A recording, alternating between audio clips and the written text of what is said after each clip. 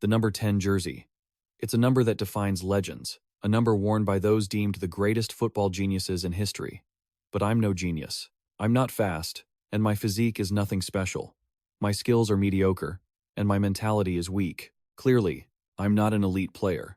Yet, no matter what, I have to survive on this pitch for those who are watching and supporting me, and so I don't bring shame upon myself. Because even today, I still have to keep pretending to be a football genius. The story begins a year ago, with the U17 squad at AC Fiorentina. But hold on, let's step back one day earlier. Because all the trouble started with a single lie. I've realized something lately. A lie is just like a snowball. The further it rolls, the bigger it gets. At first, it might be a harmless little lie, but to cover it up, you have to tell even more. And then, eventually, that snowball becomes too big for you to control. If I hadn't been bragging to Jiu that day, things probably wouldn't have gone this far. Oh, and by the way, I'm considered a football genius over here. Yes, that's me, Lian, playing games and bragging to my best friend over the phone. She asked if I was settling in well, and of course, I answered that I'd just scored a hat trick in today's match. In reality, I hadn't done anything. My name is Lian. I used to attend Juventus, a prestigious academy in Italy. But because I couldn't adapt, I had to move to AC Fiorentina. It was practically an escape. Here, I'm still just a benchwarmer, but at least no one bullies me like they did at Juventus. Calling that lucky is a stretch. It's just that nobody cares enough about a guy who isn't talented enough to compete for a starting spot. Huh? Hey, Lian, are you even listening to me? Yeah, I'm listening, I replied listlessly. Damn it. Lost the game again. The noisy girl on the phone is Kim Jiwoo, my best friend of 10 years and the only friend I have. Back in Korea, she always looked after me like an older sister. She's definitely a bit of a nuisance, but she's also the person I'm closest to. That's why, even after I moved to Italy, we kept in touch. I felt guilty for lying, but I really didn't want Jiu to see how pathetic I was. Yeah. So, anyway, and then, a bombshell was dropped right over the phone. Jiu announced she was coming to Italy. What? Italy? I practically shouted. It turns out Jiu got into a culinary school as an exchange student, and her destination is Florence, Italy, exactly where I am. And she added, by the way, I also want to see how our football genius Lian is playing. Just 2 weeks from now. Hello. Hey, Lian. Yeah, I'm totally screwed. How is a benchwarmer of a benchwarmer supposed to play in an actual match? Get ready for the practice match, a teammate told me. My position is second striker, but the coach said, just play freely, do whatever you want. That familiar instruction, play however you want. Maybe they think a benchwarmer from an amateur team like me doesn't need clear instructions. That's my status in the team. Even if I try to break out of this amateur squad to get called up to the main 20-man roster, there are no guarantees. Among them, only 11 players get to start. 9 others sit on the bench, and usually, only 4 or 5 get subbed in. In short, if I want to show Jiu that I'm playing in an official match, I need to make the 18-man list, excluding the goalkeeper. Normally, I wouldn't care much about starting because I know I'm not good enough. But now it's different. Since arriving here, I've never had a clear reason to try. But now I do. I really don't want to be humiliated in front of Jiu. If I want to impress the coaches and get on the field in the next 2 weeks, first, I have to get out of this amateur squad. Alright, let's try to show them something in this practice match. Who knows? If I give it my all, maybe I can pull off something beyond my limits. My position is second striker. To make an impression, the first thing I need to do is aim for attacking opportunities. The match begins. Because it's a practice match in a tight space, the intensity naturally gets pushed very high. That means even without the ball, you have to stay one step ahead. A great pass.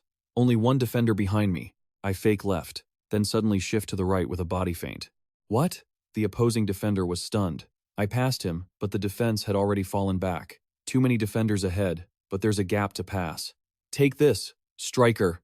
And at that very moment, when all eyes were glued to the ball, I became invisible, exploiting the defender's blind spots to shadow the striker, silently infiltrating the opposition's formation. That is the role of a second striker, a ghost on the pitch. My teammate heads the ball back. Lian receives it. I escaped the coverage of the last defender. Damn it. I lost him, the defender shouted. Because he was so focused on the striker, he forgot about the offside trap. I shoot. Amazing. A goal has been scored. Phew, that was lucky. Even the defenders moved exactly how I wanted them to. But this feeling of scoring it makes me feel so much more confident.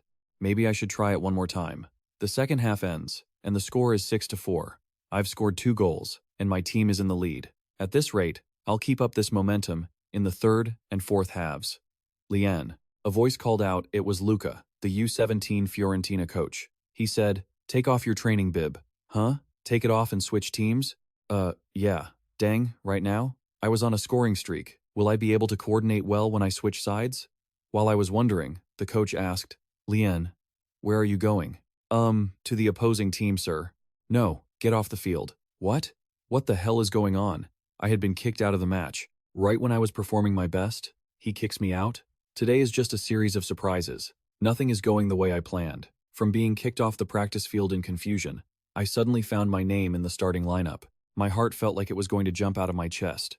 Coach Luca, when he called me over with that scary look, I thought my life was over. Who would have guessed he'd yell that I was in the starting lineup? It was so sudden. And then, another voice sounded. "Lian." I turned around, startled. It was Coach Tony, the head coach of the U17 Fiorentina team. He approached with steady steps and said calmly, "Calm down. Just relax." He continued, "Sorry for calling you out so suddenly." I quickly replied, "Oh, no problem at all, sir. Can you take over the deep-lying forward position in the starting lineup?" "No way." "Me? Starting in the match?" He continued. "Good, go warm up a bit." "Yes, sir." I replied energetically and immediately ran off. Watching my running form, he wondered, "Why is his gait so strange?" He muttered again, It should be fine. Let's rewind a bit to see what the coaches really think." In the tactical meeting room, Coach Luca reported to head coach Tony, "Coach, Lian seems different today. I don't know what motivated him, but he's really pushing himself. Is it Lian? Has he finally decided to open up? That would be wonderful if that's the reason." And so, the secret behind the fallen genius began to be revealed. "Keep doing what you're doing, Luca. But don't overdo it," Tony instructed. "Of course, I'll just observe without looking too interested." Luca smiled. 3 years ago, that boy was a talent every top-tier club craved. Finally, Lian was recruited by Juventus from Torino, but the contract was terminated because he couldn't adapt. As soon as the news broke, Tony himself reached out to Lian. He knew that even a word of encouragement to boost his confidence could become an immense burden and pressure for him. Worst of all, Lian had fallen into a state where he couldn't compete. Even so, Tony decided to bring Lian onto the team. He decided he would just quietly observe until the day the boy opened up on his own. Although Lian had stagnated for 2 years, Tony never doubted his talent. Not even once. A football genius who doesn't realize his own talent, a familiar trope, isn't it? "Come on, Lian, it's your turn. Open that door and show everyone the full extent of your talent." Back in reality, I was still feeling anxious. Gino, our starting deep-lying forward, was struggling on the pitch. Clearly, the coach substituted me in not because he trusted my skills, but perhaps because a player on the field was having stamina issues. In short, Gino, who plays my position, was exhausted. So, when am I finally getting on the pitch? I've already finished warming up. Yeah, fine. Being a substitute is enough. Why worry about the timing? Stop overthinking. Focus on what you'll do once you get on the field. The pressure is suffocating. Even without the ball, there's a defender glued to me. They're like gum, and as soon as the ball touches someone's feet, 2 players swarm in. Because of this, our forwards are isolated and keep losing the ball. What if it were me? From what I remember, Gino has a playstyle quite similar to mine. If I play the same way, I'll definitely be isolated too. Then I have to use the pitch's space more effectively. If I can draw the opponent's marker to the wing or drop deep into the midfield, surely gaps will appear in their defense, creating chances for my teammates. However, even Gino, who is better than me, is struggling. Can I really do it? Can you do a good job? You must do better. Lian, do you understand? Mistakes will not be tolerated. You must succeed at all costs. Ugh, I feel like I'm going to throw up. Why did I suddenly think about those training sessions? Tony thought to himself. He still feels an immense psychological burden. There are rumors that Lian's burden is related to his mother's excessive pressure. The best thing I can do as his coach is to trust him, wait patiently, and allow him to express himself freely. Lian, I was startled. He said, "If your goal is just to get on the field so Gino can rest a bit, there's no need to feel so much pressure. You can do whatever you want, understand?" Oh, so that's it. They only put me in to balance the team's stamina. The pressure is gone. I feel a bit more relaxed.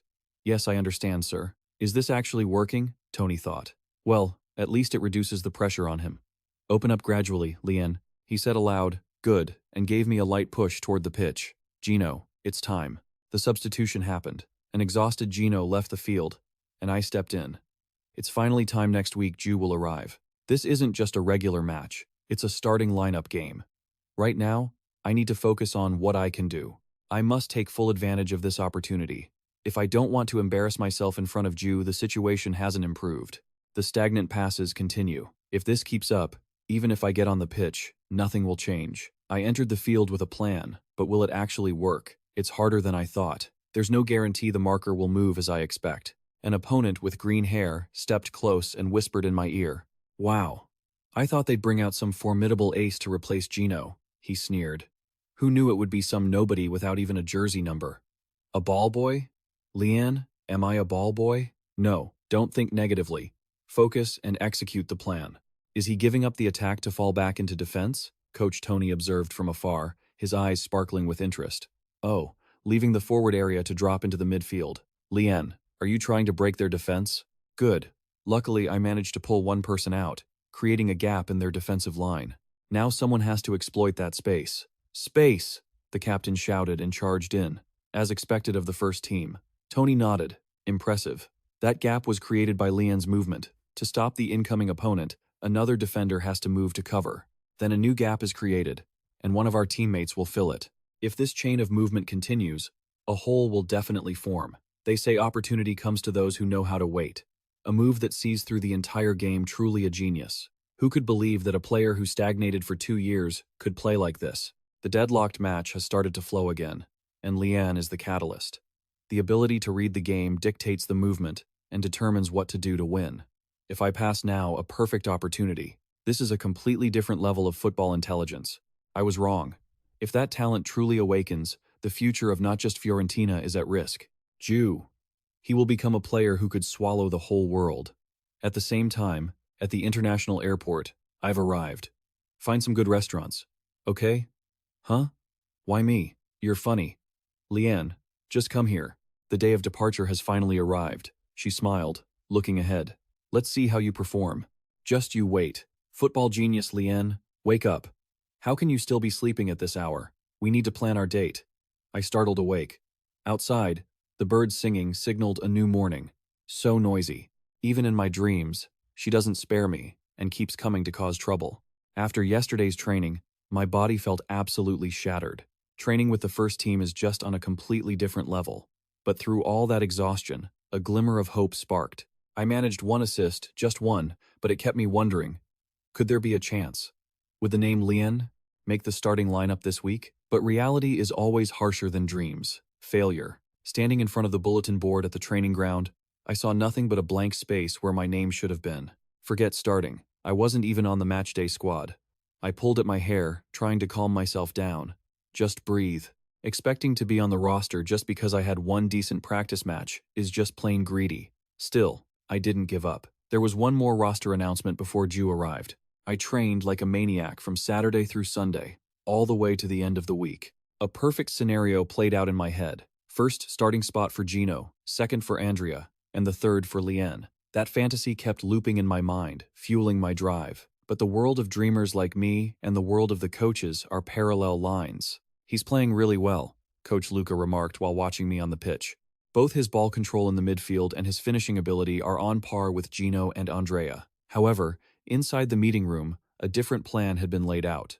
Actually, leaving him off the roster this time might be an advantage, head coach Tony said, his voice calculated. Right now, we need to build his confidence step by step, without putting too much pressure on him. Luca chuckled, as if he were trying to befriend a stray cat. And that was the truth. While I was deluding myself into thinking my predictions were spot on, in reality, I was completely wrong. The final training session before the match ended, the coach announced that the roster would be sent out individually. My heart was burning with anxiety. Jiu is coming tomorrow. I've done everything I possibly could. That whole afternoon, I lived in suspense. Jiu is arriving tomorrow, and my fate is entirely in the coach's hands. I prayed, please, please, just pick me. And then, the fateful Friday arrived. My phone on the desk started buzzing violently. It was a storm of messages from Jiu, detailing her journey from the airport to the homestay. And then the deciding message. Let's meet in an hour. I scrambled around my room. It was all sportswear. I really should have bought some decent clothes beforehand. I stood in front of the mirror, wearing my jersey, trying to convince myself that this isn't a date. It's just grabbing a meal with a best friend. But my father didn't see it that way. He stopped me, handed me a sharper outfit, and said, "Good luck, son." It's as if I'm going to meet my future in-laws. I told him it's not like that. I arrived at the meeting spot early, standing in the middle of the vintage plaza. Putting on this much cologne is probably a bit much. A question bubbled up in my mind. Jiwoo definitely doesn't look like that tomboy from back in the day anymore, right? Hey, the Lian in front of me isn't the short-haired, soccer shorts-wearing best friend I remember, but a completely different girl. Her long, glossy hair swayed gently in the breeze. A pure white dress accentuated her slim figure, paired with that radiant smile. She walked closer, her voice tinged with regret. "Sorry, am I a bit late?" But my mind went blank. All the words were stuck in my throat. I could only stand there, staring blankly at her. "Is this Jiwoo? Is this beautiful young lady really Jiwoo?" "Ha ha ha," she laughed. "What kind of greeting is that? Not happy to see me?" I stammered, trying to find my voice again. What? You're not happy to see me?" Kim Jiwoo tilted her head playfully, stepping even closer. My head was spinning. A sweet, gentle scent drifted over. It was the smell of lotion. It was completely different from the scent of sweat on the training field that I was used to. "Hey, where are you looking?" Jiwoo asked, her voice slightly accusing. "Snap out of it." "Lian, what is wrong with you?" I tried to find a topic to break the awkwardness. What are you wearing?" I blurted out. "You never used to wear dresses before." "So what?" Jiwoo replied, giving a little spin. "I'm abroad, aren't I? I have to dress up a little. And it looks nice, doesn't it?" She stopped and looked straight into my eyes, waiting for a compliment. I could only nod repeatedly. And then, she did something unexpected. Jiwoo suddenly leaned her face right up to mine, the distance so close I could feel her breath. Her sparkling eyes stared deep into mine. "Could it be?" she whispered, her voice full of implication. "Is our Lian finally starting to see me as a woman?" What? How could she be that blunt? My face flushed hot, and I quickly turned away, not daring to meet that gaze again. Jiwoo burst into a crisp laugh. "Surprised? Never mind, let's go eat." She grabbed my hand and pulled me along. But this time, I could feel that she had caught onto my embarrassment. "Huh? Why do you keep avoiding my eyes?" I stole a glance at Jiwoo walking in front of me. Still, that teasing and cheerful vibe, it's definitely the Jiwoo I know. But how did I never realize it? That Jiwoo could be this beautiful. At the restaurant, as the exquisite Italian dishes were served, Jiwoo's excitement somewhat broke the awkward atmosphere from before. "Wow, amazing." She cheered like a child. She looked at me, her eyes sparkling. "You've really grown up, ordering all this yourself like a real adult. Don't say unnecessary things anymore, and just eat." I grumbled, trying to hide my flustered expression. Geez, we started eating. The food was really delicious, but as I watched Jiwoo happily enjoying her meal, my mind couldn't stop drifting elsewhere. But seriously, when is the roster actually being announced? My appetite suddenly vanished, replaced by a heavy stone in my chest. My heart was pounding. I was worried to death. So, how many goals do you plan to score?" Jiwoo looked up, her mouth still full. "Huh? I mean," she continued, "best friends for 3 years, meeting again after so long, at least promise me you'll score 1 goal." I tried to speak as naturally as possible, as if my playing was a given, but Jiwoo looked at me with a probing gaze. "You said you're a soccer genius, right?" "Yeah, sure. Damn it. She doesn't understand anything. I don't even know if I'll get to step on the pitch. How can I make promises?" To make matters worse, Jiwoo suddenly stood up in the middle of the restaurant, raised her arms to the sky, and shouted, perfectly mimicking Cristiano Ronaldo's celebration. "I see players on TV score and celebrate like this. You should do that too." Hey, sit down." I frantically pulled her arm, my face beat red with embarrassment. "Well, are you going to promise or not?" Kim Jiwoo pressed on, not giving me an escape. I stammered, That kind of promise is a bit..." Kim Jiwoo's expression fell. "Meaning, no? Scoring a goal isn't exactly something you can just do on command." I tried to explain. "Even for a genius?" Kim Jiwoo muttered, her voice full of disappointment. "No." Sniff, the air was getting awkward. I had to come up with some excuse. I had to think of something to save the situation. My eyes darted aimlessly around the room, my mind completely blank. Huh? Just then, my phone on the table suddenly buzzed. The light from the screen cast a glow on my tense face. A line of text appeared on it, a name that could decide everything. "Coach Tony. It's here. It's finally here." After dinner, I walked Jiwoo all the way home. She turned and asked me, "Can you make it home by yourself?" I was dazed. How about I take you home instead? Ju said, her eyes sparkling with concern. I quickly waved my hand. What are you talking about? Just get inside. Rue pouted, then suddenly patted my head like an older sister. Our Lian is really growing up, able to head home all alone. Go on now, she continued, her voice softer. Be careful on your way. See you on Sunday. Yeah, I'm heading out, I replied, turning away as I walked, trying to hide my embarrassment. It's really cold out. I walked, my footsteps echoing on the cobblestone street. I took out my phone. There was a new message from Coach Tony. The notice for the registration list for the training session at 12:00 p.m. on Sunday. Phew, at least my name is on the registration list. Even if I don't get to play, I can always make up some excuse. Wait, that's great. How many goals would be enough? Oh no, I almost forgot about the goal promise. I don't even know if I'll get to step onto the field. What the hell was I thinking when I made a promise like that? My damn loose mouth. A thought suddenly flashed through my mind. Wait, maybe it's better if I don't play. That's it. Sitting on the bench might be less embarrassing than going out there and messing everything up. Whatever. The lies just keep piling up. But even if I can't score, I still really want to play. Match day morning. I woke up way too early. Even before the alarm went off. Is my body reacting on its own?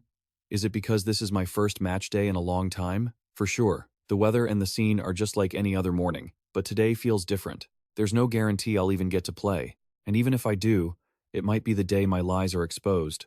But today clearly isn't an ordinary day. This feeling isn't bad at all. A sense of anticipation I wish today would just start already. Why did she suddenly pop into my head? Stop overthinking. Get up. Good morning. Oh, you're up early, Dad called out from the kitchen. I made sandwiches. Take them to eat on the way. Yeah. Dad's cooking? Fine. Whatever. It's just a sandwich. Can't be that bad, right? Is this mint chocolate and mackerel? Dad poked his head out to ask. What's wrong? Not good? Not that good. I tried to swallow it down. I'll eat it on the way. Maybe I should head out a bit early. I'm leaving. Take care. I knew it wouldn't taste good. Poor me. A tense atmosphere hung in the air. Finally, the time has come. I hope today starts immediately. In the hallway, my teammates were whispering. Suddenly, someone called out to me. Hey Lian, you okay? A teammate asked, patting my shoulder. I jumped. Oh, what? What is it? JK, he shouted, looking at the dark circles under my eyes. It's nothing. Damn it, the confidence I had when I left home has vanished. I'm so nervous. It makes sense. The last time I played was last year. Plus, since coming to Fiorentina, I hadn't played a single match. Feeling nervous is only natural. Lian took out his phone. Right, actually. Feeling nervous before a match is nothing new. Ever since people started calling me a talent, their expectations of me have always been sky high, and I've always had to live up to them, making every match a burden. Is this photo the one Dad took a year ago? Even now, my heart is beating fast, partly because it's been so long since I played, but mostly because of the thought that I have to succeed. However, today feels a little different. Ding. A sound came from my phone. It's Ju's message from earlier. This burden always makes me feel suffocated. But now the message says, I've arrived. You have to keep your promise, okay? If you score, you have to find me. Today feels a little different. Lian smiled slightly. Heh. All right, time to hit the field. Everyone, let's go, the coach said. The captain's voice echoed. Let's go for the win. Today, someone came to cheer for me. That's still a burden, but I don't know. Lian stood up and clenched his fists. Right now. I just want to do really well.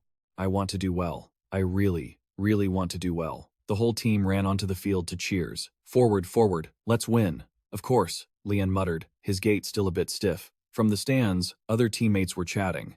Who's that player? Haven't seen him before. Why is he walking so strangely? Lian stepped onto the field, his eyes fixed on the stands. If I actually get to play, Lian's eyes met Ju standing in the stands, smiling and waving. Good luck, Lian. She's watching. Lian looked at the stadium clock. 15 minutes of the second half had already passed. Meanwhile, on the field, Gino was playing like he was possessed. Cheers of Gino, echoed throughout the stadium. Lian sat on the bench, chin in his hands, looking disappointed. Why? Why did he have to play so incredibly well today of all days? Will I even get to play today? The scoreboard read, Sassuolo 0, Fiorentina 0. 5 minutes of playtime remaining. The scene was a sun-drenched stadium. At the home field of the Sassuolo U17 team, the match had just begun. The sound of the ball and cleats colliding rang out continuously on the pitch. The Fiorentina players were mounting an attack. The ball was passed quickly and accurately. A winger shouted, "Hey, over here!" The ball was passed long across the field. Gino, our deep-lying forward, accelerated to catch the pass. But the Sassuolo defender had read his intentions and was right on his heels. "Roar! I'm gonna shut him down." Gino moved cleverly, his eyes sharp. In the opposing defender's mind, a thought flashed. I guess they were planning to break through on the right. Gino suddenly used his shoulder to trap the ball, a delicate piece of technique, then abruptly changed direction. Trap with the shoulder. The opposing defender froze, looking stunned. Damn it, it was the left wing. I was completely fooled by his crossover move. Gino escaped his marker and pushed the ball forward. His teammate shouted excitedly, "Keep pushing like that." "Okay, great, let's score." The scene shifted to Lian sitting on the bench with an attentive look. "Our team is playing so well. I watched every single pass. The opponent is a bit weaker, but the gap in skill is still crystal clear, at least a 7-3 advantage. A beautiful 1-2 pass. I know my team belongs in the top tier, while the opponents are in the lower tier, but seeing it play out in an actual match, these guys are genuinely good. How the heck did I even make it into the starting lineup? And the one who stands out the most among them is none other than Gino. With the opponent spreading their defense too thin, the area for the shadow striker has become strangely wide open. Gino keeps finding space. He moves, receives the ball, and unleashes a powerful long-range shot. The ball whistles past the goalpost, and the crowd lets out a sigh of disappointment. "Ah, what a waste," his teammates shout. "Keep shooting, Gino." Sitting on the bench, I feel a tremor starting to creep in. That's 4 shots already. Will I even get on the field today? No, don't think like that. I tell myself, anything can happen, right? I have to stay ready. I need to run. I need to defend. A rough tackle happens on the pitch, and the referee's whistle blows. Beep. Ugh, what a dirty play. The coach jumps off the bench, reacting faster than he can think. "Ref, that was an elbow, a clear elbow. That should be at least a yellow card." The referee shows a yellow card, and Gino's teammates help him up. "Are you okay?" "Yeah, just a graze." A flicker of hope sparks in Lian's mind. Okay, if that's the case, I might actually get to play. At the same time, in the stands, a completely opposite psychological battle is taking place. Rue is sitting among the crowd with a bored expression. Ju sighs. She wonders, what's even fun about this? The score is 3-0, but everyone around her is cheering like crazy. She really doesn't get it. But that's not the main issue. "Regardless," Ju mutters, remembering what Lian said. "Because the opponent is so weak, I might not even get a chance to sub in. I mean, I'm the trump card." Hearing that, Rue whips her head around, eyes blazing. "What?" Rue clenches her fists, her face full of worry. No way they aren't actually going to leave him on the bench, are they? Suddenly, a goal is scored in the 17th minute. The stands erupt, the scoreboard changes to 1-0, and yes, it's Gino again. Ju looks blank. What? Lian's team scored? She starts to panic. This is bad.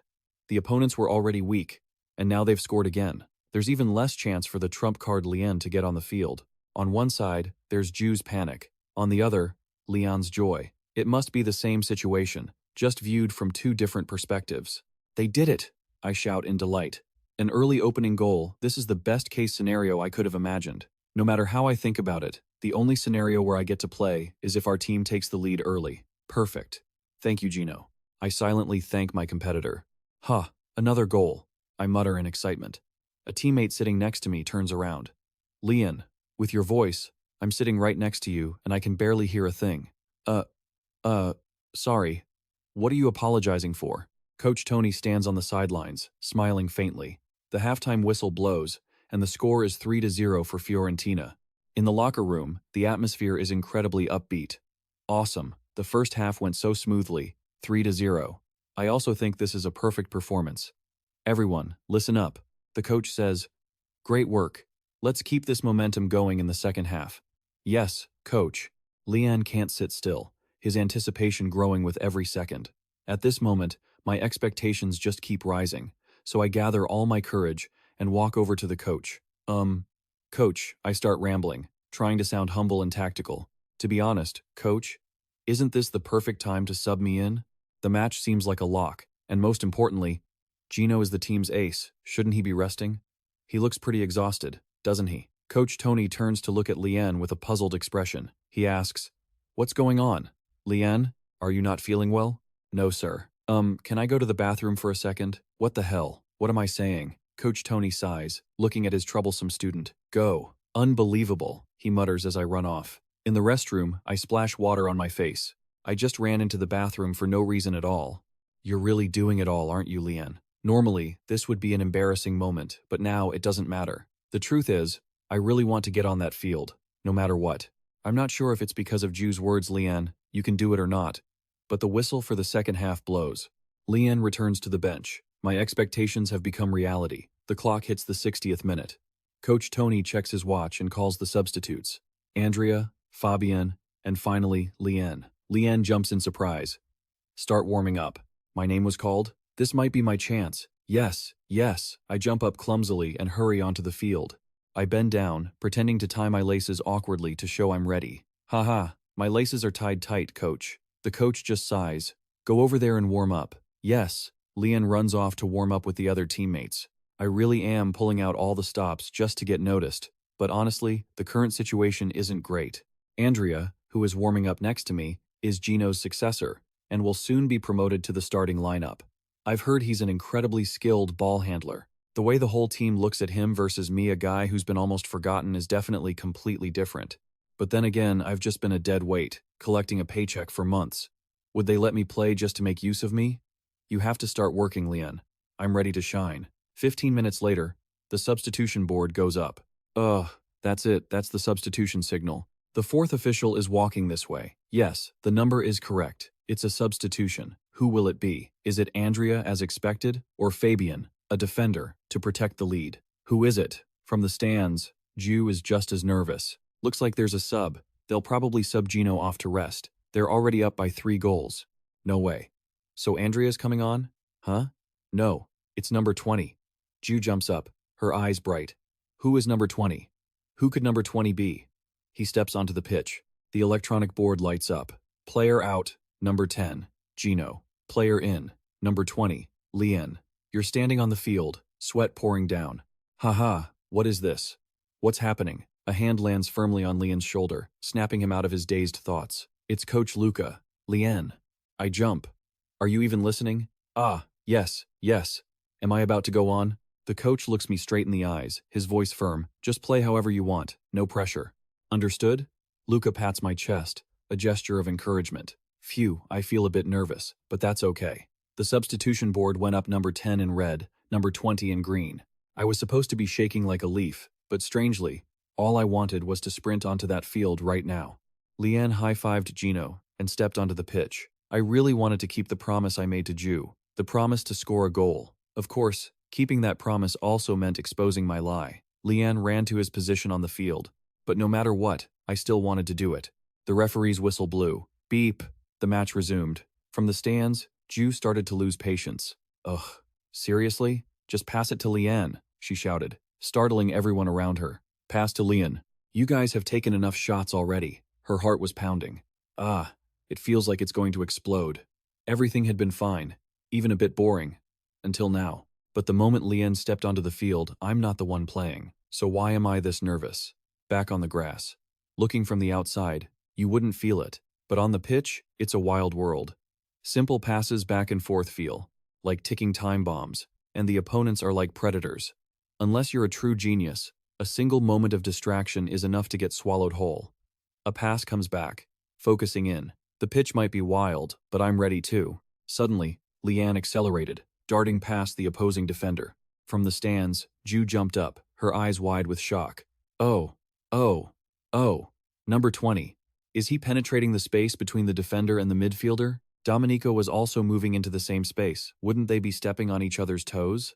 2 players, along with their markers, were all heading for the same area behind the defensive line. Are they getting careless because they're in the lead? A long pass was played. A pass in this situation? To number 19 or number 5? Who was this pass for? Lian and Domenico cut across each other, completely faking out the opposing defense. Number 5 was just bait. They had to keep up. Ha! The defensive line was overlapping, and the ball was driven low into the space created by the chaos. What? The opposing defender was stunned. Lian received the ball and broke through. Whoa, he's fast, Ju exclaimed. From the sidelines, Coach Luca watched with sharp eyes. This was a set-piece attack, designed to disrupt the man-marking players. The opponent, who usually left a gap between the defense and midfield, had suddenly cleared all space right up to behind their defensive line. Show us, Lian. From here on, Lian dribbled straight toward the goal. It's your time. The space ahead looks wide open. At this very moment, if I cleverly slow down the tempo a bit and shift my eyes as if I'm looking for options to pass to either side, the opposing defender thinks to himself, he's looking for a pass. He takes a step back, blocking the passing lane. One of his teammates screamed, "You idiot, what are you doing?" That was right in front of the penalty area. Oh no, before I could even realize it, Lian swung his leg, and time seemed to slow down. A confident smile appeared on Coach Tony's lips. Too late. No more goals today. Lian unleashed a thunderbolt of a long shot, and the ball whistled through the air. Teammates, the coach, and even Ju all held their breath. From the stands, Ju stared fixedly at the ball's trajectory. If he doesn't block it, he's finished. The goalkeeper dove with everything he had, his fingertips grazing the ball, but it wasn't enough. The ball hit the net. An unstoppable goal. The simulation I'd been running in my head for 80 minutes had become reality. Lian stood up, clenching his fist, back turned to the goal. I finally kept my promise to Ju. His teammates rushed over to celebrate, as expected. You're really different. That was a great shot. Huh? What? I stuttered in confusion. A great example? Is it because I'm Korean? Their praise felt so exaggerated, and what did they mean by different? I just stammered. Grazie, grazie. From the sidelines, Coach Luca couldn't contain his excitement, shouting in Italian, Heto non problema. I told you, you could do it. No problem. So refreshing. Luca turned to Tony. See? I told you. Tony just sighed. All right, calm down a bit. The kids are watching. Honestly, even Tony thought it was too early to put me on the field. But Luca had insisted. It was the first time he'd seen Luca argue so fiercely. Maybe Luca understands my situation the best. Luca told Tony, well done. On the field, after the celebration, Lian suddenly remembered something. Oh, almost forgot. Ju's words echoed in his head. If you score, you have to look for me first. Get it? Where could she be? And then, a familiar shout rang out from the stands, drowning out the cheers. Lian. My God, that was amazing. There's no mistaking that. All right, what should I do? Lian hesitated, then gave a thumbs up toward Ju. Ju, who was jumping for joy, suddenly froze. Huh? Was that not the right move? Lian turned away, his face bright red. Damn it, looks like I just created another embarrassing memory. Lian and Ju were walking along the ancient streets of Florence after the match. After the game, Ju and I went for a stroll. The soft afternoon sunlight bathed everything in a golden hue. Ju broke the silence. Well, at least that wasn't a lie, right? What do you mean? I asked, bewildered. She giggled. I thought you were just trying to look cool in front of me by calling yourself a soccer genius or something. My face heated up. Why would I lie just to look cool in front of you? Really? Haha. Kim Jiwoo covered her mouth and laughed, a smile that left me even more flustered. What's so funny? All right, she said, switching topics. Anyway, you'll be starting in the next match, right? Lian jumped, his face pale. What? Ju continued, not realizing my panic at all. The next match is against a strong team, right? I remember you saying the opponent today was weak, so you might not get to play. Lian gulped, cold sweat pouring down. My own lie was coming back to haunt me. Did I say that? Why did I dig my own grave like this? Since the next match is against a strong team, you have to start, right? Ju concluded logically. Yeah, I guess so. I replied weakly, feeling like I had just escaped. One disaster only to fall straight into another trap. Just escaped one crisis, and now another one begins. Lian and Ju were just two small dots on the street. The next opponent was Napoli. They really were a strong team. They were famous for their high-pressing style, putting pressure all over the field. As the third-place team in the group, this was a match we were forced to win to secure a spot in the finals, which only went to the top two teams. A crucial match for us to compete for the top spot against Juventus, the team from Torino, my former club. In a match this important, do you really think someone like me, who only played for 10 minutes against a weaker team, could make the starting lineup? Lian and Ju kept walking. Ju asked again, how many goals are you planning to score? I don't know, I replied wearily. Goals don't just happen because you want them to. I might not even make it to the bench, let alone start. Why? Ju stopped and looked straight at me. Are you not confident? Her clear, expectant eyes made it impossible for me to tell her the truth. Not confident? You'll see on game day. I blurted out another lie, trying to look cool. Whoa, is this the confidence of a genius? Rue exclaimed, her eyes sparkling. Enough. That's just empty bragging. I thought everything would be fine after today, but it's spiraling out of control. All right, I'll be looking forward to your celebration, Jay, Ju said, then suddenly flicked my forehead. Huh? She mimicked my celebration, laughing and teasing me. I just turned away in embarrassment. Just go already. Oh, sorry. Are you mad? No. I really should have stopped. Anyway, this week is going to be really tough. But worrying won't change anything. Right now, I just have to focus on training. I absolutely have to make the starting lineup this week. Scene shifts to the training ground on Monday. Monday, recovery training is underway. I'm on the pitch doing stretching exercises. Man, I only played 15 minutes, and I still have to do recovery training. So embarrassing. Hey guys, a teammate called out. Huh? Gino, who wasn't joining the training, walked over in his casual clothes.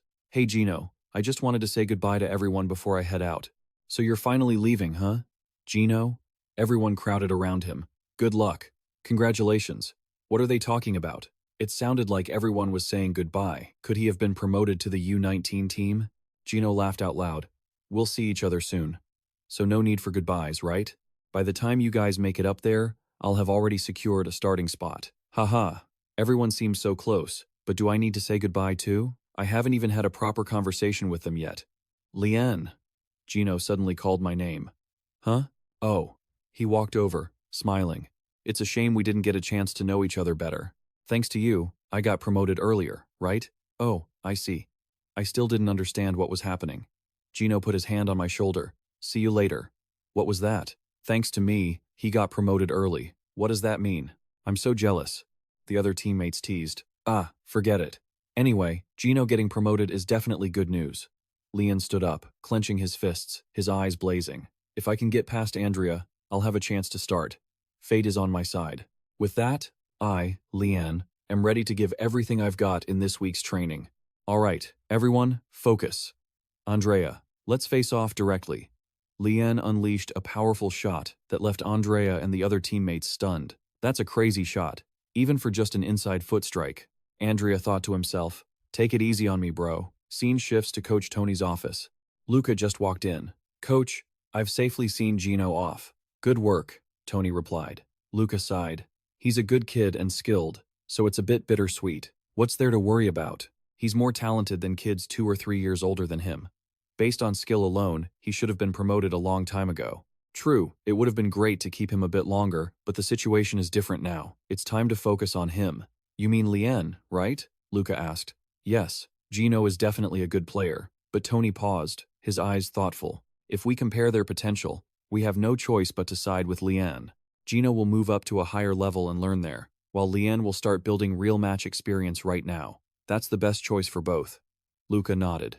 Yes, the last match really confirmed Lian's huge potential to me, but I'm a bit worried. Worried because the next opponent is Napoli, right? I'm worried he might lose his confidence. Tony pondered. Even so, choosing Lian for the starting lineup is an inevitable choice. It's certainly a risk, but at the same time, there's no better opportunity than this. An opportunity? Sir? Tony stood up and looked out the window. No matter how strong the opponent is, they're still just U17 level. Lian's talent far exceeds that level. He placed his hand on Lian's file. If he reaches his full potential and overcomes a strong team like Napoli, it will give Lian the confidence he's been lacking for so long. All in one go. Oh, Luca was surprised. And we need to pay attention to his performance. Since Lian hasn't had a real chance to play yet, the club might feel there's a lack of concrete evidence. What do you mean, sir? Tony turned back, his eyes full of meaning. Did you forget? There's only a little time left. Lian's contract renewal. Scene shifts to a luxurious office. A mysterious man is reviewing a recording of Lian's match. Lian, is it? He leaned back in his chair, his gaze cold. Then maybe I should keep an eye on him for a bit. Text appears. Youth Team Director, Florence, Paolo Rosini. Okay. Rue is standing in my kitchen, enthusiastically directing. Add water here, then stir-fry the ingredients there. Prepping is done, right? I stood next to her, staring blankly. Right. I'm heading back to my room, I said, intending to sneak away. Rue grabbed me by the collar, her face fierce. Want to die? She roared. I'm trying to cook you a delicious meal and you act like this? You came here to train too. Ugh, I was shoved away by her without mercy. All right, time to add the pasta. Ha, I could only manage a wry smile. My dad suddenly appeared, giving a mysterious thumbs up. Huh? I turned to look. Dad, what does that mean? The three of us were enjoying the pasta Jiu cooked. My dad tasted a bite and his eyes lit up. Jiu, you could go study abroad in culinary school. This is so delicious, really. Rue looked delighted. Come over and cook often, Jiu. Of course. Meanwhile, I just buried my head and ate. This pasta was really delicious. Rue turned to me. It's good. Right? You're eating a lot. She propped her chin on her hand, looking at me pointedly. I went through the trouble of cooking pasta for you. This time, you better score a goal for real. My dad chimed in. That's right. Who talks about work while eating? Right there. Dad suddenly said thoughtfully. I wish I could go too. I'm sorry about that. I waved my hand. It's okay. That morning, I received a message from the team. I will be starting in the next match. Lien SC, the phone in his hand, shows the notification. Starter. What? Starting in such an important match? Dad continued to apologize for not being able to make it to the stadium due to work, but I couldn't hear anything anymore. Leon's flashback begins. He gave up everything in Korea and came here for me. When I was in trouble at Juventus, that was the first time I saw Dad get angry. You have always been my rock, believing in me no matter what. I've never once felt disappointed in you. If anything, it's just the guilt I feel. Lien grips his hands tightly under the table. Just a little longer. Dad, I'm going to make a lot of money and take care of you. Oh, is that so? Ju's voice pulls me back to reality. How many dishes this time? 3? 4? My face darkens. Are you not telling the truth? Rue turns to my dad to tattle. Hey sir, want to guess what Lien did after scoring last time? Stop. My dad just laughs. Dad, she talks too much, but you like it, don't you? You're right, sir. Let me wash the dishes. Dad and Ju argue over it. I just hold my head in my hands. Anyway, on match day, this time, I'm ready. The whole team gathers together. Honestly, I don't know where this confidence is coming from, but let's keep talking and give it our all. Let's go. Viola, the captain shouts. Fiorentina versus Napoli. I think I can do this. The match begins. From the very first seconds, the air grows heavy. Stay calm and move slowly. Pass it back, the captain yells. Remember what we heard in practice? The opponents will press hard right from the start. What is this? I knew they would press, but this is worse than I imagined. Drop the defensive line back. Don't push up. They're coming from behind. Move quickly. From the sidelines, coaches Tony and Luca watch. They're just trying to hang on. Sir, the pressure is heavier than expected, and we're struggling just to keep possession, let alone build up our play. If it keeps going like this, our only solution will be risky long balls. But since our strikers are losing the aerial duels, that will put us at a disadvantage. Luca asks, if we can't build up, and long balls are risky, then what should we do? Tony closes his eyes, then opens them, looking at Luca. What do you think? Someone needs to drop back to receive the ball. Lien suddenly moves, breaking the formation. I start moving. No matter how perfect their pressing seems, there's no way there isn't a crack. An opponent pressing too deep has left a gap behind them, a spot where a teammate's pass could just reach. That narrow opening, Lien saw it. To counter a pressing tactic, you only need a quick transition. There's no reason to hold the ball in our half for too long. Bruno Lien sends a precise long pass to Bruno. The left winger passes out wide. Good. I pass the ball to the wing, but I can't just stand still. While keeping an eye on both my marker and Bruno, I'll map out my next move. What will Bruno do? A cross? No way. Given Bruno's style, he's going to cut inside and shoot. In that case, my role is to pretend to move as if I'm also cutting into the box. Number 20. Entering the box. Someone mark him quickly. Drag a defender deep into the box. Okay. Open up a wider shooting angle for Bruno. Well done, Lien. Bruno thinks to himself. That's the angle. Bruno unleashes a dangerous curling shot. Lien, my fault. Bruno shouts as the ball goes just wide of the post. Such a pity. Nice job, Lien. You too. I give a thumbs up. Alright, get back into position. Napoli immediately counterattacks. Funny, one of the Napoli players says. You think we're going to let you settle into position that easily? Yeah. Gee, not again? Their pressure is so intense. Oh, sorry. A misplaced pass. I lost my man. Too easy. Wait, something's not right. Our team is full of talented players. Why are we making so many mistakes? Surely Napoli is strong. But are we really struggling this much? Cross, aerial duel, defense. Mark your man. Don't let them head the ball. A Napoli player jumps higher. Header hits the back of the net against Fiorentina. The scoreboard changes to 1. Under constant pressure, we made a fatal mistake by losing sight of the opponent. Now that Napoli has scored first, their pressing style will only tighten. Changing the tide won't be easy. Jian stands in the middle of the pitch looking at his frustrated teammates, but there is no wavering in his eyes. However, a thought keeps lingering in my head. Honestly, I think I can do this.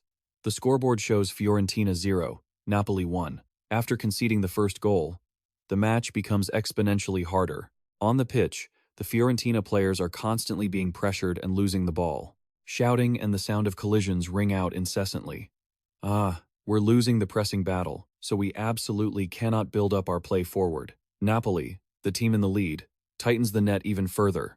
A teammate prepares to throw the ball in, but looking around, he desperately realizes there's nowhere to pass. Somehow, the ball needs to be pushed forward to create something. If this continues, we'll be stuck in this deadlock forever. A ball control error. Possession is. The ball rolls out of bounds. Number 4 tries to head the ball to save it, but fails. Captain, the ball is out. It's a throw-in for Fiorentina. Our captain slams his hand onto the ground, then stands up, shouting loudly to rally the team's spirit. Everyone, pull yourselves together. If we play our game, the chances will come. Don't be discouraged. All right, let's do something. Come on, one step at a time. From the sidelines, Coach Tony watches, his eyes thoughtful. Using a spirited playing style to motivate teammates at this crucial moment, that is indeed the leadership quality of a captain. Right, the captain is right. A teammate mutters, now is not the time to be discouraged.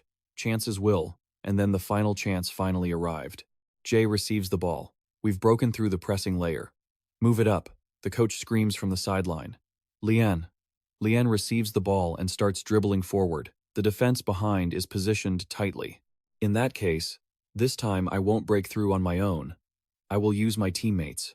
Jian sends a delicate through ball, tearing through Napoli's defense. Good. We've broken through the pressing layer. Now let's get past the midfield with some coordination. Jian passes and moves, but a strange thing happens. He doesn't see anyone moving to receive the ball. What is going on? The teammates who should be right here aren't there. From the sidelines, Coach Tony clicks his tongue. Jian doesn't realize it, but there is a difference in level within the same team. The movements of the other players can't keep up with Jian's expectations. If I wait for my teammates here, the opportunity will pass. The clock on the field ticks down the final seconds of the first half. Then what should I do now? Jian. I surely have lost it.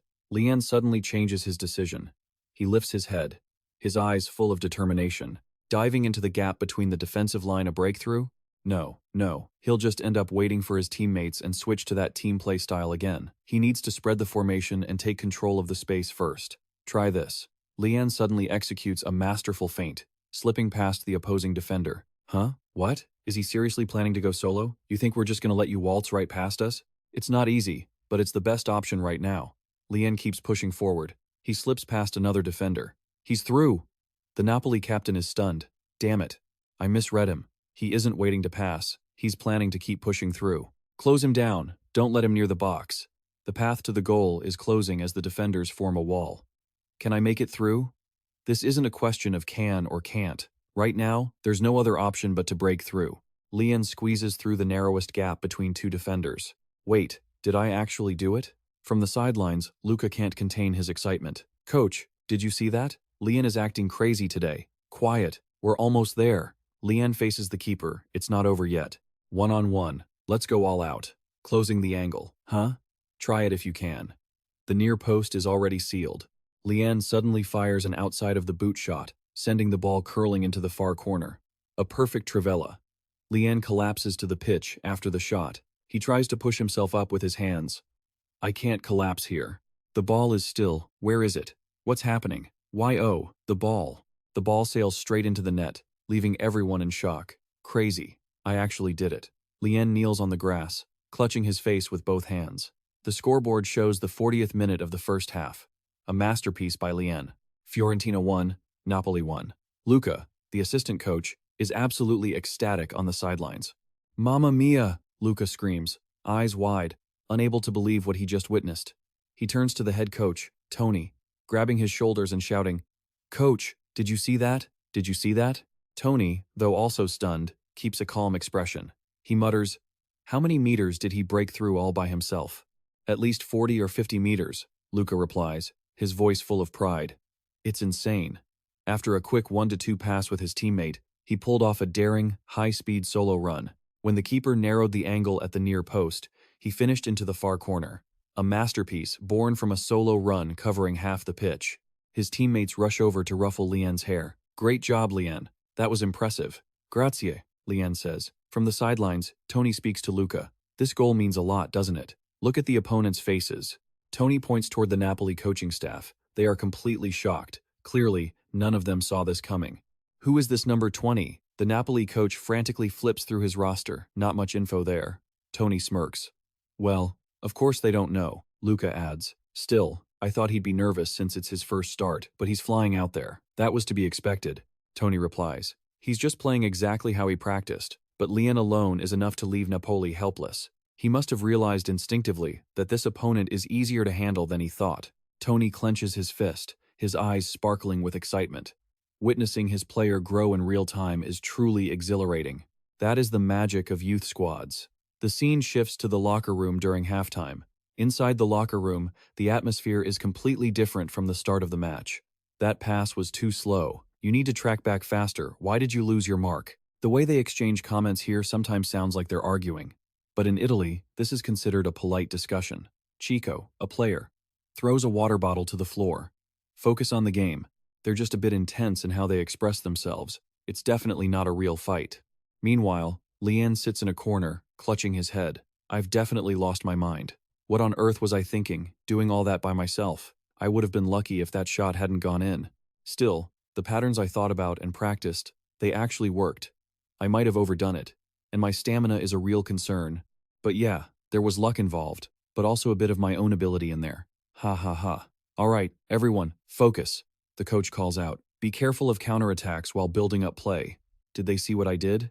"Don't be afraid out there. You hear me?" "Yes, coach." Forza Viola. The second half begins. Lien steps onto the pitch, deep in thought. "Yeah, luck played a part, but it wasn't just luck that got me that goal. But can I do it again in the second half? Huh?" A hand is placed on my shoulder. It's Bruno. "Lien, you played amazing in the first half. Let's do it again in the second half. Let's create something together." "Oh yeah, let's do it." "All right, let's go, let's go." I don't know why, but I feel great. My eyes suddenly stop at a spot in the stands. Rue, she's over there, but why does she look like that? Memories of a celebration promise come flooding back. Wait, there's something I forgot. Are you going to celebrate today too? If I score Kim Jiwoo, you promised, right? The celebration. I completely forgot about it. This is bad. If the match ends like this, Rue is never going to stop nagging me. This ridiculous habit of mine to brag always surfaces around her. Now I have to find a way to score one more, no matter what. It's such a headache, not that I care about celebrating for her or anything though. Coach Tony approaches. "Lien, are you all right? Has he been watching the whole time?" "Coach, what do you mean? You look tired." "What? I didn't even realize. I'm already out of breath. When did this start? Did I overexert myself because this is my first start in a long time? I think back, my body feels heavy and I'm panting. Just raise your hand if you need to, okay?" The coach instructs. Yes. From the coach's perspective, preparing a substitution is only natural. If that's the case, I need to focus even more. If I get subbed out, I have at most 10 minutes left. In those 10 minutes, I need to score one more. Whistle. The second half starts. The score is 1-1. What is this defense? Their center back is standing almost level with me. They've pushed their already high defensive line even higher. They're determined to score another goal, no matter what. From the sidelines, the Napoli coach watches. I see what the Napoli coach is aiming for, but that's a mistake.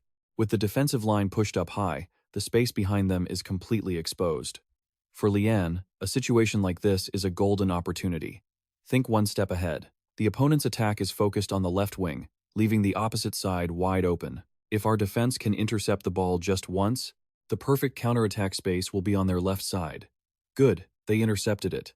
Lien, the ball is at my feet, and I immediately play a direct pass. Number 20. Mark him tight. Don't let him turn. A direct pass from this angle?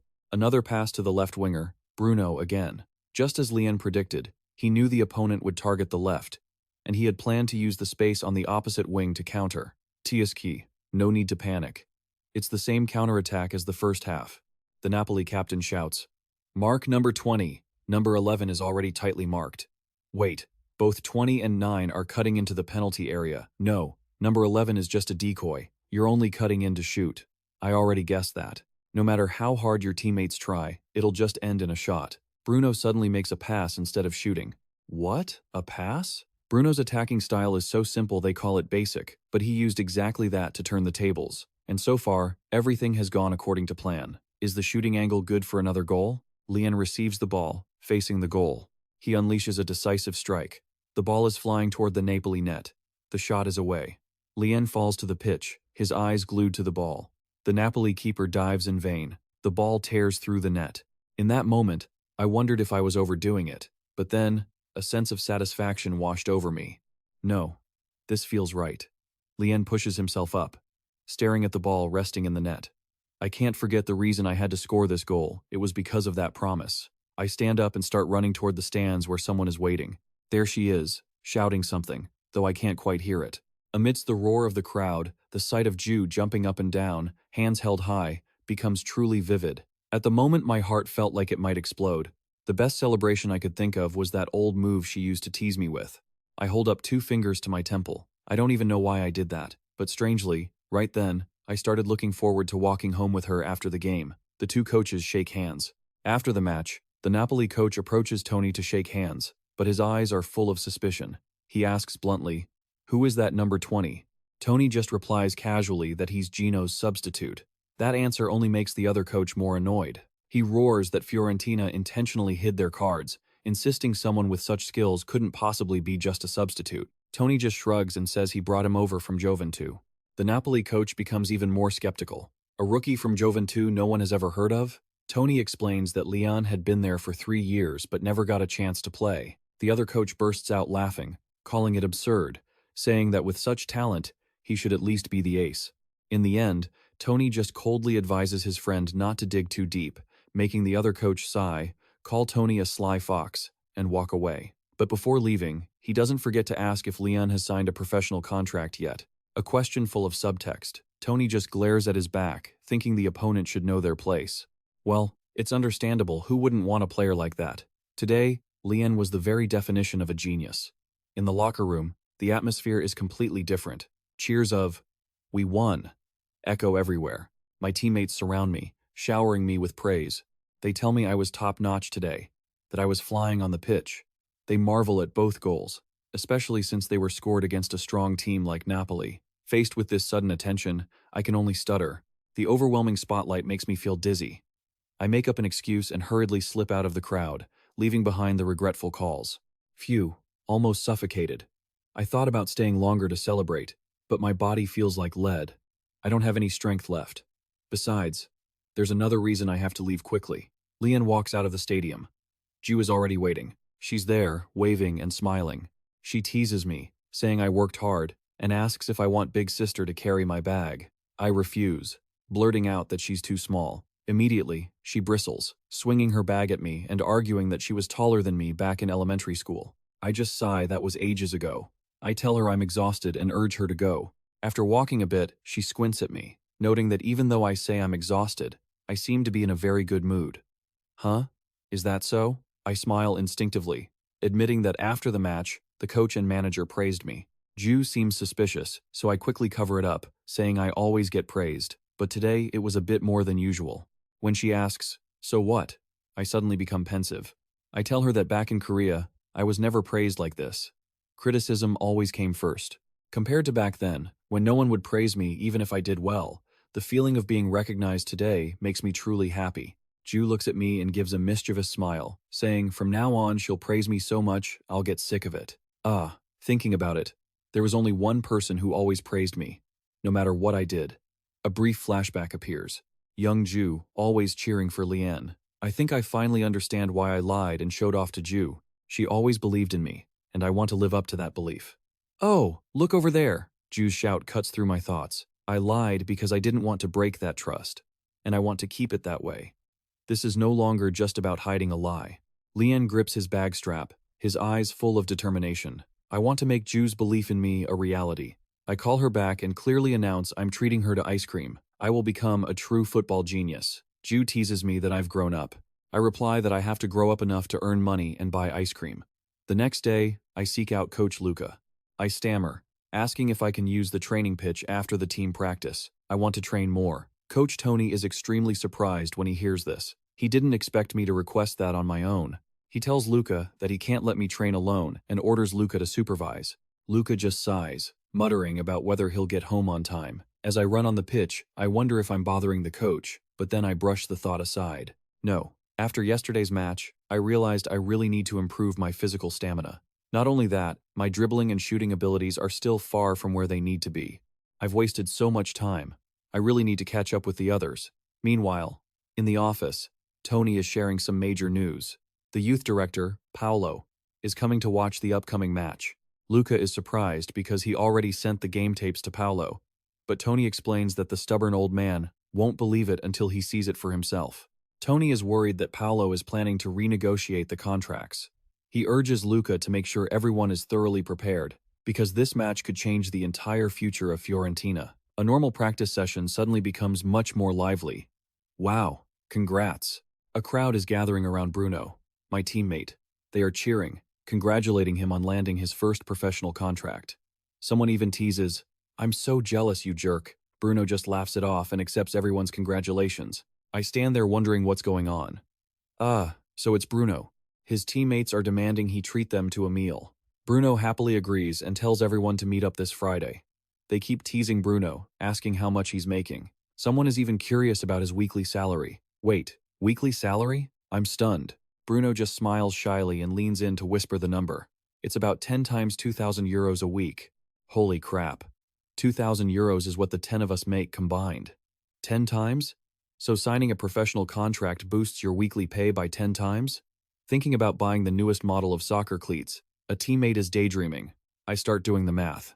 Right now, I'm earning about 200,000 won a week. If it were 10 times that, I'd be making 2 million won. I'm insanely jealous. If I were paid that much, what's the first thing I'd do? I'd pay my rent, my utilities, and get the washing machine fixed. I could even buy my dad a car and take Ju out for a really nice dinner. Anyway, thinking about it that way, Bruno is a literal god. I walk over and pat his shoulder. Congrats, Bruno. He turns around with a bright smile and shakes my hand. He thanks me and invites me to dinner this Friday. I just mumble an agreement. All right, practice is starting. Focus up, the coach's voice rings out. A teammate nudges my shoulder. Huh? Jealous? Am I being greedy? I hope for a good result when my contract comes up. Not to mention I've been sitting around getting paid for months without doing much, so hoping for anything more would make me a terrible person. After the team practice. All right, one more time. Luca shouts. Yes, sir, I reply, gasping for air. Try to break through. A body feint, a leg feint, it's not working. Man, using the body feint and a quick burst of speed worked before. So, he isn't going to get fooled a second time? What should I do? Just sprinting won't be enough to beat him. I have to seize his timing at all costs. All right, a feint to the left, switching back to the right. Did I read him? A step over, then feinting left again. Was the right side a feint too? Gotcha. That's great. Luca laughs, not looking annoyed at all. You completely fooled me. He's praising me too much. He let me pass on purpose. I feel better now. Can we try again? Sure, let's go. Luckily, the coach stayed after the team practice to help me with individual training. There's always a risk of injury and training volume needs to be managed, but he stayed just for me.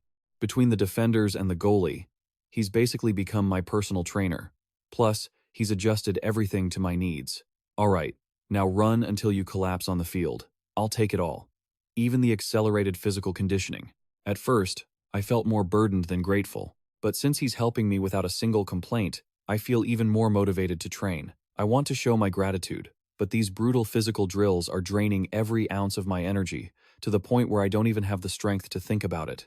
Here, drink this. Luca hands me a water bottle. Oh, thanks, coach. Huh? Are you tired? He asks. Huh? Oh, I'm startled, and hurry to explain. I'm exhausted, but ultimately, the physical training is the most rewarding part. The feeling of accomplishment, knowing I'll be better tomorrow, makes everything worth it. If I repeat this dozens or even hundreds of times, maybe one day, for someone at least, I'll truly become a soccer genius. Coach? Thank you for today. Thank you for what? For training with me like this every day. My job is to coach you guys. If you work hard, then I'm the one who should be thanking you. I smile. I'll pay you back one day. Luca bursts out laughing. Ha ha ha. Oh, you're going to pay me back, huh? Yeah, well, that's embarrassing. In that case, do well in this week's match, he says. Huh? The match this week? Yes, this week. Don't look at it as pressure. Look at it as the reward you deserve for all your hard work. Luca looks at me, his eyes dead serious. I used to play professionally, and there's one thing I learned. There are no coincidences on the pitch. Even when a shot hits a defender and goes into the net, do you think it's just luck? No way. You were able to make that shot because you've practiced it hundreds of times. Nothing happens by accident. He puts his hand on my shoulder. Cristiano Birigiv in yourself. When you do that, others will start to recognize your value. Understand? Yes, I understand. Cristiano Birigiv in yourself. I've carved those words into my heart. I've been running like crazy, thinking I have to be ready for the match. In the tactical meeting room, Coach Tony calls my name. Lien, are you listening? You don't understand. Oh, no. I understand. But everyone, focus. Tony tells the whole team to adjust to Lien's tempo. Lien will control our attacking speed. Understand? Today's match. Wait, coach, you said there was no pressure, but now Lien is leading everything. Isn't this a bit too much at once?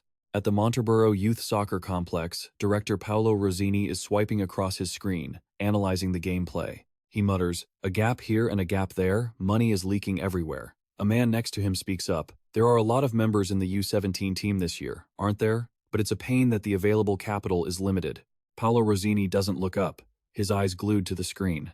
I'm guessing a huge sum of money will disappear if they have to deal with all these players at once. That's exactly what I'm saying. So, what the hell is that kid doing in this messy situation? On Paolo's screen is the profile of 16-year-old Lien. The man next to him continues. Ah, that must be him. Number 20. The one brought over from Juventus, the salary thief. Paolo Rosini looks up, his gaze cold. Excuse me? That's right, isn't it? A professional team is not a charity, the man said, his voice laced with sarcasm. You brought him over from Juventus, but he hasn't played a single match. Not to mention he hasn't shown any progress in months. Meanwhile, on the pitch, Lien felt a bit awkward in his white away kit. The man continued. Though, I hear he's played quite well in recent matches. Only 2 matches? Paolo interrupted. Of course, the clips of him scoring those 2 goals against Napoli are impressive. But as Coach Tony said, if he's that valuable, there's no reason to delay the contract. Is there? Otherwise, if they drag this out and get scooped up by scouts, that's why I'm here to see it for myself. Despite acknowledging Coach Tony's judgment, Paolo still wanted to confirm it himself. He raised his hands like binoculars, focusing on the field to see what was so special about him. Lien sensed a piercing gaze from the stands. Ah, how should I put it? The feeling was a bit heavy. Regardless of how weak the opponent was or how well he had done in the previous match. This is a bit too much responsibility, Coach Tony shouted from the sidelines. Just do whatever you want in this match. Despite the weight, I decided to give it a try. There is a joy in pushing your limits. I had felt enough of that while training with Coach Luca. So, just like the coach said, today I will trust myself more. I will lead the match today. The match begins. Watch your spacing and press, the opponent shouted. The key to this match is to play offense carefully while defending and pressing aggressively. By constantly controlling the ball, we won't give them a single chance. Our goal today is a perfect victory. Trap them.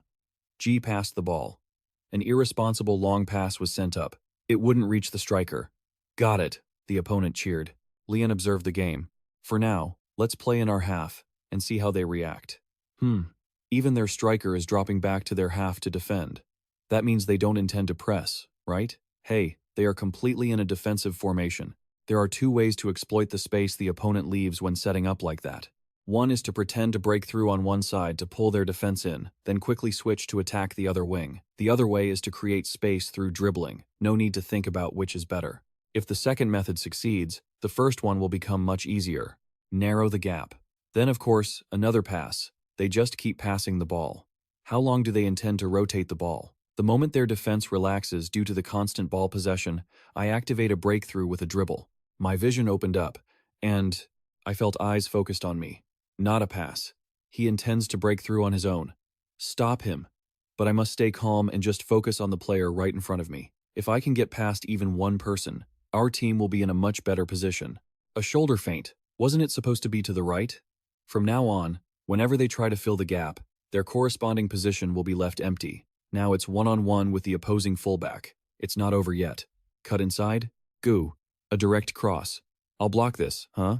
A quick 1-2 pass. Are you training a puppy? Now one-on-one again. Step overs. No way he's a better defender than the coach. Okay, this brings me right to the edge of the penalty area. Should I shoot immediately or cross it? No, I have to finish it. Leon unleashed a powerful shot like a hammer, the ball flying straight into the net to everyone's amazement. From the stands, Paolo Rosini looked at Tony with an incredulous expression. You must be sitting somewhere around here, right? I dare you to keep doubting my judgment. He could only mutter, stubborn old man. A masterpiece was scored. The score was 1-0 for Fiorentina. The Empoli players were trying to defend in desperation. The Empoli goalkeeper shouted in panic, Stop it! Stop it! Cut the pass! His teammates were also trying to keep up with me, but it seemed useless. Make sure the ball doesn't get through. No! No! The goalkeeper roared. Stop him, even if you have to foul him. But he knew that at this distance, there was no way I could shoot. A shot? The goalkeeper was stunned. What the hell? How could I have blocked a shot from that distance? He could only watch the ball fly into the net. Where did a genius like this come from? From the stands, director Paolo Rosini watched every development. 30 minutes had passed, the score was 3-0, and at the center of it all was number 20, Lien. After a solo dribble, he scored the first goal and assisted the second with his wide vision. And just now, the third goal from a long-range shot.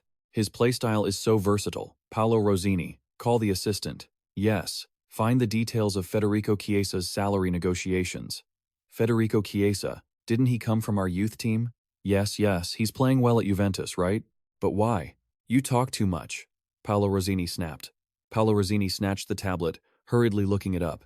€192 a week in 2015, €2,385 in 2016, €13,865 in 2017, €60,538 in 2018. Paolo Rosini ordered Roberto to call the club immediately. Yes, we will need more funding, Paolo Rosini shouted, laughing triumphantly. Ah, yes. Paolo turned to make the call. It's me, Roberto, speaking. Coach Tony, you were right. Today is the best deal I will ever get. Leon was walking out of the stadium. Leon, we're here. Ah, yes, thank you. You've worked hard. Wait, the captain called me from behind. The captain handed me an energy drink. Take this. You look tired today, huh? It's nothing special, so don't worry. Ah, well done today. Our striker gave a thumbs up and hurried onto the team bus. Let's go. Ah, wait, our striker. Leanne looked at the water bottle in his hand, an unusually warm feeling spreading through him. This was a feeling I had never experienced while at Juventus. After all, I had never really thought of my team or this city as something special. At best, it was just a job and a city I was living in temporarily. But now, how should I put it? I feel quite attached to Florence. Perhaps it's because my relationships have become stronger since I came here. Or is it that playing my role in the team has had an effect? Maybe that's the reason. The square that I see every morning on the way to practice felt so dear today. I've only been away for a day. Should I go for a little jog? It really feels like I'm finally home.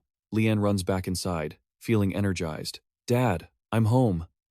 It looks like Dad isn't back from work yet. Leanne flops onto his bed, staring up at the ceiling. Hey, about today's match I played for 70 minutes, scored 2 goals, and got an assist. I don't think I played badly. I think I did my job well, don't you? Thanks to all those fitness drills, I lasted 10 minutes longer than the last match, and even managed to score an extra goal, especially since both of those goals came from situations just like what I practiced with Coach Luca. It feels even more rewarding. Wait, could it be that the coach is happy about it too? But thinking about it carefully, it wasn't exactly a perfect match. I definitely made an impact, but the problem is, all of it happened within the first 30 minutes. To be honest, I tried way too hard when the coach told me to be confident. So, I was completely drained after 30 minutes, and I spent the rest of the time just passing the ball, which made the game feel like a natural deadlock. Since the coach entrusted me with the role of playmaker, if my tempo drops, the team's tempo inevitably drops with it. Just as I suspected, I still have a long way to go. I should have played with more composure and responsibility. Luckily, our opponent was Empoli. Yeah, if it had been a stronger team, they could have turned the tables on me. I should consider today's victory a bit of good luck. Still, Lian clenches his fists, his eyes filled with determination. The dribbling breakthroughs, recording those assists, and scoring from those shots. Don't just think those plays were merely luck. I believe these aren't coincidences, but things I've achieved through my own ability. Either way, it's better for me to just believe that. I don't feel the anxiety I used to feel anymore. But it's late, and Dad isn't home. It would have been great if Ju and Dad could have watched today's match. At the same time, Lian's father is rushing down the street. I'm late. Lian must be waiting, right? His phone vibrates. Who's calling at this hour? Is it Lian? What's going on at this time? Could it be? No way, right? On his phone screen, an incoming call from Fronte Hospital appears. Here it is, the special bacon cream risotto you ordered. Ju introduces the dish enthusiastically, and my father looks like he's really looking forward to it. I stare at the apron I bought for her as a back-to-school gift. It's barely been used and it's already covered in stains. Well, but an apron is meant for that, isn't it? She urges me to taste it and asks if it's delicious. I haven't even had a chance to lift it to my mouth before I take a bite and reply bluntly, "It's all right." Ju immediately pouts. All right? Is that all? Seeing that, I quickly try to fix it. No, it's delicious. She immediately brightens up and smiles radiantly. Right? Of course it's delicious. My taste buds are already used to Dad's cooking, I think to myself, remembering the disastrous mint sardine sandwich from last time. My father takes a bite too. He seems surprised. Well, actually, it's quite good. Ju lifts her chin, full of pride. See? It's good, right? This is actually my first time making risotto, and if it's already this good now, it'll be even better later. Why is she acting like this? I suddenly realize. The truth is, I intended to invite Ju to dinner after Dad finished work, but when she heard my father was going into the kitchen, she quickly volunteered to take over, using the excuse that she had already tasted my uncle's cooking before. And because I complimented Ju's food, it seems my father's pride, since he always brags about his cooking, was a bit hurt. He takes a bite and remarks that it seems a bit too thick. Ju immediately fires back, saying she learned that the flavor of a simple dish can change drastically depending on the cook. A cold war begins. My father doesn't hold back either. He says it's true that Lian doesn't usually eat risotto at restaurants, but he always loves the shrimp risotto he makes. Wait, really? Ju asks. But my father has already started the war. He turns to me and asks a critical question. But Lian definitely prefers bacon over shrimp, right? No, he likes shrimp better. Ju argues. Both of them turn to look at me, their eyes filled with expectation. It's bacon, right? It's shrimp, right? What are these two doing? Seriously, I don't really care, I reply, trying to keep the peace. I prefer sandwiches. Sandwiches? They say in unison. My father bursts out laughing. Ha ha ha. Actually, my signature dish is making sandwiches. Oh no. I have the feeling I just accidentally sided with my father. Ju glares at me with eyes that could burn a hole through me. She sulks for a moment, then suddenly turns to me with a suspicious look. That was a lie too, wasn't it? What do you mean? You said you scored 2 goals today, right? Did you lie because I couldn't watch it? I jump in surprise. Hey, why would I lie about something like that? I don't know. It was just a lie, right? What's wrong with her? Is she pouting because I didn't side with her? I quickly cover my mouth, almost blurting out that she should just look it up online. That was close. I almost revealed my old record. While I'm struggling, my father saves the day. That's not a lie. I received a call from the team. A call? When? Why? What did they say? I'm even more panicked than Ju. They just praised you for doing a great job today, saying you've been working really hard lately. Really? They called just for that? My father continues. Yes, and they said they want to schedule a meeting. A meeting? What meeting? About a contract. My father turns back and smiles. They said they want to sign a professional contract. Professional? I'm stunned, unable to believe my ears. They've already contacted your agent, so they'll notify me about the date and time soon. My father puts his hand on my shoulder with a gentle smile. Congratulations, son. Just the other day, I was still jealous of Bruno. Am I really about to become a professional athlete? Thanks for the meal, my father tells Ju. I turn to Ju, trying to prove myself. See? I told you it wasn't a lie. Ju just replies indifferently. I know. I checked online. Huh? You checked online? But wait. When you said you checked online, what exactly did you look at? Huh? I just checked the match results for today. It popped up when I searched for U17 Florence versus Empoli. So you checked the results, huh? I breathe a sigh of relief. Yeah, why? No, it's nothing. And here I thought she had looked up the details. But is signing a professional contract really that good? She asks. Ju asks with surprise. Huh? I mean, this is the first time I've seen you look this happy. Is that so? I guess signing a professional contract is a big deal. Yeah, it's a very big deal, I reply firmly. If you sign the contract, what will change? Well, first of all, I'll have my professional debut, and I'll make more money. How much are you going to make? Ju Kim asked immediately, her eyes sparkling. I'm not sure. To be honest, I'm curious too.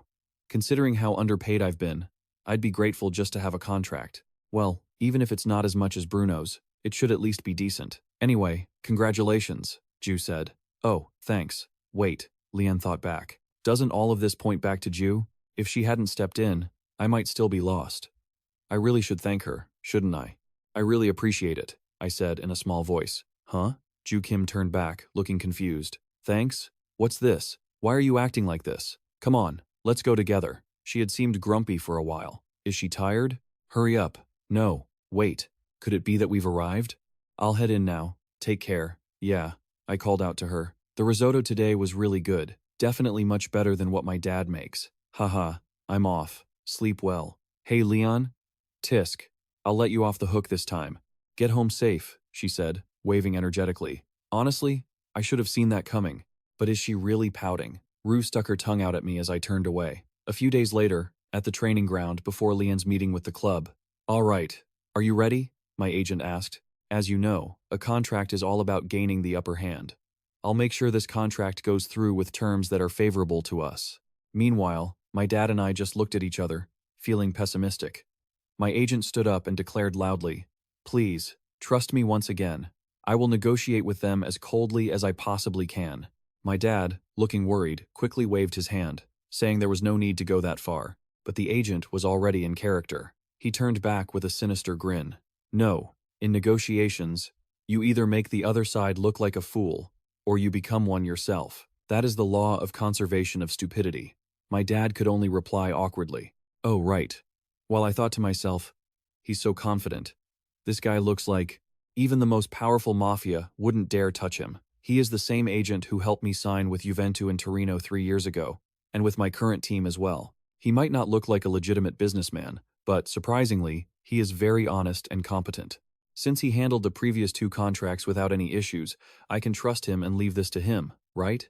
Anyway, just believe in me, because I'm a pro. He patted his chest. All right, let's go in. Inside the meeting room, the atmosphere felt a bit tense. Roberto, the assistant, kept muttering to himself. Director Paolo was losing patience. What's wrong? We've finished the contract well, so what's bothering you? Roberto was startled. Yes. Oh, well, honestly, I'm still not sure if this amount is accurate. Paolo Rosini narrowed his eyes. Ah, so you don't trust my judgment? Are you saying I'm getting too old and senile? No, no way. I'm still too inexperienced to grasp your vision, Director. Roberto hurriedly defended himself. Paolo Rosini sighed. You're only good at talking, aren't you? If only your eyes were as good as your mouth. Ha ha ha.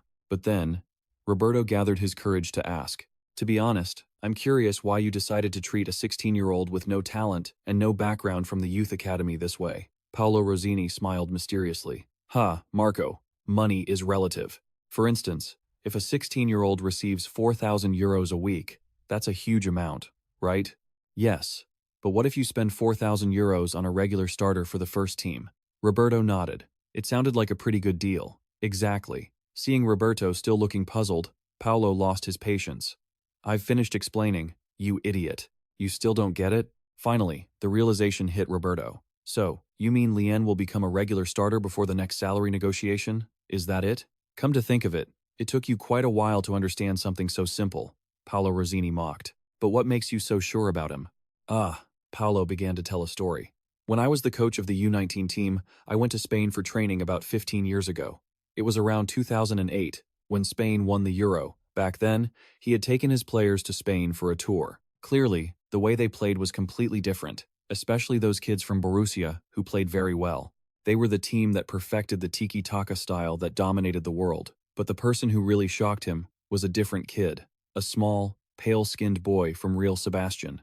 That little guy toyed with his players who were all a head taller than him. And that 17-year-old boy was Antoine Griezmann. Back then, Paolo was certain that before long, that name would be widely known in the football world. Roberto was stunned. But now you're mentioning his name, does that mean you feel a similar vibe from Lian? That kid knows how to win a match. Do you know what the difference is? Paolo Rosini asked. Well, that kid was born with a talent that is hard to fail with. It's called vision. Players with good physicality, speed, and skills are great, but such talents have many variables. Progress can stall, and sometimes it declines sharply. But intelligence and the vision to understand football, that is a different story.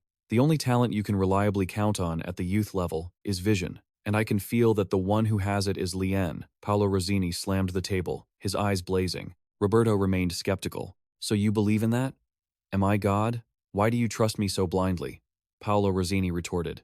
So what do you want me to do? Maybe not God, but it's true that I have a good feeling about this. Just wait and see after a year if this contract is really too much. Until then, keep your mouth shut. After the meeting, my agent couldn't hide his joy. He said the team was correctly recognizing Lian's value and that this was truly a good team. After declaring he would negotiate as coldly as possible, the man who walked into the meeting room with such solemn determination today turned out to be completely lenient. But there was a small difference from the amount we thought. My agent looked at the contract, his eyes widening. A difference?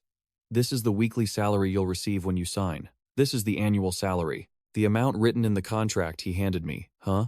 Unbelievable. The weekly salary is 4,000 euros, which is about 6 million in my currency. Since I'm currently receiving 200 euros a week, they're saying they're going to increase it 20 times over. I knew that signing a professional contract would increase my weekly salary. But are they really going to give me an amount that could be split among 20 kids like me? My agent explained it. You know, with youth contracts, teams can pay a release fee to take you, right?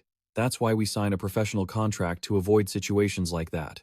So, it means the team wants to keep him, even if it means paying him such a high weekly salary. Simply put, if I reject the contract and negotiate with another team, there's no way to stop that legally. So, they want to keep me with this amount of money. I understand what it means. I get it. But even Bruno, who is a regular starter, only got a 10-fold raise, and I got a 20-fold raise. It means they recognize your potential, the agent said. Potential? They kept me when I was almost released from my contract and waited until now. And now they even recognize a potential that I didn't even know I had. I'm satisfied. Finally, the negotiation ended in a flash. Now I'm no longer a youth player, but a professional. My dad and the agent fought over who would pay. Finally, I spoke up and said I would cover it. Both of them were surprised. I took a sip of water, trying to look cool. Now, this amount for a meal is nothing to me. I'm a god. No, I take that back. I'll stop calling myself a god. So, please forgive me. A few hours ago, it's strange. Every time I go to school, I feel insanely stressed. My hands were sweating almost as much as when I was in Naples. Dad, it's easy to understand because I don't have any good memories of school, especially the first school I attended when I first went abroad. That place didn't just lack good memories, it was full of bad ones. I was already shy, and with the language barrier, I couldn't get along with my friends. I was bullied by a few mean kids. Ironically, they were my teammates, my shoes. Well, at that time, my team didn't care about me at all. Anyway, that's why I don't like school. But since this year, I have to go to school to get my mandatory education certificate. I moved to a school near home, and I had no other choice but to endure one more year to graduate. Come to think of it, I kept all of this a secret from Jiu. After all, it's a story I didn't want to reveal. Just like my football skills. I've arrived. Will I be okay? I'll be okay, right? I wish I could go to school in peace. Wait, a thought flashed through my mind. I am a guy who earns 4,000 euros a week. I'm not the easygoing Lian of the past anymore. Now no one can bully me, right? What did she say? Is that Lian from Fiorentina? Wow, is it really him? What are you talking about? Wow, nice to meet you. Hey man, are you in our class? I forgot for a second. This is Italy, a country that lives and dies for football. What's your name again? Maximo. Maximo. What the hell is this? Who could have guessed that I'd have an impromptu autograph session at school like this? Well, there's really nothing to do here on the weekends. The most popular activity is watching football matches, but tickets for the first team's matches are really expensive. I've heard that students who don't have much pocket money often go to watch the youth team matches, and the kids who recognized me were just those kinds of kids. Your signature is so cool. Thank you. I wrote it in Korean for you. In this situation, being asked for an autograph is basic, as is some random girl asking for a photo. And you're so cute. Can we be friends? A blonde girl said, "Hey, can you give me your phone number? I want to learn Korean too." There are such difficult requests like this as well. Actually, I don't have a phone. I lied. What? You really don't have a phone? Sorry, I'm just focused on football. It's not that she meant anything by asking, but it would still be annoying if it led to unnecessary problems. I don't even have time to see Ju right now. Anyway, I have a feeling that my school life will become much more difficult in a different way. All right, everyone, please take your seats. The teacher walked in. I'm so tired. I rested my face on the table. I'm not even a professional first-team player, so what's so amazing about me? Seriously, this isn't even break time. It's practically fan service hour. Huh? Lian, where are you going? I have to leave early for practice. So cool. See you tomorrow. Good luck. An unexpected autograph session. A bit tiring, but this isn't too bad. Yeah. Thank you all for treating me well and cheering for me. I was worried someone would give me a hard time when I got to school. But luckily, nothing happened. Wait, I forgot. Today is also Ju's first day of school, just as expected. Look at these numbers. Look at these messages. Ha ha ha. What are you doing? Can't use your phone until school is out? I waited, thinking you'd be stuck in the corner of the classroom bothering me anyway. But never mind. Contact me when you're done. I couldn't check my phone in case I got caught for lying. I hurriedly replied, I just finished. Can't use my phone at school. How are the kids there? Some kids from other classes came to find me to get close to me. Yes, just as expected, a lightning-fast reply. What? How? Oh, is that so? Our Lian is so popular, huh? What kind of reaction is this? Did I not lie this time? I'm going to be late for practice. A few days later? All right, focus. Coach Tony said, today is no different. Just do what you usually do. Understand? Yes. Lian, this is your first derby match, right? Yes. Don't feel overwhelmed. Your job today is also to decide the team's movement. Don't be afraid and show the opponents what you've got. Understand? Yes, coach. Let's go. Forza, forward. Viola, go purple. Today's opponent is ACF Bologna, a mid-tier team, but they are not an opponent to be taken lightly. Above all, Bologna is a bitter rival of Florence, and their matches are called the Bel Apennino, showing their intense rivalry. I heard the atmosphere is very tense. Of course, I'm very grateful that the coach trusts me in that way, but I just don't know if anything good will happen if I can't deliver. Right now, all I can think about is the expectation the coach has placed on me. I will try to live up to the faith the coach has shown me. Wow. Win. Forza Viola. I didn't expect the atmosphere to be like this. Will I be okay? I suddenly feel incredibly nervous. If I make a mistake in a match like this, let alone live up to their faith, I will completely become a traitor. Oh, right, Ju. She said she was coming, didn't she? I think she mentioned being near the entrance stairs. Even if I make a mistake, she's the only one among these people who'll be on my side. Oh, is that her? Wait, hold on. Why does she look like that? From the stands, the roar of the crowd echoes thunderously. Lian looks around, wondering why there are so many people here today. Even if she had come a little later, she definitely wouldn't have been able to get a ticket. But that wasn't the only thing on her mind. She hears the chatter around her. Is that him? The guy from our school? Seriously? Lian is so cute. He looks like a K-pop idol. Rue mumbles. What's the big deal about that? She can't hear everything because they're talking too fast, but she catches a few words. Words like Carino, cute, and bello, cool, along with those excited screams. Above all, the fact that the name Lian is being mentioned constantly really annoys her. Seriously, Lian, what did you even do at school? She wonders, while on the field, Lian's teammates, like Bruno and Enzo, are also getting cheered on. Well, she guesses it's unavoidable. People say if you play soccer well around here, you become popular, and that's combined with Lian's looks. Yeah, seeing that kid grow up and get cheered on by friends in a faraway country is something she, as his friend, should be happy about. But, she doesn't understand why she keeps feeling so annoyed. And then, a piercing scream from a blonde girl rings out. Look, good pass, go, it's Lian breaking through. A solo run by Lian. Well done. But that's as far as it goes. Is an opposing defender blocking the path? A pass to Bruno, a direct heel pass. The space the ball is heading toward is number 20. The winger, track back quickly. After narrowing the shooting angle to one side like that, aiming forward with a quick touch. Take advantage of the striker Enzo. Watch out for his header. Jumped at the right time. Good defense. No angle for a header. It's not a shot, but a cutback pass. The one who gains control of the ball is again number 20. Lian unleashes a thunderous volley. The ball flies straight into the net. Look, amazing. It's in. That's insane. Lian, you're hurting me. Well done, Lian. They've lost their minds. My luck today isn't bad either. Where's Ju? Ah, there she is. It's a relief she stands out even in the crowd. It's embarrassing with so many strangers around. But I should do that thing, right? Huh? Lian repeats his celebration by holding 2 fingers to his temples. Look, do you see that? He celebrated because of me. What are you talking about? It was for me. Couldn't it be me? Heh, these guys are funny, Kim Jiwoo thinks to herself. Seriously, why are you happy about this? Don't tell me you misunderstand that he did it for you. That celebration was for me. Wait, what's with that look this time? Ju stares at Lian with a dazed expression, completely speechless. I don't understand her at all. Anyway, I'm glad we got the opening goal early. At first, I was worried about making mistakes since this is a match in front of so many spectators. But once the match started, it wasn't as heavy as I thought. The celebration earlier was embarrassing. Maybe practicing with Coach Luca constantly without getting too hyped about signing a pro contract helped. I think I just saw a few familiar faces from school, too. They weren't lying when they said they'd come to cheer for me. To think they actually came all the way to the stadium. I seem to have changed a lot. Thinking I'd be cheered on, I feel full of energy. Alright, now we've got momentum, huh? Ball out of bounds. Fiorentina's ball. Wait, what was that? Did he do that on purpose?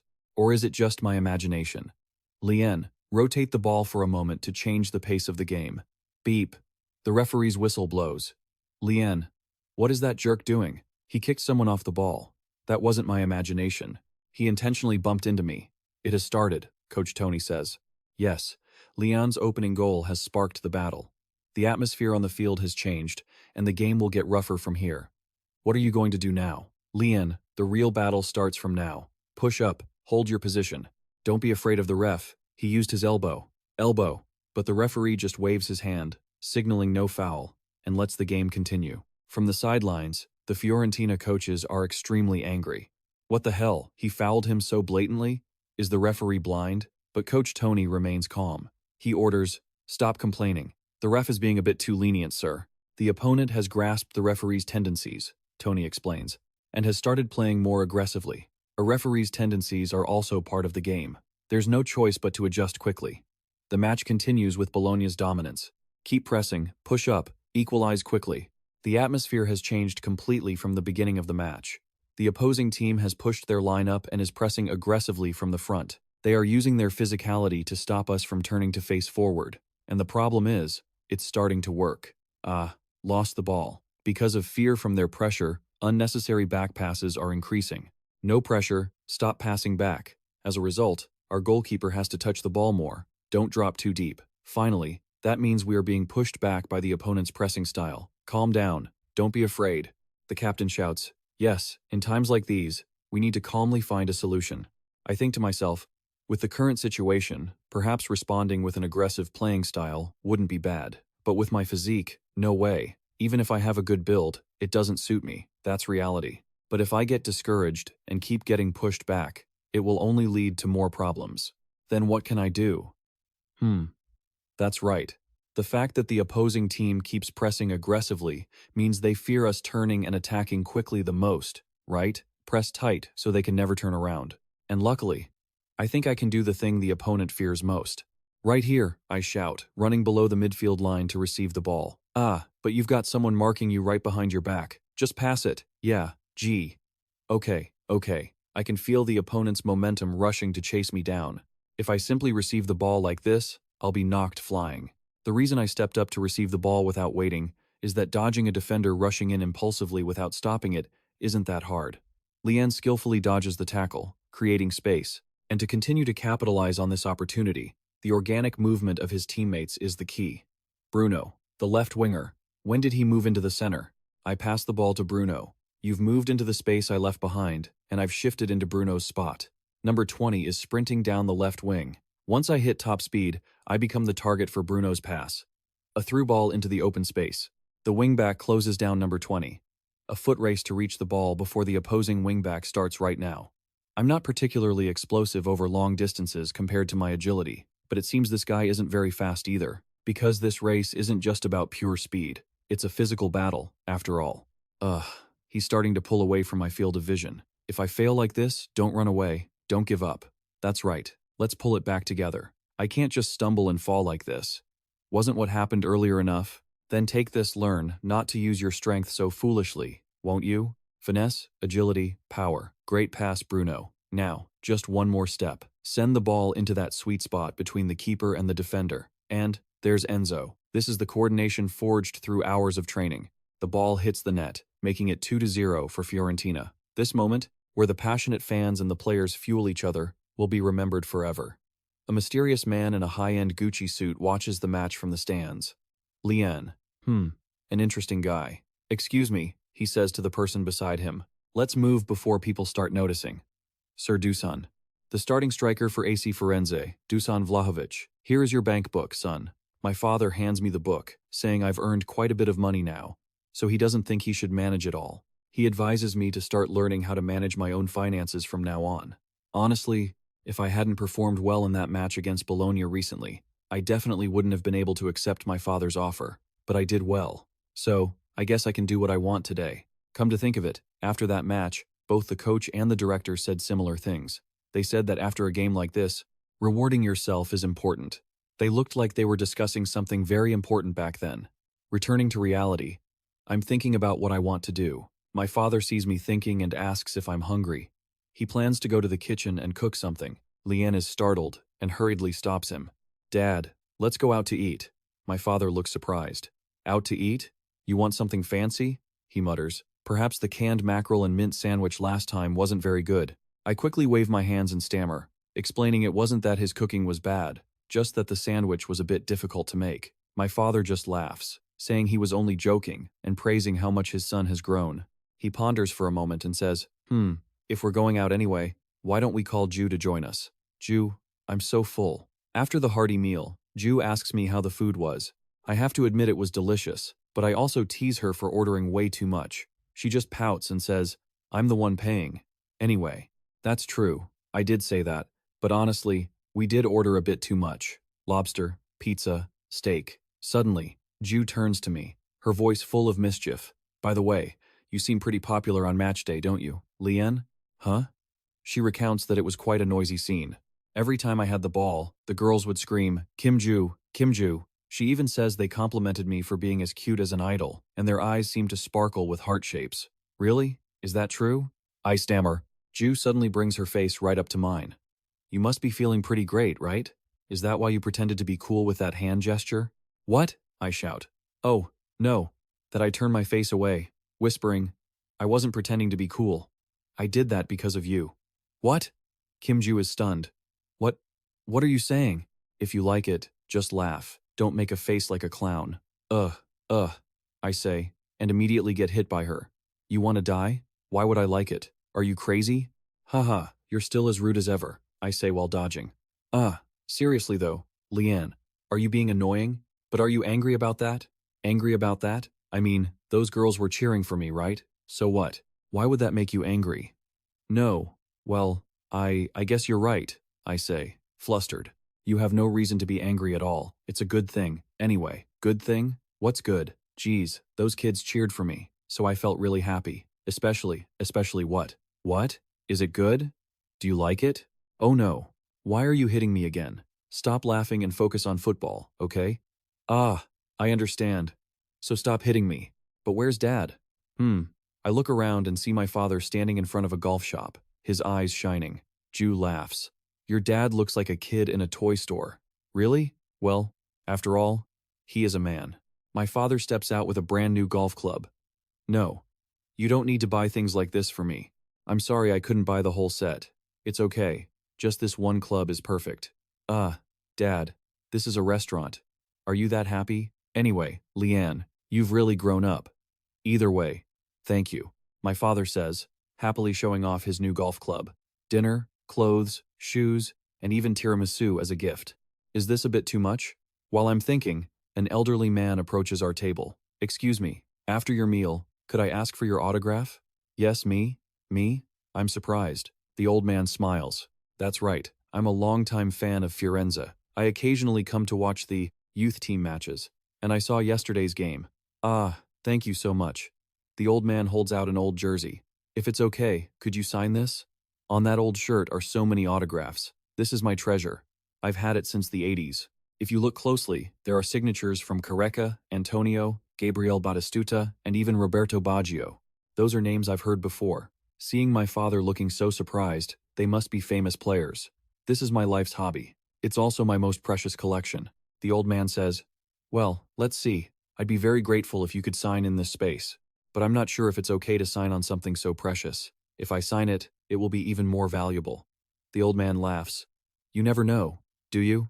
One day, a time might come when I can brag about the new autograph I received today. I take the pen. Thank you for your time. Ah, you're welcome. As I write my name next to the legends who once wore this team's jersey on the old man's shirt, a thought suddenly crosses my mind. I wonder if one day I could become a part of this team's legacy. So, what do you think, teacher? I think we should be careful, because this is a match against a team that he has had many unpleasant experiences with. Asking him is also a bit awkward. We need to think about this carefully. Should I put Lian in the starting lineup for this weekend's match? The match against Juventus brings memories of past bullying flooding back into Lian's mind. Isn't this fun? Look at him stuttering. Do you even speak our language? You don't, do you? Go back to your own country. Lian snaps out of the nightmare. A notification sound dings. It's Jiwoo. Her message pops up. I heard you're playing against your old team this time. The team you left because you couldn't fit in. Don't go crying like a baby just because I'm not there. Good luck, seriously. Who would cry? I type back, I'm going to slaughter them all, and come back. That doesn't sound like me. Oh, the reply comes back lightning fast. She's so quick. In the locker room, Coach Luca notices Lian looks tense. Coach Luca walks over and asks me what's wrong. Are you worried? I look up, my eyes filled with determination. Coach, I really want to perform well in today's match. Their expressions are completely different from usual. That's understandable because we are currently ranked second, and Juventus is ranked first.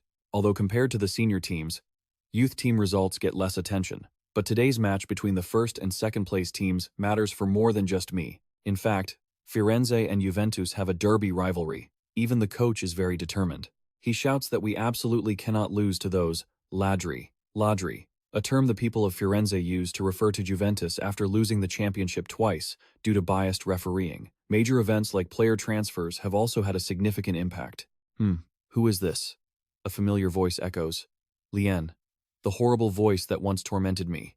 So the coward who cried and ran away has come back, huh? There's no way I could forget. Hey Jerome, I never imagined I'd see you at the stadium again. I thought you had quit soccer. He continues to taunt. I was wondering which team would take in a coward like you, but it ended up being the weakest of them all. Firenze. Yeah. My captain steps in. Don't pay attention to him. The competition happens on the field. But Jerome still doesn't stop. Don't worry too much. We used to be friends, right? We're going to tear you apart for old time's sake. Suddenly, a ball flies straight at Jerome's head. Yeah. Which jerk did that? Sorry, I meant to pass to Lian. Are you okay? Jerome is still there. Looks like your reflexes aren't as good as I thought, huh? I only kicked it lightly. What? If it were Lian, he would have controlled it perfectly. Right, Lian? What did you say? My captain can't take it anymore. Anyway, sorry. Let's go. Lian, it's time for the match. You're just going to leave like that?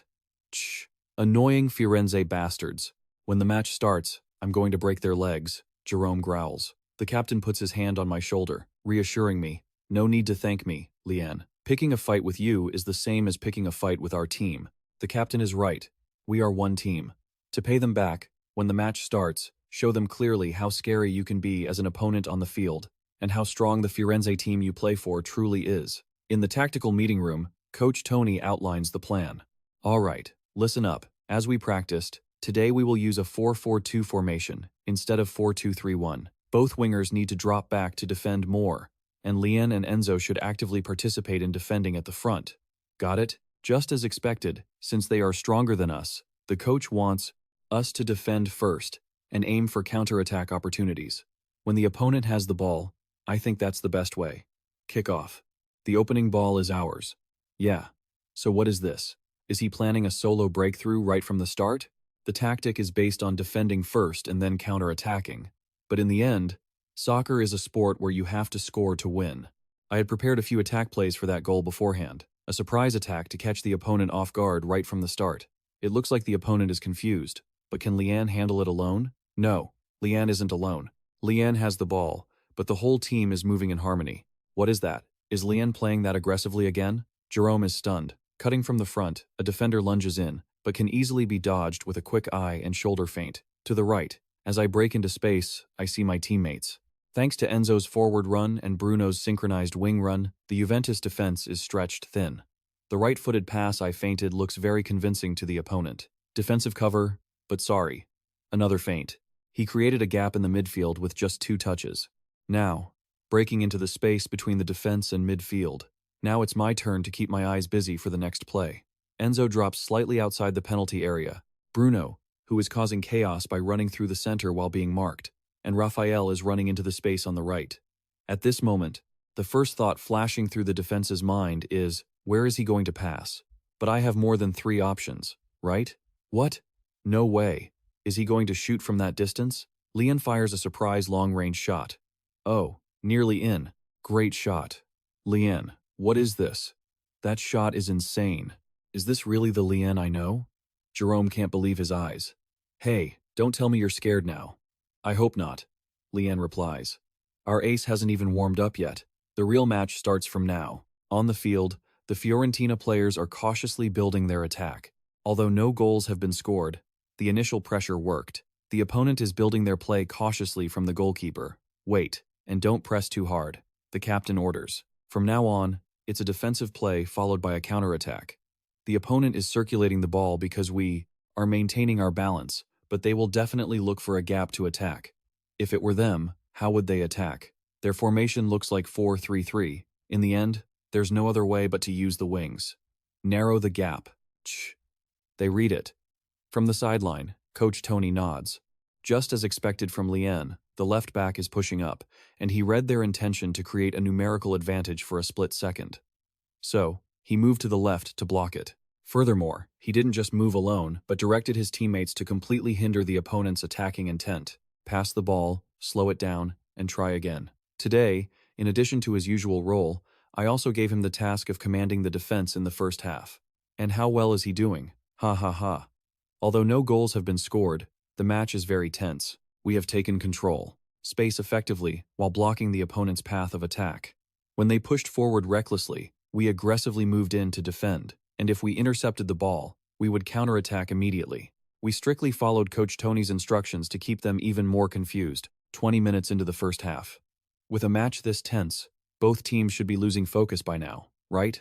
That's right. The proof is how the opponent is carelessly moving the ball around from a fairly high position. We're just letting them do it, but they seem to think it's fine. They don't even realize how dangerous that style of play is. Time to change the tempo. How long are they going to keep playing it safe? A lazy cross. What's this, Lian? Are you targeting our mistakes? But pressure only works if it's a team effort. Doing it alone is useless.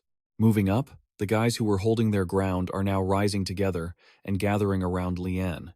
Is that pathetic kid really the team's key player? It feels incredibly reassuring to move as one united block, doesn't it? Pushing the formation up if I can just cut off this cross. Damn, that was close. G is dangerous. It's not over yet. Grab it. The opponent is too focused on attacking, so their back line is clearly loose. Keep pushing. What? Is he still following? A back pass. The final back pass. Good, our pressing worked. Usually, you'd clear the ball to relieve the pressure, but Jerome won't do that. The opponent consists of top players aiming to debut for prestigious first division clubs. Instead of clearing it, they'll likely try to build up play through short passes or ease the pressure. Can't let that happen. My opponent is just Lian. As expected, Jerome's choice is to try and relieve pressure with a long ball forward. He bypassed my pressure with a delicate pass, but no need to worry. After all, Bruno is definitely there. Come on. You dare turn your back on me to receive the ball? Don't mess with me, you jerk. Huh? Am I okay? Did he push me? Is that all Jerome has? Ref, that was a foul. This guy has tackled me like that before. I'm used to it. No whistle, no reason to stop. The ball. Still here. I haven't lost it. It's a free ball. Just one more step. The goal is confirmed. The scoreboard changes to 1-0 for Fiorentina. Jerome glares at Leon with hatred. Crazy. Leon. 25th minute of the first half, a goal by Leon. You bastard. You've grown up a lot. Yeah, I guess so. After all, you're just small fry. With my opening goal, the atmosphere of the match has completely changed. For Juventus, having led for over 20 minutes only to concede, it's natural for them to lose their cool. The hot-headedness starts spreading across the pitch. Overly aggressive plays, non-stop bickering. The atmosphere is truly on fire. Be careful. As a result, the pitch has turned into a real battlefield, where impulsive plays increase due to triggered emotions. The referee had to intervene, warning both captains that the next time would mean a card. Lien stands on the pitch, taking a deep breath, trying to keep his cool. The game has become chaotic, but we mustn't lose our composure. We have to focus even more. The opponent seems quite emotional too, especially their number 5. It looks like he's been deeply hurt. Must be, since he was humiliated when I got past him. I can feel his hateful gaze glued to my back. The referee blows the whistle to resume play. The match continues. Watch out behind you, Lien. After the first goal, it feels like they're targeting me. Honestly, I'm terrified. But I can't show it. Wait, he's rushing in again. Jerome, you jerk. If I don't pass quickly, he's going to crash right into me. Bravado, yeah. This is the time to show Juve. I tell myself, show her I'm not scared. I move more actively to maintain possession. Whenever I seem isolated by their surrounding defense, my teammates rush in to shield me. Break through, Lien. We'll block them for you. I have reliable allies now.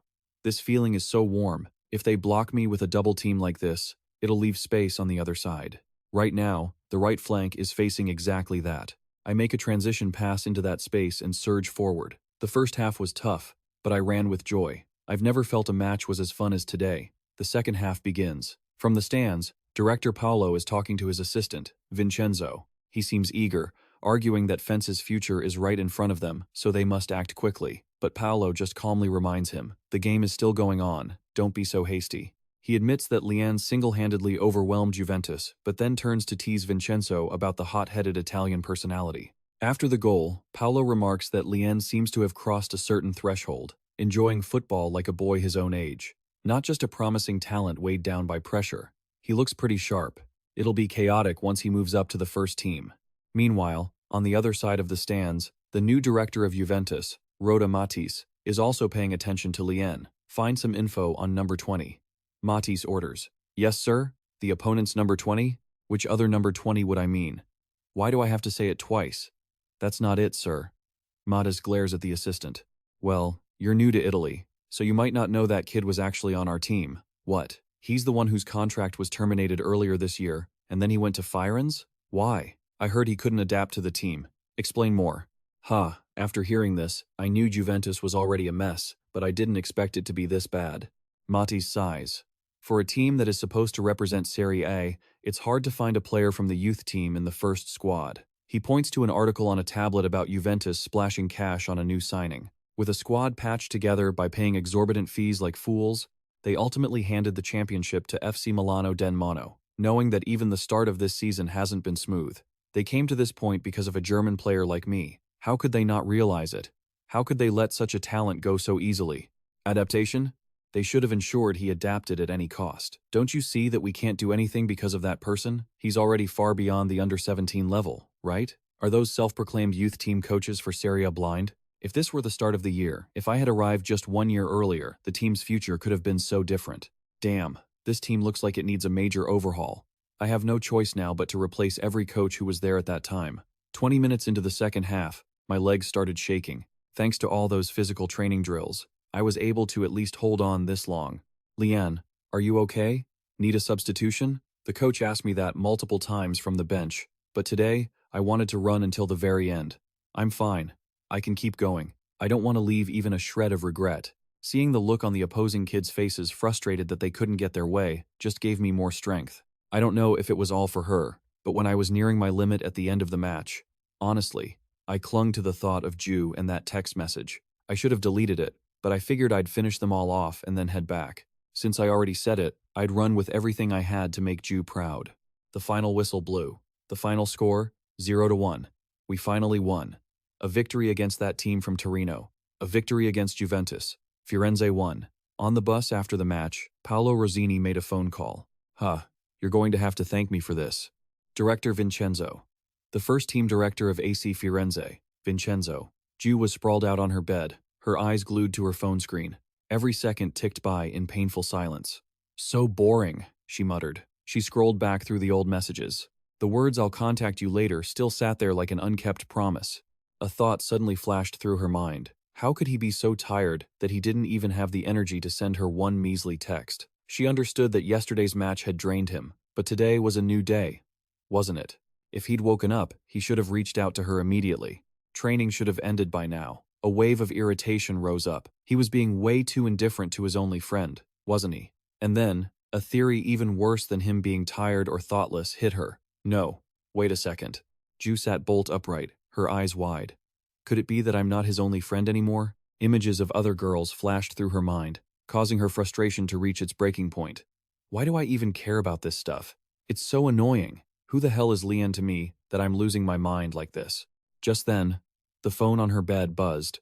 2 words appeared on the screen.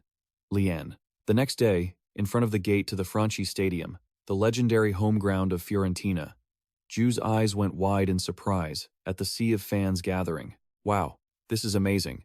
She turned to Lian, squinting with a playful, knowing smile. So, why aren't you here with your Firenze friends from school? Lian flinched. Jiwoo's question hit a sore spot. He looked flustered for a moment. But then, he took a breath and gave the perfect answer. Because I'm not close with them, and I find them kind of annoying.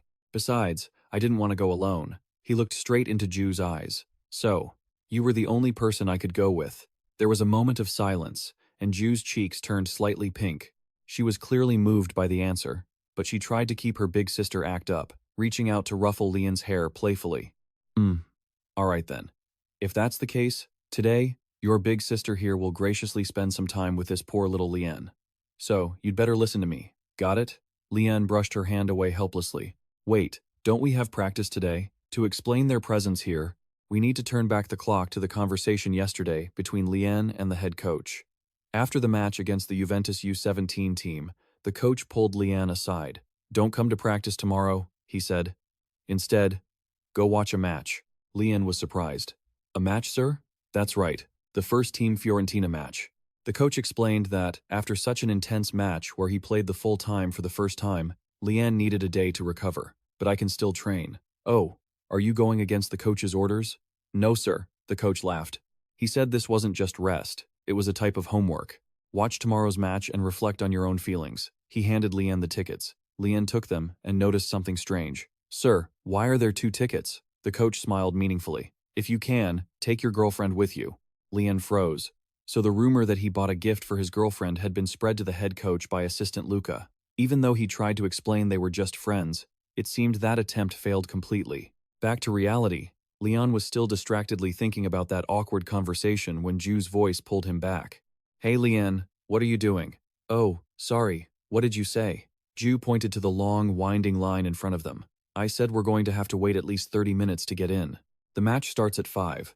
We might get in just as it's already started. Seeing Jiwoo's worried look, Lian just smiled faintly. There's a reason I told you to meet me a bit late. Because he suddenly grabbed Jiwoo's hand and pulled her along. No need to line up. He led her to a private entrance and confidently flashed a pass. The security guard nodded and let them through immediately, leaving Jiwoo stunned. How did you do that? Lian lifted his chin, letting out the line he'd been practicing in his head since yesterday. Because I'll be playing here soon enough anyway. Have you ever seen a player have to wait in line to enter the stadium? And then, the final door opened. A sea of purple stretched out before them, and a massive wave of sound washed over them, roaring so wildly it made both their chests vibrate. Flags were waving in the wind. Songs were being belted out by tens of thousands of people. It was an overwhelming, magnificent sight. This is insane. Are you really going to play in a place like this? Jiwoo turned to look at Lian. The teasing was gone, replaced by sincere worry. Lian, will you be okay? Playing soccer in front of all these people, will you really be fine? Jiwoo's question was like a needle piercing Lian's fragile balloon of confidence. That's right, how could anyone play soccer in a place like this? He tried to force a smile. Of course I'll be fine, he told himself. It's okay. That's still years away. Today, I just need to relax and watch the match like it's my homework. A crooked, forced smile. The match began, and time ticked by. 43 minutes of the first half had passed. The atmosphere in the stadium turned tense. The jeers from the stands grew louder and louder. Ju felt a bit uneasy. Lian?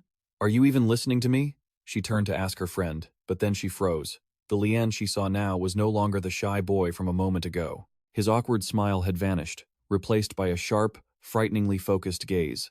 His eyes scanned every square meter of the pitch, missing no movement. His fists clenched tight. He was no longer just a spectator watching the game. He was analyzing. He was calculating. He was reading the game. What exactly was he seeing in those eyes of his? In the 43rd minute of the first half, the score was still 0-0. The atmosphere in the stadium grew increasingly heavy. The jeers began to rise. The fans' patience had finally run out. Hey, what are you doing out there? Are you planning on just crossing the ball all day? What kind of finishing is that? Ru, sitting next to them, felt a shiver of fear at the crowd's anger. Lian calmly explained, "To be honest, this is a match we should have easily won, but since it's the end of the first half and there's still no goal, it's natural they're angry." Ru turned to him, curious. "So, according to our resident football genius, what's the problem here?" Lian didn't answer right away, his eyes still glued to the field. "Well, the issue isn't just about the finishing or the accuracy of the crosses. Most fundamentally, the team's attack is too predictable. So predictable that even an average spectator can see it. 9 out of 10 times, the script is just breaking through the wings and crossing it in. If they keep repeating the same move, it becomes way too easy for the opposing defenders to read." Lian's gaze shifted toward the bench, where the head coach was standing restlessly, his face full of murderous intent. It looked like an invisible fire was burning on top of his head. Witnessing that, an unpleasant thought crept into Lian's mind. That's terrifying. If I ever get the chance to debut for the first team, I hope that day comes as late as possible. Hey, why aren't you saying anything? Ju nudged him, pulling him out of his thoughts. Oh, well, simply put, what the team needs right now is a more creative style of play. The halftime whistle blew, the break passed, the second half began, and 15 minutes later, there was an attack on the right flank from Gino, a young player. A cross was delivered simple, yet incredibly sharp. The striker's timing to break into the box was perfect. This was definitely a goal. In the 17th minute of the second half, Lorenzo headed the ball into the back of the net. It was 1-0 for Fens. And then look, Lian. Ju cheered in delight. Lian just watched silently. They had been stubborn with those crosses, and in the end, it paid off. And then, the whole stadium began chanting one name. Lorenzo, Lorenzo, Lorenzo. Just a few minutes ago, they were booing. Now, they were praising their hero. Lian felt his heart pounding in his chest. If that name being chanted was mine, he turned to Ju. Hey, what do you think? If everyone chanted your name like that? Ju's eyes lit up. Your name? Well, I'd definitely be happy. Really? Of course. Big sis here is the one who raised you, after all. You should be proud. They teased each other, but in Lian's mind, that image was becoming clearer and clearer the moment Ju was right there, while the whole world chanted his name. A foul on the field. The player brought down was Gino, the one who just assisted the goal. Do you know him? Ju asked. Oh, Gino is a year older than me. We've been training together until recently. Ju was impressed. Only 17 and already playing for the first team? He must be really good. Yeah, he really is, Lian thought to himself. It was true that Gino was talented, but the fact that he was promoted to the first team in just 1 month was unbelievable. He recalled what he had heard. The first team roster was quite thin, so in cup matches, they often supplemented with players from the youth team. But still, this was the professional league. Just then, Ju's teasing voice pulled him out of his thoughts. So is he a football genius too, right? He's only a year older than you and he's already playing out there. Doesn't that make him an even better genius than you? Ju's joke unintentionally pricked Lian's pride. He turned his face away, a spark of determination flashing in his eyes, and dropped an unexpectedly confident remark. Who knows? A year from now, who knows where I'll be? Ju's eyes widened in surprise at this sudden change. Oh? What's with this sudden confidence? So, you mean you could be playing there in a year? Lian just shrugged slightly. Just wait and see. That was what he said out loud. But deep down, another voice whispered full of doubt. Who am I kidding? The first team in a year? That's ridiculous. But then, another train of thought cut through that self-deprecation. No, I already have a professional contract, don't I? Gino is playing there too. Lian's eyes brightened, the skepticism fading, replaced by a firm realization. Honestly, in a match like this, I think even I could participate. Thinking back, he was sure of it. Who knows, maybe I actually could do it. The match ended in a 2-0 victory for Fiorentina after another goal in stoppage time. On the familiar path home, Ju chatted happily. That was so fun, right? Yeah. I'm glad you had fun, Lian replied, though his heart was still a bit troubled. Today's performance was actually pretty bad. But luckily we won. They arrived at Ju's house. Thanks for walking me home. As Lian turned to leave, Ju quietly watched his retreating back. Why does his back look so reliable? She suddenly called out. Lian, today was really fun. Lian smiled slightly. You too. Sleep well. The next day, at the Florence U17 training ground, Coach Tony called Lian over. How was it? Lian was momentarily flustered. Yes? The coach looked him straight in the eye. That match yesterday, what did you think of it? At first, he just intended to say it was a good game and he had learned a lot. He was worried that saying anything else would make him seem arrogant. Lian hesitated. Yes, it was a fun time. But the coach cut him off, his voice serious. I saw quite a few problems. That lifeless cross-heavy play has left the fans and the media very unhappy. He stared intensely at Lian. I know you saw them too, so speak your heart. Speak as frankly as you were talking to your friend in the stands. Since the coach said that, he had no choice but to speak his true feelings. Lian took a deep breath.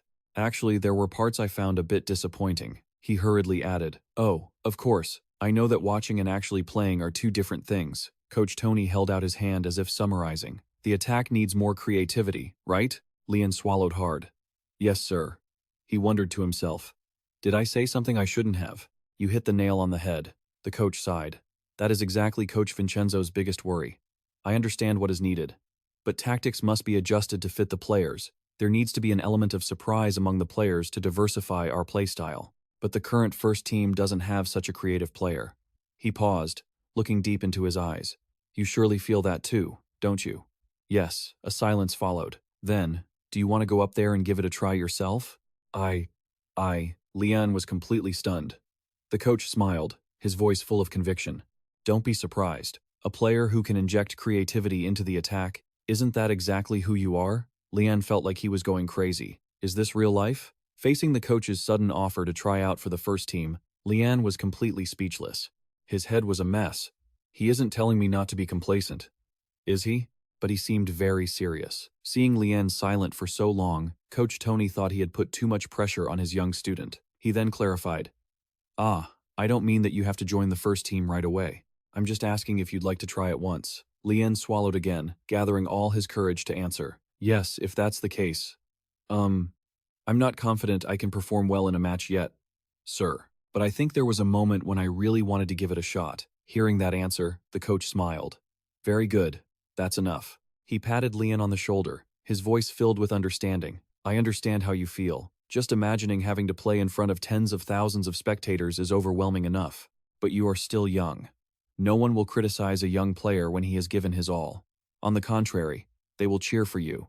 So, if the opportunity comes later, don't hesitate, seize it. Understood? Don't hesitate. The teacher's words seemed carved into Lian's mind. Yes, I understand. After Lian left, Coach Tony immediately pulled out his phone. Hello, it's me, Coach Vincenzo. Let's meet up this weekend. On the day of the next U17 match, during the game against Modena, Lian sat on the bench, his mind still dwelling on that conversation. He replayed the talk in his head and felt a bit guilty. To be honest, the thought of wanting to play for the first team at that moment was purely because he had imagined her witnessing thousands of people chanting his name, which is why he said it. But what if the coach misunderstood it as his pure passion for soccer? He shook his head, refuting his own thought. No, that's not it. Coach Luca walked over. Luca's voice rang out. Lian, are you ready for today? And he responded with determination. I will try my best. He realized he was truly feeling the joy of overcoming fear through the challenges during the grueling training sessions with him. It was true that she sparked it, but the fact was that he was working very hard. Whatever. I don't know anymore. But why did the coach suddenly bring up the first team? That weekend evening at Viola Park, the training ground of the Fiorentina first team. Inside the office, Coach Vincenzo sat alone, looking troubled. Coach Tony walked in. Boss, I'm here. He looked at his old colleague, who looked exhausted, and teased him. Why do you look so stressed? You're losing even more hair. Vincenzo looked up, giving him a cold glare. Shut up and sit down. Your cheeky attitude hasn't changed at all, has it? Tony just chuckled and sat on the sofa opposite. How can I live long when I'm being cursed at every single day like this? Vincenzo leaned back, sighing. I think I've become numb to it by now. The fans seemed to have reached their limit. Tony switched to the main topic. The front office said, "Are they planning to spend any money this winter?" Vincenzo shook his head in frustration. "Well, there's a rumor that if we can't keep Lien, part of the transfer fee will be reinvested. But who can believe that?" "Haha, true," Tony agreed. "Things seem to be going fine on your end, right?" "Heard you won today's match," Tony replied, his voice not very cheerful. "Well, we aren't doing too bad, but it was just a lucky win," he continued, his voice full of distress. "Winning by luck has its limits, and I understand the fans' frustration when they have to hold their breath every time they watch. But what can I do? We need creative players, yet even Dusan is refusing to extend his contract." Tony analyzed. Since last season, he has almost carried the whole team by himself, so it's natural for him to waver when he gets a good offer. "I'm sure he'll move this winter or at the latest next summer." Vincenzo fell silent. If they couldn't strengthen the squad and also lost their star striker, perhaps it would be better to give up on this season entirely. Tony poured a glass of water and asked straight to the point, "Have you thought of any replacements? There are a few strikers on the list. That stingy chairman also promised to invest, so we'll look into it." Tony smiled faintly, his voice full of insinuation. "Haven't you thought about trusting me for once?" Vincenzo frowned. "Don't joke. You want to go back to playing?" "Haha. Just kidding. You're talking about the kid I mentioned in my last message." "Ah, right." Tony's gaze became sharp. "As I said, from his ability to dictate the game to his creativity, he is an uncut star." He recounted Lien's performance in the match against Modena, from his assists to the goal he scored himself. He has the talent to solve the scoring issue on his own if necessary. "It might be a bit early, but I am certain that the future of Fiorentina will revolve around that boy," Vincenzo pondered. So you're that confident in his talent? But he's only 16, right?" "That's right. He needs more experience, but it won't take long. His level is already outstanding. If he gains experience this season, he will be ready to become a key player by next season." Tony proposed a bold plan. "So, according to your idea, instead of investing in the attack this winter, we should focus on a second-tier midfielder and just hold on." "Exactly. We can use the saved money to rebuild the entire squad in the summer and start next season properly." Vincenzo was still hesitant. "Listen, Tony, I've known you for a long time. You aren't the type to be rash, but relying on a 16-year-old talent to hold on for half a season isn't easy." He paused for a moment. "However, because this is your suggestion, I am seriously considering it." Tony cut in. "Have you watched the video and the footage I sent, Coach?" A silence followed. Vincenzo avoided his gaze. "Well, I've been really busy lately." Tony slammed the table in frustration and roared, "I went out of my way to contact you to make sure you saw it. And you still haven't?" Vincenzo sighed, seemingly defeated. All right. There are no other options anyway. I'll watch it." "No," Vincenzo suddenly interrupted, his voice firm and decisive. "If it's come to this, let's take a proper look. Let's schedule it for next Monday." Next Monday, during the U17 recovery training session, Coach Luca stood waiting outside the training ground. When he saw Lien, he waved him over. "Lien, good morning. You're coming with me to a place today." Lien was surprised.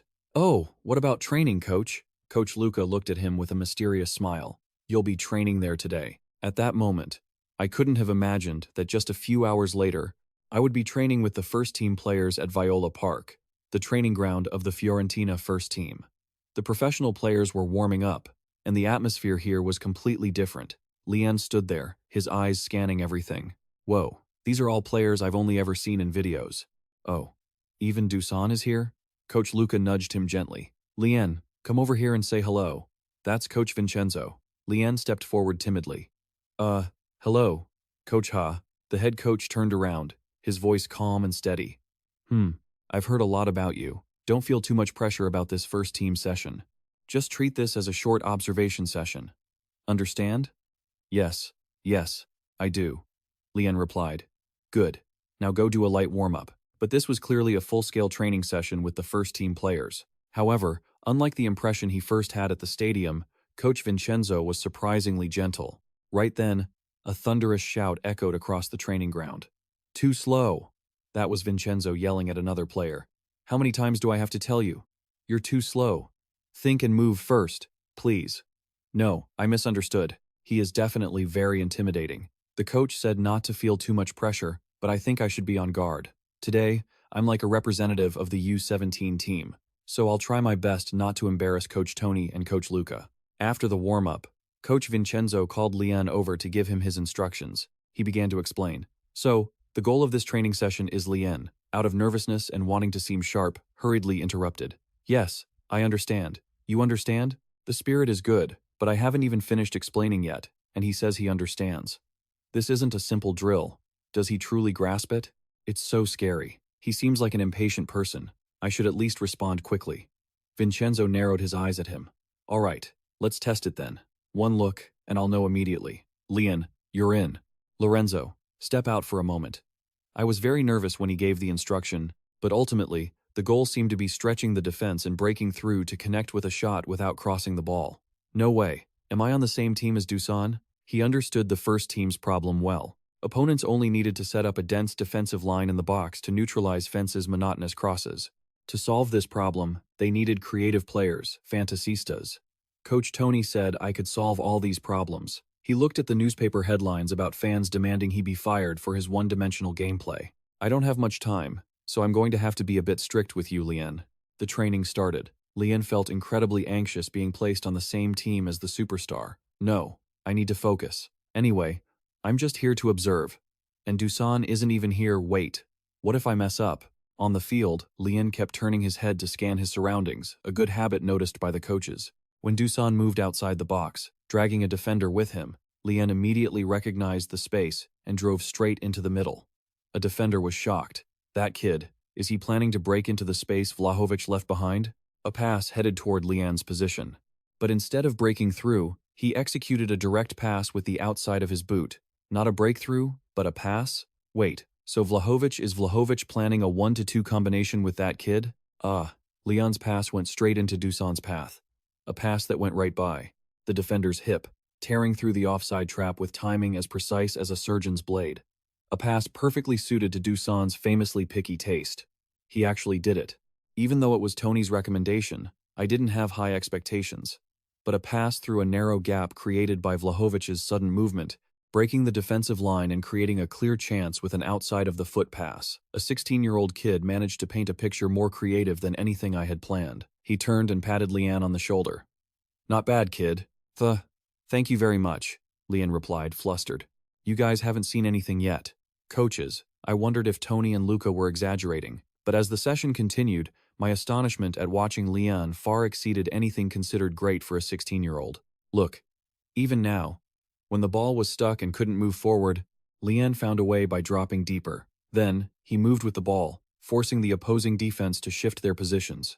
The moment a gap appeared on the front line, he slid a pass as sharp as a needle. Dusan, who previously only received lackluster passes, had finally found his partner today. The collaboration between the 16-year-old kid and the team's superstar was a beautifully unexpected sight that Florence had never seen before. That's it. That's exactly it. Lian is scratching the exact itch I haven't been able to reach for so long. He pulled out his phone and called Tony. Hey Tony, why did it take you so long to pick up? Never mind, no need to drag this out. Let's seal everything for next week. What else could it be? Since you were right, let's promote Lian to the first team. All right, today's session ends here. Thank you all for your hard work. Lian let out a sigh of relief. Phew, finally done. I hope I didn't make any mistakes in front of the seniors. He walked away slowly. A voice called out from behind him. Lian jumped and turned around. It was Dusan Vlahovic. Did I do something wrong? While Lian had just had a fateful session with the first team, a heated argument was taking place at the U17 training ground. Coach Tony, the head of the U17 team, was vehemently opposing the decision from the first team. Starting next week, you say? Isn't it a bit too early? There's still so much to teach him. He's not ready. I need to keep him with me for a while longer. From the other end of the line, Coach Vincenzo's voice cut through, pushing back against Tony's complaints. Why not? Don't be unreasonable. I'll teach him plenty more while he's here with me. Back on the first team training pitch, just as the session wrapped up, Lian was still frozen in place, stunned by the presence of Dusan Vlahovic. He hadn't paid much attention to the first team, thinking it was a world too far out of his reach. But after that talk with the coach, he'd grown curious and started looking them up. And there was one player who dominated almost every highlight reel. A player whose name the crowd would chant even when no goals were scored in the matches he watched live. The team's star, Dusan Vlahovic, was standing right in front of him now, with a surprisingly intimidating expression. Had he made some grave mistake? Dusan Vlahovic took a step closer and spoke. Why couldn't you have been born 2 years earlier? Lian was completely bewildered. If I had been, we could have already made it to the Champions League. The Champions League? Lian gave a small, nervous laugh. Well, regardless, I like you. Get up to the first team quickly, yeah? With that, he turned his back and walked away, leaving Lian stunned. Ah, I'll do my best. Coach Luca walked over and patted Lian on the shoulder. Wow, Lian, you're pretty good, huh? Do you even know who that was? Luca explained. Dusan might look like a target man, but his real strength is his movement and his link-up play. He's been receiving nothing but poor crosses lately. You can only imagine how frustrated he's been. But looking at his expression today, I think he really liked the way you passed to him. Lian hurriedly waved his hands, responding modestly. Oh, that's just because Dusan moved so well, right? The way he moves in the box, the way he suddenly breaks away, tearing through the defense at the perfect moment. All it takes is one well-timed pass, and it's a goal. I didn't really do all that much. Luca smiled. Looks like you've learned a lot after just one match. It's not easy getting a compliment from a top-tier star player like that. You can hold your head up high. Just then, Coach Vincenzo ran over to Lian. He rushed right up to Lian, panting heavily, and suddenly grabbed his shoulders. What's going on, sir? Lian asked, startled. How much do you weigh right now? 2 months ago, I was around 63 kilograms. And your height? It's 176 centimeters. Then let's measure you right now. Vincenzo dragged Lian away, clearly excited. The remeasurement showed that Lian was now 177 centimeters tall and weighed 66 kilograms. Are you serious? That guy Tony lied and said the kid was 60 kilograms when he's actually 66? Well, anyway, if the kid grew 1 centimeter and gained 3 kilograms in 2 months, you could say he's still in a growth spurt. Now he understood why Coach Tony was so angry.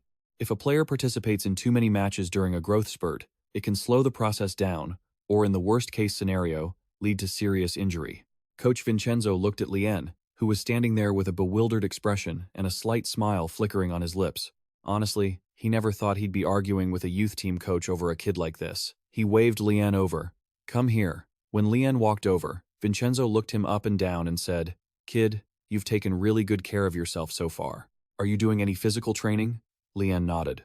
Yes, I've been training with the coach. Well done. Vincenzo nodded in approval. How many meals do you eat a day? Lian hesitated. 3 meals, sir. 3 meals is fine, but you probably need some extra nutritional support. He began offering specific advice. Focus on white-fleshed fish instead of meat, and try steaming instead of frying or grilling. Out of nowhere, he remembered the stewed fish with mayo sauce his dad used to make.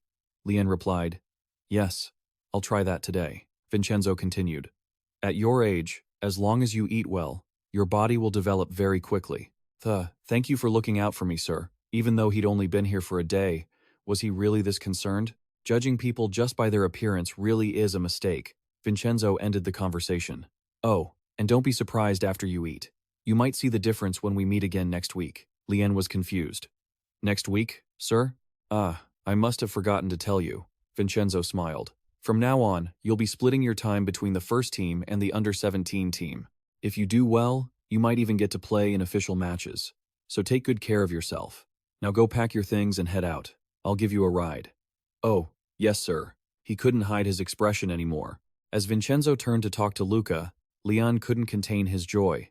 Lian was exactly the kind of talent the team needed right now. He's so cute. Where on earth did a treasure like this come from? As he walked, his mind drifted. White fish. Yeah, I got it. Maybe I really will get to play in a first-team match. I have something to brag about to Jiu now. The scene shifted to Coach Tony's office. He had just finished his call with Vincenzo. On the phone were the strict conditions he had laid out for Lian joining the first team. Only 1 match per month, limited playing time, no aerial duels, and absolutely no pressure regarding results. He sighed, looking off into the distance. Good grief. Even though this is good news, why do I feel like this? Is this what it feels like to marry off your daughter? At that moment, Lian called Jiu, his voice full of panic. Jiu, something huge happened. On the other end of the line, Lian was practically screaming. It burned. It burned. Everything burned. A perfectly prepared, colorful lunchbox. At the Viola Park training ground, Lian was holding this work of art in his hands. Coach Vincenzo happened to walk by, his eyes stopping on it. Oh, that looks nice. Very nice. He stepped closer. Lian was startled. Coach Vincenzo looked at the lunchbox, thinking to himself that it was a perfectly prepared lunchbox. He looked at Lian with a teasing glint in his eye. "Did your girlfriend make that for you?" Lian immediately waved his hands, his face turning bright red. "Ah, what girlfriend, sir?" Vincenzo smirked. "Why so shy?" "I heard all about it from Coach Tony." Lian had only one thought in his head at that moment. "Good grief, it's Coach Tony again," he tried to explain. "She's not my girlfriend, she's just a friend." Vincenzo patted him lightly on the shoulder. "Yeah, I get it. Just a friend prepared a lunchbox this beautiful? Come on, just eat it." He never thought things would turn out like this. He had given up. And the story behind this lunchbox started from a disastrous misunderstanding. It was the night before, after Lian's panicked phone call, when Ju had rushed over to his place like a hurricane. "Lian, Lian, Lian," Ju shouted, running straight into his house. "Are you okay? Where's the fire?" Ju asked, filled with worry. "I can still smell the burning." Lian scratched his head, looking guilty, and pointed toward the kitchen. That it's this." He held up a pitch-black, charred object that was completely unrecognizable. "What is that?" Ju froze. A second later, veins popped on her forehead. "Are you trying to get yourself killed?" "You said there was a fire," Lian pouted. "I just said it was all burnt." She had hung up out of nowhere and rushed over here. He didn't even pick up when she called back. Ju thought to herself that she must have been in such a hurry she didn't even bring her phone. She let out a sigh of relief. "Phew, I really thought there was a huge fire." Then she looked down at his feet. She had been in such a rush, she didn't even bother putting on socks. "Man, suddenly I feel guilty," she thought. "But what on earth is this? Did you grill your soccer cleats or something? You call this food?" Ju screamed when she realized it used to be white fish. He explained that his coach told him to gain weight and gave him a meal plan. Rue just lifted her chin, acting smug. "Now do you see how amazing this lady is? What did you say? Come on, say it." "Yes, miss. Go, get lost, get out of here." After being teased and bullied for a while, Lian finally muttered it out. "Yes, miss. Oh, miss. Ha, that's right. Our Lian is such a good boy. It's strange. I'm not like this when I'm out there. But I have this feeling like I can never win against her." Rue suddenly asked. "But why do you suddenly need to gain weight?" Lian realized this was it, the moment to brag a little. He cleared his throat. "Well, I'm starting to have to compete with the older guys." Older guys? It was a bit embarrassing to say out loud, but he had been promoted to the first team. The coach said he was no longer at the same level as the kids his own age. That's insane. "Lian is amazing," Ju cheered. She looked at the pile of burnt food on the table, then back at Lian. "You said you need to gain weight, right? Your meal plan is my responsibility from now on." And that was why Ju had prepared a lunchbox for him. "I feel guilty, but I'm also really grateful." Lian thought while eating, then suddenly choked. Water, water. Right then, his phone rang. It was Coach Tony. "Coach, I need to take this call for a second." "Go ahead," Vincenzo replied. After a moment, as Tony was asking how he was doing, Vincenzo snatched the phone away. He yelled into the phone, "Why are you bothering the kid? Lian is eating, so I'm hanging up." Beep. He hung up ruthlessly, leaving Lian stunned and Tony furious on the other end. Lian's schedule became packed. Wednesday practice with the first team, Thursday with the U17 team, and then an away game against Furuma FC. Furuma was the fourth-ranked team, known for their solid defense. Lian's role in this match was extremely important, and strangely, he didn't feel a single ounce of tension on the pitch, because, to be honest, he was thinking about how their defense could be so incredibly loose. From the sidelines, Coach Luca remarked that even though it was only for a short time, the boy had been observing the defense of the seniors on the first team, so perhaps he felt that the U17 level was just too loose. And thanks to that, Lian put on an incredible performance. He scored one goal, then a second, and completed a hat-trick in the first half alone, his first hat-trick since arriving in Italy. Today, football felt unbelievably easy. He thought to himself, after the first half, Coach Tony subbed him out. "Lian, you did great. That's enough for today." He paused for a moment before continuing with a serious expression. "Oh, and don't be too surprised. There's something I need to tell you." In Vincenzo's hand was the first team squad list for the upcoming match against Genoa, and listed among the substitutes was the number 20, Lian, October 24th, 2021. Inside the Fiorentina first-team locker room, Lian's heart was pounding. "I can't calm down today. I finally got my name on the first-team list and made it to the stadium. Of course, I'm not a starter, but my heart is beating so fast that I can't hear a single instruction from the coach. The coach said that just feeling the atmosphere on the bench is enough, so there's nothing to worry about, but I can't stop worrying. Once I step through that door, won't the fans filling the stands be waiting with roaring cheers? Even if I get a chance, can I really run out there and play? No. What am I worrying about? I probably won't get subbed in, right? While Leon was muttering to himself, a deep voice rang out. What are you mumbling about all by yourself? It was the AC Florence captain, Cristiano Biraghi. Let's go, kid. Yes, Senior Cristiano Biraghi. Leon startled. That's right, I need to calm down and clear these worried thoughts, he told himself. Keep your head empty. Serie A Matchday 9, the game between Firenze and Genoa. As they stepped out of the tunnel, a sea of people and a wall of sound hit them. Wow. Wow. Ju and Leanne's father were overwhelmed. The first team matches really are different. The cheering is no joke.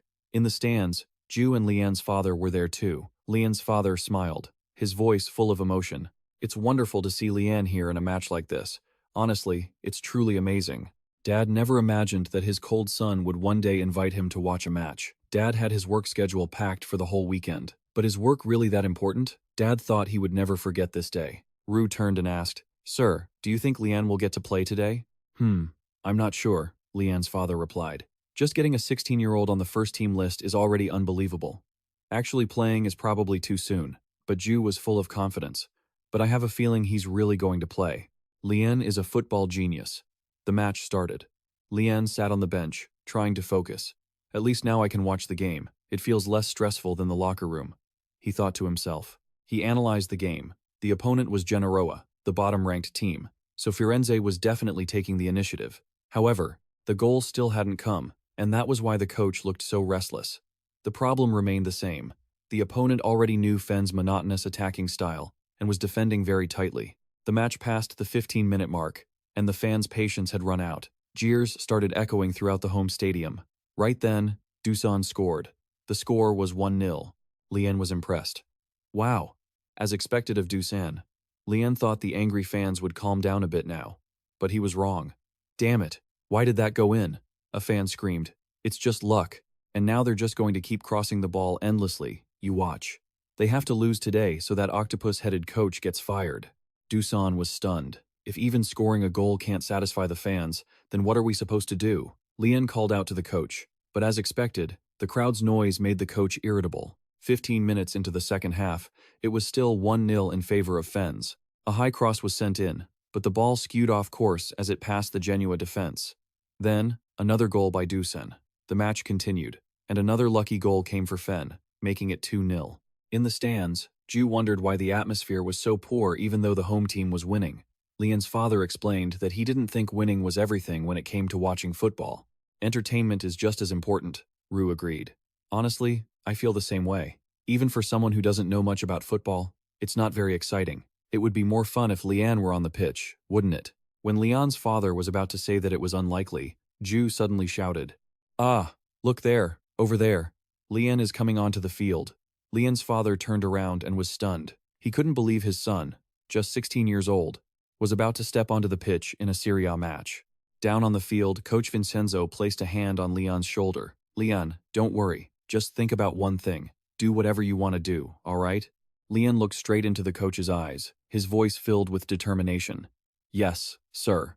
As Leon prepared to step onto the pitch, Coach Vincenzo leaned close to his ear to give his final instructions. His voice was authoritative. Even if you lose the ball, misplace a pass, or miss a shot, I won't say a word.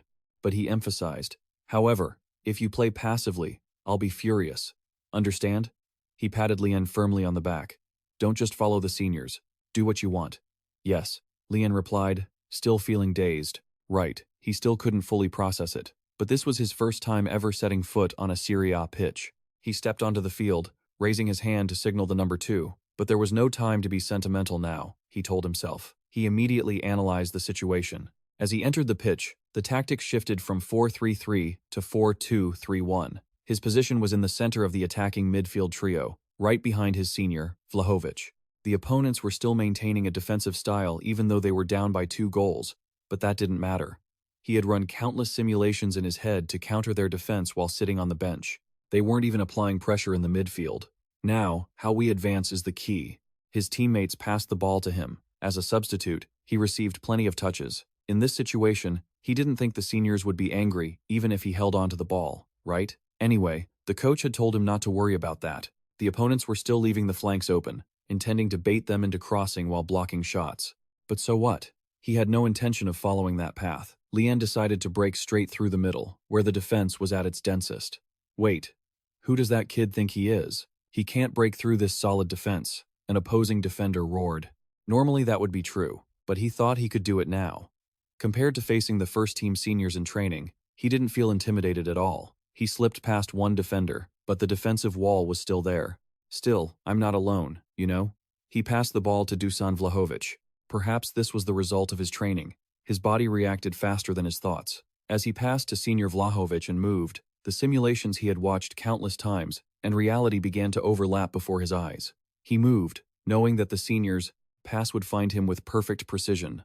The ball arrived at his feet again. He passed back to Vlahovic and kept moving. He had calculated it beforehand. He could shoot directly, but there was also a chance he would deliver a defense-splitting pass again, just like in training.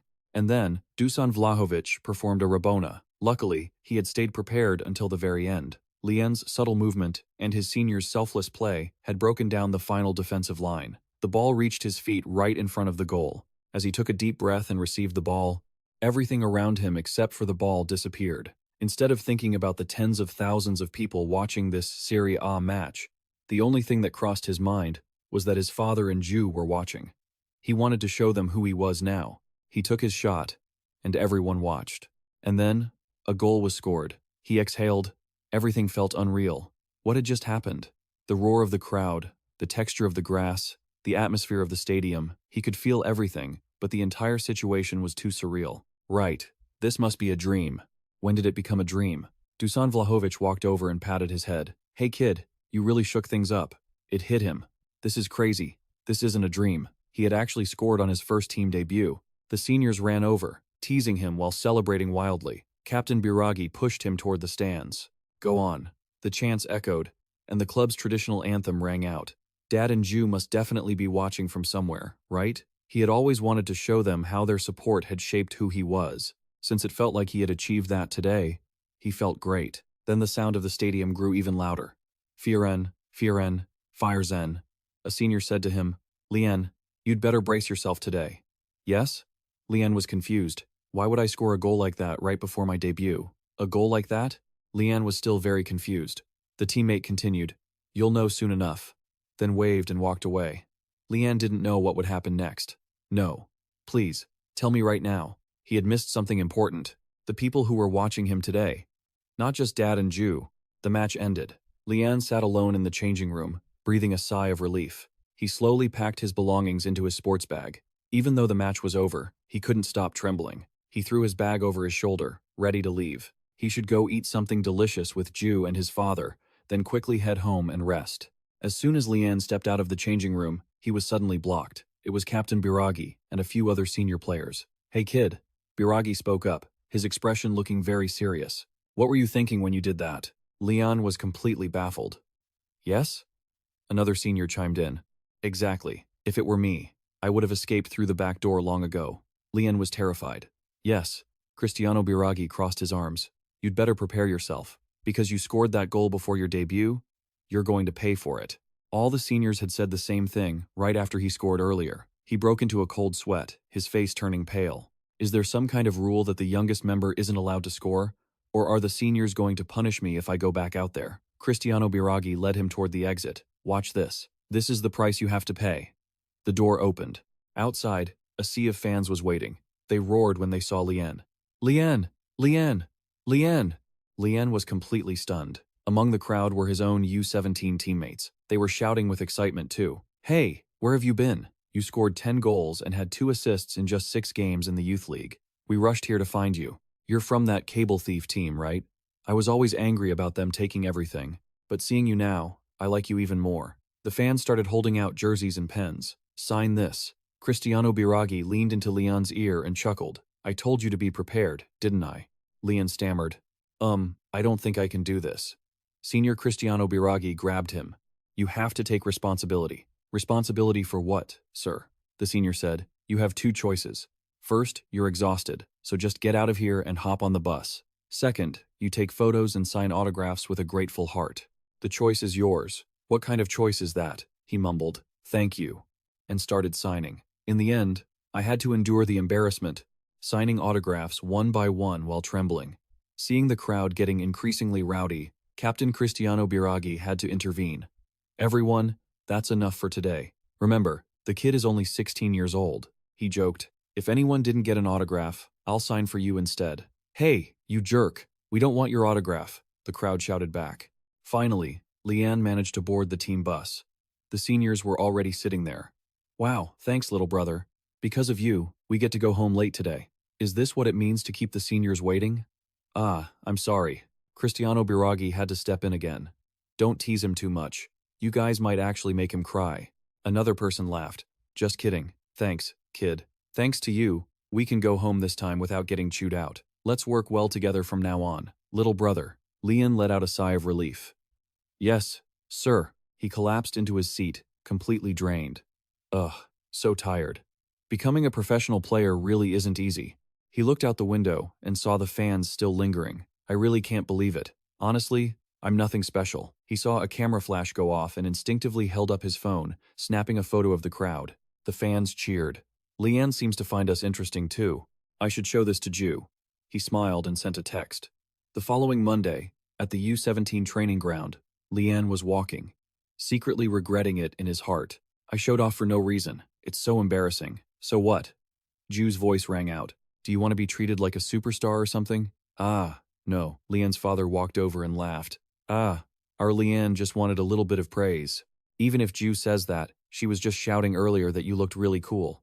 Mom, when did I do that? Jiu blushed. His father continued. When you were subbed in, and when you received the ball, and when you passed. Enough. Enough. So it really did happen. Yeah. Just then, a booming voice echoed across the training ground.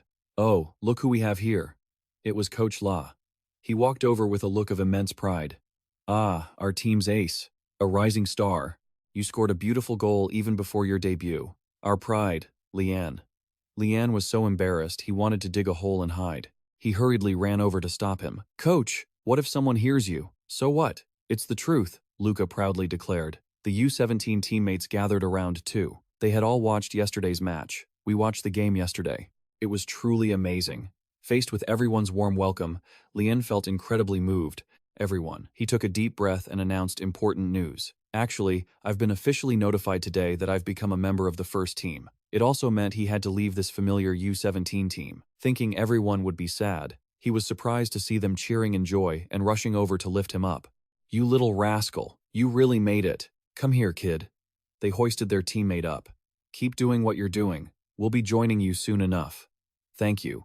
Yes, we'll definitely meet again. Bruno, an old teammate from Juventus, stepped closer. Leanne, you're a true genius, you know that, right? No, what am I? Leanne hurriedly denied it.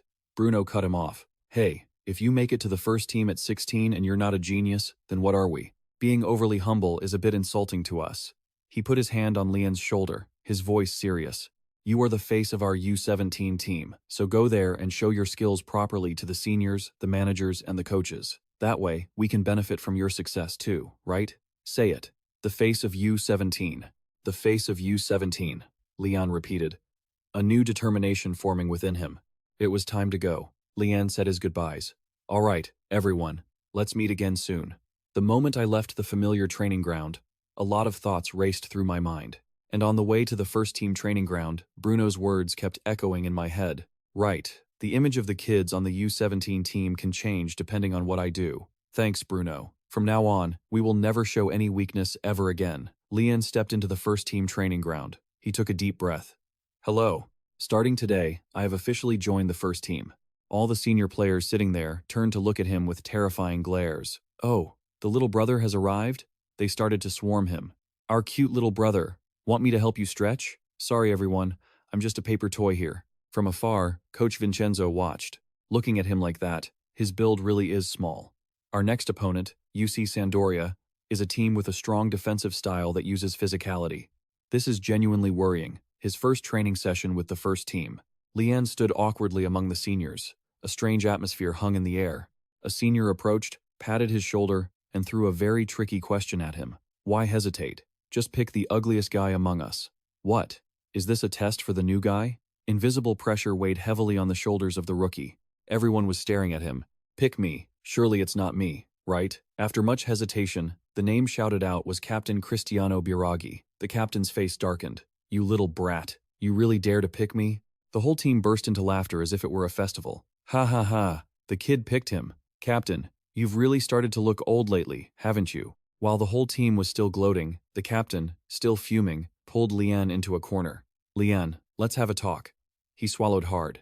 "It's over. This time, I'm really done for." But no, the captain wasn't angry at all. He simply explained that they were just joking around, trying to get closer to him. Then, he turned back and shouted at the whole team, "Shut it and get back to training." Huh, so the captain is the cold on the outside, warm on the inside type. The captain turned back, placed a hand on Lian's shoulder, and offered some advice. "Everyone here is a little bit crazy, but they're all serious about football. You just need to train hard, got it?" "Yes, Captain." In Lian's eyes at that moment, Captain Cristiano Biraghi might not be the best at leading with words, but he is the definition of a captain, always leading by example, and giving his all. And then, the craziness the captain mentioned began. "Hey, why did you pull my shorts down? You pulled mine first. Welcome to the first team, a place where professional skill and maturity are two parallel lines that never meet." The chaos unfolded right before Lian's eyes, and the captain could only sigh. "Be careful, Lian. Don't let their madness rub off on you." Lian just nodded, but in his head, he thought, "But Captain, you don't look any different from them." The whistle blew, and the training session officially began. That was when Lian realized the captain's words were true. There was no more joking around. On the pitch, no one called him the rookie or kid. They only focused on the ball, defending and blocking Lian. It meant they didn't see him as a child on the field, and the harsh truth hit him immediately. Yeah, in a one-on-one duel with midfielder Riccardo Saponara, who was physically much bigger, Lian was sent flying without mercy. He told himself that no matter how hard he tried, he couldn't beat him. A question popped into Lian's head. For players with similar or even smaller builds than his, how could they survive in these physical battles? But a player's pride didn't allow Lian to back down. He stubbornly lunged into the physical duels, but the result remained the same. Yeah, technique, strength, experience, the gap was absolute. The young man persisted in a pitiful way, but Riccardo Saponara only needed a light shoulder nudge. "You're still green, Lian." "Ah!" Lian was sent flying once again. "Ha ha ha!" Riccardo Saponara's laughter echoed. To him, Lian was no different from a toddler learning to walk. Damn it, is he a wall? Finally, after failing to win a single duel, Lian was completely exhausted. He collapsed onto the grass as his teammates crowded around. Hey, the baby is dying. Someone give him mouth to mouth." Suddenly, a smaller figure stepped closer. "Already wiped out after just one session? You okay?" It was the Uruguayan defensive midfielder, a player famous for his excellent defensive skills despite being only 1.68 meters tall. Lian looked up and asked his senior, "Does your position require a lot of contact? How do you handle it with your build?" Lucas Torreira rubbed his chin, deep in thought. How do I put it? Actually, I'm not really good at these physical brawls." A defensive midfielder who isn't good at physical brawls? That's hard to believe. But you're still an Inconchita. Contact is unavoidable. That's true. Lucas Torreira shrugged. So, if I feel like I'm about to lose, I just lie down. Referees tend to favor smaller players anyway. A clever dive and a foul called against the opponent. A philosophy of football that was as pragmatic as it was ruthless. Lucas Torreira continued his lesson. It's not about tricks. It's about being smart. Why bother getting into a brawl with these giants? He pointed at Riccardo Saponara. "Hey kid, do you know David Silva?" "Oh, I only know the name." "Good heavens, a generation that doesn't know David Silva is already in the first team?" Another senior exclaimed in shock. Lucas Torreira explained that David Silva was only 1.7 meters tall, but even the fiercest defenders in the Premier League couldn't stop him. He handled the ball well, moved a step ahead of everyone else, and his judgment was lightning fast. Because of that, he rarely got dragged into physical battles. The other teammate looked at Lian and Lucas Torreira and dropped a comment. Sounds like you're talking about our little rookie here, doesn't it?" "Huh?" Lian jumped in surprise. Lucas Torreira nodded in agreement. "No need to be surprised. When I practiced with you, I had the same feeling." At that moment, he felt like David Silva was standing right in front of him. Lucas Torreira looked straight into Lian's eyes, his expression serious. "I'm not kidding. You have that kind of talent. You can definitely reach the top. And you're even taller than David." He put a hand on Lian's shoulder. "Don't be obsessed with your weaknesses. Focus on your strengths. Got it? Focus on my strengths?" Lucas Torreira's words hit Lian like an electric current running down his spine. From afar, Captain Cristiano Biraghi kept watching. He knew Lian was struggling. He saw him trying to take the hard path, stubbornly trying to force physical duels, when there was an easier way. He hoped Lucas Torreira's advice would help, and it did. Lian stood up, his mind completely clear. That's right. He's right. Why did I try to force myself into a disadvantageous fight from the beginning? Just play the way I've always played. An awakening. A turning point. And then, the monster was unleashed. Lian stopped trying to engage head-on. Instead, he started doing what he did best. Focusing on what he could do, he constantly moved, searching for space with his wide tactical vision. The first-team seniors were completely caught off guard.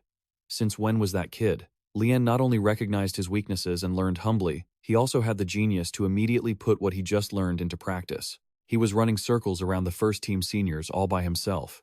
On the bench, the coach of Florence smiled with satisfaction. Our round 10 opponent, Sampdoria, is a very physically strong team. At first, I hesitated to let the boy play because he might struggle. He watched Lian flying across the pitch, but thought that letting him face this challenge would give him experience worth many times over and help him mature quickly. Let him go out there and gain all the experience he wants. The coach clenched his fist, his eyes burning. Show them how you will dominate Serie A. Meanwhile, at a press conference elsewhere, Coach, in the last match, Florence fielded a 16-year-old rookie. Do you have anything to say about this new attacking option? Roberto D'Aversa, the coach of Sampdoria, sneered. 16 years old? I don't know who he is, but I hope he doesn't show up in our match. Is that a warning? The opposing coach leaned back, flashing a condescending smile. No, it's just that we don't want to hurt a 16-year-old kid. And on Fen's official team sheet for the upcoming match, at the attacking midfielder position, wearing number 20, the name Lian was standing tall, ready for his debut in Serie A. The provocation had been laid out, and the answer would be settled on the pitch. Before the match against JG, in the team's lounge, Lian was scrolling through his phone. Friends fans were eagerly awaiting the rookie. He had impressed them during his 20 minutes in the 10th round, and the person sending him these news clippings was none other than Jiwoo. He wondered why she kept bombarding him with articles like this. Clearly, he had told her to learn Italian through other methods. But what bothered Lian more than anything was the opposing coach's comment. We don't want to hurt the boy. A threat perfectly disguised under the mask of concern. Lian texted back to ask Jiwoo, but she completely ignored it and continued on her own topic. That's just like her. Suddenly, a senior player poked his head over. Oh, Lian, so you're a real man, huh? A girlfriend? Lian jumped, hurriedly denying it. No, it's not like that. But it was too late. The whole locker room erupted like a marketplace. Hey, the youngest has a girlfriend. Got a photo? Show us. He could only sigh. These seniors were even more terrifying than the opposing team. And then, his second match in Serie A officially began. Sampdoria faced Fiorentina. Just like before, he started the match on the bench. From the sidelines, Lian observed intently. Contrary to the coach's fears of a rough opponent, the game on the pitch was surprisingly calm. Perhaps because his own seniors were no pushovers themselves. Both sides were just feeling each other out. Even so, the opponent's defense looked incredibly solid. They played in a 4-4-2 formation, heavily focused on defending the midfield. A solid fortress, where even a 6'3" striker like Vlahovic looked small. The first half ended in a stalemate. As Lian was preparing to head into the locker room with the team, the coach called him back. Lian, stay on the pitch and warm up. Yes, he was going to be subbed in at the start of the second half. Warm up quickly. The coach is about to blow a fuse, an assistant urged. And just like that, the opportunity came sooner than expected, the chance to crush the arrogant ego of the opposing coach. From within the tunnel, the roar of the team echoed. Focus up. It's starting. The electronic board lit up. Number 14 out. Number 20 Lian in. The score was 0-0. Unlike the last time he came on when the team was leading, this time the pressure weighed heavily on his shoulders. He told himself the coach's decision was meant to change the flow of the game. His role was the bridge between defense and attack, and he had to quickly switch states. Stay calm, just do what you can. And as soon as he received the ball... what was this? The movement of the opposing defense was completely different from the first half. They were pushing their entire formation high to apply pressure, but Lian smiled right. No need to panic. Pushing the formation high also meant the vast space behind the defensive line had been exposed. Space, if he could sneak into that gap first, everything would become much easier. Just like in practice, he would one-touch the ball and move quickly. To do that, he needed to turn and observe the front. But before he could even do that, an opponent lunged in from his blind spot. A scream rang out. Crash! An extremely powerful, brutal hit from behind. Lian was tossed into the air like a rag doll. The sky, he looked up, then collapsed onto the grass. This collision was more than just a clash. It was a targeted hit, a direct strike to his back, and the pain radiated throughout his body. This feeling was completely different. It wasn't in the same league as the impacts he faced while training with his seniors. But if he backed down here, everything would go exactly as that coach had said. No way. Lian gritted his teeth and stood up. Strangely, his chest wasn't boiling with anger, it was burning with excitement. The referee ran over and pulled out a yellow card to warn the opponent's number 12. A warning? The other player shrugged, appearing indifferent. But Lian's seniors didn't see it that way. Ricardo Saponara rushed over, his face murderous. What the hell did you just do? So what? Your teammate is just weak. The guy sneered. You dare touch our youngest? Calm down. Another teammate intervened. The captain approached Lian. Move aside. Kid, let us handle this. Hey, you're dead today. Number 12. His teammates were livid. Our youngest said he's hurt. From now on, no need to hold back. Crush them. Lian suddenly felt a bit guilty. I think it only hurts a little bit. He only said that, but the pain had almost completely vanished.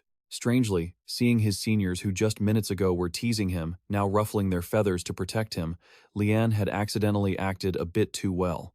Another giant shadow approached. It was Nikola Milenkovic, the Serbian center-back, a true physical monster. He glared at the opponent, his eyes sharp as knives. You're dead if I catch you. Number 12 swallowed hard. Lian suddenly felt truly relieved. He was so lucky to have teammates like these. The referee allowed the match to continue.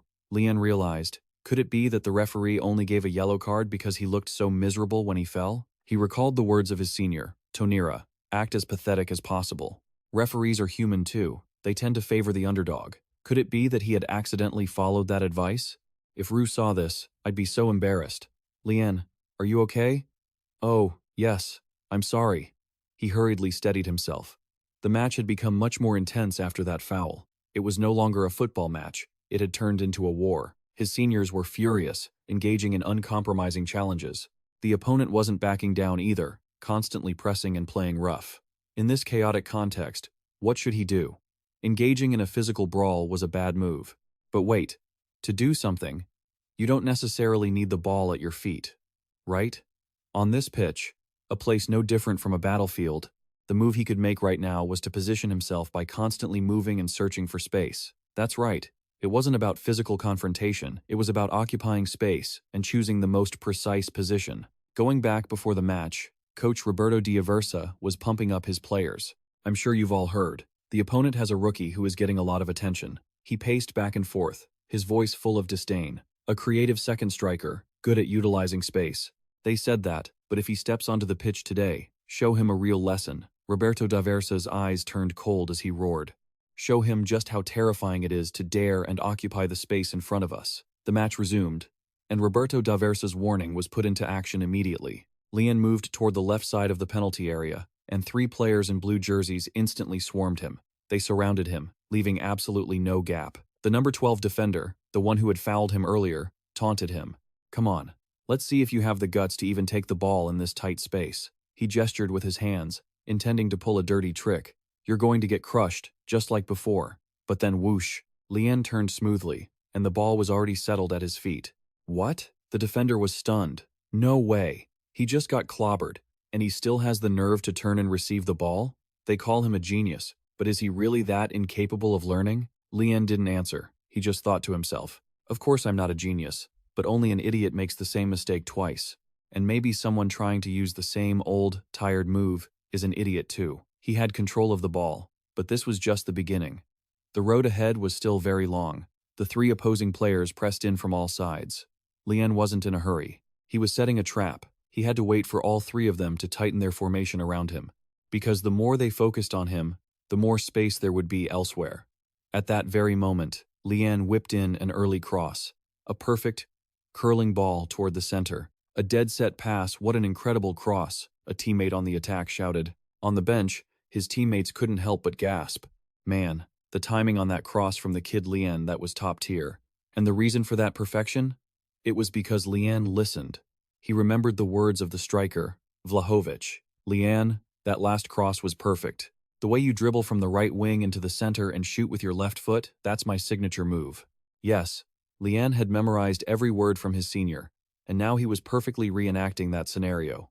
He knew this was Vlahovic's favorite spot to finish. He knew that if he just delivered the ball there, his senior would handle the rest. Lian held the ball to kill time, intentionally provoking his opponents. The left side, huh?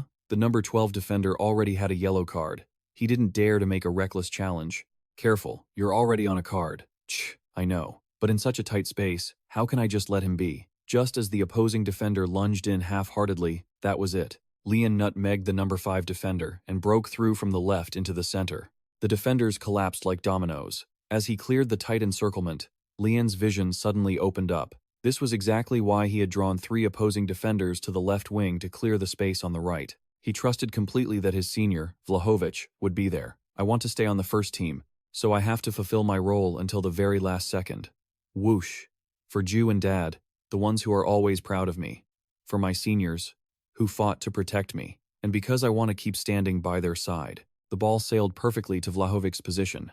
An opposing defender tried to chase him down, but it was too late.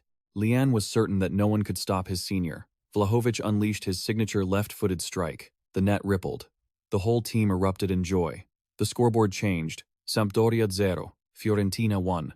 After the goal, the momentum shifted completely. His seniors were like a pack of predators, surrounding him to protect him, giving him space to play. Lian could now play much more boldly. The giants of Sampdoria, the ones who initially made him afraid, didn't look so scary anymore. Furthermore, number 12, who had been tasked with marking him, didn't dare to challenge aggressively because of his yellow card. That forced the Sampdoria defense to collapse toward Lian and Vlahovic, and that was a fatal mistake. They're too focused on Lian and Vlahovic. A Fiorentina player realized. The center is completely wide open. Lian smiled. Kim Jiwoo, are you watching? I told you, it's not me. It's the opposing coach who's the one who needs to be taught a lesson. Lian sent a pass back to the second line. What a pass. The shorter senior, who had given him advice on receiving the ball, fired a thunderous long-range shot. The ball flew straight into the net. The match ended. Beep, beep, beep. The final score, Sampdoria 0, Fiorentina 2. Lian breathed a sigh of relief. We won. 2 assists in the second half and a sweet victory. Surely Jiu won't scold me this time. Great job, kiddo. But before he could enjoy it for long, his annoying seniors returned. They ruffled his hair and tugged at his ears. Hey kid, you're tougher than we thought. You knew we'd have your back. So you acted all tough, didn't you? Now that the match is over, you're acting like a puppy again. Lian just stayed silent. All right, stop teasing the kid.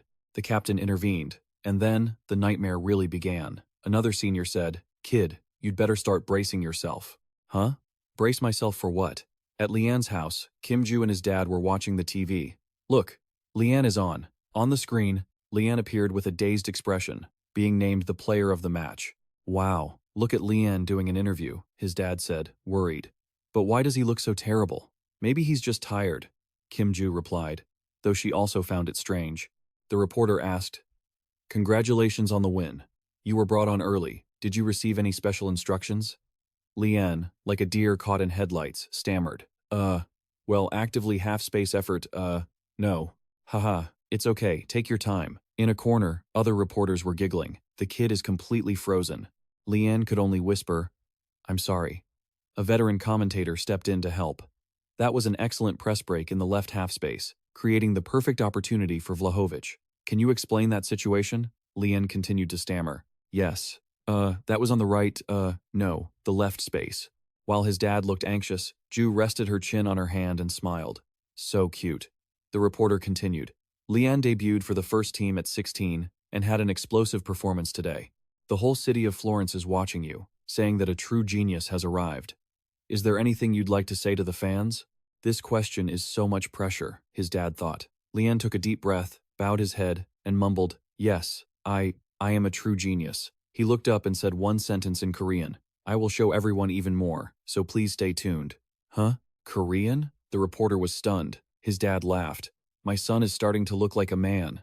I thought he'd say something profound. Turns out he was just saying that for the girl, Jiu. Jiu, however, was annoyed. Say it in Italian again. I didn't understand anything. Lian. The reporter asked the final question. Who is the first person you think of right now? Lian panicked. Well, let's see. He blurted out. My girlfriend. The reporter immediately seized the opportunity. Wait, so you have a girlfriend now? Your female fans are going to be heartbroken. Come on, give her a shout out. Tell her you love her, the crowd roared. Lian panicked. No, she's not my girlfriend. But he scratched his head, his face turning beet red. Thank you for always supporting me. Lian cursed himself under his breath. I've lost it. Because he was so stressed, he'd accidentally admitted that Ju was his girlfriend. That concludes the interview with player Lian. Lian froze, his soul practically leaving his body. How am I supposed to look Kim Jiwoo in the eye tomorrow? Meanwhile, at Lian's house, his dad was breaking out in a cold sweat. Oh no, I have to protect my boy. Beside him, Ju turned, her eyes filled with murderous intent. Sir, what did Lian just say? The next day, a sharp voice rang out. Ju stood with her hands on her hips, glaring daggers at Lian. Why would you say something so ridiculous? He stammered. I what? Ju snapped. Your dad told me everything. That after the match, during the interview, you called me your girlfriend. Leon went numb. Oh heavens, no, Dad, you sold me out. Leon's spirit faded away, and he stood there like a statue. Seeing this, Ju asked, Leon, have you turned to stone? But then, her tone turned devious. Our Leanne must really like me, since you went around bragging to everyone that I'm your girlfriend, right? Leon's face turned bright red as he stammered. It's not, what? He suddenly yelled, denying it completely. That was some crazy guy. The person you interviewed yesterday wasn't me. What are you talking about? Hey. With that, Leanne turned and sprinted away for dear life. Stop right there. We were supposed to go together. Ju chased after him, but then she suddenly stopped. Wait a minute. This is a good thing, isn't it? Thump. Ju slammed right into his back. Hey, why did you stop so suddenly? I almost fell. Are you okay? No, I'm not the one who should be asked that. You are. Leanne was confused. Even though she knew what he said in the interview, why wasn't Ju angry? A big question mark hung over his head. At the team's training ground, Leanne stood on the scale, his face grim. How is this possible? I'm eating 5 meals a day, 67.6 kilograms. 177 centimeters, he'd only gained 0.1 kilograms. He turned to the medic and asked, Is the scale broken? That's impossible. Don't worry about nonsense. Go get ready for practice. Leanne trudged away, his mind full of thoughts. After that last match, I really want to grow up. Physically, I have to eat more to get big fast. He remembered the scene on the pitch, because in the last match, he had been a burden that needed protection. It was because of him that the seniors had to get into an unnecessary fight. They had to work even harder during the match. Even though he was grateful, he also felt incredibly guilty. I want to gain weight, but it's not easy. He walked along, stuffing a granola bar into his mouth despite having already eaten 5 hearty meals prepared by Ju. And mentally, I want to learn the calmness of my seniors. And of course, the aftermath of that legendary interview didn't stop with Ju. He had let it slip. I really am a genius. Just you wait and see. And so, from the neighbor next door to the fruit vendor in the plaza, everyone recognized him and cheered him on. This feeling was truly something to be grateful for, incredibly grateful. But he had also witnessed the dark side of it. Fans are a terrifying existence. When the home team plays well, they praise you to the heavens. But as soon as you slump a little, the jeers and insults start immediately. Hey kid, get lost. You're a fake genius. I bet he bribed the coach. This pressure is no joke. Hey little one. As he was lost in thought, the 2 troublemaking seniors appeared. Forget the greetings. You tell me if a hippo and a rhino fought. Which one would win? A question that couldn't be more brainless. Leanne looked blank. Hurry up. Hippo or rhino? This is a matter of honor. Ah, how would I know something like that? Leanne panicked, but then he thought to himself, here we go again. Even though there was a difficult away game coming up, the seniors could still casually talk about such random things. I really want to learn this kind of composure. A hippo? He replied weakly. You want to die! Both of them roared in unison. But even with all the nonsense, in the end, only training is the path to growth. I have to focus all my effort today. Maybe I'll get to be a substitute in the match against Roma, Leon told himself. He was determined to train hard, hoping to catch Coach Luca's eye. And then, at the end of practice, Leanne stopped. Wait, come here a second. The head coach's voice rang out. The coach explained a few things to him. So, for this reason, you will be starting in this match. He patted his shoulder. Don't worry too much. It's late now. Go get some rest. Leanne stood alone on the pitch, trying to digest what he had just heard. Tomorrow's away game is against AC Roma. They are ranked 7th. We are ranked 8th. So this is a critically important match. He looked up at the star-filled sky. Honestly, at this moment, he was no longer curious about what it felt like to be the brightest star, because even more shocking news had just hit him. Even though he never expected to be in the starting lineup against AS Roma, his heart was pounding. Match day, AC Roma's Olimpico Stadium. A real pit of fire. My first time starting, I'm so nervous. Leon felt his body weigh a ton. Coach Luca approached. Leon, are you done warming up? How's your condition? Yes, it's fine. Good. Listen, I'm going to explain your role for today again. The key to the match is their number 7, Lorenzo Pellegrini. See him? At the same time, on the opposite side, the Roma coach was also giving instructions to Pellegrini. The reason I'm giving you a defensive role today, something you've never done before, is because of that player. You must be the first one to stop Pellegrini when he drops deep to help with the build-up play. Do you understand? Leon clenched his fists. Yes, I'll do my best. The coach trusted him and gave him an important role in a big game. I have to do this. He stepped onto the pitch. The atmosphere in Rome was truly passionate. Roma.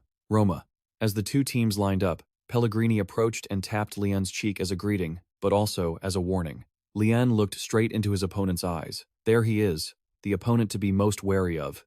Number 7. Lorenzo Pellegrini. He looked so strong. Because they played the same position, he was sure he would be compared to him the entire match. It won't be easy, but I can't afford to lose. Beep. The match started. As soon as the opening whistle blew, the opponent slowly passed the ball in their own half to test the waters, but Leon's gaze was locked onto the opponent's number 7. Fiorenza's strategy was to drop deep and defend, but Leon's mission was different. If Pellegrini dropped back to receive the ball, he would be the first one to pressure him, and that situation arrived. Pellegrini dropped back to the midfield line. This is it. Leon lunged forward like an arrow. Dropping deep to receive the ball and support the play is my style too, and he knew exactly how to neutralize it, which was to press right against his back, giving him no chance to turn. Leon pressured him successfully. Pellegrini was a bit surprised. Tisk, you're pretty fast, aren't you? Lorenzo Pellegrini is forced to pass back. Good. The defense held up. But just a moment later, Pellegrini shifts to the left wing. Leon doesn't hesitate. All right, this time I'll move one step faster. He cuts across, standing right in front of Pellegrini before the ball even arrives. He's ready to stop this play in its tracks. Wham! A wall of muscle slams into him. Leon is sent flying. He is completely outmatched in the physical duel. Damn it. I should have eaten more. He lost on pure strength. Pellegrini breezes past him easily. Leon scrambles to his feet and gives chase. It's still okay. Our defense is still there. I can do this. I can stop him. Wait, what? Pellegrini isn't passing. Is he winding up to shoot from this distance? Boom. An incredible long-range cannon blast. The goalkeeper dives in vain. The ball rockets straight into the net. The entire stadium erupts. Leon stands there, stunned. What the hell was that? Boom! The ball buries itself in the back of the net to everyone's amazement. Even the man who took the shot, Pellegrini, looks surprised. Yeah. His teammates run over, half congratulating him, half scolding him. Hey Pellegrini, wasn't that a bit excessive?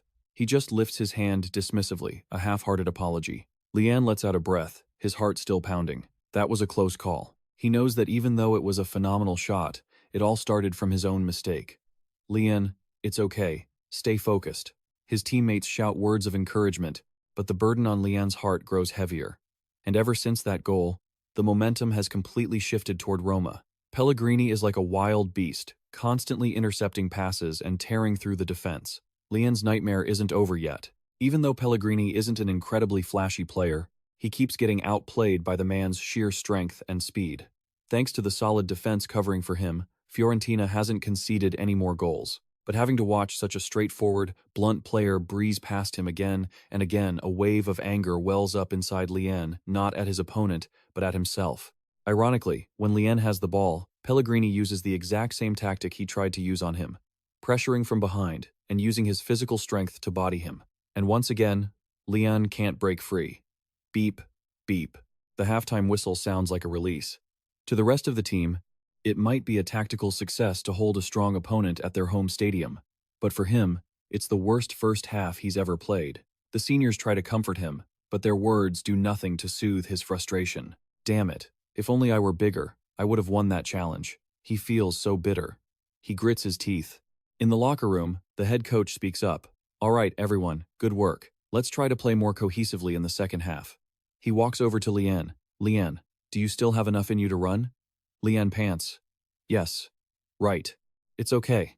If you're tired, just let me know, you hear? Pushing yourself too hard and getting injured is no joke. He pats him on the back. Okay, everyone, get ready. As the players leave the room, Coach Luca asks worriedly, Coach, Lian looks exhausted. Shouldn't you have had a private word with him? The head coach turns back, his eyes sharp. Who told you the kid is struggling? But he had a rough first half. The coach cuts off Coach Luca. This is Rome. This is his first start, and he's only 16. To call it a failure just because he hasn't scored or assisted, isn't that a bit cruel? He continues, even if you don't count those things, Lian has been constantly putting pressure on their key player. In attacking situations, he's also tried some creative breakthroughs. No need to say anything else. He turns away. But, if I had to say one thing, the coach pauses, a look of pride in his eyes. I'd tell him he's doing a great job. With that, he walks over to Lian, who is the last to head out to the pitch, and affectionately ruffles his hair. The second half begins. Lian feels his body falling apart, facing a strong team and chasing their organized movements all match long. His stamina is nearly depleted, but the home team still hasn't scored again. Calm down and think. What's the problem? He asks himself why he's so frustrated. Because he couldn't stop number 7? But is he even a great defensive player? Obviously not. Wait, so why? Why did the coach task him with marking their star player? In a flash, a light bulb goes off in Lian's head. The memory of the locker room flashes back. The assistant coach was still confused, saying, the coach said he did well, but he let number 7 pass him so many times. Lian is a defender, after all. The head coach had replied, my instruction was to press and slow the tempo, not to stop him at all costs. That pressure and the delay alone was help enough for our defense. And on the pitch, Lian has an epiphany. That's right, in a 90-minute match, you can't stop every single dribble. My job is to fulfill my role. The seniors are there to cover the rest. And yet, I was blaming my age, my physique. I've been so arrogant. What right did I even have to think I could go toe-to-toe with their star? His hunger to prove himself had gone too far. Lian, let's do this again. He shouts at himself.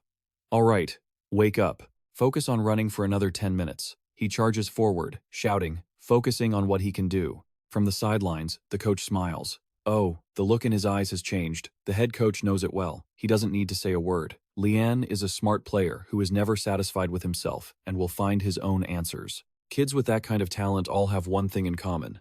They hate losing more than anything. An opponent like Pellegrini is a tough puzzle. I can give him a hint, but I'm more curious to see how much will Lian grow by solving this puzzle on his own. His teammates are still shouting words of encouragement. Lian, it's fine. Just leave the defending to us. Lian takes a deep breath.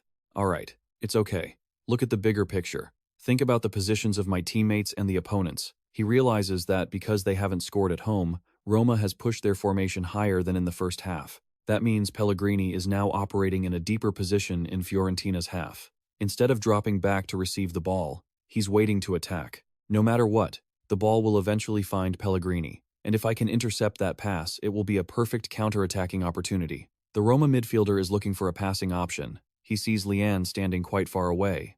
Pellegrini, damn, no space. But then, Lian intentionally slows his movement, opening up a gap. The Roma midfielder's eyes light up. Oh, a chance. The kid is exhausted. He can't keep up. That pass is a trap. This is it, the style of play I can actually do. Anticipating the play and moving one step ahead. Whoosh! Lian charges in, making a perfect tackle to steal the ball. He pushes it forward and bursts into a sprint. It's a counterattack because Roma pushed up so high, their defense is now as thin as paper. A senior teammate runs alongside him, drawing the attention of the opposing defender. No one dares to step up and challenge Lian. He's right in front of the penalty area. The last defender rushes in. Lian glances at his teammate, and the defender hesitates. That was a feint. Lian passes the ball to another senior teammate, charging in from the second line to beat the offside trap. Without a second thought, his teammate dishes the ball right back to Lian. This is a scene he's practiced with his seniors more times than he can count. He doesn't even look at the goal, just focuses on the ball. Swish. Time seems to stand still. The roar of the Roma stadium suddenly falls silent as the ball hits the back of the net. Lian kneels down to celebrate.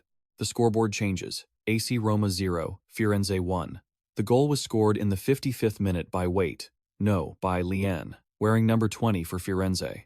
The media dubbed him the next emperor of Rome, heir to the legacies of legends Francesco Totti and Daniele De Rossi.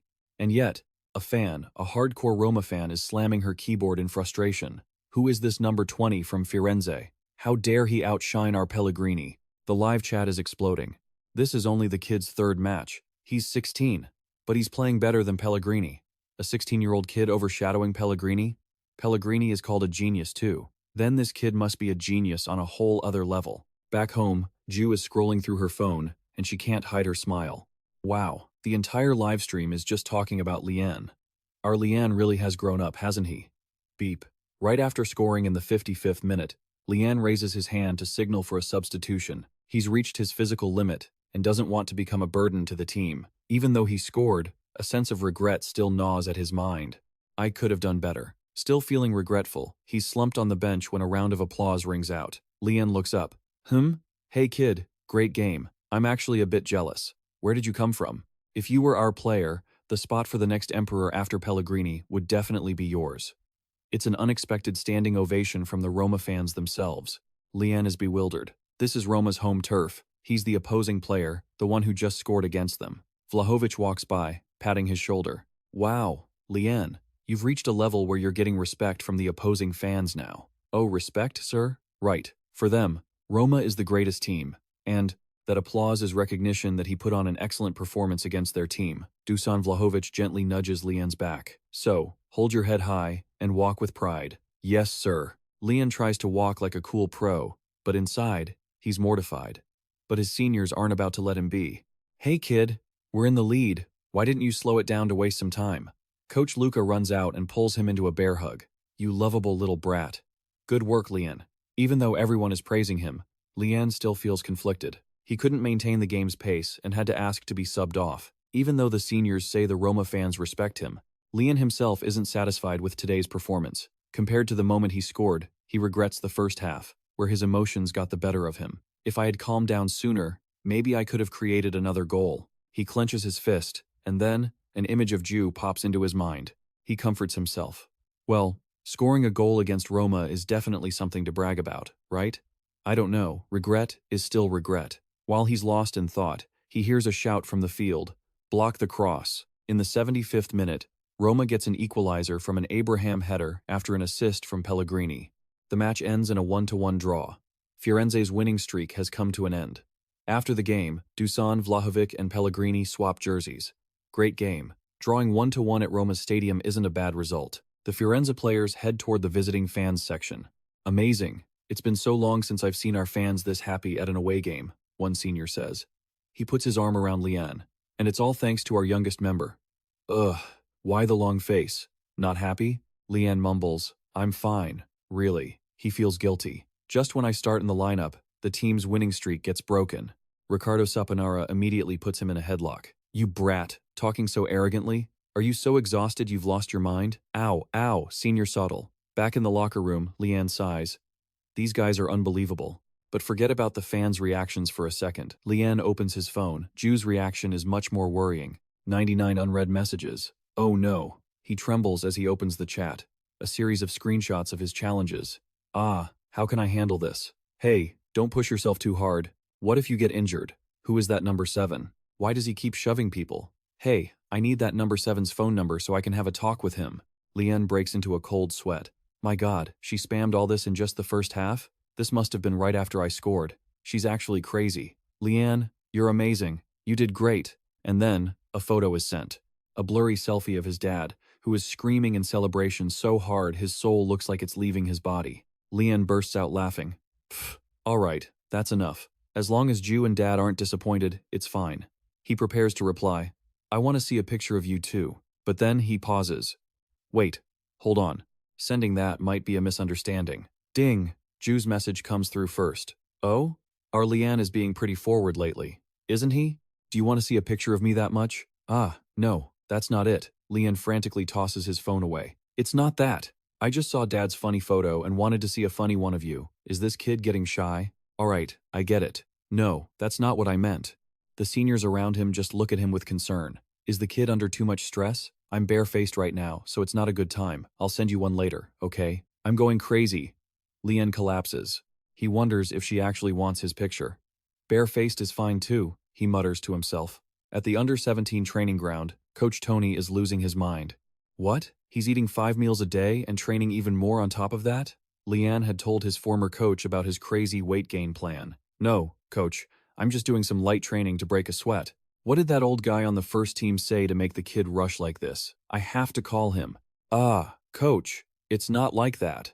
After the match in Rome, Lian returned to visit the under-17 training ground. Don't worry, teacher, everyone treats me well. I'm just worried you're lonely, Coach Tony tells Coach Luca. Coach Tony turns to Lian. Is your physical condition okay now? Yes, sir. Listen, you're doing great already. You don't need to force yourself on that diet. You're still growing. Pushing to gain weight too fast makes you prone to injuries. Lian realized the coach was right.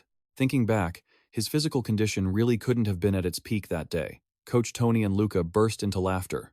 You managed to score a goal even when you weren't in top shape? I was watching that match with your head coach. He was screaming his lungs out. See? That's my student right there. Lian scratched his head. It's all thanks to Coach Luca practicing shots with me. Whoa, look at that, coach. The kid is actually learning how to socialize. Luca cheered. The laughter filling the office made Lian feel as warm as if he were back home. Oh, is the next match against Lazio then? Hey, Coach Romero, that kid is from Lazio, right? Luca asked. Yeah, that's right, Luca Romero. Coach Tony hid. Lian, it might sound a bit weird, but if you get to play in the next match, you have to play better than that kid. Luca Romero. Oh? Who is he? Coach Tony looked annoyed. There's this coach I know at Lazio who keeps bragging constantly. That kid is also 16 and debuted for the first team back in August. That guy bragged so much I had to block his number. He patted Lian on the shoulder. Take this chance to show him who the real genius is. Lian held up 2 fingers confidently. Don't worry, coach. I've already debuted for the first team and scored 2 goals. The office was filled with laughter once again. Meanwhile, in a different stadium, the commentator was shouting, Unbelievable! The hottest player in Serie A right now. The rising star Luca Romero just scored his 3rd goal of the season. And this is exactly what another football genius looks like. Lian's next opponent. At home, Lian and Ju were sitting in front of the computer screen. Hey Lian, do you know that kid named Romero? Who? People are saying this kid is the real genius. Ju pointed at the screen where football forums were buzzing. This kid is the real deal. 7 matches, 3 goals. The future of Lazio. The kid is only 16, a true genius. He knows how to handle the ball. Lian stared at the screen, his face darkening. He muttered, well, it's not like there are only 1 or 2 geniuses in this world, right? Whoa, look at this, Ju exclaimed, not noticing Lian's mood. This kid has already scored 3 goals. Lian started to feel annoyed. Ju turned over and asked innocently, our Lian only has 2 goals, right? Wait, if we count assists, I'm ahead. He snapped. I've got 2 goals and 2 assists. Hey, but aren't goals more important than assists? Ju's innocent question was like a knife to Lian's heart. He froze. You soccer-obsessed freak. Seeing Lian go silent, she giggled, trying to smooth things over. Just kidding. Just kidding. Of course, our Lian is the bigger genius. She hugged Lian's neck, but he wasn't happy at all. Changing the subject, she said, why don't we try searching for Lian's name? Ah, why would you search for that? Whoa, there are way more comments about our Lian. Lian leaned in to see. Is there any 16-year-old kid who dares to play like that at Roma's home stadium? A genius is a term reserved for players like him. He knows how to win. As a Viola fan, I love Lian. He is a true genius. Lian breathed a sigh of relief. Thank goodness. Thanks to the fans for the comments. So, this weekend you're facing that kid Romero's team, right? I guess so. Right. So it's a showdown between true geniuses. Lian scratched his head. I'm not even sure if I'll get to play. But Ju clenched her fists, her eyes blazing. You'll definitely get to play. You have to win. This is a battle for honor. Lian could only sigh. He didn't care much, but since both the coach and Ju wanted it, however, what he was truly worried about was something else. But if I lose, will you cheer for that kid instead?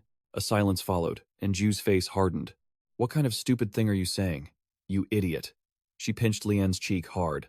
Don't you dare do that. Serie A round 12. Fiorentina versus Lazio. After the previous match, Lian returned to his normal diet. Indeed, his body felt lighter and more energetic. Today's opponent, Lazio, was a strong team, capable of competing for a European spot. But Lian decided to set aside all the pressure. People were still quite lenient with him because he was young. He would take advantage of that, letting go of the pressure but still training hard. That was the best he could do right now. Lian, is your condition okay? Are you ready? Coach Luca asked. Lian nodded. Yes, I'm ready. In the stands, Coach Tony and Paolo Rosini were also present. Whoa, just a few days ago, this stadium was screaming for Coach Vincenzo to be fired. I never expected it to be this passionate today. Isn't this the Lian effect? Oh, both of them are starting today. I'm counting on you, Lian. His father prayed silently. Rosini muttered, dragging a student into a personal vendetta. When will you ever grow up? Tony shrugged. There's no such thing as adults or kids on the pitch. Well, I don't know.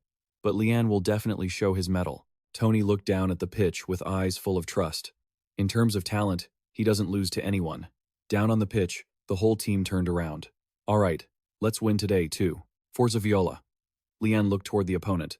Number 17. Luca Romero.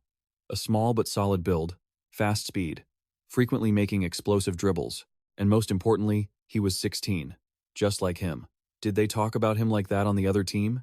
Beep. The match began with Fiorentina kicking off. Lian passed the ball back, planning to start slowly, but that probably wasn't going to happen.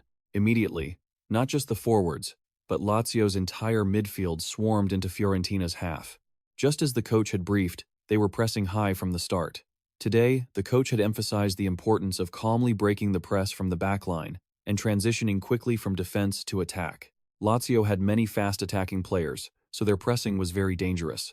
But if they could break through, opportunities would open up. Center-back Milenkovic received the ball, but looking at his senior's expressions, you could see the opponent's pressure was very fast and strong. I have to move into a position to receive the ball and help the defense, Lian told himself. He shouted, Senior, the other side is open. I've still got someone marking me over here. But perhaps due to the intense pressure, Milenkovic panicked. Instead of passing in another direction, he passed directly to Lian's position, where the opponent was waiting. No, Senior, not this way. And as a result, the pass was intercepted in an extremely dangerous area. And the one who stole the ball was none other than Luca Romero. Excellent. A dangerous, explosive dribble, the left flank has been breached. As the cross came in, Lian was worried. It's okay, our center backs are taller than them, right? 1 m 85, 1 m 95, 1 m 93 at that angle. That's a shot? Boom! The ball soared into the sky. Humph. What was that? A near-zero angle for a shot? Romero jogged past, grinning ear to ear. Nice try, Romero. Keep at it. Even though it was a dangerous situation, Lian let out a sigh of relief. That was an unbelievable play. Nikola Milenkovic ran over and patted his shoulder. Sorry, Lian, hang in there. But Romero turned back, signaling with his finger. Pass it to me again next time. Okay. Lian was stunned. Is this kid really 16 years old? He misses a shot, and then asks for the ball again? That confidence. As he muttered to himself, he was startled. Humph. Romero ran by, whispering in Italian. Ehi, are you a genius? He smirked. Really? Lian was frozen. What? Is he mocking me? Beep. The referee blew the whistle for the goal kick. The goalkeeper was looking for a short pass, but Leo had them heavily swarmed.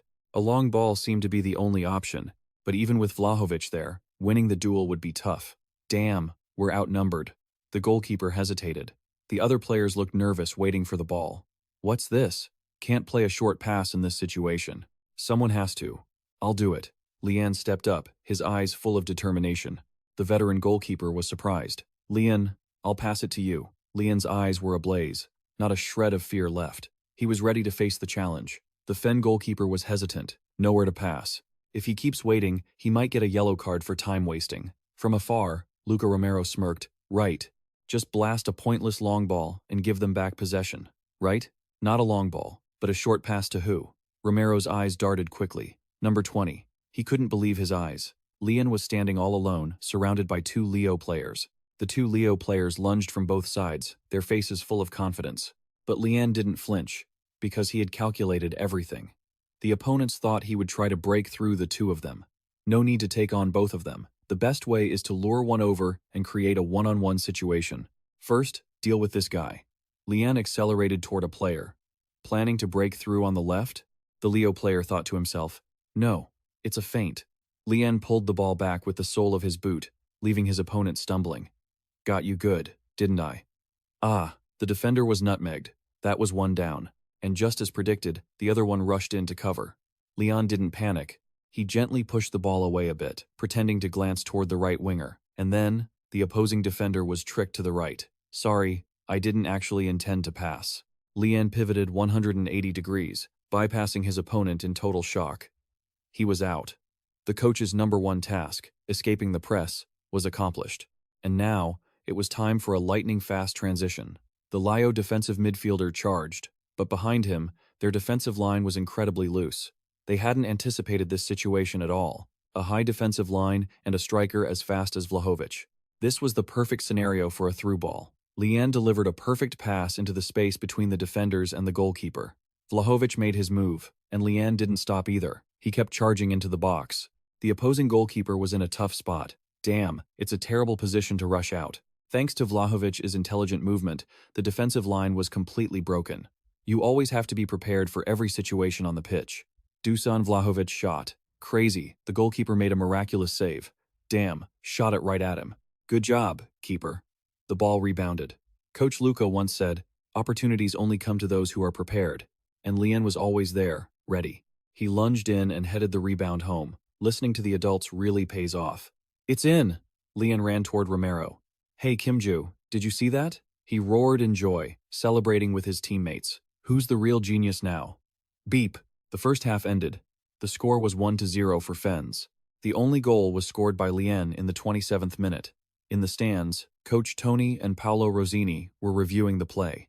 Looking back, it was still unbelievable. Leo is a team that plays at a very high tempo. Once you get caught up in it, even strong teams can be crushed. Early in the match, when we made a mistake and let them have a shot, I thought that nightmare scenario would happen. But right then, Lian extinguished their momentum with an insane press escape and a textbook counterattack. It's easy to say, but to think of that and execute it successfully in that position. At that moment, Paolo Rosini looked at Tony with sparkling eyes. The media wants to create a rivalry between two young geniuses, but in the end, only that number 17 kid is pitiable. The level of their talent is completely different. Coach Tony burst out laughing. Ha ha ha. That kid got triggered and blocked me already. Good job, Lian. Paolo Rosini sighed. Grow up. What did the number 17 kid do wrong? Oh, but look, it seems that kid is being subbed out. That's right. After the first half, Romero was replaced. Man, his ego must be really hurt. In the tunnel, Luca Romero kicked the wall hard. For the past 16 years, he had lived on his own confidence. From the academy, through the youth teams, and up to the first team, he had always been the youngest genius. But what the heck is that number 20 guy? He remembered the coach's words. You have to crush that kid for the match to get easier. He had confidently declared, I will show everyone what real talent looks like. And yet, that guy scored, and he got subbed off right after the first half. Romero tried to rationalize it. But when it comes to technical dribbling, I'm still better, right? That's right. Compared to escaping the press or passing, dribbling is where I really break through, right? On the pitch, Lian was executing a dribble, and he had passed the best defender on Leo. He's even good at dribbling? Romero was stunned. You're even good at dribbling? Lian continued driving the ball, almost at the edge of the box. From this position, he can shoot. Boom! A thunderous strike. The scoreboard jumped. Fiorentina 2, Leo 0. A brace for Lian. Look at that monster. Lian, you're on fire again today. I was just lucky, sir. Romero sat on the bench, devastated. Are these the feelings of other talents I once looked down on? Like this? A wall. Literally a wall. Impossible to overcome. After the match, on the bench. Good work, kid. Drink this. A senior teammate handed Lian a water bottle. Yes, thank you. Lian sighed in relief. I was really lucky today. He was subbed out in the 20th minute of the second half, so he had played longer than the previous match and even scored 2 goals. Even if one goal was a bit lucky, he felt he had done much better than the previous match. While he was feeling proud, Jose Callejon, the senior wearing the number 7 shirt, came over and sat down to rest. Feeling tired already, right? Oh yes, Senior Jose Callejon. You were on the ball an unusually high amount today, so you must have been highly focused and didn't even notice the fatigue. Lian gave a strained smile. Yeah, I guess so. Since the opponents were pressing so high, I had to keep dropping back to get the ball. Drink some water and just relax. Lian suddenly realized. Now I get why the coach kept telling us to break the press and switch play quickly. Meanwhile, on the field, Coach Vincenzo was screaming from the sidelines. Stop with those crosses already. Lian thought to himself, Maybe it was a good thing he was so focused on the match, but truthfully, the deeper reason was that there was an opponent he absolutely hated losing to. Come to think of it, he should actually be thanking the guy. The truth was, he was scared that Jiwoo would start cheering for someone else. Wait, a real genius is standing right here. Luca Romero, seriously? Just imagining that makes me want to scream. Is Jiwoo even my girlfriend? Lian shook his head, hands clenched. Whatever, at least I look more like a genius today than he does, right? Out on the field, a cross comes in. Lai scores, narrowing the gap to 2-1 in the 69th minute. In the stands, the fans are shouting, "Someone mark him! How is the defense falling apart just because the kid is out? Bring our genius back on." "Enjoying yourself, genius?" his dad teased. Lian just gave a bitter laugh. "Come on, stop it." The momentum of the match seemed to be shifting towards Fiorentina, but it only took one moment of lapses in concentration. The individual skill of the number 9 striker from the other side changed everything. Lian pondered again. And this is just in Italy. How many more geniuses like this are there all across Europe? If the team does well this season, we might make it to the European Cup next year. That's a tournament gathering the strongest teams from every country where I'll have to face even stronger geniuses. If that day comes, he really doesn't want Kim Jiwoo to find out he's just a regular guy trying to pass himself off as a genius. Great shot. The shout on the field pulled him back to reality. Oh, an opening. A fast counterattack. The score goes up to 3-1 for Fiorentina in the 76th minute. The goal scorer is Vlahovic. Even though they conceded one, Vlahovic struck back immediately, and the home team ultimately secured a 3-1 victory. Lian let out a sigh of relief. He was just about to enjoy the win when the nightmare began. Time for the interview. Hello. Lian bowed his head, his face full of anxiety. Luckily, none of his troublesome teammates were there to tease him, so the interview went fairly smoothly. The reporter began. Today was a highly anticipated match, featuring a clash between two 16-year-old geniuses. Did you see Romero's interview before the game? No, I didn't. He said he would show everyone who the real genius is. Lian was startled. The reporter smiled. So, in your opinion, who is the real genius today? Lian broke into a cold sweat. He knew this was a trap question and had to be careful. He stammered, that is. And then, he suddenly blurted out, I am a student of Coach LC. It was an answer no one expected. The reporter was stunned. Oh? Coach La? You mean our U17 team coach? Ah, yes. That is truly a wonderful answer. Thank you. Lian breathed a sigh of relief. It seemed he had answered quite cleverly. And now, for the last question, the reporter continued. According to club disclosures, the rate of your jersey sales among female fans has been very high recently. What do you think is your most attractive quality? Lian froze. Take this chance to show off your charm in a really cool way. He went completely blank. Oh no. Attractive quality? I've never even thought about that. Player Lian was sweating buckets. That. In his confusion, he blurted out, It's my unwavering loyalty. Is that Korean? What does that mean? Oh, it means a heart that never changes, something like that. The reporter's eyes lit up. Oh, you mean you're the type who is only faithful to one person? How romantic, Lian thought to himself. Luckily, that explanation wasn't bad, and that was the interview with player Lian. Phew, thank goodness it's finally over. Surely there aren't any mistakes this time, right? The next day, Lian, your interview is blowing up, Jiwoo shouted. There are hundreds of comments on the article about you. Huh? Unwavering loyalty to Fiorentina is so cool, completely different from those players just chasing money. This kid has good roots. Lian and Jiwoo looked at the screen together. It turns out everyone interpreted his comment about unwavering loyalty as loyalty to the Fiorentina club. That's not what I meant, Lian muttered. Jiwoo turned to him. Humph. Then what did you mean? Jiwoo probably understood it the same way. He thought to himself, oh, no wait, yeah, that's exactly what it meant. He hurriedly tried to fix it. You're lying. It doesn't look like that at all. Jiwoo pouted and said, Listen, you were looking really happy yesterday, weren't you? Lian had been interviewed by a pretty reporter and was grinning from ear to ear. When was I grinning from ear to ear? You were totally grinning. Lian was stunned. Jiwoo crossed her arms. Fine. If you promise that from now on you won't smile like that in front of pretty girls, then I'll let it slide. No, why can't I smile? He was flustered. Isn't this the time when you're supposed to be focusing on football? Lian felt really strange. Normally, he would surely think, what is this girl obsessing over now? But for some reason, Seeing Ju pouting and jealous all by herself, he found her adorable. You know what I mean. You idiot, Ju stammered. Fine. Lian looked straight into Ju's eyes and gave her a warm smile. I promise, remember that. I know that already. Hey, I said I knew. So why is your face like that? Don't you remember the promise you just made?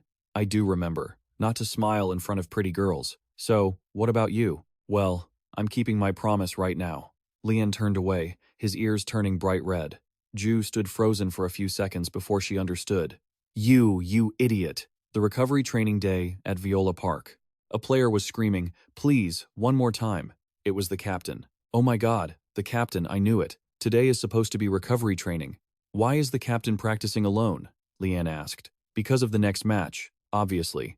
The next match was against Nerazzurri FC Milano Denmo, a fictional name for Inter Milan.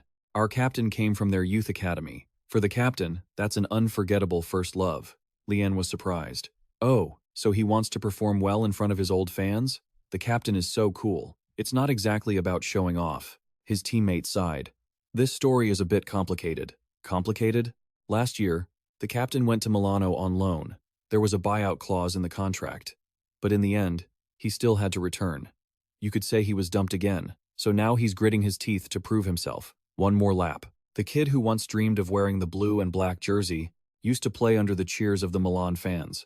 Now, in the purple kit with the captain's armband on his arm, he is fighting to prove himself to his first love. A story of pride and wounded self-esteem. The Giuseppe Meazza Stadium, or as it's better known, San Siro. One of the oldest stadiums in Europe. A hallowed ground always set ablaze by passionate fans. Captain Cristiano Biraghi reminisced. I can never forget the day my father held my hand and led me to this place as a child. That day decided my dream, to one day wear the black and blue jersey and play before these incredible spectators. The roar of the fans still echoes in my ears. Ever since that day, little Cristiano Biraghi's heart belonged only to Milano. At 13, he joined the youth academy. The day he first wore that dream jersey, he felt like he could fly. As the dream grew closer, the goals grew bigger. He signed his first professional contract. On his debut, he declared, my dream is to become a great Nerazzurri captain. Just like Leonetti, he dreamed of being a captain beloved by all the fans. But now, the captain's armband on his arm doesn't belong to Milano. Back to the match before kickoff, Captain Cristiano Biraghi gathered the team. Everyone has a first love, right? With your faces, those probably aren't happy memories, are they? Captain, why would you say that? Then you must have thought this too. You wanted to become someone better, just to make that first love regret their choice. He looked his teammates straight in the eyes. That is exactly how I feel today, so help me out just this once. The team fell silent. Lian spoke up timidly. So, we shout, then head to Viola, right? The captain put his teammate in a headlock. Today, if anyone shouts quieter than me, you're dead. Got it? Lian jumped, startled. Yes, sir. Too loud. Focus now, the captain snapped. He turned back, his voice softening. Thank you, everyone. He took a deep breath. Forza Viola.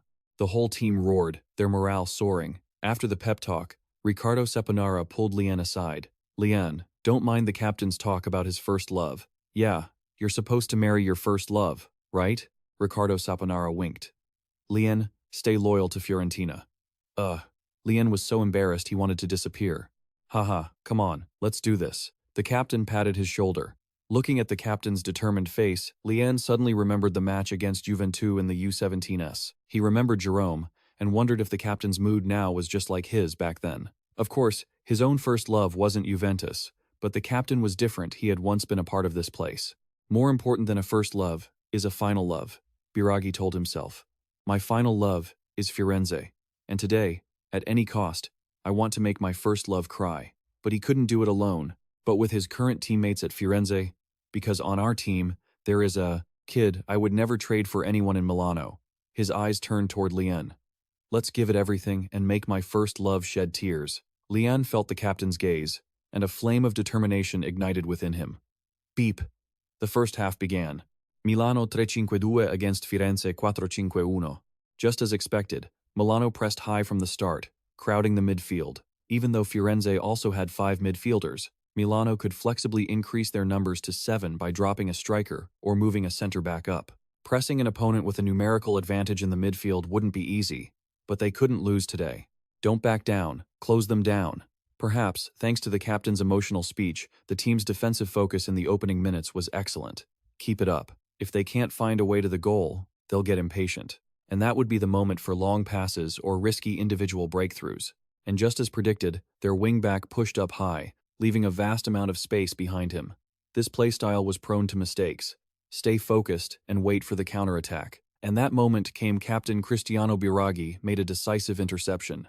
Lian, he didn't need to hesitate. He trusted that Lian had moved into space. Lian received the ball in a tight spot. Holding it too long was dangerous. He avoided a tackle from the right by pulling the ball back, then used a technical turn to shake off the defender charging from behind. He saw Jose Callejon open on the right wing. A small gap had opened, but his choice was different. He cut the ball back to the left. Because in his line of sight, the image of his captain gritting his teeth and charging forward was clear. Lian sent a perfect pass into the space. The captain roared, "Kid, thanks for the pass, but did you forget how old I am? Or did you overestimate my speed?" The pass seemed a bit long. Or not. The ball curled back, a perfectly placed pass. "Sorry. Was that too precise? Are you trying to kill me?" Cristiano Biraghi received the ball without losing pace. "Someone's chasing you, captain," Lian shouted. The opposing defender had great speed. A foot race wasn't a smart choice, so he had to use his physical strength to power through. Age truly spares no one. His body felt like it was breaking apart. But even so, he couldn't stop here. He charged into the penalty area. 2 white-shirted players were already there. There was no time to choose. In this moment, it wasn't the head, but the feet that spoke. He passed it, a header attempt, no. The goalkeeper made an incredible save. The ball spilled out, and Lian was there. Biraghi fell to his knees and looked at the sky. "See that? This is Firenze, the final love of the man you all abandoned." The whole team rushed to celebrate. Milano 0-1 Firenze. A goal by Lian from captain Cristiano Biraghi's assist. The roar of tens of thousands of fans threatened to blow the stadium apart, but on the pitch, there was a poignant moment of silence. Captain Cristiano Biraghi hugged the youngest brother tight, a crushing embrace that held all the repression he had carried for so long. Amidst the hallowed ground of Josep M., under the sign that read Solo Milano, only the proud Milano fans remained. The warriors in white were celebrating as if they had just won the championship. "Great job, Lian. You're amazing." "Captain, wasn't that run too much for you?" a worried teammate asked, but Biraghi didn't answer. He was crying. That's right. The iron-willed captain, the man who always screamed orders to command the defense, was now standing frozen, his eyes brimming with tears. Lian stared, bewildered, at the big brother of the team. Captain crying? The other teammates realized it too. They immediately crowded around, trying to shield him and lift his spirits. "Come on, let's keep the momentum going. Forza Viola." Lian was caught up in the heated atmosphere. He screamed with all the strength in his 16-year-old lungs. Another senior whispered in his ear, "Hey, keep it down. Why are you crying? The home fans are going to go crazy now. Be quiet." Biraghi tried to hold it back. Lian looked at the captain, an indescribable emotion rising in his heart. No one else noticed, but through those tears, Lian understood just how significant this goal truly was. A shiver ran down his spine. Damn it, if I'd missed that pass earlier, how disastrous would that have been? But whatever, that's in the past now. Anyway, we already took the lead right in the monster's den. Ah, at least scoring first is a good sign, Lian told himself. This is Joseph M., and his opponent, Milano, is currently sitting third in the rankings. No time to let his mind wander. Bang! The ball slammed into the goalpost with a harsh thud. The Fen goalkeeper just had a narrow escape. The ball bounced back. A Milano player lunged in for the rebound, but luckily for us, it went just inches wide of the post. Phew, glad that didn't go in. But this situation is not looking good at all. On the sidelines, Coach Tony stroked his beard, dripping with sweat. This is no joke. Since scoring the opening goal, Fiorence's goal has been peppered with 5 shots in just 10 minutes. In a 90-minute match, shifts in momentum are normal, but the way Milano is pressing, the build-up to those shots is truly alarming. Press them hard. Don't back down, the coach screamed. After conceding, the Milano monster seemed to wake up. They pushed forward with a furious attack, determined to find an equalizer before halftime. No problem. Keep pushing up. Their tactics are very simple but incredibly effective. Long balls from the back, targeting their number 9. A tall, strong target man. The formation makes their intent clear. Long balls to the number 9 to hold up the play, then laying it off for the number 10 to finish. The problem is that number 9's aerial ability is terrifying. Edino, Another name, but with the same level of skill. Fenn's defense isn't exactly short, but they've lost 4 out of 5 aerial duels against him. And from those hold-up plays, the ball is moved around seamlessly. But the person who really impressed Lian is the opponent's number 10. A hulking guy, looking like an ancient Roman warrior. He moves tirelessly, constantly colliding with opposing defenders to create space. A style completely opposite to Lian's. Nice, keep going. Once he gets the ball, he charges straight toward the goal like a tank and unleashes thunderous shots. Even if the shot doesn't go in, he doesn't care at all. Tsk, what a pity, he roared, while his teammate on the opposite side was standing completely open. This guy is so selfish, Lian thought to himself, but that selfishness, that stubborn persistence, is his most fearsome weapon. He might miss, but he is never afraid. All right, pass it here again. And the problem is, those solo plays cause so much trouble for the Fiorentina defense. Damn it, number 10 again. He kept trying over and over. Boom. And eventually, the inevitable happened. This time, his shot didn't hit the post or go wide. It buried itself straight into the net, giving the goalkeeper no chance. A goal that clearly displayed power and determination. The score is equalized at 1-1 in the 42nd minute. The scorer, Lautaro Martinez.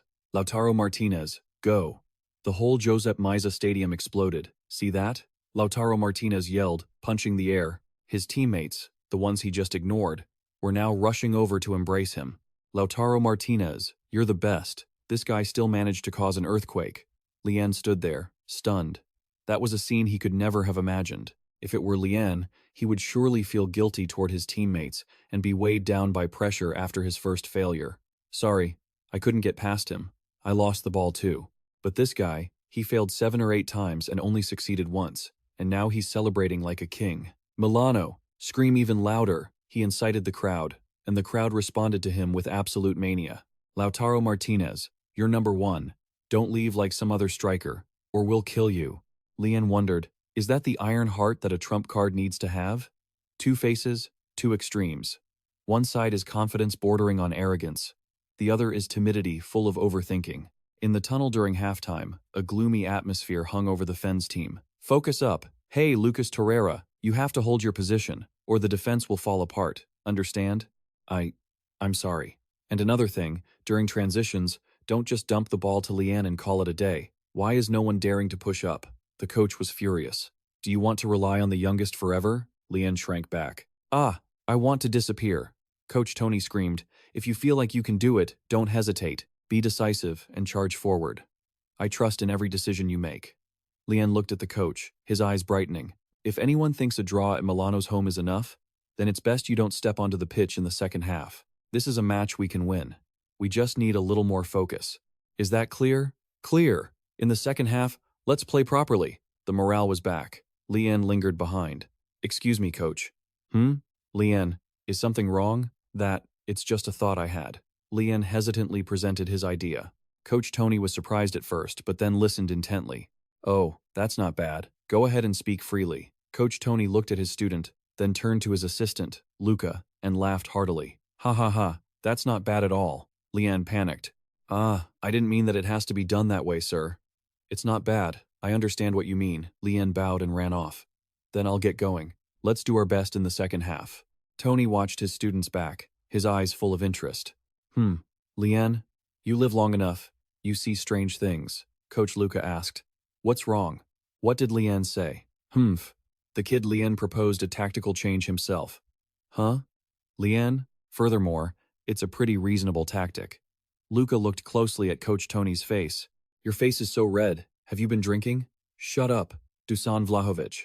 Tony turned to call his main striker. In the second half, we're going to play according to Lian's idea.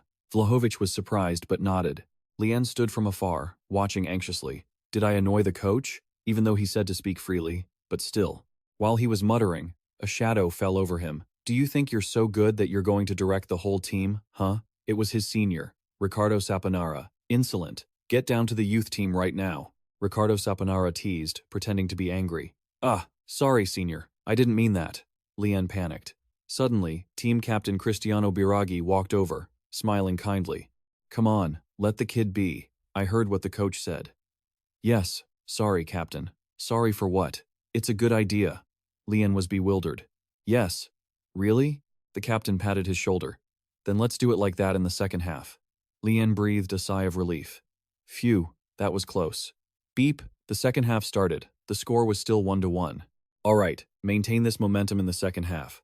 Okay, Milano still kept their original playstyle, using long balls to attack through the center. Anyway, getting the ball into the opponent's half isn't hard, just keep playing the long ball as usual.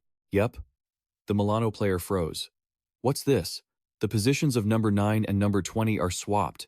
On the tactical board, Vlahovic, number 9, drops deep, while Lian, number 20, pushes to the very front. They've swapped positions. Before the opponents can even steady themselves, Lian is already closing them down with a high press. Oof, he makes the pass. The kid is running like a shuttlecock, chasing the ball tirelessly. Dusan Vlahovic is full of energy, thanks to how little he had to move in the first half. He's dropping back to help with defense now, making it impossible for Milano to comfortably play those long balls. A tackle. Oh, Lian is sprinting at full speed. I'm counting on you, Joe. It means Vlahovic is playing that target man role just like Deco. A long ball is launched from the back. But no, with a pass this inaccurate. The ball is way too high and strong. Our defense can't get past it. The Milano defender is confident. The ball is dropping. But wait, the ball belongs to Lucas Torreira. When did the little defensive midfielder Lucas Torreira move up? He's anticipating the second ball. Lucas Torreira, there you are. Now, the momentum is ours. Lian saw that coming. He's ready to explode. Milano is caught off guard. Fiorentina isn't sitting back anymore. They're playing an all-or-nothing gamble right here at Giuseppe Meazza. Do you remember the smug look on the Milano coach's face at the start of the match? Take a look at him now. His eyes are wide open, and he's sweating buckets. Why?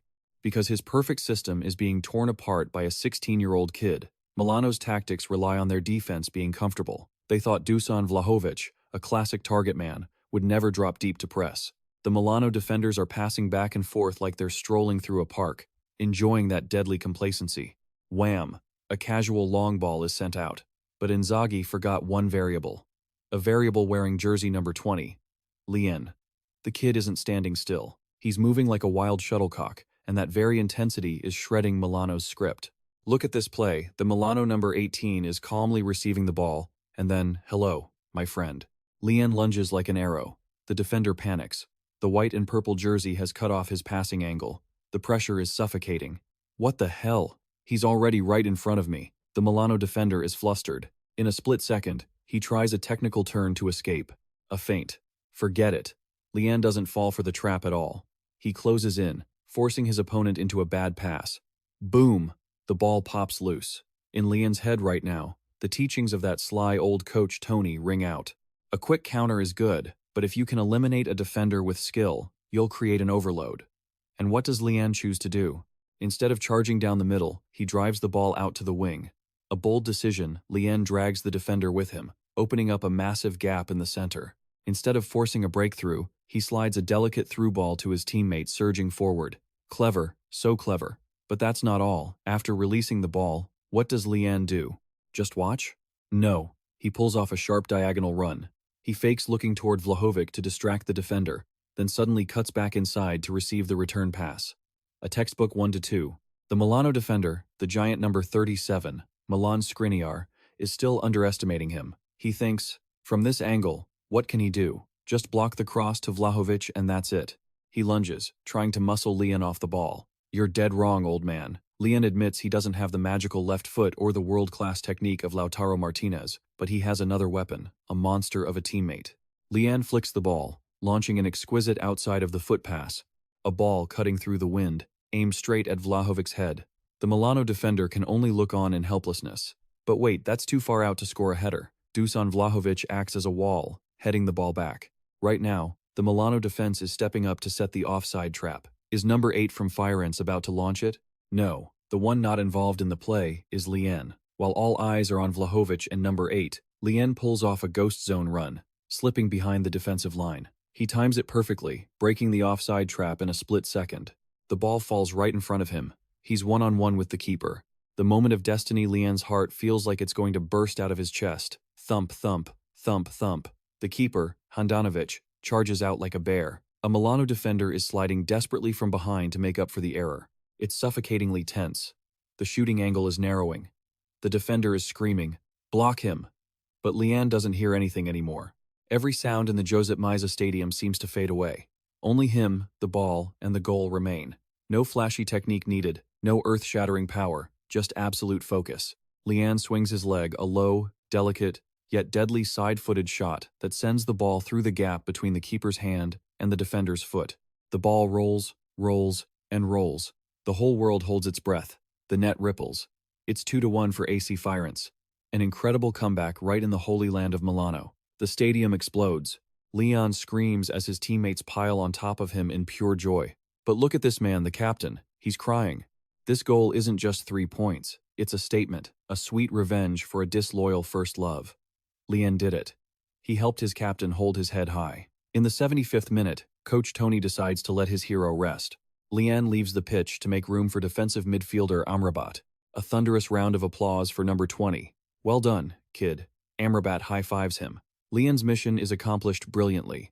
The final 15 minutes are a test of physical endurance. Fiorentina switches to parking the bus, 2 layers of it. Milano attacks like crazy, but it seems that second goal crushed their will to fight. Those million-dollar legs suddenly feel like lead. On the flip side, Fiorentina is playing with 200% mental strength. Captain Cristiano Biraghi has transformed into a steel wall. He lunges, he blocks, he shouts orders to organize the defense. Not a single gap. Want to score? You'll have to go over my dead body first. That's Cristiano Biraghi's message. And then, the final whistle blows. History is made. AC Fiorentina defeats the giant Milano, 2-1, away from home. A victory earned through sweat, tears, and sound tactics. The whole team rushes toward Cristiano Biraghi. That gritty, tough captain is crying like a baby. He hugs Jian tight. He hugs his teammates. Today, he is the happiest man in the world. Cut to the locker room. Yes, as usual, men celebrate by stripping down. Welcome to the AC Fiorentina meat market. Cristiano Biraghi is still overwhelmed with emotion, standing in the middle of the room with nothing on but his underwear, loudly declaring, "True love is the people who stay by your side when things get tough." Whack. A towel flies straight into his face. "Give it a rest, man. You're acting way too much." Jian stands in a corner, smiling awkwardly at this chaotic bunch. You're used to it. But joy is short-lived. The fitness coach walks in with a serious look. Enough playing around. Today marks the start of the week for the national team call-ups. Cristiano Biraghi's face drops. He just drained every ounce of strength to get revenge on his old club, and now he has to pack his bags for the national team immediately. My old bones can't handle this. Oh, for heaven's sake, the team captain shouted in frustration while his teammates excitedly packed their bags. A teammate turned to Jian. Hey, isn't the team a bit stacked with players? And what about you, Nikola Milenkovic? Aren't you going? Jian looked confused. Me? Who am I to be called up for the national team? I've only played a few official matches. Everyone looked at Jian as if he were an alien. Seriously? You play that well and no one's called you? It made no sense at all. Jian scratched his head with a sheepish smile. He still thought of himself as just a lucky guy playing the part of a genius. He turned away, muttering that he hadn't been back to South Korea in 4 years. A flash of sadness and homesickness crossed the eyes of the 16-year-old. Meanwhile, on the other side of the world, in a cozy house in South Korea, Jian's father, still his usual domestic self in a daisy print apron, was scrolling through his phone. He sighed. Sigh. My boy never even goes online to look up his own name. He probably has no idea. He looked at the phone screen, and this was what the entire nation of South Korea was saying about his son. The headlines were blaring in red. Why didn't we know about Syria's 16-year-old genius? The new hope of South Korean football. And most importantly, the debate over whether calling him up for the national team was too soon. It seemed the secret of the football prodigy wasn't going to be a secret for much longer. Jian, get your passport ready. Your homeland is calling. After the glamour of the pitch, our hero returned to reality. No longer the Serie A genius or the penalty box assassin, Jian was now just a good son who had returned from working abroad, and waiting to greet him as always was his beloved dad in that familiar daisy print apron. But wait, what was that in his father's hand? A shirt from the fashion capital of Milan. Oh, wait. Looking closer, it looked more like a baby bib. Jian's father showed it off excitedly. It's designer gear for playing golf. Jian could only stay silent. Still, seeing the happy tears in the old man's eyes at his son's return, how could anyone criticize that disastrous fashion sense? In his father's eyes, no matter how famous Jian became, he was still just a child who needed looking after. He cooked a savory garlic-steamed fish, hoping his son would just enjoy playing football he didn't need to carry the whole world on his shoulders. A simple dream, though perhaps he didn't know his son was currently carrying the honor of Florence on his back. The next day off, Lian was dragged out by his future boss at home, Kim Jiwoo, and welcome everyone to the 82nd trial of every boyfriend's life, taking aesthetic photos for his girlfriend. Lian possessed elite tactical vision on the pitch, capable of spotting a 10-centimeter gap to thread a pass, but he couldn't frame a decent photo to save his life. Look at his work. The person was tiny, while the building behind was massive. Rue groaned in despair. Clearly, God was fair. He gave Lian golden feet, but took away his artistic eye. Suddenly, a crowd gathered around. Rue instinctively threw her arms out to shield him like a professional bodyguard. She thought the crowd was going to disturb their date, but wait, they didn't care about her at all. It's Lian. That's Lian. It turned out the star's appeal was greater than they thought. Rue was pushed to the side, blankly watching her best friend get swarmed by fans asking for autographs. Apparently, she wasn't the protagonist in this movie. But Lian, with his cute naivety, still wasn't used to being famous. He turned bright red, flustered, and his savior appeared, a kind Italian grandmother who offered to take a photo of the two of them. She said something in Italian that made Lian want to dig a hole and crawl into it. Are you two a couple? The grandma enthusiastically arranged their poses. Stand closer together. The moment their shoulders touched, the scent of Jiwoo's shampoo hit his nose, and Lian's mind went completely blank. He was cold as ice on the field, but standing next to Jiwoo, he was just a total softie. His heart rate was probably higher now than when he scored against Milan. Click. The photo was done, a beautiful memory in the heart of historic Florence. Jiwoo looked satisfied, while Lian was still busy clearing the memory of his teammates' sweat, replacing it with the scent of his best friend. The date ended with a promise of a good meal. Jiwoo still dreamed of being a chef, while Lian dreamed of just playing football in peace. 2 days later, his monster instincts wouldn't let Lian sit still. Even though the coach had ordered absolute rest, he lied to his dad that he was going for a walk, but his feet automatically led him straight to the U17 training ground. He was addicted to football, an incurable disease. The Florence U17 training ground, where Lian began his journey. He wasn't back for nostalgia, but to burn off his excess energy. And what had to happen, happened. A lion released into a cat cage. Lian tore through the junior team's formation. His physique had developed significantly after the life-or-death battles in Syria. Even Coach Luca was breaking into a sweat while competing one-on-one with his former student. What is this kid eating? Did he grow up on rocks? Coach Luca was out of breath and had to beg for mercy. He realized Lian no longer belonged at this level. He had matured in both skill and mindset. But every bit of fun has its dark corners. Luca pointed at the young players watching Lian with admiring eyes. He wanted Lian to say a few words to encourage his juniors. Lian scratched his head, shy because he wasn't used to being an idol. But in that crowd of glittering, star-struck eyes, Luca's expression suddenly changed. He whispered to Lian, and Lian's gaze caught something strange. Not everyone welcomes you, Lian. Luca's warning sent a chill down his spine. He saw a gaze, not admiration, not normal jealousy, but pure hostility. A curly-haired kid with dark panda-like circles under his eyes, full of ambition. He stared at Lian as if he wanted to eat him alive. Luca leaned in and whispered, "Especially that kid. He has a very specific reason for hating you." Back to the deadly glare of the U17 kid, Lian was trembling, thinking he was about to get physically assaulted. The kid suddenly shouted, "How do I play as well as you? Wait, hold on." His face was bright red, sweating, hands clenched. It wasn't a fight he wanted, but a superfan meeting his idol. Coach Luca stood by, laughing his head off. That kid just looks like a wanted criminal whenever he gets nervous. It turned out this panda-eyed boy was Lian's biggest fan, always following every step his senior took. He asked for the secret to becoming a genius. Lian looked into those hopeful eyes and confessed a naked truth. "I'm not a genius." Before his junior's stunned face, Lian smiled. "Here, I'm actually the least talented one. The very reason I know I lack talent is why I have to use my head more than anyone else." An answer that sounded humble, but, on reflection, was incredibly cool. What you see on the field is the climax, but what happens at training is the real substance. Lian reached out his hand to pull his junior up. In the eyes of the kids, right now, what you see on the pitch is the glory, but what happens in training is the real substance. Lian reached out his hand to pull his junior up. In the eyes of the kids at that moment, Lian's shadow wasn't just growing, it radiated the aura of a master in the making. 2 days later, at the AC Florence first-team training ground, the air was thick with tension. It wasn't because of internal conflict, but because the Italian national team had done it again. Seriously? How do you win the Euros, and then end up sitting at home watching the World Cup? Riccardo Saponara and the Italian players were screaming in despair. One man's misery is another man's joy, but let's move on. They turned to look at Lien, a crazy idea forming in their heads. Why not convince him to take up citizenship to save the attack? Oh, give it a rest, guys. South Korea has their own superstar, you know, Beer pouted. South Korea? Besides him, who else is there?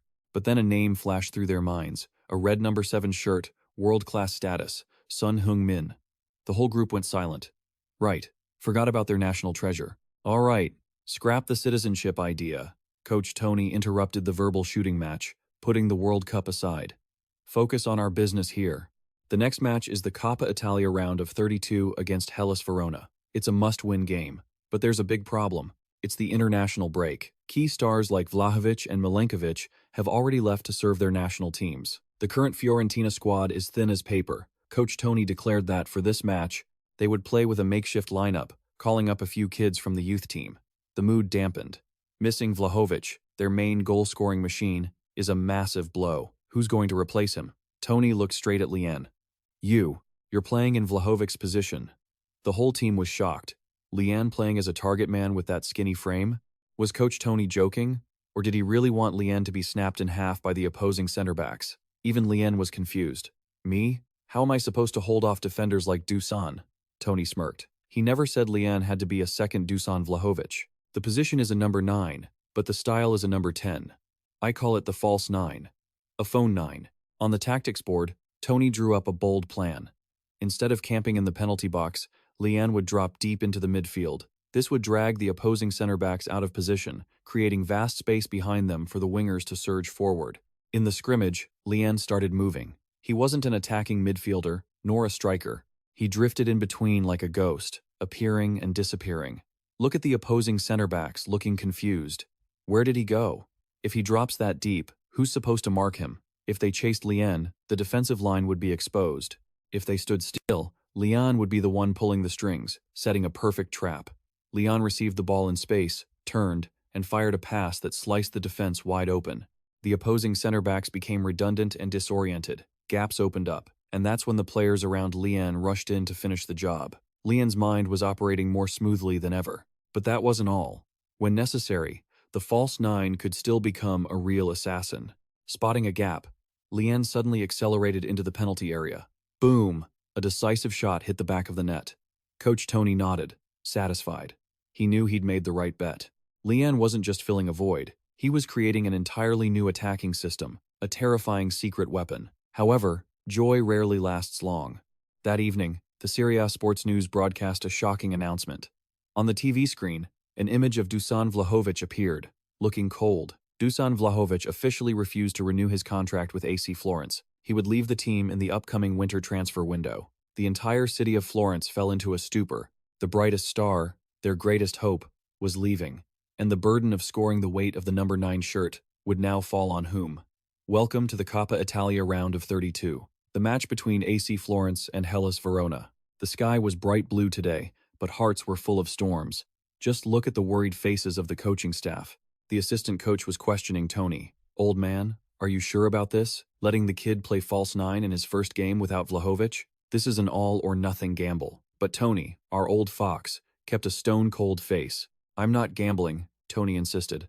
I'm putting my faith in his intellect. He believed that the gap left by a genius like Vlahovic couldn't be filled by someone similar, but by another genius brain. And here is the center of all attention. Today, Lien isn't just playing football. He's carrying a historical experiment on his shoulders. In the tunnel, the atmosphere felt like a funeral. The Fiorentina players were deeply anxious. Dusan Vlahovic was leaving, the squad was makeshift, and their only hope was a 16-year-old kid who had never played as a striker. In the stands, the ultra fans were screaming, demanding explanations from the board. They viewed today's match as a competency test. If they lost, the head coach's chair would surely be broken in two. The pressure of 1,000 pounds weighed on Lien's shoulders. He stood in the middle of the pitch, small and lonely. His seniors had to boost his morale. Hey kid, don't shake. You're the future of this team. Hearing that probably made him shake even more. But today, we have a supporting character even more interesting than the protagonist, Riccardo Saponara. Look at that bald guy with the bushy beard. Few people know he was once a prodigy of Italian football. Riccardo Saponara's past is a typical tragedy. rising from Empoli, called up to the Italian youth team, then hurriedly moving to the Giants AC Milan. The result? 2 years rotting on the bench, his form plummeted, and eventually, he was discarded to Florence like trash. There, he hit a wall named Vlahovic, a young, strong monster who pushed Riccardo Saponara, a 30-year-old striker, into permanent darkness. He thought his career was over, but life holds many surprises. Dusan Vlahovic is leaving, and the door that seemed closed has now opened a tiny crack of light for the former prodigy. Riccardo Saponara clenched his fists. Today I have to play like it's the last game of my life. The opening whistle blew. Florence kicked off. A 4-3-3 formation against Verona's 5-3-2 defensive blockade. A tough puzzle for the thin attack of Florence. Lien started to move. Following orders, he dropped deep into the midfield to receive the ball. But something was wrong. Verona's defenders didn't fall for it. They knew the false nine trick. You want to drop back? Go ahead. We don't care. They kept their formation tight, making Lien receive the ball without pulling anyone out of position. Immediately, Lien was swarmed by a Verona defensive midfielder as big as a statue. He fumbled and lost the ball dangerously, leading to a counterattack for Verona. But boom, a blue jersey lunged in to tackle the ball. It was Riccardo Saponara. The veteran shouted, "Don't be afraid. Just play your game. I'll clean up all the mess behind you." The encouragement from his senior was like a shot of adrenaline for Lien. He realized he wasn't alone. He started observing the chessboard again. If the defenders didn't mark him, it meant Florence's midfield had a numerical advantage 6 against 5. Lien changed his mindset. Instead of trying to drag people away, he participated directly in ball circulation, turning himself into a fourth midfielder. Florence completely controlled the midfield. Verona began to unravel. As the opposition chased the ball, Lien suddenly accelerated. He charged straight into the center. A Verona midfielder was forced to rush out to intercept him. The trap was set. The opening was exposed. Lien passed the ball to Sherrara, who was moving down the wing. But instead of a 1-2 combo, Riccardo Saponara used his raw strength to drag the fullback away, leaving a gaping lane open for his teammates. A beautiful piece of play. Even though Riccardo Saponara's final shot narrowly missed the post, it proved that this system works. Lien and Riccardo Saponara high-fived. The veteran's gaze toward Lien changed completely. It wasn't doubt anymore, but respect for the kid's intense desire to win. "All right, kid, we're going to make something happen today." 25 minutes in, Verona was still stubbornly parking the bus. They knew Lien was playing as a false nine, so they refused to push up, but that very passivity was their fatal flaw. Lien received the ball with his back to the goal. He started to dribble, surging straight into the gap between the center back and the fullback. Riccardo Saponara understood the assignment and immediately made a diagonal run. Diongen cut across the defensive line, 2 drills piercing through at once. The Verona center-back panicked. Who should he mark? In that split second of hesitation, Lien slipped the ball to Riccardo Saponara. The defender lunged at Riccardo Saponara, but no, the veteran didn't shoot. He pulled off a masterful back heel. The ball found Lien perfectly as he charged forward. A cutback, absolutely perfect to the millimeter. Lien controlled the ball with his heel, canceling his momentum and setting himself up for the perfect shot. The goal opened wide, and the Verona keeper rushed out to close the angle, but no power was needed. At this distance, technique is king. Lien curled the ball. It drew a gorgeous arc, sailing past the keeper's hands toward the far corner, and the net rippled. 1-0 to Fiorentina. Riccardo Saponara screamed like a madman, rushing over to bear hug Lien. The combination of raw strength, experience, and genius-level intuition had torn Verona's concrete defense apart. Up in the VIP stands, technical director Paolo Rosini, or perhaps a veteran scout, took off his glasses to wipe them. He muttered, "That movement, the way he turns his teammates into satellites, it reminds me of someone. A guy, a legend, Roberto Baggio in his prime." The entire Stadio Artemio Franchi fell silent, then erupted. "Did you see that curler? A perfect arc straight into the far corner." The Fiorentina fans were rubbing their eyes. They weren't seeing Lien. They were seeing the shadow of the divine ponytail, Roberto Baggio, reborn, a masterpiece of technique and finesse. And now, the celebration. Wait a minute. Our little fantasista, the artist on the pitch, what on earth is he doing? He ran all the way to the corner flag, fired up, only to stand there frozen like a statue. Look at that blank face. Turns out, he ran his heart out, only to realize he hadn't thought of a celebration. A true football genius, but an amateur at playing to the crowd. Thank goodness, the rescue team arrived. Riccardo Saponara dove in like a truck, crushing Lien in a mama bear hug. Lien was probably regretting scoring. His ribs were about to snap. Thank you, kid. Thank you. Ricardo Saponara yelled. Leon looked confused. Wait, I assisted you? Why are you thanking me? The kid didn't understand that this goal wasn't just a point on the board. It was a lifeline for the veteran's fading career. 38 minutes in, Leon's false nine roll was working scarily well. He dropped deep, stretched the formation, and boom, a pass that sliced the defense wide open. This time, the finisher was Ricardo Saponara, 2-0 for Fiorentina. An insane half. The crowd started whispering, "We're playing this well without Vlahovic?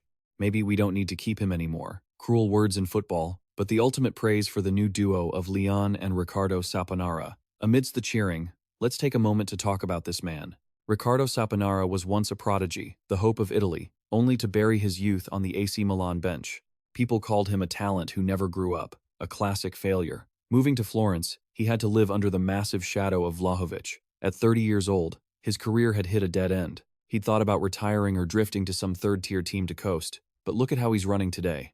It's as if he turned back time to when he was 20, not out of obligation, but out of hunger.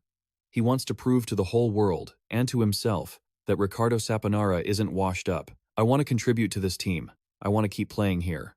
That wasn't the thought of a star, but the prayer of someone clutching their last lifeline. The second half began. The score is 3-0. Oh, wait. The scoreboard currently shows 2-0. Verona had nothing left to lose. They pushed their formation up to find a goal, and the pressure weighed heavily on the Fiorentina defense. But today, Ricardo Saponara wasn't just a striker. He tracked back, tackling with desperation like a defender. He used his own body to block the ball, a true warrior's spirit. "Are you okay?" Leon asked, worried. "I'm fine. Keep running. I'll be the launch pad for you." Ricardo Saponara was panting heavily, soaked in sweat, but his eyes were blazing. A counterattack opportunity Verona had pushed up too far. Ricardo Saponara stole the ball. Even though his legs felt like lead, he still forced his head up to find Leon. "Go, kid!" A long-range pass. Leon surged down the left wing, but Ricardo Saponara didn't stop to catch his breath. He gritted his teeth, wringing out every last drop of energy to sprint 40 meters to support his junior. Leon received the ball and feinted to fool the fullback. He glanced inside. Ricardo Saponara was there, but he was pinned between two center backs. It didn't matter. Leon saw an opening that only geniuses can see. A low, hard cross that took out the entire defense, putting the ball perfectly into the path of the veteran. The ball reached Ricardo Saponara's feet. This was it, the moment of destiny. "Shoot, my friend." But oh no. Out of gas, his legs didn't listen. Ricardo Saponara miskicked the ball. "Damn it, I ruined it." He squeezed his eyes shut in despair, an embarrassing miss in a one-on-one with the keeper. But wait, the ball rolled, wobbling, hit the ground, and bounced in a weird way. And it went in. The Verona keeper was off balance because of the botched shot. The ball slowly rolled over the line. Goal. 3-0. An ugly goal. A lucky goal. But who cares? It was a goal born of effort, of sweat, and a bit of luck for someone who never gives up. Ricardo Saponara collapsed on the pitch, not from pain, but from happiness. He did it. He put his name on the score sheet. 75 minutes in, both heroes were subbed off. The stadium stood up to applaud. Ricardo Saponara hugged Leon, tears streaming down his face like a child. "Thank you, kid. Thank you for not giving up on an old man who was washed up." Leon smiled awkwardly, being squeezed until he couldn't breathe. A beautiful image of the intersection between two generations, a rising star and a star finding his light again. But the drama wasn't over yet. When the match ended, the big screen in the stadium suddenly zoomed in on the stands. A girl was sobbing with emotion after the home team's victory. As the match ended, the stadium's big screen suddenly zoomed in on the stands. A girl was sobbing with emotion after her home team's victory. "Who is that?" "It's Ju Kim." She cried so hard her makeup was completely ruined. The reporter on the scene immediately pointed the mic at Leon and Ricardo Saponara. "Leon, is that beautiful girl crying over there your girlfriend?" Leon turned to look at the big screen, his face turning pale as a sheet. On the screen, Ju was screaming his name through tears. A public confession, forced upon them on national television. "It's over for you, Leon. How are you going to explain this to your dad when you get home?" Let's head back to the scene of this shocking confession in Serie A. While Leon and Ricardo Saponara were celebrating on the field, an impromptu press conference was happening in the VIP stands. Captain Cristiano Biraghi and his teammates were surrounding Leon's father. "Sir, that pretty girl crying over there, is she your daughter-in-law?" And our naive father, with a gentle smile, dropped a comment that left everyone stunned. "Yes, that's right. My son owes her a lot." Once the confirmation was out, Saponara and his teammates roared as if they just hit the jackpot. They looked at Ju with eyes full of both admiration and fear. "Sister-in-law, please accept our respects." Ju just wanted to find a hole to crawl into, going from best friend to lady of the house in a split second. The next morning at the training ground, as soon as Lian showed up, he felt a strange vibe. Everyone was looking at him with an oddly respectful gaze. Greetings to the real man. Greetings to the Casanova of Florence. Lian was confused, not understanding what was going on. He didn't know that in the eyes of his seniors, he was now a love guru who could play football well and had a dreamily beautiful girlfriend, especially Saponara. The big guy threw an arm around Lian's shoulder, grinning deviously. "You're something else, kid, daring to shout your girlfriend's name on national TV to celebrate a goal. That's romantic, man." Lian tried to push him away. "You've got it all wrong, boss. I was just calling her name, but nobody believes me." The conversation then shifted to a more serious topic. Dusan Vlahovic, the star player, had returned after the international break, but rumors of him leaving the team in the winter were still haunting the whole club. Lian looked at the broad back of his senior, his heart a mess of emotions. He felt both admiration and regret. Dusan Vlahovic turned back and patted Lian on the shoulder. "Well done, kid. I like the way you played in the last match." A compliment from the Lion King made Lian blush beet red. It turned out that even though he was about to leave, Dusan Vlahovic had always been watching the younger players. But back to the shouting incident. It turned out that when Lian shouted Ju, his Italian teammates misheard it as "du-u," a variation of a celebratory howl like Ronaldo's or some cheesy Italian phrase. Saponara even analyzed it as the tone of a lovesick man. And just like that, Lian was forced into a crash course: how to become a sophisticated, gentlemanly man. Lesson 1. You have to know how to express gratitude sincerely and romantically. Look her straight in the eyes and say, "I'm grateful for you." Stop being so shy like those other Asian kids. Saponara yelled into Lian's face. That evening, Lian's father happened to be home late, leaving the young couple to have dinner alone. An awkward atmosphere filled the kitchen. Lian was eating pasta while remembering Riccardo Saponara's advice. He gathered all his courage, set his fork down, and his heart pounded. Ju started. "What is it?" Lian looked straight into his friend's eyes. "Thank you for always taking care of me. Your cooking is the best." Boom! Ju's face turned as red as a ripe tomato. She stammered, unable to find the words. This trick from Riccardo Saponara was incredibly effective. Lian, sensing momentum, intended to say a few more cheesy lines, but Ju shouted, "Just eat. You talk too much." She turned away to hide her happy smile. It seems our little fool has finally started learning how to flirt. Anyway, putting the romance aside, let's get to the 14th round of Serie A, Cagliari versus Florence. Today, the order was restored. Vlahovic and Milenkovic returned to the starting lineup. Lian went back to the bench. From the outside perspective, he could clearly see the difference in class. The match began. Florence completely dominated. Dusan Vlahovic was like a monster unleashed. He bulldozed, shoved, and shot. No need for complex tactics. Just get the ball to the number 9, and he'll settle everything. In the 18th minute, he scored a thunderous strike that tore through the net. It didn't stop there. In the 45th minute, center-back Milenkovic joined the attack and headed the ball in powerfully, raising the score to 2-0. Lian sat on the bench with his jaw dropped. This was the true power of Florence. In the second half, Vlahovic continued his superb performance. He drew in 3 opposing defenders, creating vast space for his teammates. And when the opportunity came, he scored again. 3-0, a brace for Vlahovic. Lian shivered. He realized the difference between his false 9 role and Vlahovic's true number 9. He needed support from his teammates, while Vlahovic was an independent tactical system. He could single-handedly decide the match. The game ended with a crushing 3-0 victory, a display of absolute power. Vlahovic proved why he was the striker hunted by all of Europe. The captain approached Lian and patted his shoulder. "Had enough rest, kid? I let you sit out today to save your energy." Lian was surprised. "Save my energy for who? Who are we playing next?" Cristiano Biraghi's face hardened, his smile vanishing. He looked straight into Lian's eyes with a fiery fighting spirit. "You're asking who the next opponent is? Do you really not know?" Lian swallowed hard. He suddenly remembered the schedule. The name that made the entire city of Florence burn with hatred. The name that represented the power and dominance of Italian football. Juventus. The old lady of Turin. And more importantly, that was where Vlahovic was rumored to be transferring.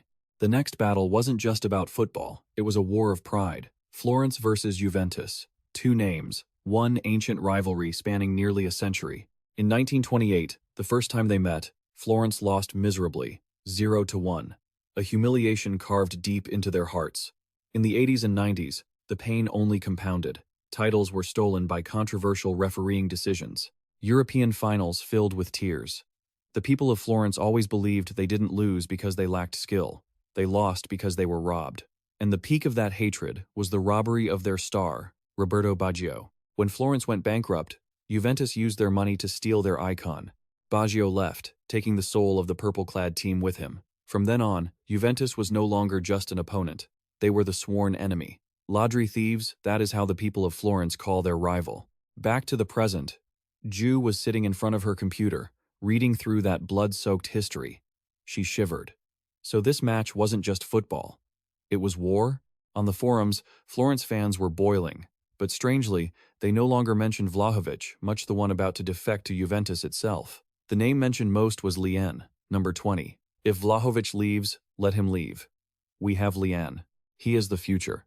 Even Juventus fans started paying attention to Lian. They mocked, "That kid we discarded 2 years ago? Now he's the star of Florence? Are you kidding me?" Jiwoo read this, and her blood boiled. Daring to look down on my friend? Just wait. On the day of the match, it was pouring rain in Turin. Lian was rushing to the meeting point. He didn't head to the training ground right away. He went to meet someone important. "Lian, why are you running around in this heavy rain?"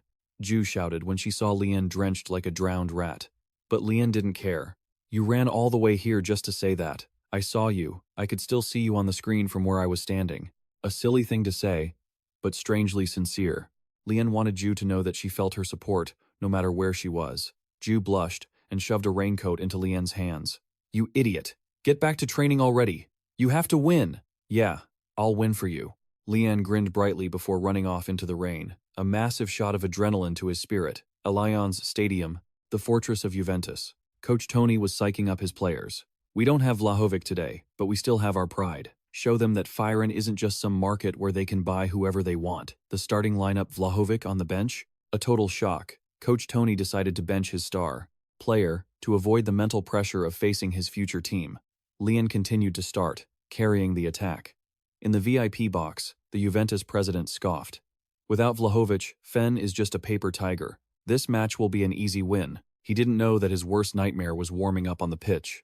Director Paolo Rosini of Fen hung his head. He was under immense pressure for selling Vlahovic. "Please, just don't let us lose by too much." The referee blew the whistle. Just seconds in, before the fans could even get comfortable, Lian received the ball from the kickoff. Instead of passing back, he suddenly turned and charged straight into the center. What the? Is he trying to solo it? The world-class Juventus midfield was stunned. Rabiot lunged in for a tackle. Lian slipped past him as smoothly as an eel. "La croqueta!" Center-back Bonucci shouted, "Stop him!" But it was too late. Lian had already accelerated. A lightning-fast burst of speed, leaving the black and white striped shadows behind him. Before him stood the goal. Goalkeeper Szczesny rushed out, the angle narrowing, but Lian didn't need much room. He swung his left foot, launching a long-range cannonball of a shot. The ball flew like a fiery arrow, rocketing straight into the top corner. 4 minutes. It only took 4 minutes. The entire Allianz Stadium fell silent. The Juventus president dropped his wine glass. Coach Allegri stood there with his jaw on the floor. What the hell just happened? Lian, the boy they discarded, had just delivered a thunderous blow to the Giants' face in their own sanctuary. Lian stood in the middle of the pitch, arms spread wide, looking up at the stands with a defiant glare, as if to say, "Look closely. I'm Lian, and this is my greeting." The match had just begun, but the atmosphere at Allianz Stadium was thick with the smell of gunpowder. The reason? It all started when a 16-year-old kid dared to unleash a shot that threatened the goal of the old lady. Juventus. This enraged the giant. The opposing team's €117 million star was screaming, venting his fury at his teammates. He wouldn't tolerate any negligence. His shouting made the Juventus defense tremble. But there was one person who felt absolutely no fear. To Lian, those expensive superstars and those authoritative black and white striped uniforms weren't scary at all. Right now, to Lian, they looked like prisoners in striped suits waiting to be rounded up. And he was the cold-blooded warden on the pitch. His teammates swarmed around Lian. "Amazing, Lian. Your form is insane today." The captain patted his shoulder proudly, but in truth, Lian was sweating buckets.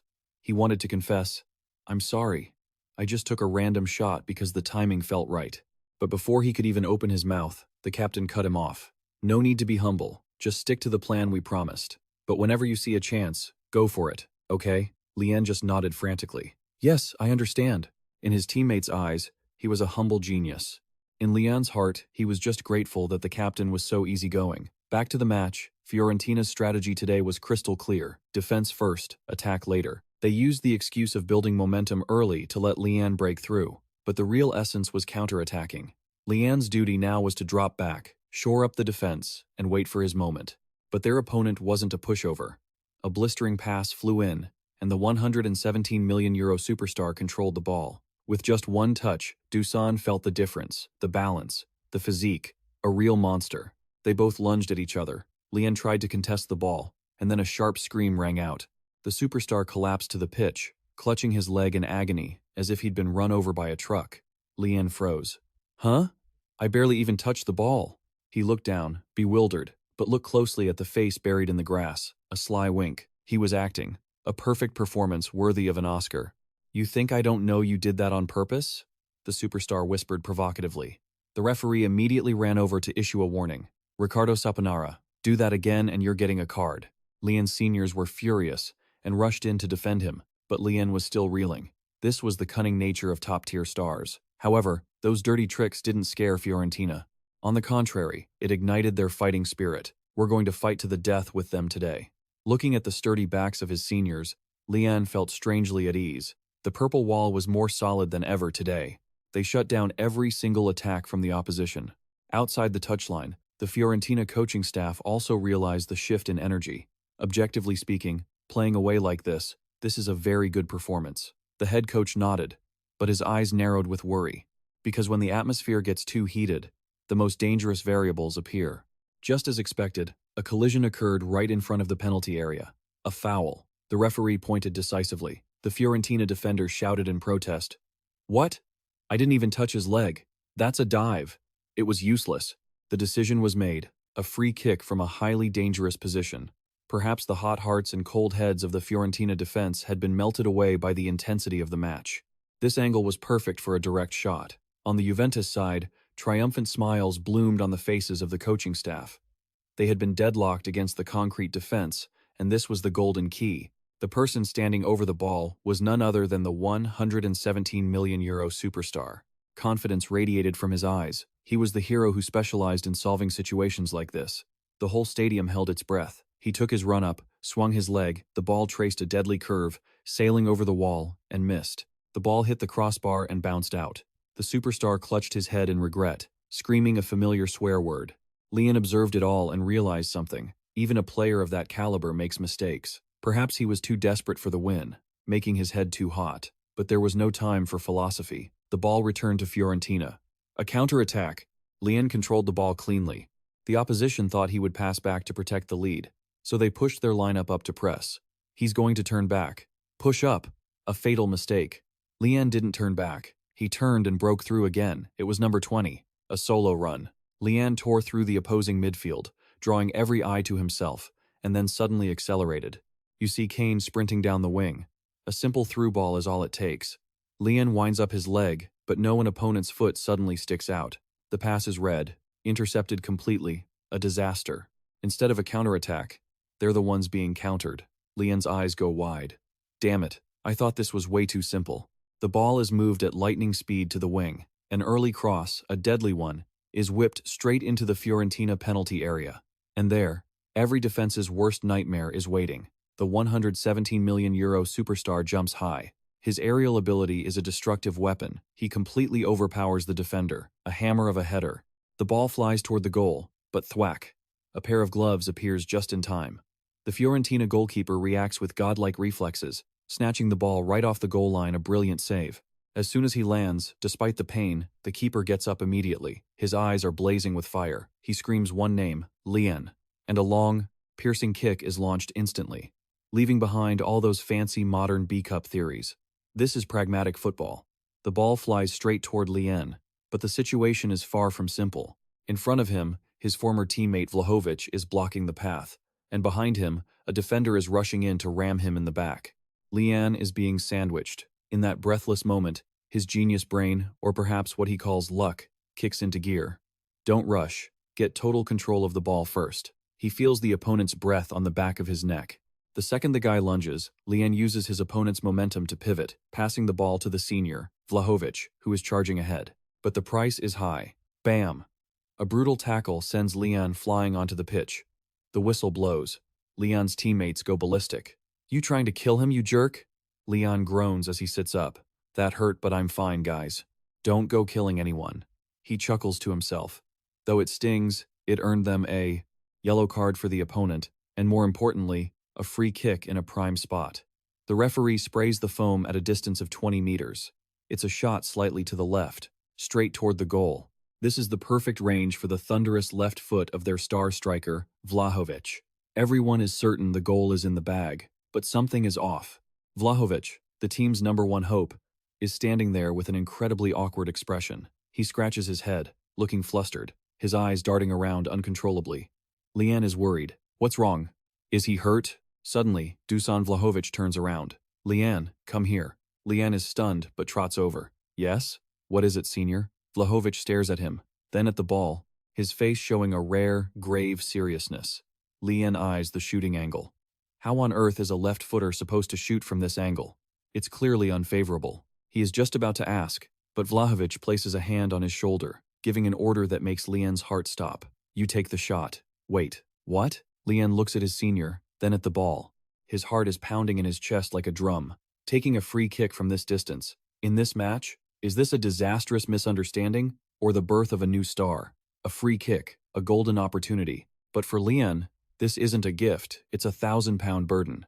Honestly, he hates taking free kicks. He hates that feeling of 10,000 pairs of eyes glued to him, waiting for a miracle or ready to tear him apart if he fails. It's the loneliest moment in football, where one person takes all the responsibility. So why? Why would a 16-year-old rookie dare to take on this responsibility against a giant like Juventus? The reason is simple. His senior, Vlahovic, the team's #1 star, trusted him enough to give up the ball. That trust has awakened a hidden ambition in Lian. He wants to prove himself. He wants to pay that trust back. Lian tenderly picks up the ball and kisses it. But wait. Why in this sacred moment does the image of his close friend, Jiu, pop into his head? Focus. Lian, don't be thinking about romance right now. Lian takes a deep breath. He steps back to survey the scene, the goalie's position, the goal, and most importantly, the wall. The opponent's wall is too high. Those hulking guys standing in front of him look like an impenetrable fortress. Lian narrows his eyes. 9 meters away? Why does it feel like they're standing closer? The shooting angle is almost completely blocked. But then, a small detail catches his eye. Dusan's hand brushes his shirt, it's soaked in sweat. No. He looks down at his own hand. It's water. He remembers the fall from earlier. The grass. That's right. The rain before the match. The pitch is still waterlogged. In a split second, a spark flashes in Lian's brain. A perfect physics formula is calculated instantly. The angle opens up. Lian charges no hesitation, no doubt. Instead of a textbook chip over the wall, he straightens his instep, relaxes his ankle, and strikes. He doesn't loft it. He drives the ball down into the ground, a low shot. The opposing wall, reacting naturally to the fear of a high ball, all jump at once. They've fallen for the trap. The ball, like a cobra, slithers through the gap right underneath the wall, suspended in the air. The Juventus goalkeeper is rooted to the spot. He can't believe his eyes. The ball travels low, but its speed is terrifying, helped by the slippery surface. It crosses the line before he can even dive. Swish! The net ripples. A world-class free kick from a total nobody named Lian. The score is 1-0. Fiorentina leads. The referee and the Juventus players clutch their heads in shock. What the hell was that? A low shot under the wall? Who the hell is that number 20 kid? His teammates rush over and ruffle Lian's hair. You crazy kid. You dared to shoot like that? You're actually insane, Lian. But that was amazing. The atmosphere in the Allianz Stadium explodes. The purple of Fiorentina is slowly dyeing the stands. That wasn't just a lucky low shot. It was a low-altitude knuckleball. The ball didn't spin, skipped once, and accelerated like crazy due to reduced friction on the wet grass. Lian had calculated both the turf's humidity and his own shot. The opposing keeper breaks into a cold sweat. Wait, don't tell me he spotted that angle because of a puddle? He shudders, a 16-year-old kid with the brain of a veteran master. Senior Milan lifts Lian up like a young king. Look there, Lian. Look at the stands. Thousands of Fiorentina fans are screaming his name. Lian, Lian. Lian turns bright red. Put me down, this is so embarrassing. But the captain walks over and points. You, don't shy away. That goal deserves to be honored. You have earned every bit of this applause. Lien looks up at the sky. He remembers the days of self-doubt, the times he wanted to quit, but now, he's done it. He scored against the strongest team in Italy, right in front of the fans who traveled all this way to cheer them on. On the other side of the pitch, the Juventus players are still in a daze. The traitor, Federico Chiesa, who just transferred from Fiorentina to Juventus, stars at Lien. Who is that number 20 kid? When I was on the team, he wasn't there. He starts to feel uneasy. The match continues. Lien's goal is like a heavy dose of adrenaline for the entire Fiorentina squad. Stick to the formation. Protect the goal our youngest scored. That's the order. The 5 minutes right after scoring are always the most dangerous. But today is different. If we lose the precious goal the kid worked for, where would we hide our faces? Fiorentina's spirit is soaring like never before. Captain Biraghi makes a fierce tackle. Milenkovic uses his whole body to block the shot. They're playing at 200% capacity. They've turned the goal into an impenetrable fortress. Even when the opponents play dirty, the Fiorentina players don't hesitate to fight back. You want to fight? Bring it on. Lien watches his seniors put their bodies on the line, and he realizes he's not alone anymore. Now he has brothers ready to reach out and pull him up whenever he stumbles. The first half ends with a score of 1-0 in favor of the visitors, a shocking result for the whole league. On the way to the tunnel, Lien feels the glares of the opposing fans, sharp as bullets. The captain pats his shoulder to reassure him. See that? They're afraid of you. Keeping an away crowd this silent means you've succeeded. Suddenly, Lien freezes. A familiar figure, a bright red mohawk, a rugged face full of scars. Jerome, a club legend whom Lien once deeply admired. But the way Jerome looks at Lien right now is strange. It's not the contempt from before, but wariness. An unknown Asian kid is now making top-tier stars nervous. While he's dazed, a raspy voice rings out. Why the long face? Is your stomach hurting, Lien? It's Coach Vincenzo. He asks Lien how it feels to stand here looking up at this fiery stadium. Lien can only swallow hard and speak honestly. It feels like I'm dying and coming back to life, sir. Meanwhile, in the luxury VIP box, two men in suits are rewatching the replay of Lien's goal. Look, the ball didn't spin. It wobbled. Director, keep your voice down. This is the opponent's VIP area. The Fiorentina director chuckles in delight. He's happy not just because of the goal, but because of the economics behind it. He looks down at the pitch, where the traitor, Federico Chiesa, is standing. Look at that Chiesa guy. He moved to Juventus for 40 million euros, a lucrative deal for us. That's right, thanks to that money, the club survived. The director points toward Lien. And that kid, Lien, his weekly wage is only 4,000 euros, cheap as dirt.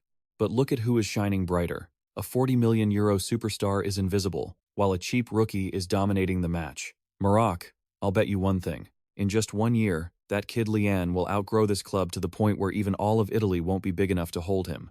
The second half begins, and the atmosphere has shifted. The Juventus players no longer look down on Fiorentina. Especially that superstar Chiesa, the look in his eyes toward Lien is completely different.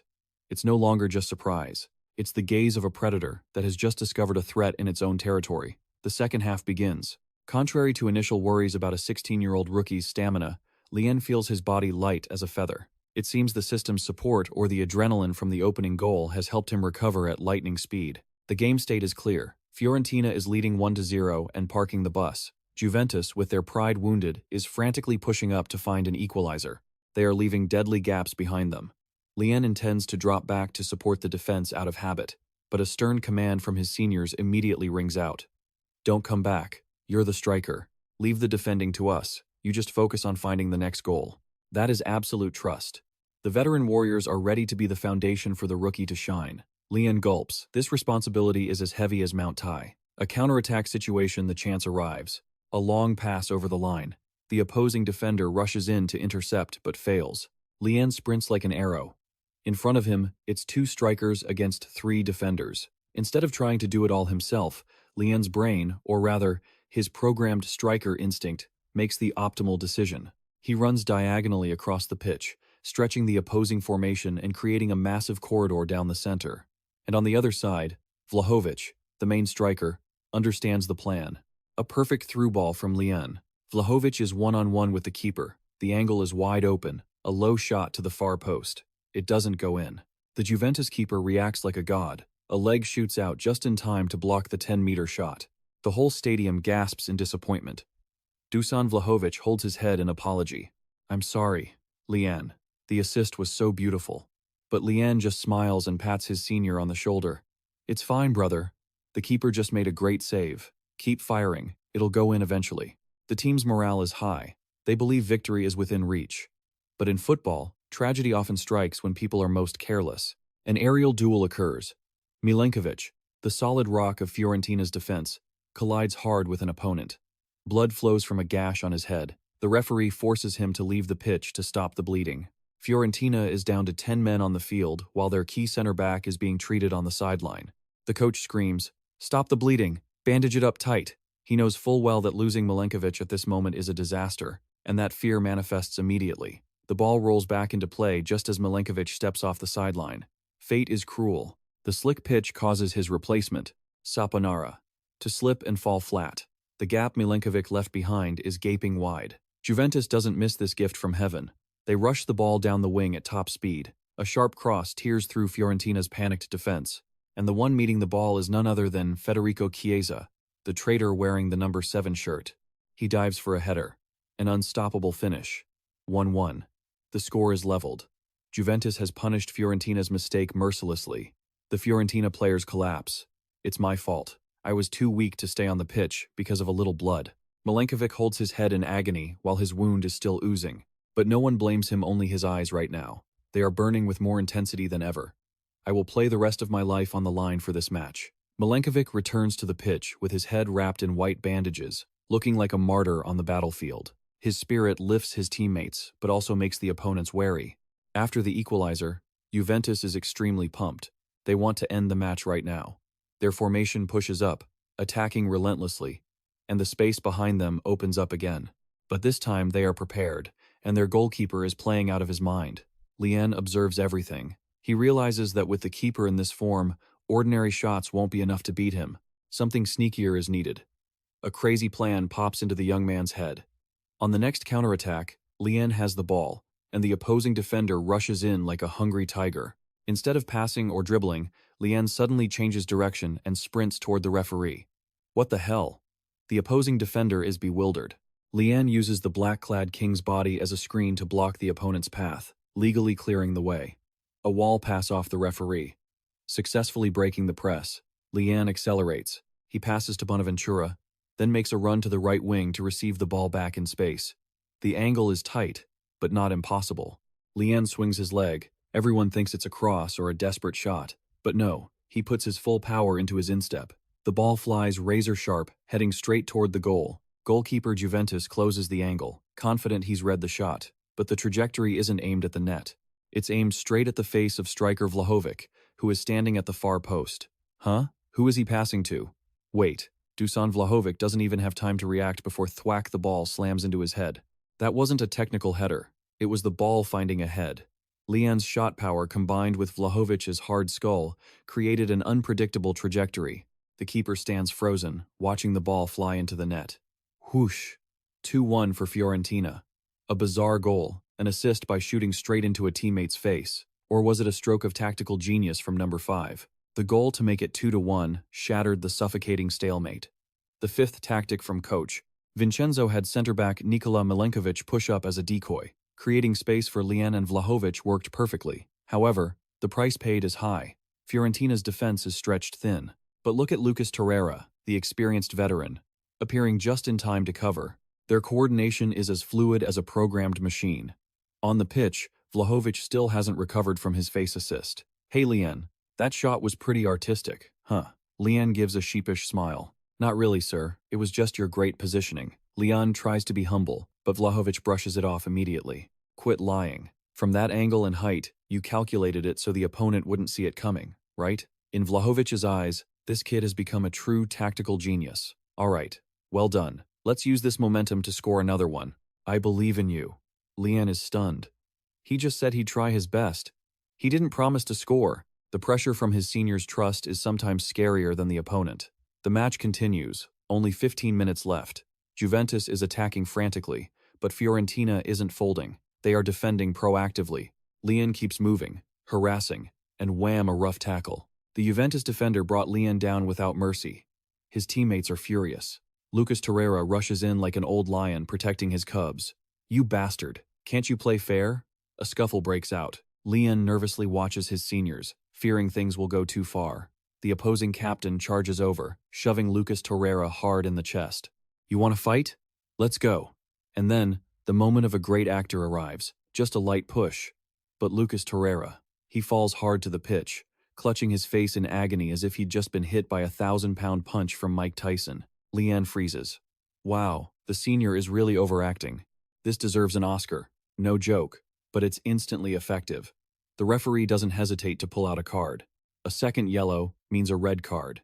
The Juventus captain is sent off. The goddess of victory seems to be smiling on the purple jersey for the second time today.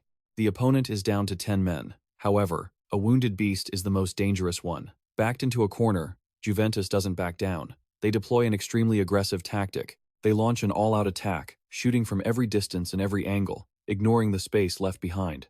Lian observes the frenzy, suddenly thinking, if Vlahovic transferred to a strong team and was this hungry for victory, would Fiorentina even stand a chance against them?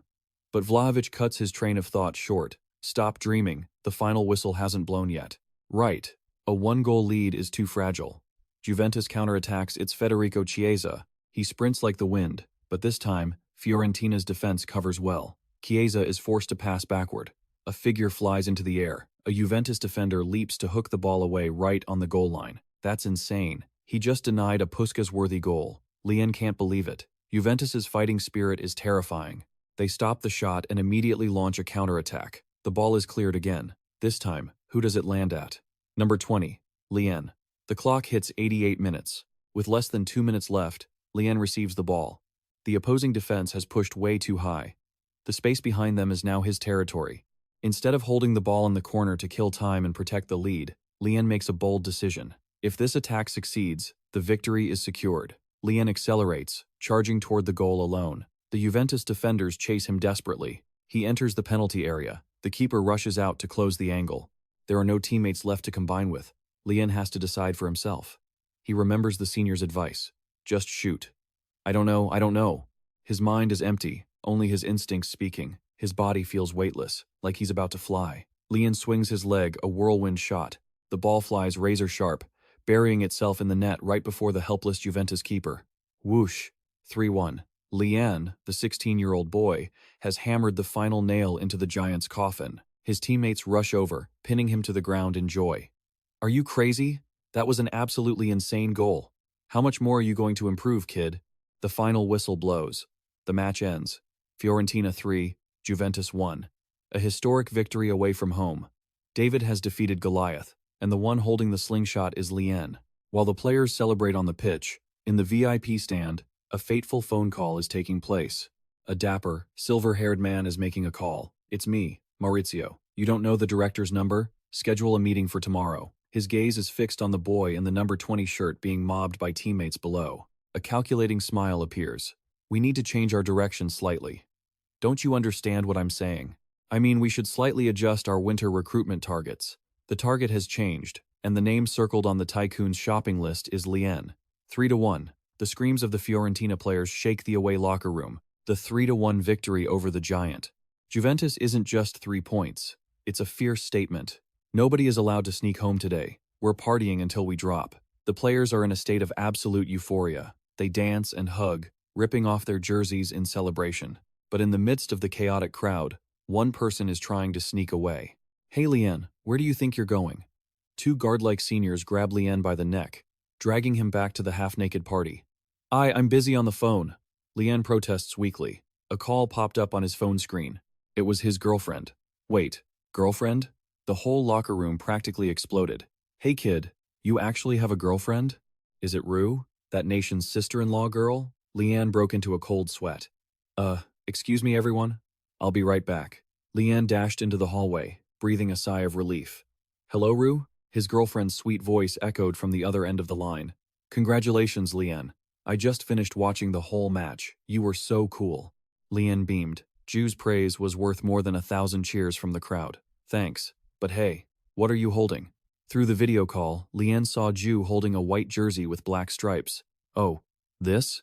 It's Dusan Vlahovic's jersey, the opponent's number 10. You swapped shirts with him after the match, remember? Lian scratched his head. Right, he did swap jerseys with that 117 million euro superstar. Ju sounded excited. Let me have this jersey when you get back, okay? Dusan Vlahovic is so incredibly handsome. The smile on Lian's face vanished instantly. Huh? Handsome? What on earth? She wasn't complimenting him. She was praising his opponent. Lian's face fell, and the feeling of victory suddenly felt half as sweet. Meanwhile, in another corner of the story, the coaching staff announced that they wouldn't be flying back to Florence for another half day. Everyone was free to wander around Torino. It was a perfect chance to relax. Captain Cristiano Biraghi immediately grabbed Lian. Great, Lian, come shopping with me. The masculine man with a mature sense of style was enthusiastically picking out clothes for his youngest teammate. These sets suit you. Try them on. Lian looked at the pile of clothes and wanted to scream. It was all suits. Formal shirts. The style of a man in his 40s. Captain, I'm only 17. Quiet. A man has to dress like this to look the part. I'm going to teach you what real mature charm is all about. Lian looked at himself in the mirror helplessly. He looked like a miniature old man. But the nightmare didn't end there. At checkout, Captain Cristiano Biraghi pulled out his powerful black card. Put it all on my tab. Lian panicked. Oh, no sir, I can pay for it myself. My weekly salary isn't that small. Cristiano Biraghi smirked, putting on his sunglasses, looking incredibly cool. Forget it, kid. Your salary is just pocket change compared to mine. Just remember to buy me out when you become a superstar later. Lian was speechless. The captain's wealth and generosity left him feeling both touched and insecure. After being forced to buy a mountain of adult clothing, Lian snuck off to pick a gift for Ju. He chose a simple white sweater.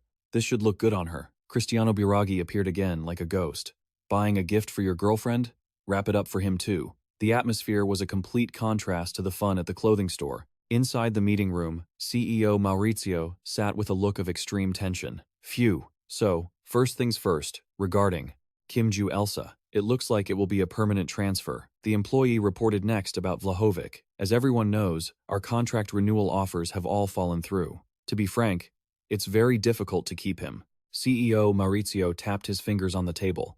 If that's the situation, shouldn't we choose the path that brings in the most transfer fees? The employee nodded. Yes, exactly. The employee continued to present, sweat beginning to bead on his forehead. So, the most advanced negotiation is with JVT. The CEO interrupted. Is there anywhere else with a better offer? The employee hesitated. That's not it. It's just that there's a completely different offer that has been sent in. The CEO frowned. A completely different offer? The employee swallowed hard and spoke. I received word that they want to recruit Lian for Vlahovic, and at a price equivalent to the valuation for Vlahovic. CEO Maurizio bolted from his chair and shouted, a price equivalent to Vlahovic? For a player who hasn't even debuted in the first team for 6 months? The whole meeting room was shaken. It was an unimaginable figure for a rookie. The transfer tycoon, the technical director, stroked his chin pensively. Well, to be precise, in the transfer market, youth is a huge advantage. They say that, but everything has its limits. No one expected them to make an offer on par with Vlahovic for a rookie who hasn't even played half a season. CEO Maurizio laughed loudly, his smile full of ambition. Ha ha. It seems like CEO Maurizio over there is getting very desperate after this loss, isn't he? Isn't his job hanging by a thread? He made a quick decision. Then sending Vlahovic to England and Lian to Juventus would be the most profitable for us. Thump. A fist slammed hard onto the table, making CEO Maurizio jump. The technical director glared, grinding out each word. Lian is absolutely not for sale. Maurizio tried to convince him. But at that price, shouldn't we consider it? Isn't it a huge profit for the club? That's right. The technical director remained adamant. No, absolutely not. At least not right now. Maurizio asked back, full of doubt. You mean that kid is going to develop even more? The technical director smiled cryptically. Of course, he is a world-class talent. As soon as this season ends, Lian's value will climb even higher. But what if he proves himself on a bigger stage? Maurizio was baffled. A bigger stage? The technical director closed the deal. Yes, that's exactly it. The European Champions League. He continued to paint a picture of the future. That will be the time when this amount of money will just be pocket change. In his mind, an image of Lian shining at Europe's most prestigious arena appeared brilliantly. The technical director stood up and declared firmly, if you still don't believe my words after that, then fire me right here and now. A silence blanketed the meeting room. Maurizio couldn't believe his ears. Oh, that's not it. Don't believe what? But the technical director hadn't stopped yet. He added one important condition. Although, that scenario has a prerequisite. Florence must win a ticket to the European Champions League. He looked everyone straight in the eye, posing the decisive question. Do you think it's feasible without Vlahovic? The team's #1 star was about to leave. Can Jian and his teammates work miracles to bring the Fiorentina ship to the Champions League without this captain? The board of directors of Fiorentina was facing a difficult puzzle. If Vlahovic left, keeping a top 4 spot in Serie A would be a difficult task, let alone the distant dream of the Champions League. But if they sold Jian too, then even a Europa League ticket would become unthinkable. In the meeting room, the technical director announced clearly, "Just do as you see fit." He turned to CEO Maurizio, his gaze firm. "Anyway, not all of the board is stupid. We can still protect Jian." However, he also admitted a harsh truth, "But I can't keep him forever." He looked out the window pensively. "Even as a businessman, I'm not blind to the obvious. It's just a matter of time. In the end, Jian will go to the best team in the world." While political maneuvering was taking place in the upper echelons, the atmosphere on the pitch was completely different. Hurry up, a little faster," the shouts echoed across the training ground. After their historic win against Juventus, the entire team's morale was soaring. The lingering feeling of victory made every stride feel lighter. Everyone knew this was a major turning point. Coach Tony stood watching, nodding in satisfaction. Since this was such an important win for both the team and him personally, it was only natural. Beside him, the fitness coach was hard at work with a special training routine for Jian. Still not done? Besides, there was only one match left before the league's winter break. And more importantly, for a high school student like Jian, school was on break too. "Hang in there, Jian," a teammate shouted. "Got it," Jian replied with energy. Perhaps because many of his worries had faded, he was sleeping better too. On the pitch, Jian shot the ball with newfound confidence. And, he thought to himself, Jian #3. Jian was daydreaming about the upcoming break.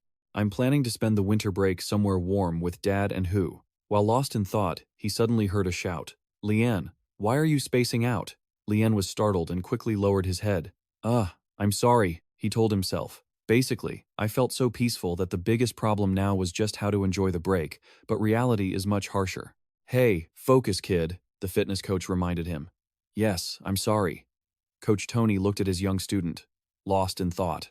"But in the final match of the first half before winter break, I can't start." The score on the electronic board read, Fener 2, Stia 0. Coach Tony was firm. His current condition truly didn't allow him to start. Even though the home team was leading 2-0 and the atmosphere in the stands was electric, Jian sat on the bench with a heavy heart. Even after resting fully, why does my body still feel so heavy? Jian wondered. He felt like a boulder was weighing down on his chest. Was it because I gave it my all in the match against Juventus? It was true he had pushed himself too hard, but he didn't want to accept that weakness. I can't make excuses like that. The seniors on the field were still full of energy. On the pitch, Saunara was running like a tireless machine. "Press harder, Saunara." Jian watched the seniors' silhouette. Why is it so different? The seniors still looked fit. Why was it only him? Suddenly, a detail caught his eye. Despite running hard, Saunara's expression was locked in, with high-level focus clearly visible in his sharp gaze. And Jian immediately realized the difference. A professional mindset. Even the seniors with that professional mindset had quickly set aside the joy of victory to prepare for the next match. Saunara made a powerful tackle to regain possession. "Move it," he shouted. Jian felt ashamed. He, on the other hand, had stupidly been basking in victory, letting his body and mind go soft. If you can steal it, take it. The players on the field were still fighting fiercely. Jian bowed his head. How embarrassing. I even forgot the seriousness that allows me to play here. He clenched his fists, his nails digging into his skin. What a pity. A missed opportunity on the field made the crowd gasp. If the match ends like this, I'll probably regret showing such an unprofessional side. Jian blamed himself. He was afraid of becoming someone who rested on their laurels. Suddenly, he jolted. Jian sprang up like a spring when he heard his name called. I'm really nervous. He took a deep breath, trying to calm down. But I've changed a lot, haven't I? Jian encouraged himself. All right, gather all your courage. He turned to Coach Tony and spoke timidly. Coach? Coach Tony turned around in surprise. Huh? The clock hit the 37th minute of the second half. The referee's whistle blew. The substitution board was raised. Number 10 off and number 20 on. Jian walked to the sideline, breathing a sigh of relief. Thank God. At least I get to play for a bit. Meanwhile, on the coaching bench, the fitness coach curiously asked, "Coach, what did Leanne say to you earlier?" Coach Tony smiled mysteriously. "Huh? Oh, it's nothing." In his memory, the image of Leanne from a few minutes ago appeared. The kid's eyes were bright, pointing at the tactical board. "Senior, I will move to this side." The fitness coach guessed. He probably just wanted to play even for a split second. Coach Tony laughed. "Ha, Leanne actually said that?" He remembered Leanne's real request. He said he wanted to contribute a little to the team on the grass. As soon as Leanne stepped onto the pitch, he sprinted straight toward his own half. His teammates were surprised. "What the hell are you doing? Dropping all the way back to defend?" Coach Tony laughed loudly. "Ha ha ha." The coach seemed satisfied. Coach Tony explained to his assistant, "The fact that he took the initiative to ask is good, but what's more admirable is that he recognized his own shortcomings and made an effort to fix them." On the field, Leanne just made a successful tackle. Coach Tony looked at his student's silhouette.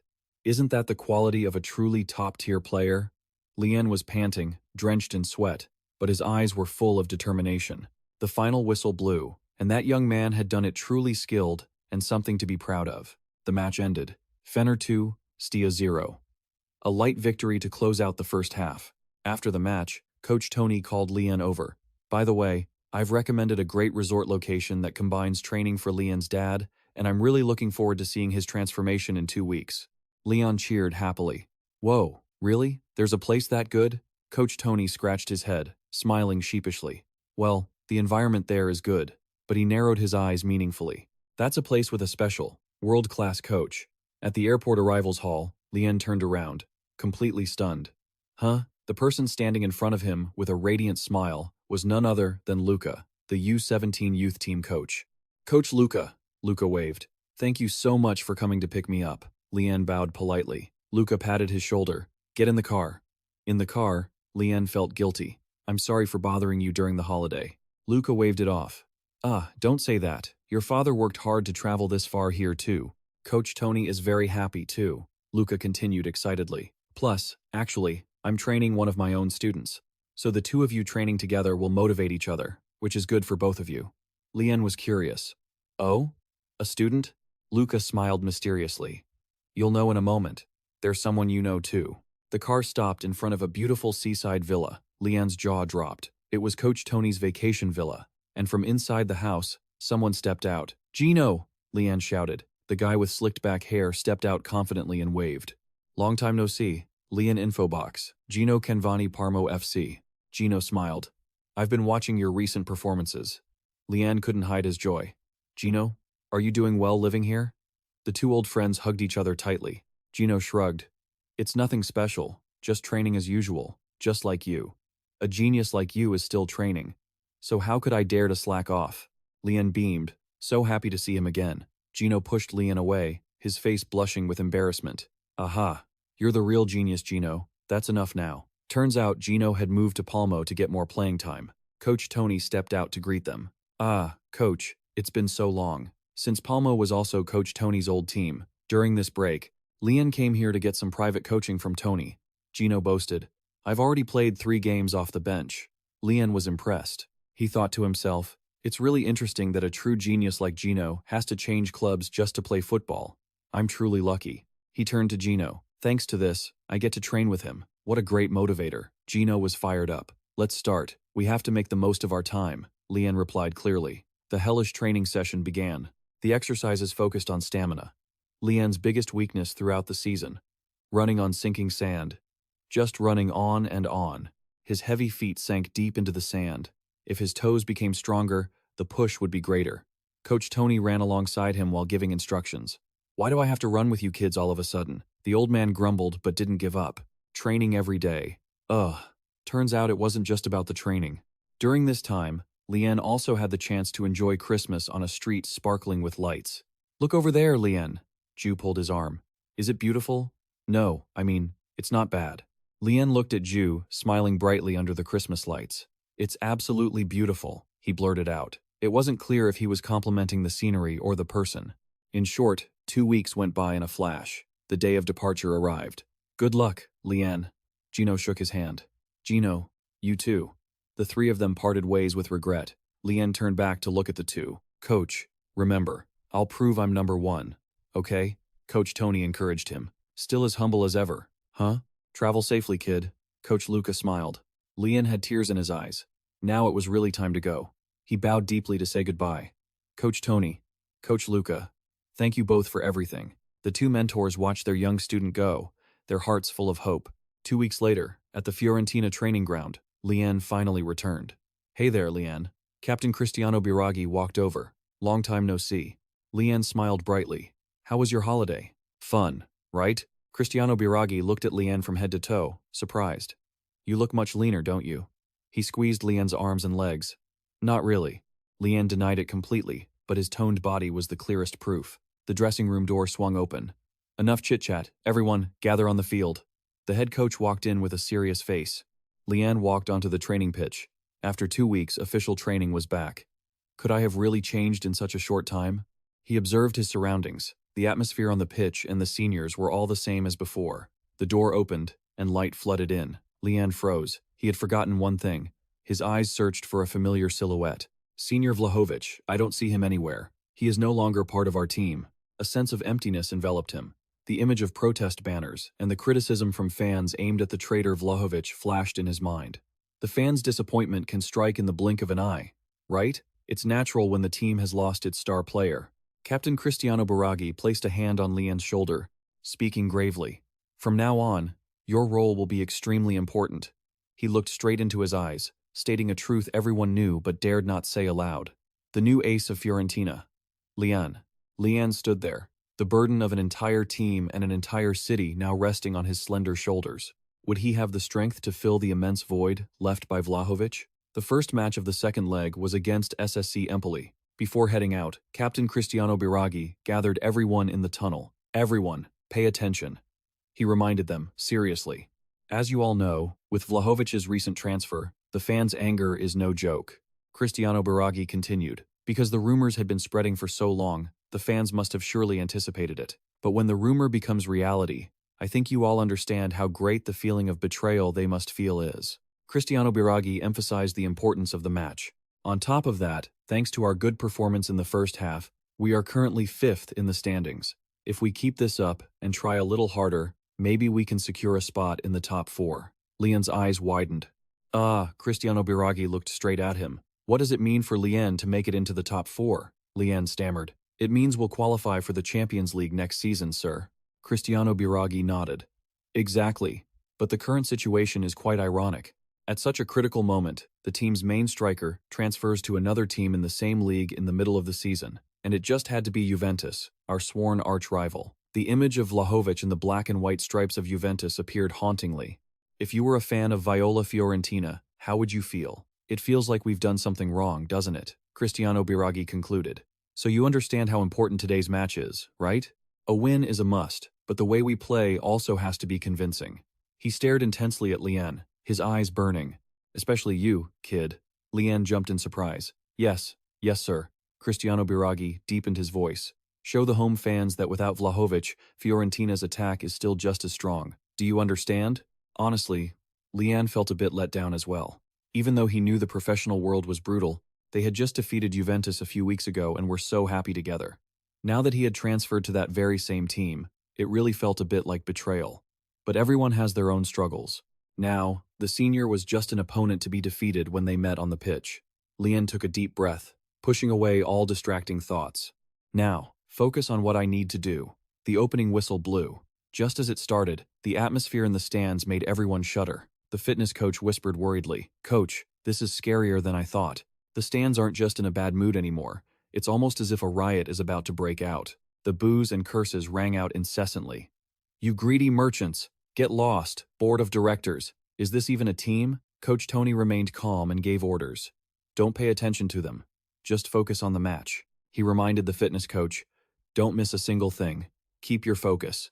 Because now, we have to quickly adapt to a tactic centered around Lian, not Dusan Vlahovic anymore."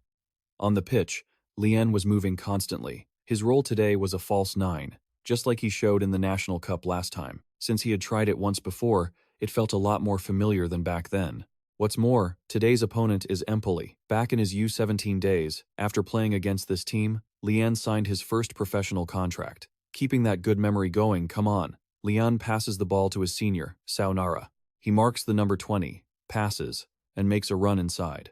The Empoli defenders are panicking.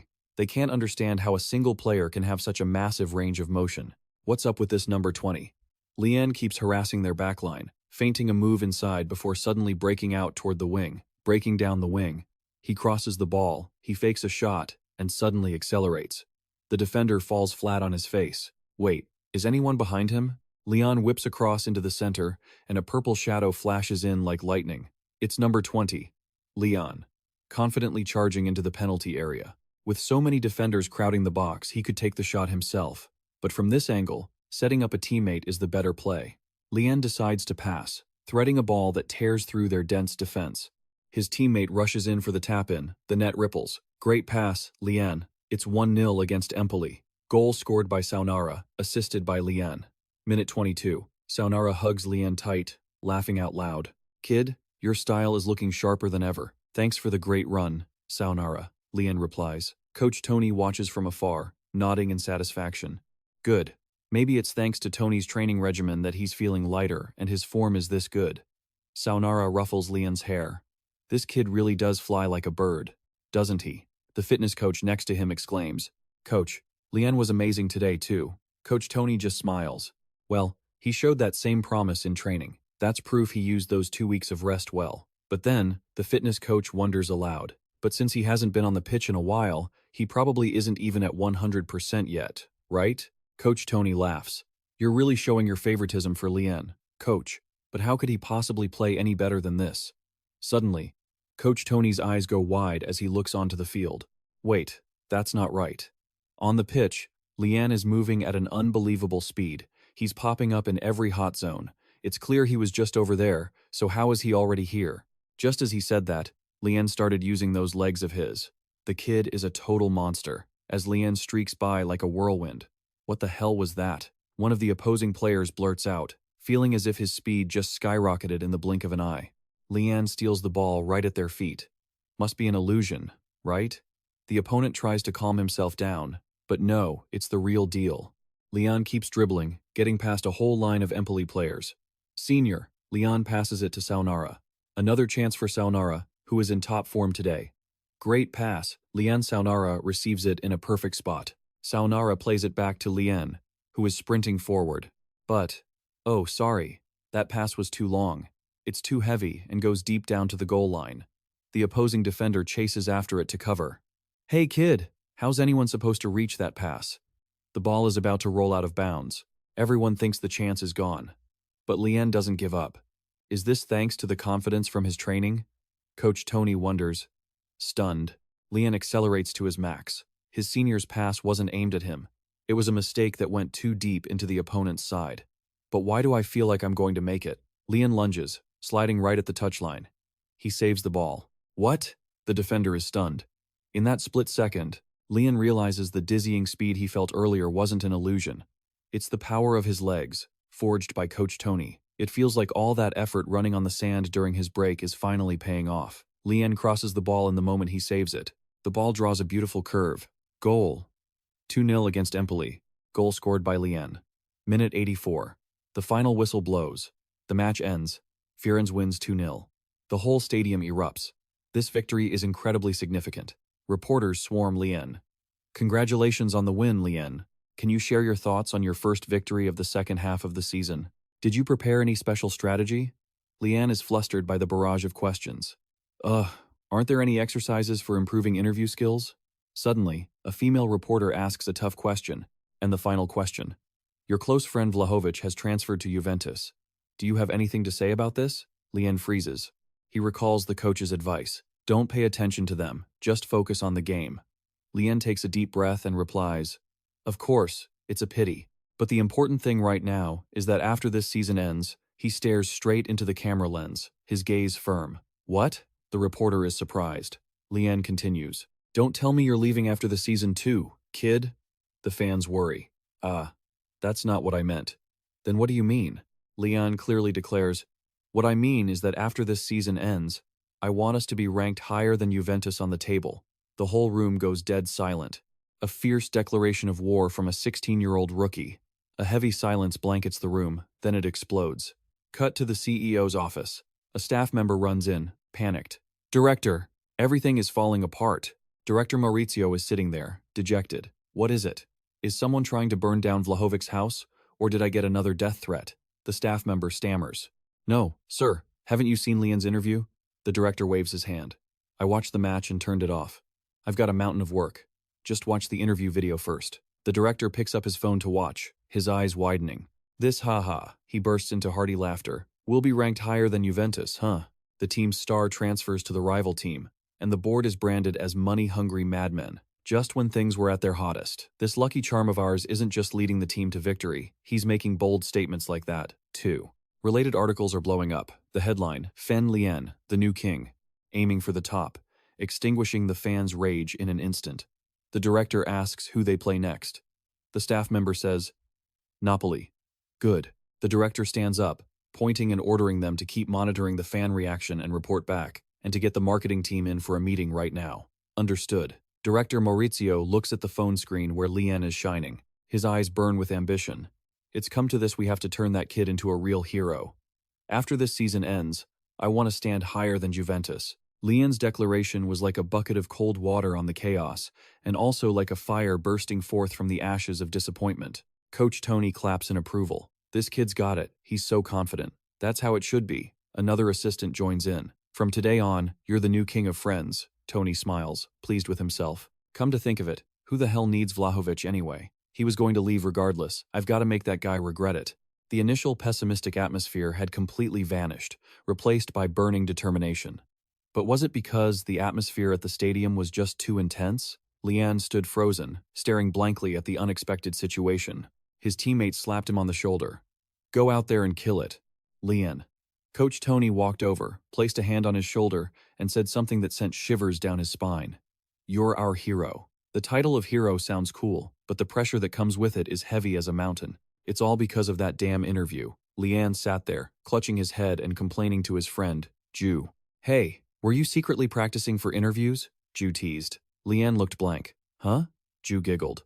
Because of what you said, everyone's gone totally wild. Stuff like hero of Florence and all that. Our Lian is so famous now. I guess we can't hang out together anymore, right? Lian blushed and waved his hands frantically. Ah, stop teasing me. I'm already stressed enough as it is. He scratched his head in confusion. I was just speaking from the heart. I didn't think the reaction would be this intense. Ju poked his forehead. His big mouth really did get him into trouble. But then she beamed at him. Anyway, you've become Florence's hero. You'd better play a hell of a game in the next match. Lian broke into a cold sweat. So much pressure. He sprawled out on the floor, groaning. Ju looked at her friend and suddenly said, Just kidding. I'm just kidding. But her voice dropped, sounding a bit worried. You don't know.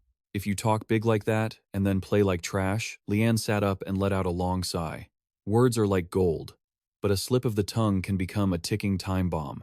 Suddenly, Ju said firmly, I believe in Lian. It's always been that way. Our Lian will do great. Her gaze was full of trust and warmth. Lian felt his heart skip a beat. Why was that? Just hearing Ju's voice made him feel so at peace. The anxiety and pressure seemed to vanish. So what if he couldn't do it? If anyone dared to talk trash, he'd just bring them to her. Understand? Kim Jiwoo declared heroically. Lian smiled confidently. Maybe that was why? No, he couldn't play badly. He was a genius and a hero, after all. Ju watched her friend acting so self-absorbed and shook her head in exasperation. He always let his guard down when he was in front of her. Lian, you really are. Ju covered her mouth to hide a smile. He had just told himself to watch his mouth, but he was so frustrating. Lian was still blathering on. He couldn't help but run his mouth again. Maybe he was just fated to be this way. The atmosphere in the Florence locker room was unusually cheerful. Ha, ha, ha, ha, laughter echoed endlessly. What is this? Lian's teammates were holding a giant banner, featuring a chibi drawing of Lian with the word hero in big letters and sparkly effects. Didn't he look like a total heartthrob? Ha ha ha, look at those rosy cheeks. Lian felt so embarrassed he wanted the ground to swallow him whole. You saw it too, right? Oh, wait, how could you not? On the way here, every single lamppost had this picture hanging on it. The captain and the seniors were laughing until they were crying. Lian clutched his head, thinking that to keep the momentum going from his previous interview, the management must have prepared this advertising banner themselves. Does that mean they gave these out to the fans too? Was this just a prank on him? Lian imagined the hero banner with his innocent face plastered all over the stands. The captain patted his shoulder. Hanging this in the stadium is going to be a sight to see. Senior, Lian shouted. The locker room door opened, and Coach Tony walked in with a serious expression. All right, everyone quiet down and focus. The scary octopus had arrived. Today's opponent was Napoli, the team currently in third place. Coach Tony pointed to the tactics board. We have to beat teams ranked higher than us if we want to pull them down and climb up. Is that clear? Yes, sir. Coach Tony looked straight at Lian. To make Lian's interview a reality, go out there today and run until your legs burn. He clenched his fist. Forza Viola. The whole team cheered loudly. The match kicked off. Honestly, there are no easy opponents in this league, but Napoli was a particularly strong team among them. The match unfolded at a dizzying pace. Today, unlike the last match, we'll be lining up in a 4-4-2, slightly defensive, while the opponent will use a 4-2-3-1 to put pressure on us. Watch the wings. Watch the flank breakthroughs. Napoli had superior ball control. They were using the speed of their small wingers to penetrate both sides of Florence. The reason Florence was desperate to stop the flank play was because of the opponent's center forward, Napoli's number 9, Victor Osimhen, a true aerial monster. Indeed, his movements inside the penalty area were incredibly dangerous. During the tactical briefing, they said he had already scored 9 goals. He jumped high for a header, the ball hitting the post. To win today, they absolutely had to lock this guy down, but that didn't seem easy at all. A mistake in the defense. The flank has been pierced again. A low cross. The ball is sent in at extreme speed. The center forward don't let him get free. The Florence center back lunged for a tackle, but no, it was too late. Osimhen was a beat faster. Thump! The score was 0-1 to Napoli. The goal came in the 15th minute, the 10th goal of the season for Napoli's goal-scoring machine. It's fine. It's okay. We can just chase it back. The captain tried to boost morale, but despite the captain's shouting, the situation didn't improve at all.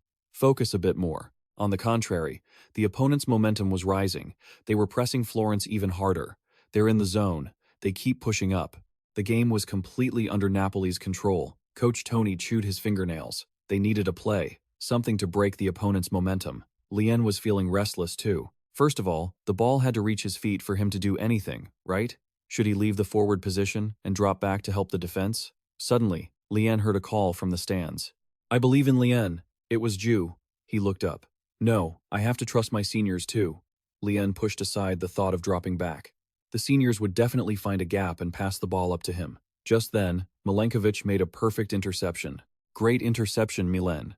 Senior! Lian shouted for the ball. Milenkovic saw Lian.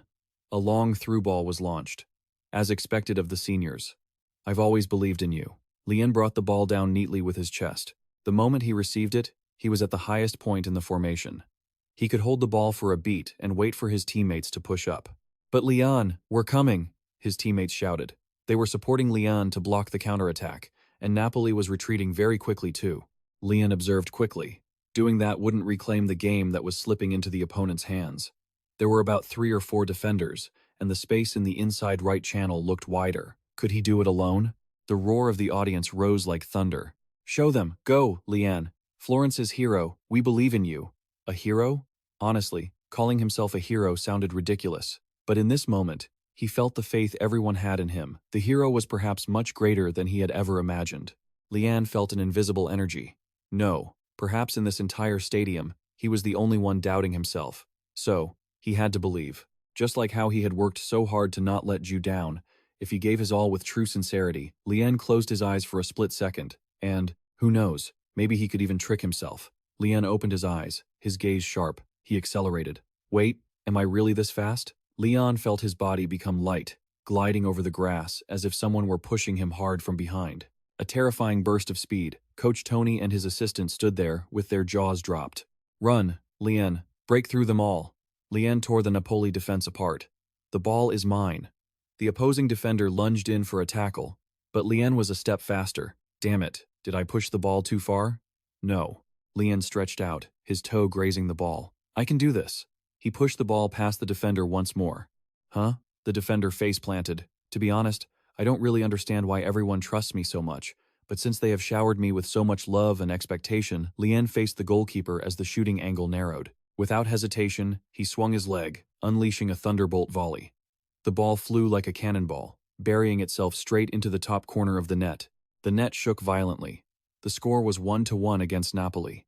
The scorer, Lien, in the 45th minute, right before the end of the first half. A truly unbelievable masterpiece. But the match wasn't over yet.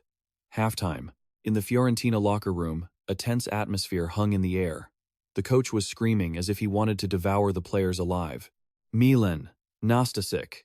One person watches the ball, the other must mark the man. If you need to, all three of you should have lunged in to stop him, right?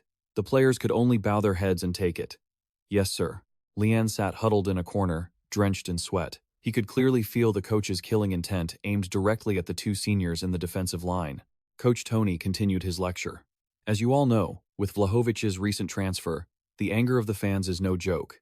It's not any less intense than the opponent's momentum. He looked around, his gaze stern.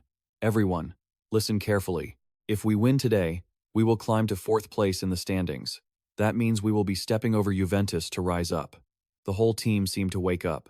This goal was too tempting. Coach Tony pointed to the door. You all understand the fans' mood right now, don't you? Take this chance to restore their spirit. What do you think? What are you waiting for? Captain Biragi punched his palm hard. All right, let's go. Fight for the fans. Lien walked behind, filled with admiration. Man, our team really needs this kind of fire. They're dead for sure. His teammates grinned from ear to ear. Lien felt a surge of emotion in his chest. The coach's speech had stirred his heart. The captain turned back to remind Lien, please, we have to win. If we win this, we'll reach 4th place. Osimhen was truly too dangerous. That's right. As long as they didn't concede, he would make it happen. Suddenly, Ju, who was sitting in the stands, realized something strange. People often said that there were times when you could suddenly understand a foreign language. Now I can hear the audience's conversation quite clearly. How magical. She tilted her head to listen. But after hearing it, she realized they were all talking about Lien. Earlier, he passed 4 people by himself. Gave me goosebumps, right? Huh, I almost lost my mind. Ju blushed furiously. It's true. He radiates such an intense charm wherever he goes. The crowd cheered loudly. Lien, the hero of Fiorentina. Let's reach 4th place. Is that Lien? Why is he coming out first today? What is this? Why does his back look so cool? With this, how could people not be obsessed with him? Ju looked at Lien's back on the pitch and let out a long sigh. Her little Lien was now practically gone with the wind. She was happy for her friend's success, yet felt a bit of childish jealousy. The match continued into the second half. The game returned with dizzying speed. The opponent didn't seem to accept a draw. They pushed up to attack even more aggressively than in the first half. The pressure from Napoli was suffocating. The Fiorentina captain shouted a warning. Look at the formation behind. They were having to force themselves to follow ironclad discipline, maintaining the defensive distance and dropping deep to counterattack, instead of uselessly rushing to contest in the midfield. Milan. Always keep an eye on the ball falling into the space behind. A small mistake now means death. Milenkovic replied curtly. Okay. The opponent was controlling the ball in a very high position. Their owl-like eyes were focused on finding the smallest gap in Fiorentina's defensive wall. In this nail-biting situation, Lien was standing alone in the opponent's half. He looked toward his own goal, watching his 10 teammates struggling to defend, feeling as if he couldn't do anything useful by himself, which was truly uncomfortable. Standing still and watching his teammates fight was torture for any player. Lien wanted to run back, wanted to make a tackle, wanted to share the burden, but the memory of the conversation during halftime with Coach Tony suddenly rushed back. Lien, you are a male lion, the leader of the pride. Lien was confused. Yes? Coach Tony continued his bizarre biology lesson. In documentaries, the male lion usually looks like he's doing nothing, lazy and lying down, while only the lionesses go hunting, right? But when an enemy like a hyena appears, he will stand up to protect the pride. See that? He pointed his finger at Lien's face, emphasizing. In the second half, you have to become that lion. Accumulate strength and weight. A lion, sir, Coach Tony smiled cunningly. That's right. And then finish off the opponent at the decisive moment. He explained the tactic with a serious face. If you drop back to help defend because you're impatient, the team's only chance for a counterattack will vanish. Your mission is not to run around aimlessly, but to lie in ambush and wait for the right moment. Lien clenched his fists. He had to restrain his instinct to drop back. He had to trust his teammates and believe in his role as the leader of the pride. Lien took a deep breath, growling in his throat to build momentum. Grr. Osimhen of Napoli, standing nearby, looked at him with a strange expression. Grr, grr. What's wrong with this guy? The 30th minute of the second half passed mercilessly. Ah, no. More than 30 minutes had passed. Lian was still running, but in his heart, anxiety began to rise. And I haven't even touched the ball properly a single time yet. He glanced at Osimhen of Napoli, who was marking him as closely as a shadow. This guy wasn't just good at attacking, he was also persistent as a leech. Lian sighed in frustration. Wow, what kind of lion is this? More like a kitten. Earlier he had confidently growled. Now his inner voice was only a weak meow. Osimhen looked at him with a puzzled gaze, as if staring at a strange creature. He was growling just a moment ago, Lian thought to himself. He tried to keep a serious face, but in his head, he was screaming with embarrassment. Being the leader of the Pride was much harder than he had imagined, because the opponent's attacking trio was too strong, so the seniors had to focus entirely on defense. No one could blame them. Napoli was attacking like a storm. The ball was almost exclusively rolling in. Fenz's half of the field. Sometimes the ball would reach me. A rare counterattack pass. Lian rushed to receive the ball, but their defense was just as strong as their offense. A precise and powerful tackle. Blocked. The tackle was successful. Lian fell flat on the pitch. The Napoli defender stood tall like a stone wall. He still hadn't found a way to escape the opponent's tight marking. He panted, his jersey soaked with sweat. Huff, huff, come on, keep it up. Friend's hero walked by, dropping a taunting remark to provoke him. Lian gritted his teeth and slapped his own face to snap out of it. Slap, slap, no, can't think like that. There was still time. An opportunity would surely come. Lian glared forward. He wouldn't give up, not even with a single second left. He watched the play. A powerful shot from Napoli was blocked. Fen, the goalkeeper, pulled off an incredible save. The ball bounced out, and the defender cleared it. A second ball for the opponent. Napoli kept pumping the ball into the penalty area. Shoot! Close down the angle. A close-range shot. The ball whistled just inches past the goalpost. Damn it, no shooting angle. Coach Tony watched from afar, nodding. Good. The defense's concentration isn't bad at all. The opponent is dominating the attack, but they still haven't scored. As time slips away, they'll get impatient and try to create the perfect opportunity instead of finishing decisively. On the pitch, the Napoli players were arguing, "Why didn't you shoot? There's no clear angle. If we keep passing back and forth like this, first, pass it back to lower the tempo." The Napoli player passed it back. But wait, a purple jersey suddenly appeared and intercepted the pass. Great move, Bonaventura. Bonaventura intercepted the ball. How did you show up there? The Napoli player was stunned. Everyone makes mistakes eventually. Bonaventura smirked. He passed immediately to Lian. I've been watching the whole game, so I've already read your passing lanes.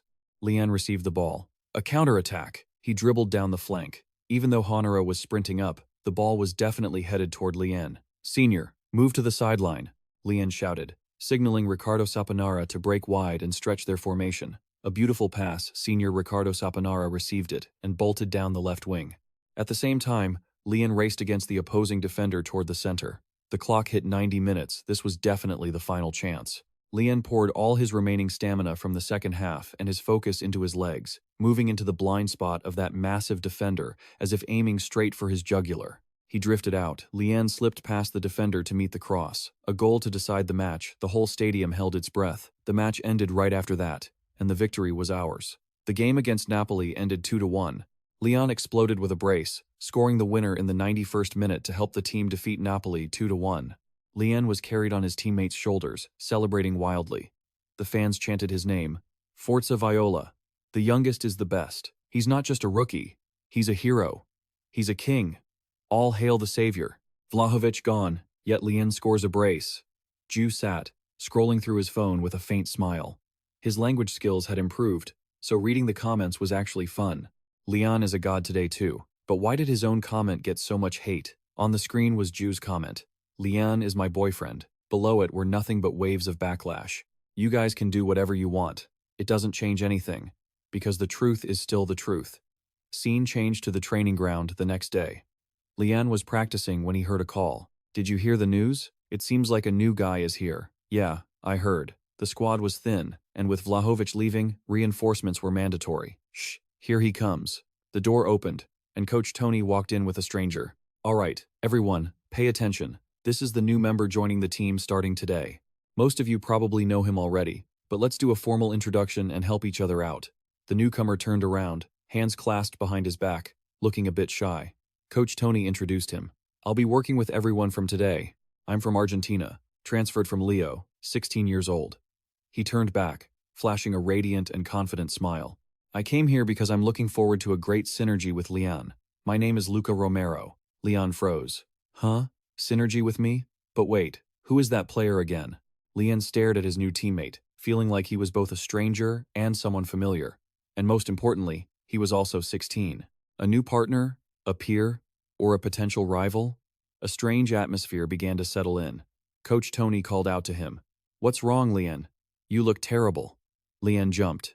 Yes. Captain Biragi smirked and patted the coach's shoulder. Tell him, Captain. That kid still hasn't gotten over his old flame. Lian's eyes went wide. Huh? Old flame? Captain Biragi continued to tease him. Don't tell me it's about Jew. Why bring Jew into this? Do you have someone else already? Lian sighed. It's not Jew, it's Senior Vlahovic. Without him, everything just feels so empty. He bowed his head, feeling down. Oh, is that all? Captain Biragi laughed heartily. Ha ha. You two were a dream team, so I understand that feeling. But then he turned serious. But you've known Vlahovic longer than the rest of us, haven't you? Lian was stunned. Biragi looked into the distance.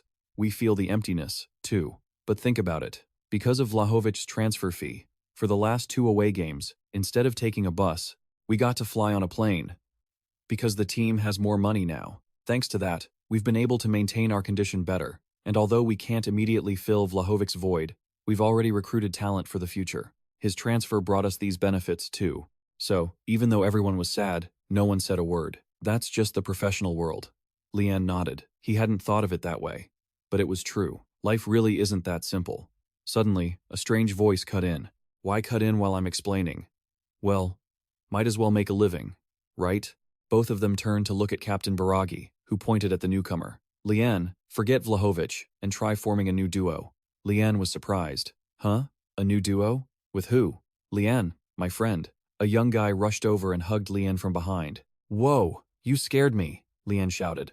The strange boy grinned from ear to ear. Did you see me get past Senior Torreira just now? You saw it, right? We're both geniuses. What do you think? Crazy, right? Lian looked at him, sweat pouring down. It took him forever to shake off that hyperactive energy. He couldn't handle it. He thought to himself, are you saying you're lucky to be on my side, so you're speechless? Ah, I get it now. Info box. Luca Romero. The guy named Luca Romero kept rambling on. You really left me speechless. Lian covered his ears. Ugh, so noisy. Romero laughed out loud. Speechless? Does that mean awesome in Korean or something? Ha ha ha. It takes a genius to recognize a genius. Lian forced a smile and pushed him away. All right, I'm going to practice. I muttered to myself. How could I not remember such a noisy guy right away? If I hadn't remembered Coach Luca's strict warning that I absolutely had to beat him, I probably still wouldn't have recalled who he was. Romero kept tailing me. Oh, training? What are you working on? Focus, right? Sure, I'll train with you. No thanks, Lian thought to himself. Romero had joined our team on loan. After all, he was also considered part of Vlahovic's legacy, just like the captain said. Romero patted Lian on the shoulder. You're happy I'm here, right? Ever since that match, I haven't been able to get you out of my head. Even though he was a bit of a loudmouth, a deeper roster would reduce the physical burden on the starters, which is a good thing. Romero shouted. I know, but could you keep it down? So, you haven't forgotten about me either, huh? On the training pitch, Coach Tony dropped his usual playful facade. He spoke in a stern, gravelly voice, demanding absolute focus from his players. Listen, as we head into the second half of the season, even with all the chaos here and there, his gaze swept over each sweat-drenched face, emphasizing the harsh reality. But now, let's refocus. Everyone knows this is the real turning point, right? The whole team shouted in unison, their voices echoing across the field. Good. The old but fiery coach continued to stoke their passion. With a smooth start to the second half, the upcoming match might be our biggest challenge, but also our greatest opportunity. Suddenly, he pointed at a senior player, Ricardo Saponara. Who is our next opponent? Ricardo Saponara stood tall and answered clearly, Sir, it's AC Milan. A name enough to make any team in Serie A tremble. But not Tony, he roared. That's right. Our next opponent is the league leader, AC Milan. Let's step on the league leaders' heads and move forward. The image of the red and black giant loomed like a ghost, weighing heavily on the pitch. To win, Fiorentina needed a miracle. And according to a certain narcissist, that miracle was the combination of two geniuses. Romero, the new recruit, stuck to Lian like glue. Lian, in our first match together as a duo, we're facing the strongest team in the league, AC Milan.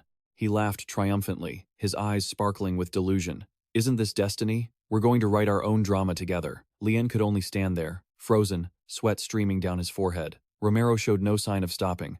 If we both start, what should we do? I guess I'll take the center, right?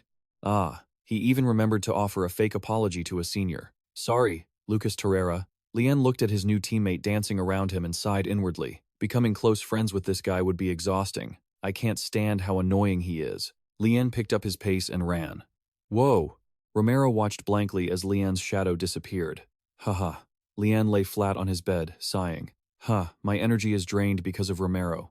I need some time with Ju to heal. Ju? Hey Ju. Ju was staring intently at her phone, ignoring Lian completely. Lian grew jealous. Are you dating that phone? Ju giggled. This is hilarious. Lian felt frustrated. What's so funny? He jumped up, lunging to grab the phone. Damn it. Who is it that makes her keep her eyes glued to her phone even when she's with me? I'm suddenly so annoyed. Thump. A heavy blow landed right on Lian's face. Ow! Why are you snooping? Lian clutched his face in pain. What are you doing? Suddenly, Ju's face turned beet red. What did I do? You startled me by peeking. Lian looked closer. Wait a second. Now that I think about it, she hasn't just been doing this today. She's been glued to her phone and smiling to herself for days. Ju hurriedly deleted the message. It's all gone. Now I have to rewrite it from the start. Lian was curious. Who is she talking to so happily? Oh, wait. He glanced at the Italian textbook on the table. Lian, throw those books away. If you want to learn Italian fast, just date an Italian. Captain Cristiano Biraghi's ruthless advice popped into his head. Let me introduce you to someone. Of course, I have to keep it a secret from Ju. Lian panicked. What are you talking about? Back to reality, Lian deduced. That's it. If it's not that, why else would she be smiling all day? I'm suddenly annoyed. Does she think I don't have anyone to talk to? Lian pulled out his phone and opened his contacts. Nope, it's true. 23 contacts. And besides Dad and Ju, it's all coaches, staff, and seniors. He broke into a cold sweat. I really only have Ju. Lian turned to her. Hey, AC Milan. I heard they're the next opponent. Is that team really that good? Ju didn't look up from her phone. I guess so. They're at the top of the table after all. Lian was worried. Then it's probably hard to beat, huh? Could her rumored boyfriend be an AC Milan fan? Why is she suddenly asking about them? Lian turned bright red when Ju looked up and stared right at him. Why are you asking? Since they're the next opponent for my Lian, obviously I'd be curious. Kim Jiwoo replied nonchalantly, her eyes sparkling. Lian stammered. Hey, that match is on Saturday. It's an extremely important game, and you know about the superstition, right? It's not like it's 100% true. But, how should I put it? I feel like whenever you come to the stadium, we win. It's like a miracle. I can't even believe it myself. He rambled on to hide his embarrassment. Ju looked confused. Hey, what are you muttering about? Lian decided to come clean. So, the superstition was just an excuse. Honestly, I wanted to test you. Are you coming along for this away game? If my bad feeling is right, she'll hesitate to come. Lian held his breath, waiting for the answer. His heart pounded. Ju cheered. Wait, really? I can come along? Do you have time? Lian asked back. Of course I do. What should I wear? I guess comfortable clothes for cheering are best, right? Lian watched Ju laughing and talking happily. Hey Ju, who were you texting earlier that had you so happy? Ju replied blankly. What text? I haven't sent any texts today. Lian was surprised. Then the phone you were holding and smiling at earlier, Ju held up her phone. Oh, that? I was using a translator to read articles about you. Some of those comments praising you are so funny. Amazing. Lian stood frozen. Ju walked away. What are you thinking about? Where are you going without answering? Lian bolted toward the airport. He felt as light as if a 1,000-pound weight had been lifted. It's fun to have Ju come along, but I'm still worried. Ju hopped around excitedly. She's so excited. Lian thought it would be more comfortable if he and Ju took a separate bus, but the coach flew into a rage. I'd rather tell you to take a plane and have the rest of them take the bus. And so, Ju was given special permission to join the team on the plane. Be careful not to get hurt. This is so fun. Ju beamed. Lian was worried. Even though I asked them beforehand, I'm worried if the seniors will actually listen. He remembered telling the seniors that, when she was around, they should tone down the girlfriend talk and treat her like a little sister. Captain Cristiano Biraghi winked. Of course, we'll keep your reputation intact. Don't worry, Leon reassured himself. And since the coach said not to worry, it should be fine. Hello. We've been waiting for a long time. All the Fiorentina players stood in a neat line, dressed in sharp suits, bowing like gangsters welcoming their boss. Leon broke into a cold sweat. Please, this way. We'll escort the young lady to her seat. Rue looked around, bewildered. Thank you. A player guided her to her seat. Leon thought to himself, I knew it. They weren't going to let this go easily. The player bowed respectfully. Is this seat all right? The boss's word is law. Please, feel free to use as much space as you need. Leon's jaw dropped. Since when is the boss a mobster? They're even overdoing it with the luxury. Suddenly, a hand landed on Leon's shoulder. Cool plan, right? Leon couldn't even react before the captain, Biraghi, walked over and covered Romero's mouth. Quiet down, Leon thought to himself. There's still one guy who doesn't understand the situation. Romero mumbled. A genius has to sit with a genius. Ugh. Biraghi laughed heartily. Did you trip? Or fall? What's wrong with this guy? Whoa, Leon, you're that stiff? I feel like I'm being treated like royalty. It's the boss. Leon stammered. Everyone's just joking around. He tried to explain it to Ju, but he saw that she seemed really excited. He wanted to say that, but seeing that Rue seemed to like it and considering the seniors' pranks, this was just, suddenly, a high-end waiter appeared. Excuse me, I've brought a blanket and a welcome gift. Wait. Leon was stunned. Coach? It was indeed Coach Tony. He was bowing low, serving them.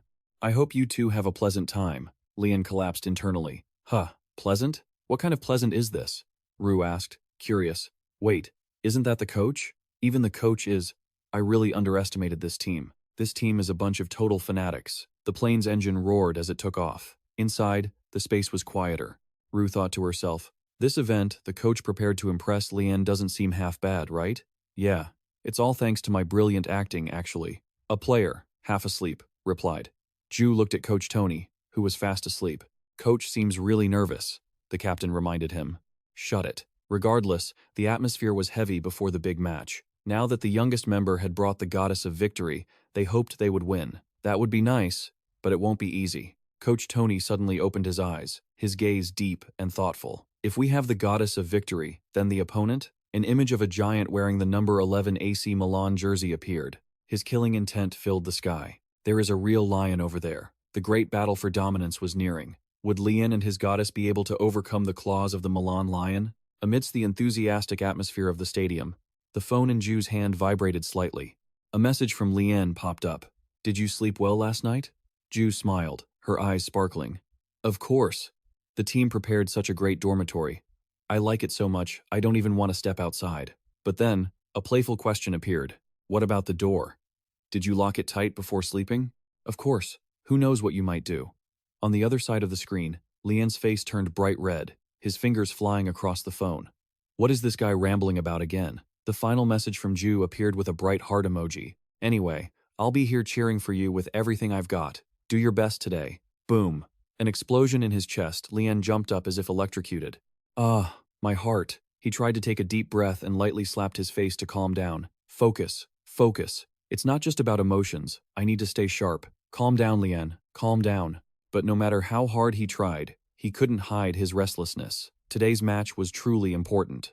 Milan, Milan. The heroic anthem of the red half of Milan rang out, shaking the entire San Siro stadium. The opposing fans looked full of confidence, and that was understandable. Throughout the past few seasons, this giant had only hovered around 5th or 6th place, not at all worthy of its illustrious past reputation.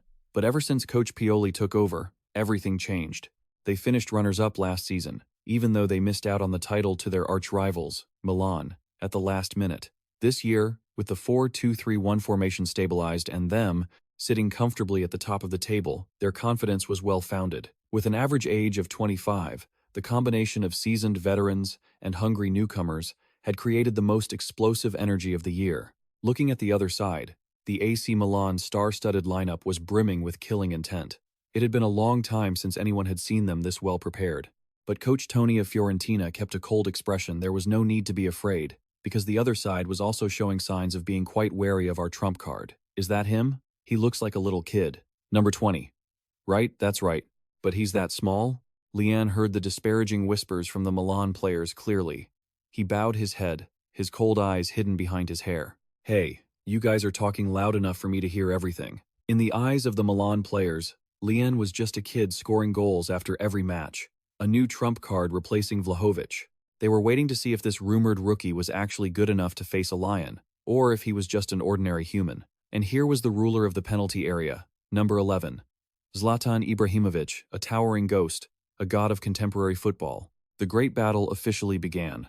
The match kicked off. The opponent was a powerful team, quick to transition between offense and defense, and full of energy. Just as the coach warned, it seemed like Milan didn't even need to probe. Right from the start, a long ball was sent straight upfield. Milan blocked the ball as it soared over the defense, but marking Ibrahimovic alone wasn't enough. Because next to the veteran was a whirlwind on the wing. Number 10, Rafael Leao. The winger, in his best form this season, was taking long strides, breaking straight into the center. Leao delivered a cross, but its trajectory was strange. Is that a cross? But what is this? The cross hung high in the air, too high to head, too difficult to strike. What is this? The Fiorentina defense panicked. It's hard to shoot directly. Everyone be careful of the second ball. Suddenly, Ibrahimovic appeared like a ghost right at the ball's landing spot. He was there? Ah, an improvised bicycle kick. A striker who could finish from any position, in any posture. Wow, was that a kick or a strike? The ball hissed just over the crossbar, to everyone's astonishment. Zlatan really is crazy. Lian stood frozen. This is Ibrahimovic? A winger who is both tall and fast, plus a monster who can finish from impossible angles. Zlatan roared at Leao. Can't you cross properly? Leao looked rattled. Ah, I'm sorry. Lian realized the harsh reality. Just relying on the goddess of victory visiting wouldn't be enough to win. This opponent is not easy to swallow. He clenched his fists, determined. I have to do something to change the flow of this match. Keep pushing up. The other team is starting another attack. Lian, just wait. The opportunity will come. For the first 11 minutes, Lian didn't even get to touch the ball. Their pressure was so suffocating that every time he got it, he was forced to pass it right back. This isn't good. The opponents aren't just a step faster in every aspect. They're playing with incredible intensity. Fens is being overwhelmed by players who are throwing themselves into every tackle without regard for their own bodies. If not for the desperate saves by their goalkeeper, Terxiano, they would have conceded by now. It's so frustrating. If only Vlahovic were here. Would things be any different? No sooner had that thought crossed his mind than Lian pushed it away. If it keeps going like this, Lian coach Tony's voice boomed across the stadium. He roared, "Focus. Observe their left flank carefully." Lian snapped to attention. "Coach, their left flank is where Rafael Leao plays." "Right. The left side is the core of their offensive setup." Lian looked at the tactical formation flashing in his mind. Now that he looked closely, their fullback was pushing up so high that he was almost indistinguishable from a central midfielder. That meant the space behind their left flank was more exposed than any other area. Lian scolded himself. That's right. Blaming himself while comparing his play to the opposing striker was foolish. If it were Vlahovic, he would definitely. He shouted to his teammate, "Sohin, I'll handle their left flank." He would work with his teammates to exploit the opponent's gap. "Got it," Sohin replied firmly. As Lian shifted to the right flank, "No, wait," he shifted to their left. Sohin understood immediately and dropped back slightly to provide defensive cover. Leao of Milan looked surprised. "Huh? Pulling a striker back to defend? Looks like stopping my attack down the left won't be that easy." Leao focused. Suddenly, Lian snatched the ball right off Leao's feet. Ah, he took too long with his dribble. Great defensive coordination. Here's our chance, as long as Sohin drops back to block the path of the fullback coming to cover, and then Bonaventura passed the ball into the space in front of Lian with pinpoint accuracy. "Great pass, senior." Lian bolted like an arrow, charging down the now vacant left corridor. Grr. A Milan defender growled as he rushed over. "Think we didn't know about the weakness in this position? We left it open because we thought we could handle everything." The defender, massive as a bear, stood in Lian's path. Lian gritted his teeth. Tch. No wonder the center backs were spread so wide. And they're fast, too. Damn. If he cut inside toward the center in this situation, the opponents would recover to cover faster than he expected. Milan's defensive midfielder had already dropped back in time, but if he crossed it, there were no strikers in the box. Lian made a split-second decision. Fine, for now. He swung his leg and earned a corner kick for Firenze. Tch, smart move, the opponent muttered angrily. The counterattack wasn't a total success, but that was okay. In this situation, a corner kick was a great opportunity. Lian, trust us and just go for it. His teammates cheered. During a set piece like a corner, there was no need to get swept up in the opponent's fast pace. Lian took a deep breath. Whew, need a breather. He looked into the box. Even though the opponents were monsters, they had Milan, so there was no need to be afraid. The chaos in the box began. Don't touch me. Don't you see my hands? The whistle blew. Focus. Where should I send this? Lian observed Ricardo Saponara dragging a defender toward the near post, while both Milans used their size to dominate the center. He narrowed his eyes. Otherwise, I'll aim for Nastasik at the far post with the outside of my boot. Lian took his run up and swung his foot. The ball drew a bizarre, wicked curve through the air. Huh? The entire stadium went silent. The ball didn't find anyone. It curled and spun, soaring just beyond the reach of all the defenders and the goalkeeper. Eh? Lian stared blankly as the ball tucked neatly into the net. The referee's whistle blew repeatedly. What on earth? A direct goal from a corner kick? And with the outside of his boot, too? This is insane. Can this kid do everything now? Lian still couldn't believe his eyes. Huh, that's my boy. The captain rushed over and ruffled his hair. Lian, did you do that on purpose? Lian stammered.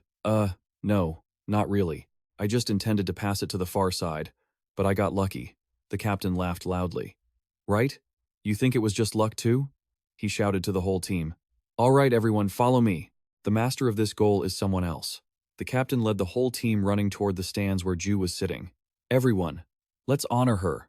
The goddess who brought us good luck. The whole team knelt or raised their hands in tribute to Ju. Ju froze, her face turning red as a beet. Huh? We win everything we play today. The goddess of victory is definitely with us. But in the dark corner, Zlatan Ibrahimovic was radiating an intimidating pressure. Goddess of victory? What nonsense. He watched his teammates bowing their heads. Hey, don't get discouraged. Keep attacking and crossing the ball in. His eyes burned like a demon's as he glared straight at Lian. For those who dare mention the word luck in this stadium, I will show them what the power of a true god looks like.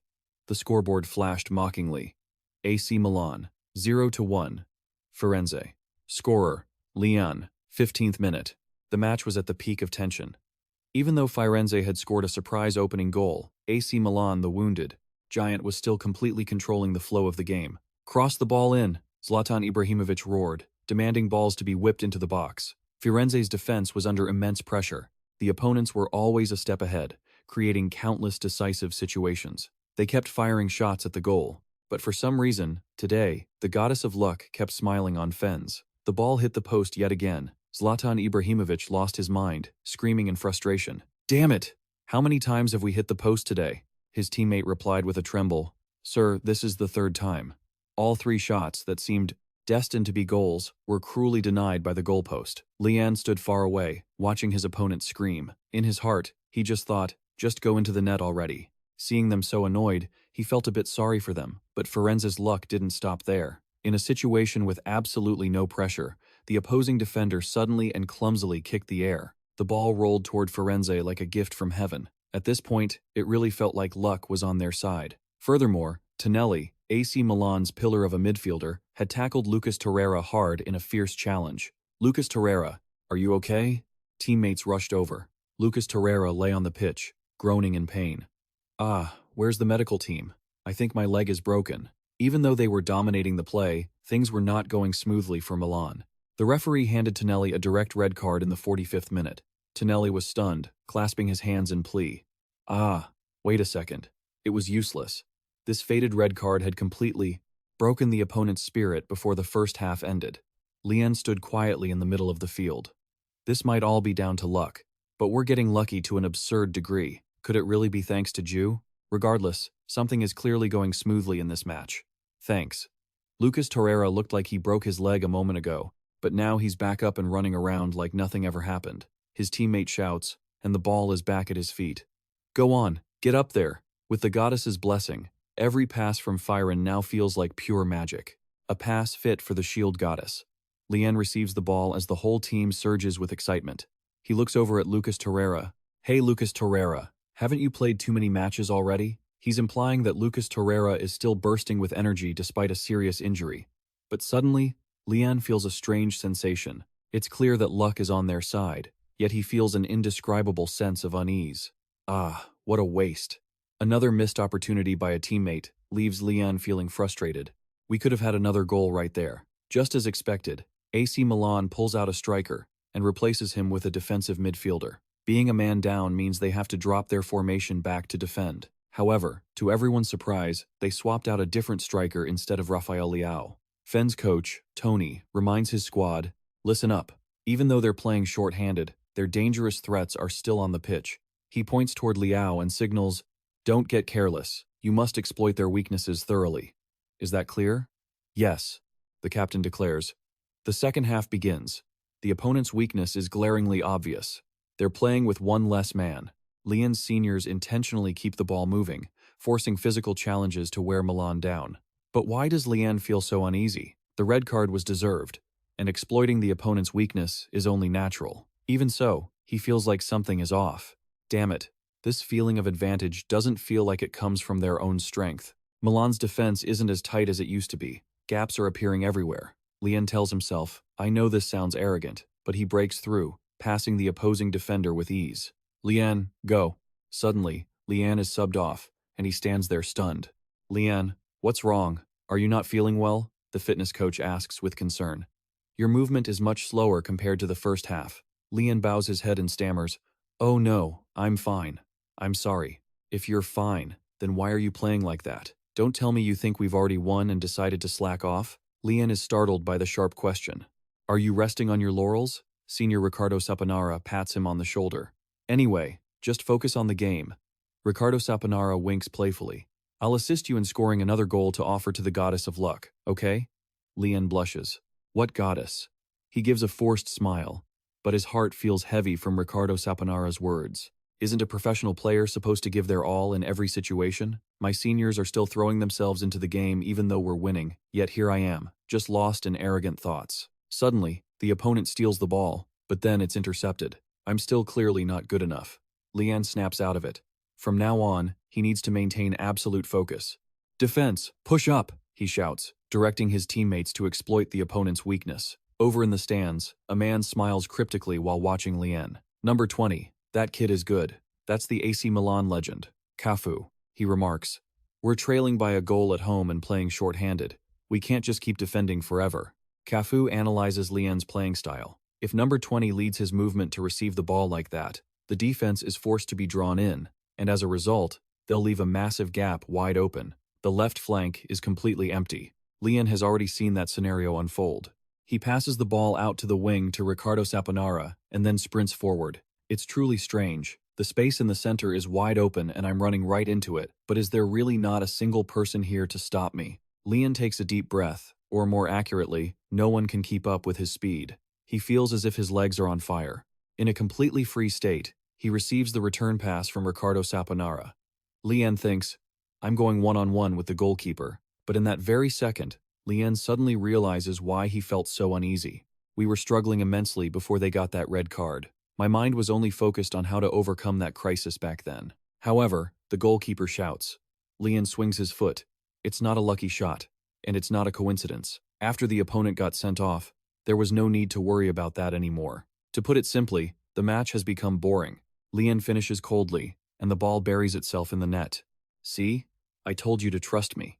Ricardo Saponara rushes over to celebrate. Lian stands still. He doesn't feel the same joy as he did scoring the previous goals.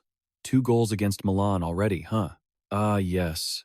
Wow, he thinks to himself. This is crazy. Nice pass, man. Lian walks listlessly toward the center circle. Lian's teammates look at him with concern. He asks himself, isn't this the height of arrogance? When victory becomes too easy because of unexpected variables. After Lian's second goal, AC Milan completely collapses. Even Leao and Ibrahimovic, who were pushing hard to find a goal, are subbed off. Get that away from my face. A lion doesn't need a towel. Ibrahimovic pushes the medical staff aside, his expression full of bitterness. Both the players and the Milan fans sense that their fighting spirit has vanished into thin air. The atmosphere at the San Siro suddenly turns cold, but not for Lian. No, I can't let the remaining time go to waste. Regardless of the score, I have to find something to keep my focus and tension until the very end. Because I'm a professional, after all. Lian steels himself, trying to regain his fire. Suddenly, his eyes lock onto someone. Huh? Just then, he spots the opponent's number 19, who is drenched in sweat but still has eyes burning with orange-hot fury. That's right, man. Over there, Lian signals for the ball and unexpectedly drifts out to the wing. What is this? Why is there number 20 drifting to the wing? The Milan players are bewildered. That's number 19, Theo Hernandez, Milan's left back, who had been terrorizing Fen's right flank all through the first half. Lian breaks into a challenging smile. Found you. My task for the remainder of the time. He stands in front of Theo Hernandez, their eyes meeting in a fiery confrontation. Lian thinks to himself, is this too mean? No, not at all. This is an exercise I've done so many times with Coach Law. That's right, this is the motivation. Theo Hernandez grinds his teeth.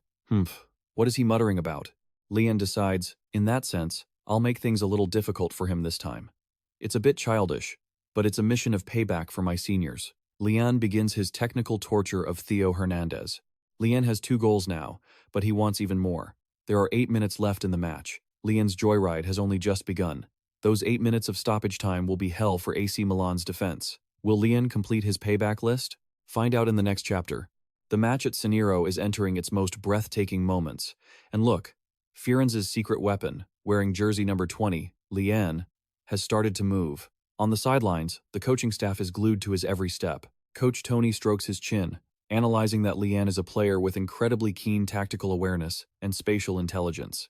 In high-speed counterattacks, the kid occasionally breaks through, but he rarely commits to a direct one-on-one challenge, especially when the one standing in his way right now is the top-ranked fullback in the league. But the bald veteran, Tony, seems absolutely thrilled by this tricky situation. He beams with joy, thinking to himself that things are only getting more dramatic. And then he shouts wildly with pure excitement, Lian, show us just how much you've grown.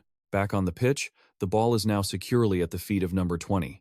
Is Lian starting his signature pivot to the outside? Oh, wait, no, the kid decides to cut sharply to the inside. Even though he was physically drained, the Milan defender's reflexes were still lightning fast. He immediately reads the play and lunges for a precise clearance. In that hair-raising moment, the corner of Lian's mouth twitches upward. How about this? Suddenly, he cuts the ball back out to the wing again. Damn it, this dribbling tempo is half a beat faster than before. That split-second discrepancy leaves the experienced defender completely off balance. Whoosh! Lian glides past as light as a purple breeze. Milan's entire bench gasps in horror. It's Lian's personal technique again. The 16-year-old kid has just completely crushed their best defensive wall on the wing. Even one of the opposing coaches breaks out into a cold sweat, silently confessing that while he doesn't want to see the kid show off his strength, that last dribble was truly a sight to behold. Leaving his opponent sprawling on the grass behind him, Lian accelerates like an arrow. He lets out a sharp breath, thinking to himself, is getting past him enough to get even with them? But his eyes immediately harden. No, stopping here is pointless. Stop him, the Milan players roar in alarm. Lian calmly assesses the situation.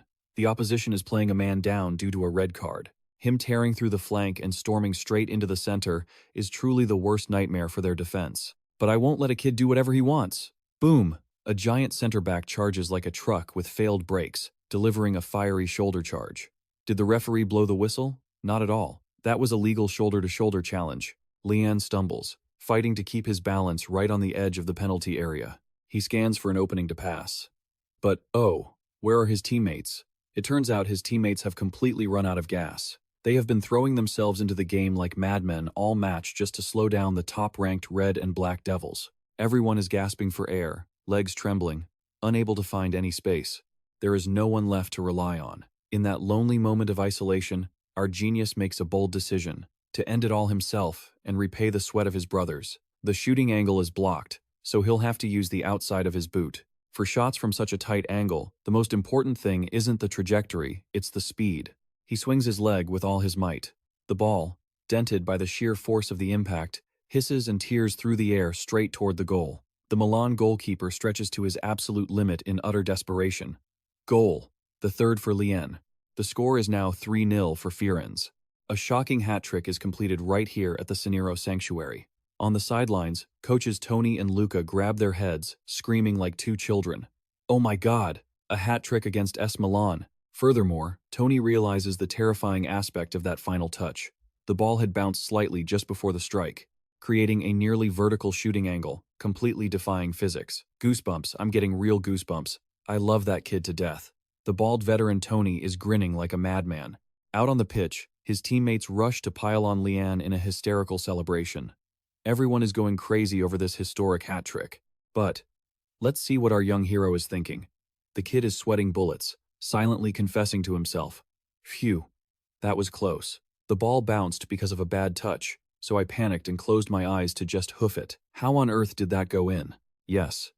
And of course, he thinks, he should keep this top-secret national intelligence to himself and thank his lucky stars. While he's daydreaming, thwack, thwack, two loud head taps from his seniors, Ricardo Saponara and Cristiano Biraghi, pull him back to reality. She's over there. Wave your hand, you little brat. Lian blushes, wanting to dodge the attention, but his cruel seniors squeeze his head, insisting that he look up at the stands to thank his goddess of victory.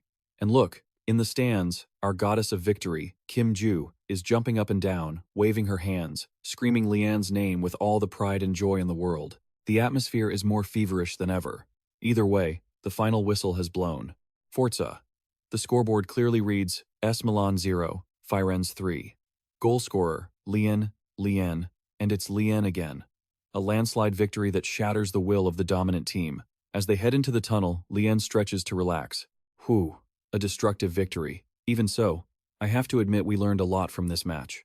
While he's lost in thought, a deep, menacing voice booms right behind him. A giant shadow blocks his vision. It's the god of Milan, Zlatan Ibrahimovic. His face is filled with murderous intensity, his eyes flashing with a terrifying light. He growls. Today was a crushing defeat for us, because we did not respect our opponent. Lian freezes, his soul practically leaving his body. Zlatan continues. For now, congratulations on the win, player Lian. The 16-year-old kid gulps audibly, cold sweat pouring down like a waterfall. I hope to see a better performance in the next match. The next game will not be like today, player Lian. The pressure radiating from the giant leaves Lian trembling. He shuts his eyes tight and shouts an apology, thinking he heard some sort of scolding. It turns out, behind that rugged exterior, the arrogant god is genuinely acknowledging his talent, but he is just too scary. Escaping from that terrifying scene, Lian is immediately snagged by a TV reporter. Thank you for joining the interview. You must be exhausted, right? I'll make this quick. Just look at Lian's face right now. His eyes are glazed, his soul is shattered. Just one conversation with Zlatan has drained his entire stamina bar. The reporter breaks into a sweat, looking at Lian's expressionless face. She clears her throat and asks, Today, with a 3-0 win right at the home turf of the league-leading AS Milan, you also scored a hat trick. Did you expect such a result? Lian hesitated and replied, I don't, but I have a feeling that we're going to win. The reporter's eyes lit up, and she pressed him further. Oh, what makes you feel that way? The boy scratched his head and gave a goofy laugh. Well, it's just luck, I guess. He paused for about 2 seconds. Realizing he had let it slip, Lian's eyes widened in horror. Damn it, if I said the wrong thing, all the hard work, blood, and sweat of the seniors today will be dismissed as just a lucky fluke. He hurriedly waved his hands, speaking loudly to make up for it. Today, we really ran like crazy. It's all thanks to the fans. The sudden, awkward pivot left the female reporter frozen. She broke into a sweat, offering a forced smile, unsure of how to continue without it being even weirder. After freezing for 5 seconds, she had to wing it to save the atmosphere. She analyzed confidently. I think what's important is the belief that the goddess of victory will lift our arms up. Ah, could that be the name of a tactic that can't be revealed here? Lian scratched his head, smiling awkwardly, thinking to himself that he was being sincere, but she didn't seem to understand anything. Well, in for a penny, in for a pound. Lian concluded with a philosophical remark. As long as one person understood, that was enough. Yes, the protagonist's luck sometimes lies in the ability for the world to automatically romanticize his most nonsensical statements. Leaving the stadium, the Milano sky was dyed a beautiful sunset color, but that romantic scenery was interrupted by the loud arguing of the young couple. Ju tugged at Lian's shirt, her eyes sparkling as she asked, You're talking about that interview, the goddess of victory, huh? You're talking about me, right? The young Lian immediately denied it. Where do you get that kind of confidence from? Are you taking a class on boosting self-esteem or something? Ju, annoyed, grabbed her close friend by the collar and shook him hard. Do you want to die? Lian weakly explained that it was just a sort of good omen, like how people advise not to change your underwear before a match. Oh my goodness, comparing a rumored girlfriend to dirty underwear. Lian, Your emotional intelligence is truly at absolute zero. Ju gritted her teeth, crossing her arms and cornering him. Stop dodging the question. Is that goddess me or not? Unable to endure the interrogation, the young man closed his eyes and gave in. Fine, let's just say it is. Just waiting for that? Ju immediately jumped for joy, celebrating her victory. Yay, now I'm the goddess, okay? As they were walking, Lian suddenly stopped. He looked around, and then at himself. Now that he thought about it, didn't everyone here look very stylish? Look at our hat-trick superstar. A smelly, old, puffy black jacket, baggy sweatpants, and worn-out, tattered shoes. It was unbelievable. This was the style of a millionaire player. He covered his face and sighed. I suddenly feel so pathetic.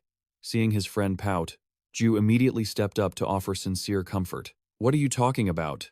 You look cool. You should say you're very unique. Lian's eyes sparkled like a puppy being given a treat. Really? Ju puffed out her chest proudly. Of course. How do you feel now? Regaining his composure, Lian immediately switched to his sassy self. And what about me, huh? You're really petty.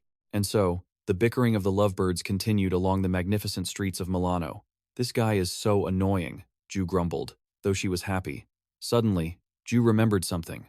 By the way, have you called your dad yet? Lian mused. I called, but he didn't pick up. What could be wrong? Why wouldn't he answer your call? The boy looked into the distance, guessing to himself that his father must be busy. Or maybe that hard-working father was throwing a grand party to treat everyone thanks to his successful son? Ju smiled gently. That sounds hard to believe, but I hope that's the case.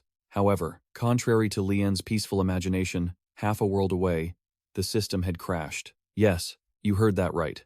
In South Korea, programmers were screaming in despair. Yes, I'm about to go crazy, boss. The server was overloaded because too many requests were sent at the same time. The boss, stared, not understanding what the hell was happening. What? What kind of requests could clog up the whole system? The employee broke into a sweat, trembling as he reported. The rumors have started spreading in South Korea, and everyone wants to see him with their own eyes, the hope of Korean football. Of course, I'm talking about Lian's magical gameplay. That's right, a true star is breaking through the European sky, triggering an unprecedented media storm back home. Excuse me, don't push, please keep order. At the magnificent Florence Square, a Korean tour guide was screaming in despair. Sweat pouring down like rain, he clutched his head and lamented to himself. Florence was already a pilgrimage site for tourists, but seeing thousands of Koreans flocking here like a festival, this was truly unprecedented in history. And the cause of this human storm? No need to ask. It was all the Lian effect. Work flowing smoothly was great, but dealing with this passionate crowd was a nightmare. The crowd of tourists kept calling out, surrounding the poor guide. Hey, do you know where the player Lian lives? Oh my god, I spent so much money to come all the way here. At least I have to take a commemorative photo. Ladies, gentlemen, everyone was going crazy over the teenage superstar. I want to meet him after the match. Can I get an autograph on my jersey? The tour guide could only offer a bitter smile, waving his hands to explain that this tour package had absolutely nothing to do with Lian's private life. I'm a tour guide, not his agent. But to soothe the crowd on the verge of exploding, he pulled out his final ace. On the bright side, there's a home game today. If you buy a ticket, you'll see him with your own eyes. And so, after sacrificing his precious rest time to herd an entire group of tourists into the stadium, an international tragedy occurred. In the match between Fiorentina and Spia, our national hero Lian was only brought onto the field in the 35th minute of the second half. The stands were ready to explode, but not out of joy, out of anger. The Korean tourists felt their blood pressure rising. What the hell is this? I spent a fortune, flew half the world to get here, just to watch him run around on the field for a mere 10 minutes? The crowd grumbled about leaving, scolding the coaching staff for being idiots. In the seats below, the tour guide could only cover his face, sweat dripping down. Obviously, Lian hadn't done anything wrong, so why did he feel so guilty? Meanwhile, far from the noise of Italy, we returned to the quiet apartment of Lian's family. The elderly father, his face haggard, eyes dark with exhaustion, slumped onto the sofa. He sighed wearily. Over the last few weeks, he'd been so swamped he hadn't even had time to watch his son play. Turns out, his busy schedule was all because of his beloved son's explosive success. It's easy to understand why. The kid is playing out of his mind, a rising superstar. How could the local media pass up a golden opportunity like this? Staring at his phone, which showed a score of 3-0, his father clicked his tongue in regret. mourning the fact that he'd missed the live broadcast of his boy scoring a historic hat trick against the giant S Milan. Click! The door suddenly opened. As Leon walked in, his father started, quickly jumping to his feet to greet his son with a warm, gentle smile. He explained that his co-workers were understanding enough to let him leave early today, then made sure to pat his son on the shoulder, congratulating him on the big win and that incredible hat trick. Leon scratched his head with an awkward, forced smile before quickly asking to go take a shower. Watching his son's back disappear behind the door, the smile on the father's face slowly faded. He was perceptive and sensed something was wrong. Even when mentioned in the context of such a brilliant match, the boy still seemed flustered, perhaps even ashamed. A sense of unease began to stir in his heart. He walked over to the table and flipped open a notebook filled with meticulous football records. Memories of a dark past came flooding back. Back then, the boy was expected by the whole world to be a brilliant young talent at the famous Barceloneta Academy. But then everything fell apart. The boy failed to make the first team. People didn't hesitate to label him a loser, a talent that had withered away. The self-esteem of a 19-year-old was crushed mercilessly by public opinion. The very people who set such harsh standards were the first to turn their backs and trample him when he didn't meet their expectations. That is the cruelty of the football world. The father gripped his pen tightly. He was genuinely afraid. He feared that his little boy would have to go through that terrifying psychological trauma once again. The intense attention of the media and the fans can sometimes be a double-edged sword. As a professional player, Leon is forced to face it on his own. But as a father, watching his child who had already tasted such pain have to shoulder everything by himself, his heart ached. The TV blared, cutting through his heavy thoughts as the sports news began to play. Meanwhile, in the bathroom, our young man, Leon, was gritting his teeth under a freezing cold shower. An ice-cold blast, it was truly chilling to the bone. No matter how many times he did this, he still hated the sensation. But because it helped him recover his physical strength quickly, he was forced to grit his teeth and endure it. Is this the discipline of a professional athlete? A true credit to the young man. As he wiped his hair and walked out, Leon thought to himself that his father had looked so tired earlier. His father was always like that, pouring all his energy into watching and supporting him. Leon silently made a vow. If he worked harder, played better, and got a raise, his father would surely have time to rest. Oh, what a filial son. Truly a classic script for a protagonist with a heart of gold. But the touching moment didn't last long before, Leon screamed in horror, his eyes bulging as if he'd seen a ghost. On the living room TV screen, there he was, plastered all over national television, accompanied by endless flowery praise about the brightest superstar in the European sky. Dad, turn off the TV, please turn it off. Leon's face turned bright red as he waved his hands frantically. His elderly father looked confused, not understanding why his son was reacting so strongly. Yes, and of course, our protagonist suffers from a very common syndrome. He's afraid of seeing himself on TV, afraid of being praised, and too shy to accept the reality that he is a star. Seeing his son so embarrassed that he wanted to dig a hole and crawl into it, the father just chuckled and switched to another match. Oh, it's the Manchester Derby, a classic showdown between the blue and red powerhouses.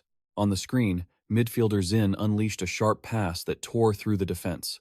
Leon froze, eyes glued to the TV as he let out a gasp of sheer amazement. Their class was truly on another level. Even just watching through the TV, one could feel how exceptionally refined their fundamental skills were. Those touches and passes, which looked so simple, were the culmination of the greatest players in the world.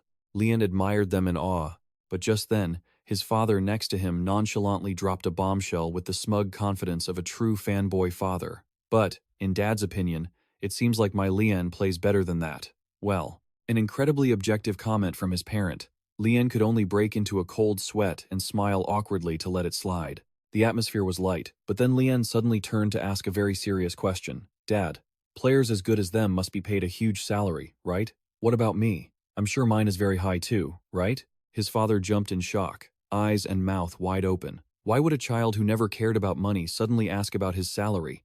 Could he be having some trouble? He nervously asked back, beads of sweat forming. Leon quickly waved his hand to clarify that he wasn't demanding anything, just curious.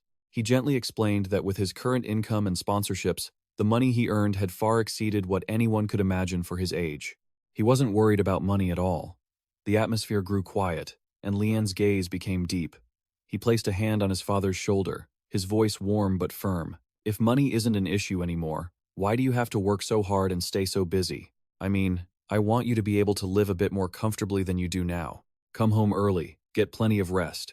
His father was stunned. Time seemed to stand still. The little boy who used to run around asking to play football had now grown into a man with shoulders broad enough to support his family. He smiled a radiant, most fulfilled smile. His calloused hand gently patted his son's head, radiating warmth. Dad doesn't feel tired at all. Just seeing you flying across the pitch makes me so proud already. The two looked at each other a quiet, meaningful moment. But then, ring, ring, ring. The shrill sound of the phone shattered the touching atmosphere. What is this? Who would be calling at this hour? The father frowned, picked up the phone, glanced at the screen, and his eyes widened in surprise. It's Coach Vincenzo Toni. Hello, Coach. How are you? Oh, I'm the one who should be thanking you for guiding my son, his father replied politely. But contrary to that composure, on the other end of the line, it sounded like a nuclear explosion was going off. What did you say? His elderly father shouted, nearly dropping the phone. Lian, standing nearby, also jumped in surprise. The father's eyes opened as wide as they could go, and he stammered, You mean all three of them called at the same time? Boom! The curtain of secrets was pulled back as the bald coach's voice, from the phone, sounded like he was in the throes of ecstasy. Nike, Adidas, and Fuma, all of them have contacted me. Ha ha ha. Yes, you heard that right.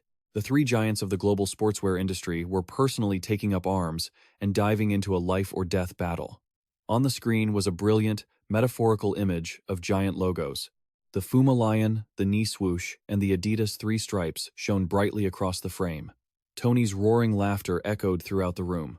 Everyone is fighting to sponsor Lian. This is the reward for a good kid, right? Ha ha ha. No matter what it takes, we have to sign him. Wow. This bold declaration is coming straight from the headquarters of a sports giant. Wait a second. Puma? Yes. Pardon me, everyone. Due to author copyright reasons, we'll just call it Puma. And that powerful lady with the sharp glasses is Nina Chiena, the company's global marketing director. She slammed her hand on the table, eyes burning as she analyzed the next generation of fantasista. A young genius with extraordinary skills, his career skyrocketing, and most importantly, an impeccable character. The silver-haired big boss beside her nodded in agreement. With that skill set and immense charisma, he was certain this kid was the perfect successor to Neymar, a star among stars. With that backing, Nina was determined to get the boy's signature at any cost. Suddenly, her secretary rushed in with shocking news. The two industry giants, Adidas and Nike, had already started making their moves. Without a second of hesitation, Nina ordered an emergency meeting for the entire staff. This time, Puma had to make an offer they couldn't refuse, and while the secret war for money was heating up, our protagonist was busy on the green pitch. Welcome to the match between Fiorentina and the visiting team, Sampdoria. Yes, another name derived from Sampdoria. The score is currently tied at 0-0. Boom. Right from the opening minutes, our Lian was sent flying into the air by a bearded defender and landed hard on the ground. The referee immediately blew his whistle. It was a clear foul. But look at that, our sweet boy just rubbed his head and laughed, claiming he was fine, and even reached out to pull the lumberjack who had just taken him down back to his feet. They were still playing that same rough football from their first encounter. On the sidelines, Coach Tony was fuming with rage. He was furious that the opponents dared to play so dirty, but on second thought, thanks to that foul, Fiorentina was awarded a free kick in a prime location. It seemed the opponent wasn't as scary as before. After all, this shooting angle was good, but blasting a cannon shot straight into the goal wouldn't be easy. Now, the booing and the heated collisions no longer made him flinch. Lian's every sense was focused on one thing only, the ball and the spaces gasping for breath on the field. Whoosh! A long pass ripped through the air. The ball's trajectory was so perfect that even his senior teammate turned back to shout in admiration. Lian's intuition told him that Fiorentina was completely dominating the match. Receiving the pass, the 16-year-old boy flicked his feet as light as a feather, turning the opposing defender into a literal clown. It was a textbook, masterful attacking play for Fiorentina. Both teammates rushed toward each other to celebrate excitedly. The tactical schemes that Coach Tony had stuffed into their heads during those grueling training sessions had finally borne fruit. Not resting on their laurels, the purple-clad team continued to smother Sampdoria. Every feeble counterattack from the opponent was crushed in its infancy, and the ball obediently found its way back to the feet of the playmaker, Lian. High-speed dribbling. With lightning-fast observation, Lian pushed the ball to Saponara and immediately shifted his position to tear apart the enemy's formation. The experienced senior, Saponara, understood the intent immediately. He intentionally slowed the pace, lulled the opponent's defense to sleep, and then suddenly threaded a pass back to Lian. The visitor's last line of defense lunged at him with all his might. He thought he had predicted the script, but sorry, this script was written by a Korean. Lian had already chosen the perfect finishing posture. His leg swung up, but was he shooting? There is no rule in football that says he must swing his leg to finish. A gentle tap to the side completely bypassed the defender, who was sliding away in despair. The opportunity was wide open. The space was dead silent. A shot that couldn't be stopped. The net was torn. The net rippled, ending the first half with a 2-0 score in favor of Fiorentina. Both goals were heavily marked by razor-sharp tactical combinations, and naturally, the one who served up the second goal was none other than Lian. Entering the second half, Fiorentina shifted gears. Instead of rushing the attack, they started weaving passes, controlling the tempo, and playing cat and mouse with the already heated-up Sampdoria players. And of course, the ball on the field seemed tied by an invisible string to Lian's boots. His ease made the opponents lose their minds. They pressed high in a state of panic, only to tear their own formation apart. Just waiting for that, a sharp through ball came from the back. At the same time, striker Jose Callejon broke away like a ghost, trickily beating the offside trap to face the opposing goalkeeper. Whoosh! 3-0. A tap-in as easy as candy. The scoreboard flickered once more, and the score completely shattered the fighting spirit of the visitors. On the sidelines, Coach Tony held his head and screamed in pure joy. The 3 goals today didn't just come from the individual brilliance of the monster Lian. It was a symphony of the entire collective, but bitterly for the opponent. That symphony could only be played if the number 20 conductor was on the pitch. In the 66th minute, the match was settled. The old man Tony decided to protect his treasure. Luca, warm up, you're coming on for Lian. The 16-year-old rookie, Luca Romero, had eyes shining like stars, talking big while warming up. Sure enough, a genius must be replaced by another genius. Coach Tony could only look at the cocky kid with a speechless expression. Someone please stuff a sock in this delusional kid's mouth for him. Lian officially left the field with 2 assists and warm high fives from his teammates. Today, he had excellently fulfilled his duty as a playmaker. Wiping the sweat away, Lian waved to the tens of thousands of spectators in the stadium. He felt an intense sense of pride. But wait, look up at the stands, they're completely white and flat. Ladies and gentlemen, it seems our artist was too tired from meeting the deadline and decided to skip drawing the crowd entirely. Regardless, in Lian's mind, that invisible applause was still roaring, firmly confirming one thing: he was the new king of this stadium. The match ended with an absolute 3-goal victory for Fiorentina, but the most shocking developments weren't on the pitch. Welcome to the battlefield of the filthy rich. A few days later, in a luxurious villa, the battle for the sponsorship rights of the global phenomenon, Lian, was entering its most intense stage. Lian's representative was sweating bullets, hands trembling as he gulped down a glass of water to steady his nerves. Lian's father sat across from them, confused, not understanding what could make this worldly man so agitated. My apologies, everyone.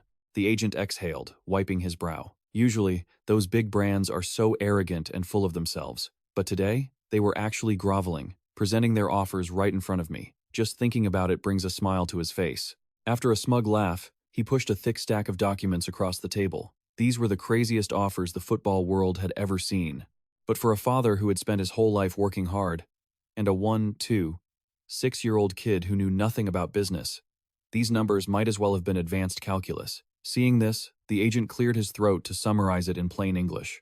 Adidas was throwing out the highest signing bonus in history. Nike was playing it safe with an endless contract term. But the final boss, Pipuma, promised to launch a brand new line of football boots, a brand bearing Lian's very own name. Wait, what? Lian's eyes widened like saucers. A shoe dedicated to him? The kid looked down at his feet, confused, wondering why he wasn't even wearing that brand right now. The agent smiled mysteriously and pulled a worn-out shoe from his briefcase. He explained, "The pair you're wearing right now? They were just leftover, slow-selling stock. But thanks to the Florence hero effect, sales for these pathetic shoes suddenly skyrocketed to the moon. And because of that, they decided to go big.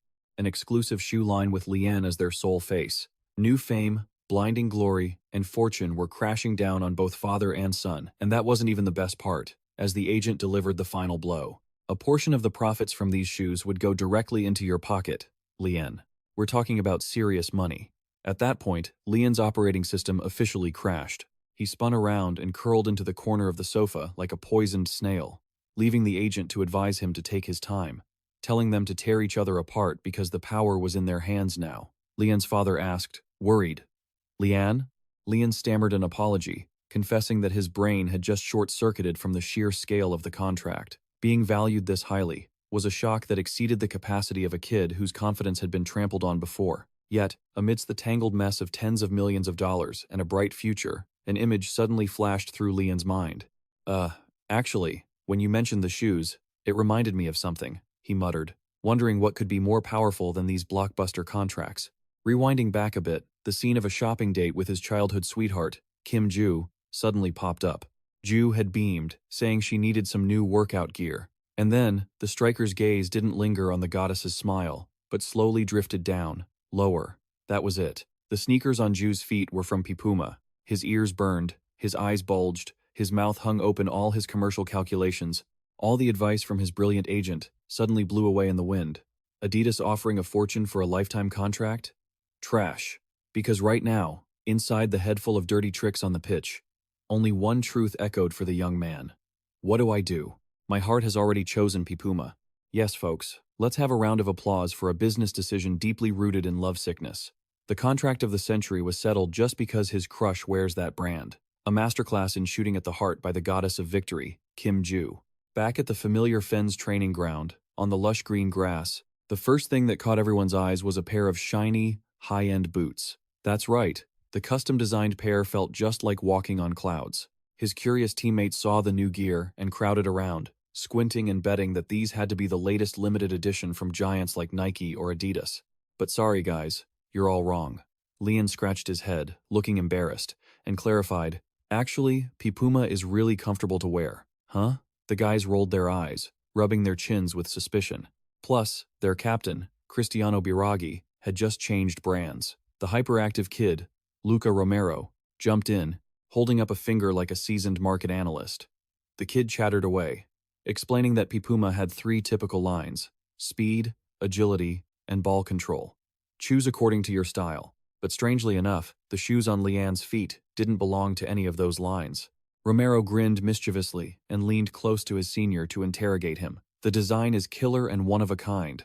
Spill it, did you score a fat sponsorship deal with Pipuma? Caught red-handed, Lian broke into a cold sweat, waving his hands to deny it. He stuttered, trying to defend himself by saying he just wanted to spread the word that Pipuma is really good, an excuse so clumsy that even a toddler could see through it. Seeing the youngest being cornered, their exemplary captain, Cristiano Biraghi, immediately put an arm around him to bail him out. The big brother laughed heartily, ordering the whole group to stop bad-mouthing Pipuma in front of Lian from now on. What a great brother. Of course, how could they dare to criticize the brand sponsoring the team's golden goose? The practice session ended in laughter and chatter, but Lian's mind had already drifted back to the day before. That's right, the film of his memories rewound to the moment of signing the contract. Beyond the dazzling billions, the thing that truly made the 6-year-old's heart race was the promise of a pair of shoes bearing his own name. A pair of Marlian-branded boots. The love-struck young man clenched his fist, his eyes shining with a smug smile. What could be better to show off to the goddess Jiwoo? Picking up girls with an exclusive brand, a genius move. Back in the reality of the signing session, marketing director Nina Chizena and her team were carefully measuring every millimeter of Lian's golden feet. They wanted to ensure his new weapon was absolutely perfect. The agent smiled, rubbing his hands together to thank the team. Wow, the pull of a superstar is no joke. Right now, Nina Chizena seized the opportunity and made a small request. Let's take some promotional photos right here at home. Since he'd already taken the money, how could he refuse? Lian nodded obediently. And just like that, bam, the flash went off repeatedly. The bearded photographer clicked away excitedly, never ceasing to praise the handsome look of this reluctant model. In his trendy sportswear, Lian posed awkwardly. The kid thought to himself, if that loudmouth Romero saw this, he'd definitely laugh until he died. The modeling business really isn't easy. After a few dozen sweaty poses, Lian exhaled, thinking it was finally over. The director, Nina, stepped closer, smiling to thank him for his cooperation. But wait, why does that smile look so dangerous? The marketing boss pulled out her final secret weapon. To add a bit more formality to the campaign, she asked Lian to change into this final boss outfit. Taking the mysterious black bag, Lian swallowed hard. What the hell is inside? Oh my, look at that. A meticulously tailored suit. Lian fidgeted with his tie, staring at the mirror, feeling completely out of his depth. He'd barely worn a school uniform properly in his entire life, and now he was decked out in a suit fit for a grown gentleman. Just as he was struggling with his collar, click, the door suddenly swung open. The uninvited guest, the goddess of victory Kim Jiwoo, poked her head in with her signature mischievous grin. And then, time seemed to stand still. Oh. Jiwoo's eyes went wide, her jaw dropped, and she stumbled back, hitting the manager a reaction so over the top that even the older man jumped in surprise. Lian stood frozen, looking awkward in his baggy suit, staring blankly at his best friend. What kind of reaction was that? Did he look so disastrous in this outfit that it actually made her want to hurl? His childhood friend stammered, her face flushed red as she pointed wildly at him. She choked out a comment, acting as if he were an idiot for dressing up in such a ridiculous outfit for no reason. A verbal attack, meant to hide her absolute confusion. Innocent as ever, Lian stepped closer, explaining he'd been forced into it for a photo shoot, and wasn't exactly enjoying it either. But the closer Lian got, the more Jiwoo backed away like she'd seen a ghost. "Don't come any closer," she screamed in her head, because her cheeks were burning. Jiwoo cupped her blushing face. What was going on? She'd always known her best friend was a natural looker, but in this suit, he suddenly radiated the mature, masculine charm of a grown man. Her maiden heart was conquered in a single glance. Making an excuse to head out for a moment, Jiwoo spun around and bolted from the scene as fast as her legs could carry her, leaving a clueless Lian standing there with a blank expression, having no idea what just happened. The manager standing nearby hurried to stop her, telling her she could stay and watch the shoot if she wanted, but Jiwoo waved him off decisively. "I'm going ahead!" With a loud slam of the door, she left the two men in the room in a state of utter confusion. Outside in the hallway, Jiwoo leaned her back against the massive wooden door. Whew, that was close. If she'd stood there a few seconds longer, she feared she wouldn't have been able to control her emotions. Thump thump, her heart was racing like a war drum. Thump thump, thump thump. Our author is really leaning into those classic shoujo manga tropes here. Ladies and gentlemen, young love is truly overwhelming.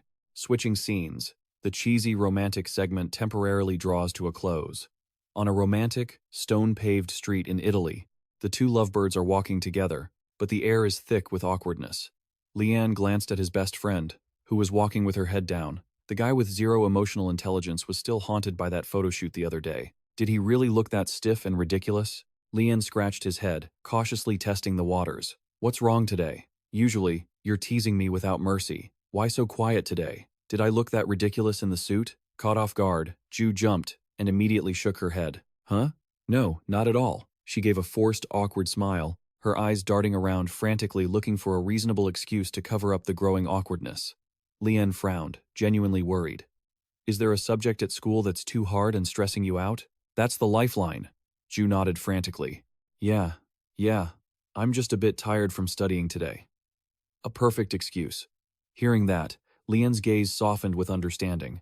He thought to himself that Jiwoo must have been under a lot of pressure lately, acting as his emotional support. Perhaps she was holding back her complaints because she didn't want to worry him, but the reality was far less dramatic. While Lian's brain was writing a heart-wrenching psychological drama, the only reason Kim Jiwoo couldn't look him in the eye was simply because her heart was beating way too fast. Indeed, two parallel lines can never truly understand each other.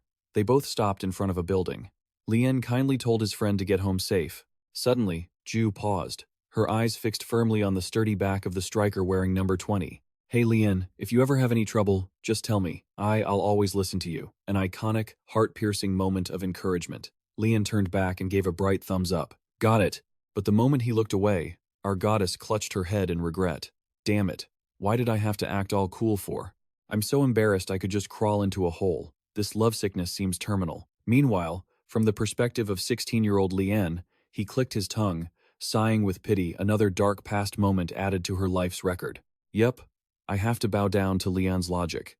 Leaving behind the tangled messes of puberty, it's time to put on the jersey and step into the fire. Round 22 of the Italian League. The stadium is overflowing with energy. Fiorentina faces off against Torino. From the very first minutes, the match is hotter than ever. Lian, the number 20 striker, surged forward like a bolt of lightning, carrying the high expectations of tens of thousands of fans in the stands. The ball stuck to his feet, tactical vision activated. Lian scanned the formation and shouted for his senior teammate. Senior Saponara. A crescent-shaped through ball mapped out in his head. As soon as he got the ball, Saponara passed it to the captain. The captain delivered a low pass, but their opponent wasn't some pushover. Torino's captain, wearing number 2 with a menacing face as if he wanted to eat someone alive, charged in at incredible speed. A destructive, career-ending slide tackle. The defender's foot lunged straight toward the ball. A scream echoed, tearing through the air. The ball's direction changed. But wait, what the hell is happening? The ball flew into the air, and the purple jersey number 20 him. He was running in the opposite direction of the ball. The Torino captain's eyes widened in terror. He'd just pulled off a perfect defensive play. How could that kid control the ball's bounce in a split second, locking onto it and not letting it spin away? Two burly defenders pinched Lien like a pair of pliers. They forced his back to the goal, cutting off every shot angle and passing lane. The ball fell and bounced softly on the turf. And then, in a split second, a moment of magic happened. Lien's eyes turned ice cold. Without even looking back, his heel flicked up. A no-look-back heel. It was a perfectly calculated flick to push the ball backward. The trajectory was like a blade slicing through the entire Torino defense. It pierced through the narrowest gap, finding the perfect run of the purple-clad striker. Goal. 1-0 for Fiorentina. The whole stadium erupted in a frenzy. Teammates swarmed over to hug Lien's little head. Today, his playmaking skills weren't just top tier, they were at a godlike level on the pitch. In the VIP box, the agent threw his arms up, celebrating like he'd hit the jackpot. He proudly boasted to the group of Puma executives sitting next to him, "You see that? Our choice was absolutely correct. This kid is even more terrifying on the pitch than we could have ever imagined." Director Nina Chizina crossed her arms and flashed the arrogant smile of a winner. Internal company debates were heated, with many fearing the idea of pouring massive amounts of money into a 6-year-old kid. But to her, it was never a gamble. She knew Lien's greatness wouldn't just stop there. The sharp mind of this powerhouse woman flashed back to the commercial shoot the other day, when the directors were panicking because they didn't know what concept would look cool. Lien himself, wearing his Puma shoes, started showing off juggling techniques and dazzling footwork that turned it into a world-class commercial without needing any CGI. A natural-born genius, both on the pitch and in front of the camera. And look who's in the stands today. The hawk-like eyes of a middle-aged man are locked onto the figure wearing number 20. It's none other than the president of the Italian Football Federation, Mr. Gabriel. The powerful president is in a state of extreme agitation. His pupils are dilated, and veins are bulging on his forehead. The land of pasta is in a crisis, desperate for a fantasista, a great conductor to conquer Europe. And in that moment, a crazy idea flashes through the president's mind. Could that Korean kid be the one to quench our thirst? Boom! A seed of explosion has just been planted. The sponsorship deal is done, his tactical prowess has leveled up, and now he's the target of the Italian Football Federation. Stunned, overjoyed, the stands feel like they're about to explode after that back heel assist from Lien that tore apart the laws of physics. Absolutely insane. His teammates rush over like a swarm of bees, jaws dropped, unable to believe their eyes. They scream in total excitement. You could actually calculate a pass like that? How far are you planning to reach, kid? But in another corner, his self-proclaimed arch-rival Luca Romero is pulling his hair out. The kid mutters to himself, trying to convince himself that the magical pass was just luck. Right, it had to be luck. What other explanation could there possibly be? But Lien's sharp radar immediately picked up on this sour energy. He glanced at his rookie teammate and smirked sarcastically. Tell me the truth. Are you jealous? Lien delivered another critical mental blow. You were just celebrating when you scored earlier, and now that you've seen my amazing assist, you're jealous? Romero was triggered, jumping up to argue back. Jealous? What are you talking about?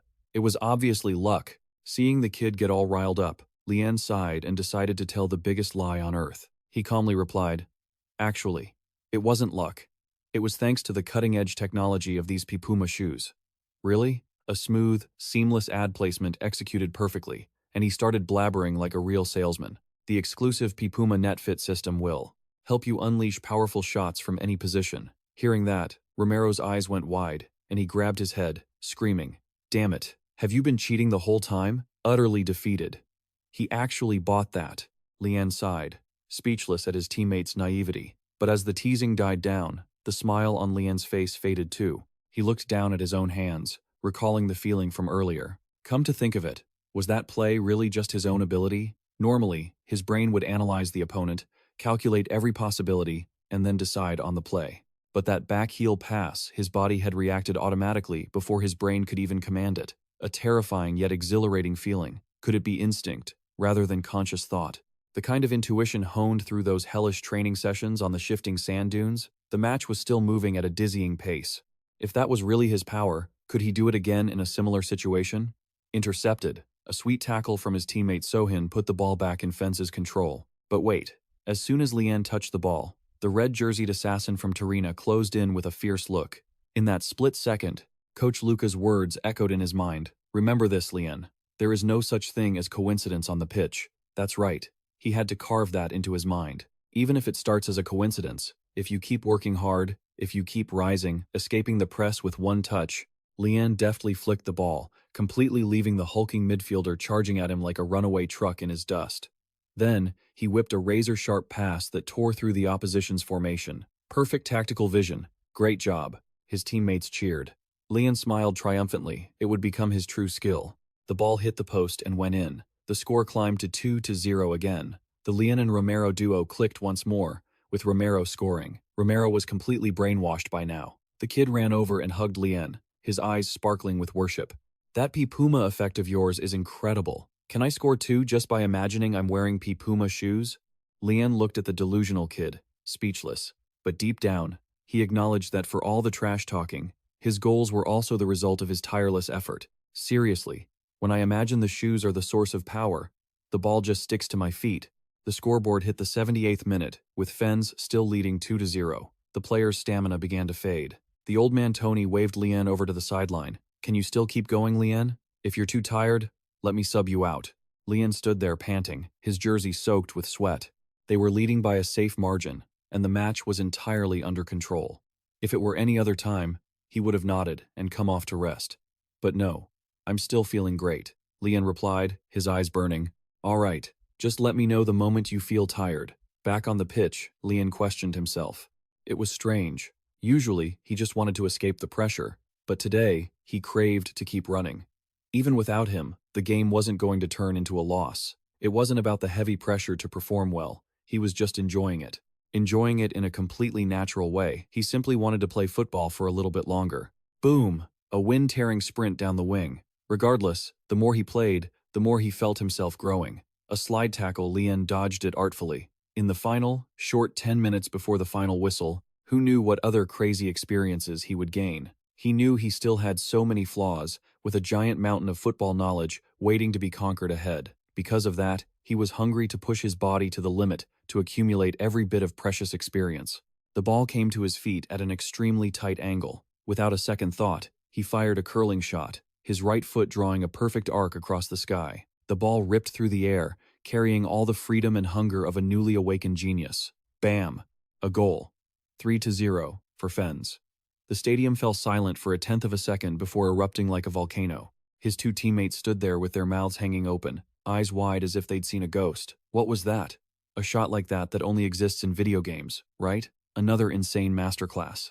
Lian stood amidst the sea of cheering fans, smiling with satisfaction. If he had been subbed off, he would never have tasted this incredible, exhilarating rush.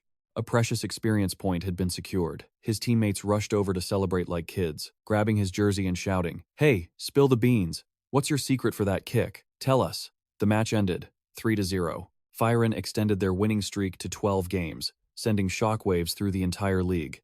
Flash forward to the next morning at a luxurious villa. Lian stretched his arms, feeling refreshed and ready to enjoy a real day off. The winning streak brought a strange sense of peace. Lying in bed, the young man started to ponder. Come to think of it, insisting on staying on the pitch yesterday just to grind experience points.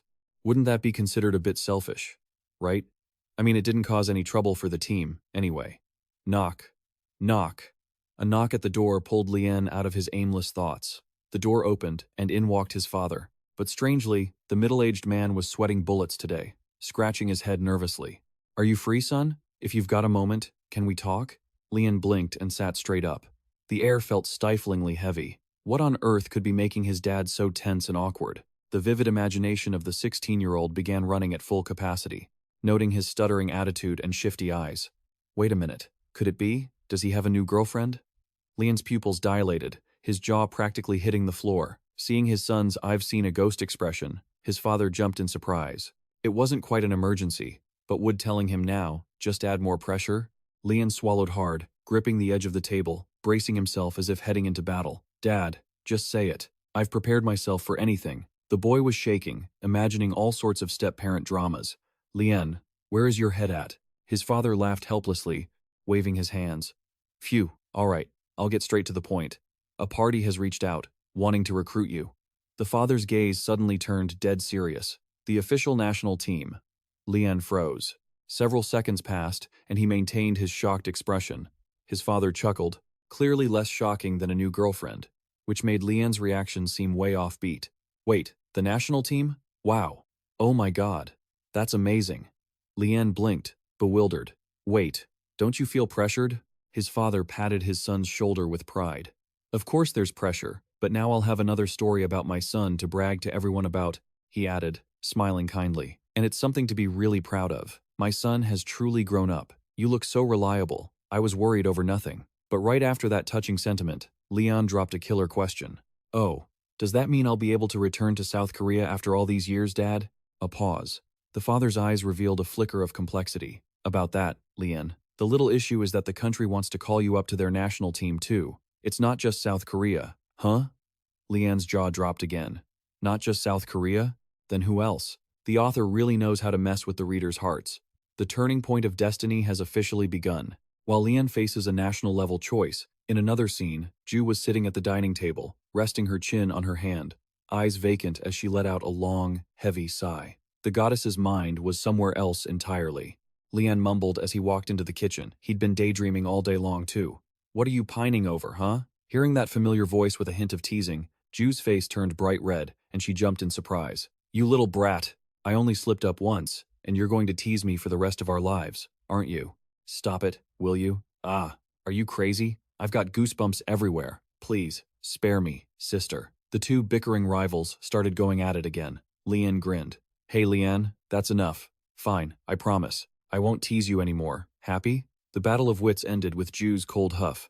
But then, the atmosphere suddenly turned heavy. Leon pulled up a chair across from her and placed a piece of paper on the table. His face grew strangely serious. Hey Ju, can I ask you something? Ju took a sip of her coffee and glared at him. What is it? Is it about that again? Leon nodded pensively.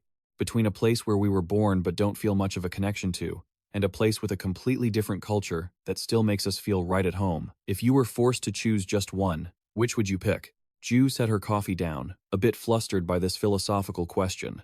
That's hard to say. Both places have their own pros and cons. Then, Leon suddenly looked up, his eyes locking onto hers, and a sentence escaped that made the air in the room vanish. Suppose I become an Italian citizen, would you still want to be by my side? Boom. Critical hit. The peak of unintentional flirting. Kim Jiwoo was in a state of extreme panic, her face red as a ripe tomato, slamming her coffee cup onto the table. Hey, what kind of nonsense are you saying again? And we're not even dating, so what's this being by my side stuff? Are you planning to reincarnate or something? The goddess of victory was completely defeated by a casual remark, while the culprit of this disaster was busy trying to correct himself foolishly. Oh, but friends can still use the word visit, right? Oh my god, Leanne, do you even know how to use words? Looking at the mess, Leanne sighed, his fingers tapping on the paper that clearly had South Korea printed on it. South Korea and Italy, huh? He stroked his hair, muttering to himself. I guess we can still go back and forth to visit, right? Oh, I mean, the contract with Pipuma is already signed. The evolution on the pitch is clear, but now, a bomb named citizenship has been dropped. Will the hero of Florence choose the Azzurri Blue or return to carry the motherland? The answer will be revealed in the next chapter. Rewinding the time machine a few days in an incredibly luxurious room, a conversation of national importance was taking place. The powerful president of the Italian Football Federation, Gabriel, had a face as sour as if he'd bitten into a lemon. The atmosphere was suffocating. The shock of the World Cup qualifiers was still etched on the old man's face. Italian football had just climbed to the top of Europe with the Euro title only to suffer the humiliation of falling into the World Cup playoffs right after. The land of Italy is running dry of those elegant number 10s, the ones destined to light up an entire era. And the person sitting across from him, cautiously listening to the chairman's complaints, was none other than Leon's father. Yes, this high-ranking big shot had personally lowered himself to meet with the player's parent. He pondered for a moment before asking the father, "In your opinion, who is the best player in the world right now?" Even though Leon's father was sweating bullets under the chairman's pressure, he answered without a second thought. It has to be Lionel Messi, the '87 generation. Mr. Gabriel nodded. And what about the youngsters born in 2005? Who's number one? The aging father fumbled, stammering that age group hadn't fully reached their potential yet. But Mr. Gabriel felt differently. He glared, clearly and firmly declaring one single name: Lian. The chairman stated it point blank to the father, asserting that his 16-year-old kid was the undisputed number one of the new generation. Lian's father jumped, waving his hands and laughing awkwardly in protest. Well, it's flattering to be praised by the chairman, but crowning him the world's number one is a bit of a stretch. His son is only 16, and just finished his debut season at SIA. But Mr. Gabriel immediately cut him off with stats that don't lie: 15 matches, 17 goals, 8 assists. The chairman waved his hand decisively, insisting that those performances had far exceeded the limits of the word potential. Lian is a force to be reckoned with. And then, a shocking scene unfolded. The high and mighty chairman suddenly bowed deeply before Lian's father. Italian football's pride was cast aside. "Please, I beg you, we will support him with everything we have." A folder was slid across the table. The biggest obstacle to calling Lian up to the national team was the foreign player rule. The boy is Korean, and sooner or later he would get caught in the vortex of mandatory military service. Mr. Gabriel analyzed the FIFA rules for Lian's father. There was only one way to bypass the law: reside continuously for over 5 years to gain special rights. But Lian had only been in Italy for 3 years. He was still 2 years short of qualifying. Still, Mr. Gabriel folded his arms, his eyes gleaming with calculation. No matter, they had plenty of time. The Italian Football Federation would offer the best perks and patiently await the family's decision. Welcome back to the present timeline. Florence, a brilliant, sun-drenched afternoon. Lian was strolling leisurely through the square. The plaza was overflowing with vintage charm. He looked as relaxed as a tourist enjoying a vacation. Yet, his recognition here was on par with a Hollywood superstar. "Hey kid, have a good afternoon." "Hi everyone." Even the fruit vendor across the street shouted out his nickname, Fantasista. Lian scratched his head and chuckled. He had only been in Italy for about 3 years. Not a long time, but not short either. Strangely enough, the warmth here made him feel more comfortable and at home than his own homeland. That very familiarity ignited a battle within his mind. South Korea or Italy? It all depended on his own decision. Which jersey would he wear? Either choice would be wonderful. But deep down, Lian was incredibly confused. He felt as if he were stuck at an invisible crossroads, a place where he didn't truly belong to any destination. He let out a heavy sigh. Lian usually hated whining and complaining, but today, the suffocation forced him to find someone to vent to. And as if by destiny, a small figure stood just ahead. Lian rushed over, shouting for Jiu. The goddess of victory jumped, turning around with a blank look. Seeing his close friend, that familiar smug smile returned to Lian's lips. "You suddenly asked me out shopping. Have you been waiting for me for a long time?" Jiu puffed her cheeks and blushed, arguing back, "Yeah, I've been waiting so long I was about to grow roots." They bantered back and forth like a comedy duo. Walking beside Jiu, the loneliness and confusion in Lian's heart dissipated like fog under the sun. He told himself that shopping like this was the best way to blow off steam. But their footsteps suddenly halted in front of a store, and Lian's eyes bulged. What the hell is hanging up there? A giant billboard for the Papuma brand featured a massive image of Lian's face. Jiu snickered mischievously, her eyes curving into crescent moons. "Oh ho. You invited me shopping just to show this off, right?" The secret flake plan had been exposed. Caught red-handed, Lian broke into a cold sweat, waving his hands frantically to clarify that he had absolutely no idea when this billboard went up. Everything was out of his control. But no matter how embarrassed he was, how could you stop the narcissism of youth? Jiu stepped back and pulled out her phone, flashing it continuously. Click, click. She didn't stop praising her best friend's professional posing. Getting fed lines, Lian put his hands on his hips, puffed out his chest, and grinned broadly. After taking the photos, the chaotic, suffocating feelings from earlier were tossed right into the trash. Lian's great digestive system started to protest. He loudly announced he would treat Jiu to a feast. At the mention of food, the goddess's eyes lit up like car headlights. Smoothly shifting scenes to the ACF Fioren's locker room, the atmosphere was pure comedy. As soon as he opened his locker, Lian froze at what that kid Romero was holding up. A pair of blindingly pink Papuma shoes, exactly like the design Lian endorsed. Romero held his stomach and roared with laughter, loudly bragging that he'd bought these shoes to absorb their power, determined to defeat his rival, Lian. Lian clutched his forehead and sighed wearily. This idiot was truly brainwashed. He asked point blank, "Did you sign a contract with the brand too?" Romero cleared his throat, patted his chest, and replied proudly, "No, I paid for them out of my own pocket." Lian was speechless. Money into my pocket, does he not know that act only brings profit to the enemy? Faced with his senior's mockery, Romero turned red and started shouting. The childish feud only stopped when Captain Baragi and the key players stepped in to intervene. Pushing the jokes aside, today they had a life-or-death mission to complete. The round of 16 of the Coppa Italia Florence had a stormy away match at Bologna. Boos and insults rained down from all four sides of the stands, as if they wanted to swallow the away team whole. A regional derby not meant for the faint of heart. But Fiorence's players weren't cowards. The veterans of the purple team even smiled excitedly, ready to turn the opposition fans' pressure into fuel for the fight. Their spirits were at an all-time high. Yet, amidst that pack of seasoned wolves, the alpha wolf wearing the number 20 shirt was sweating bullets. Lian shuddered slightly. Honestly, he was already used to the booing, but his heart was racing right now for a completely different reason. The reason was right there in the stands. As Lian stretched during his warm-up, he scanned the crowd. His father and Ju were sitting somewhere in that sea of people, watching the match in person.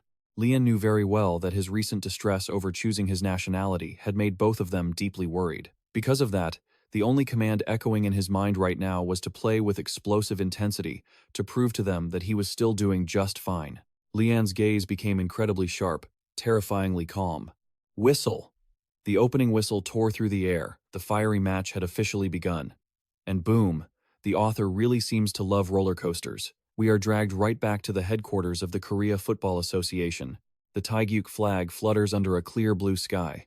But inside, a storm is brewing. What is the meaning of this? Chairman Kim Gandhi's roar shook the entire room. He slammed the table and glared at his subordinate. A South Korean player actually dares to reject a call-up to the national team? The employee trembled and waved his hands, trying to explain, "Chairman, you've misunderstood. He hasn't rejected anything." They only reported back that he needed more time to think about it. But to this old-fashioned chairman, needing time to think was synonymous with rebellion. He fumed, believing that the association had bestowed a glorious privilege, yet that brat didn't even bother to express any gratitude, and even had the nerve to act all high and mighty. The atmosphere was tense enough to snap. Just then, the head of talent development, Sun Dong, stepped forward calmly. He did not tremble before the chairman's fury. If we consider administrative procedures, it's normal for a player to weigh his options. Chairman Kim glared. What was that? What kind of excuse are you making for them? Sun Dong slightly pushed up his glasses, his sharp gaze scanning the file. If you look at Lian's phenomenal performance in the domestic league, at this moment, it's only natural that the Italian national team wants to use the naturalization privilege to recruit him. Naturalization? The word hit the chairman like a bucket of ice water.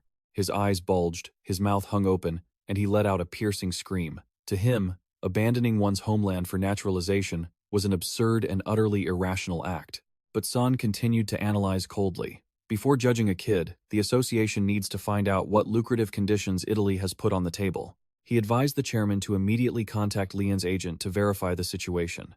Chairman Kim crazily grabbed Sun Dong by the collar and yelled, "Then go find the agent. Losing a talent like Lian to another country is a massive loss for the nation. You're dying to get fired, aren't you?"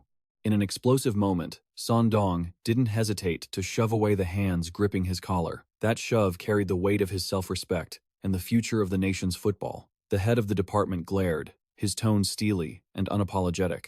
"Please, let everything be handled transparently and clearly. This matter is threatening the future of a young player, and this time, I absolutely will not stand by and watch." How cool is that, folks? An employee daring to directly defy the head of the association to protect a budding star of national football. The battle to win over Lian has officially turned into the most intense political chess match ever. Welcome back to the fiery arena of the Coppa Italia round of 16. The fierce regional derby between the hosts, Bologna, and the visitors, Firenze. The clock has just hit the 15th minute of the first half, and the score is 0-0. "Close him down. Cover every position," the Bologna captain's shout echoed across the pitch. The hosts are playing football as harsh as rubbing salt in a wound, not afraid of contact, and ready to use their physicality to crush the artistic feat of Firenze. Crash. Oh my, newcomer Luca Romero was just sent flying into the air like a rag doll. The kid clutched his leg, rolling around, screaming for a foul. But the referee just coldly waved his hand. "Don't get yourself carded for nothing. Get back into position." On the sidelines, Coach Tony and the coaching staff furrowed their brows, observing. The intense battle between offense and defense was unfolding exactly as predicted. Bologna knows they are weaker, so they are proactively dropping deep. parking a double-decker bus in defense. They use their physical strength to press high in heated direct duels, a stubborn, stifling defensive style. Coach Tony muttered, shouting instructions for his players to move in sync to break this concrete wall. But it seems the kid, Romero, is a bit too hot-headed. Ignoring his senior's warnings, the brat keeps dropping back, pretending to make a break, then asking for the ball. Lian observes it all with a sharp gaze. He knows if he passes to Romero right now, the rhythm will be broken. Instead of feeding the ball to the man being tightly marked, Lian swung his foot, a razor-sharp pass changing the point of attack, aimed straight at his senior, Bonaventura. The ball traveled through the gap, forcing the Bologna defense to shift. The trap had been set. By forcing the opposing defenders to narrow the space in the center, Lian successfully stretched the two flanks. A vast amount of space had just opened up. If Romero had the wit to sprint forward right now, a goal would be certain. But oh my goodness, contrary to expectations, the brat Romero just stood there, stalling for a beat. Lian's eyes widened. He gritted his teeth and cursed to himself. This idiot. To be this slow at a time like this, he's a lost cause. No choice. He's already closed in on the penalty area. Can't hesitate anymore. Lian decided to solve it himself. He tilted his body, as if preparing to launch a cannonball, to split the goal in two. The Bologna defenders panicked, throwing their bulky bodies in to block, and then crash an unavoidable collision. Lian fell to the turf, and the referee immediately whistled for a Fiorentina penalty. Romero ran over to help his senior up, asking him anxiously, "Are you okay?" But Lian just leisurely dusted off his shorts and smirked triumphantly. "I'm fine. It was just plan B." It turns out it was all part of the 16-year-old Fox's calculations. If the opponent is defending in numbers and playing rough, baiting them into a foul in the penalty area is the shortest path to a goal. What a sharp head he has. The life-or-death penalty kick had been set. The Bologna stadium was drowned in deafening boos. The scene shifted to the do-or-die penalty spot. The Bologna stadium was drowned in deafening boos. According to the team's priority list, Senior Bonaventura was the one supposed to take this kick. Yet, the exemplary senior walked up with the ball, smiled kindly, and shoved it into Lian's hands. "You're really reliable, kid. You take it." A beautiful act of relinquishing the penalty to honor the one who created the opportunity. Lian took the ball, his face pale, sweat pouring off him like he was in a shower. Take a penalty kick? His heart was screaming violently. Why do I have to take it when you're the main kicker? The kind senior patted the youngest brother's head. Anyway, you were the one who drew the foul. So even if you miss, no one will blame you. This is your first penalty. I just want you to gain a little more experience. A very warm, supportive, and selfless gesture, but alas, man proposes and God disposes. The senior didn't know that this kindness had unwittingly thrown Lian into a nightmare. Breaking the fourth wall for a second, Lian absolutely, utterly hates penalty kicks. His heart is pounding like it's trying to jump out of his chest, and he's breaking out in a cold sweat. Staring at the ball, sitting still on the white spot, Lian's pupils tremble violently, and cold sweat pours down him like a waterfall.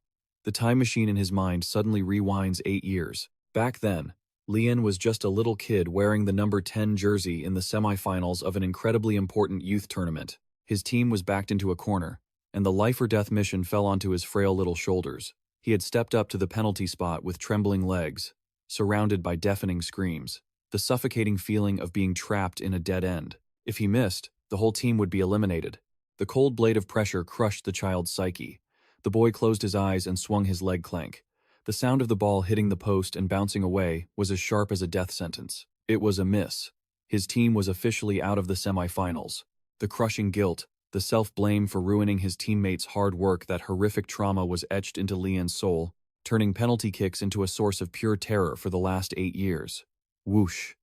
The memory vanishes, pulling Lian back to reality. Still, the same 1 meter distance. Still the same jeers and curses from tens of thousands of spectators surrounding him. The pressure of this regional derby is 1,000 times more intense than that youth tournament back then. But standing in front of the ball now is no longer that weak, trembling kid in the number 10 jersey. This is 16-year-old Lian, the tactical machine of Fens. He takes a deep breath, his icy eyes locked onto the goal. He takes his run-up. There are no goalposts to hit this time. Boom!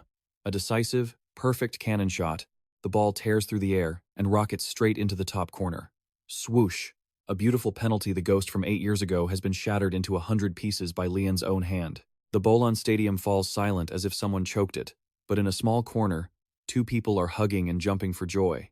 Yes, it's Lian's father and the goddess Jiu. They have to stifle their cheers to avoid being torn apart by the aggressive crowd of fans around them. Lian's father watches his son hold his head high on the field, his eyes welling up with tears. He understands his son's psychological demons better than anyone. This successful penalty isn't just a point on the scoreboard. It's proof that the child from years ago has truly grown up and overcome himself. Isn't it wonderful? Jiu and his father proudly exclaim. The match ends with a resounding 3-0 victory for Fens. But hold on, the storm doesn't seem to want to let them go just yet. The scene shifts to the team locker room after the game. Inside, Lian and the rookie Luca Romero are neck-deep in a heated argument. Romero points his finger angrily. If you don't count that penalty, it would have been a draw. I scored 2 goals, and you only scored 1, that's a fact. Don't act all high and mighty. You little brat. Captain Cristiano Baraghi has to rush in and put the rookie in a headlock. He shouts, "We just won a nice 3-0 game and made it to the quarterfinals. So why are you fighting? Can't you read the room, you two?" Right then, bang, the locker room door flies open, and a surge of murderous intent pours in, making everyone freeze in extreme tension. Coach Tony is standing there, eyes bulging, hair standing on end, veins popping on his forehead. The volcanic rage is erupting. He roars like a wild beast. What the hell happened with that penalty today? Why did you decide to change the penalty taker on your own? Tony is truly livid. A jubilant victory suddenly turns into a stormy parent-teacher meeting. On whose head will the head coach's fury fall? Thudding footsteps echo. The atmosphere at the training ground is tight as a guitar string. Coach Tony's sharp gaze bores straight into his student. Whack! A slap lands right on his back. The veteran striker Bonaventura is sweating bullets, confused as hell, wondering what on earth he did to make the coach go this crazy. Just a while ago in the sauna, the two were laughing and joking around. Bonaventura grinds his teeth, thinking this is so unfair. Is this bald old man jealous of his hair? His hairstyle is clearly way better, so why is he nitpicking? The striker turns to whisper a complaint to his teammates, convinced he's about to get scolded again, just for accidentally walking past the coach. But the truth is, the reason Tony is throwing a fit has absolutely nothing to do with performance or a bald head. Seeing the coach blow his top, young Lian standing nearby starts sweating bullets too. A shockwave erupts as the coach bellows. Bonaventura stares, his eyes bloodshot, as the coach screams and interrogates him. Who gave you the order to change the penalty taker on your own? Backed into a corner, Bonaventura trembles and backs away, stuttering an explanation. He swears he had no intention of going against the coaching staff's orders. He simply thought that he wanted to let the youngest, Lian, have more diverse experiences on the pitch. But that excuse only makes Tony's fury burn even hotter. Grabbing his favorite student's jersey, Old Man Tony grinds his teeth, insisting that the decision to take the penalty on the field belongs to only one person. Veins bulging on his head, the coach screams crazily. In such a tense match with a score like that, how could you put 1,000 pounds of pressure on a child's shoulders? Everyone around finally breathes a sigh of relief as they understand. It turns out Tony's anger wasn't because his ego was bruised by the players changing the taker, but because he was terrified that if little Lian cracked under the pressure and missed, the boy's psyche would fall into a total crisis. Truly a great teacher who always protects his students.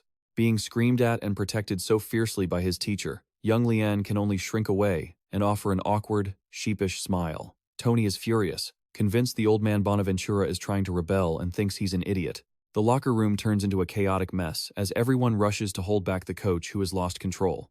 Bonaventura stands there, nonchalantly sighing with relief, muttering that the coach is a passionate old madman. Contrary to everyone else's panic, Bonaventura walks over and pats Lian on the shoulder, laughing loudly. He proudly declares that there's no other senior in the world who takes care of his juniors as thoughtfully as he does. As long as Lian understands his good intentions, that's more than enough. A heartwarming moment of mentorship. But, of course, there's one guy who isn't happy with this little drama. The kid Chunibil Luca Romero jumps up and pouts, questioning why the penalty wasn't handed to him instead. He thumps his chest, claiming he's a genius too. So why the discrimination? Bonaventura winks meaningfully and delivers a sharp retort. He only likes to invest in ventures that are a sure thing. Seeing Romero's overconfident attitude, the older brother sighed to himself, thinking that this reckless kid still has a lot of growing up to do. Cut to the scene. Welcome to a massive Korean supermarket right in the heart of the dreamy city of Florence.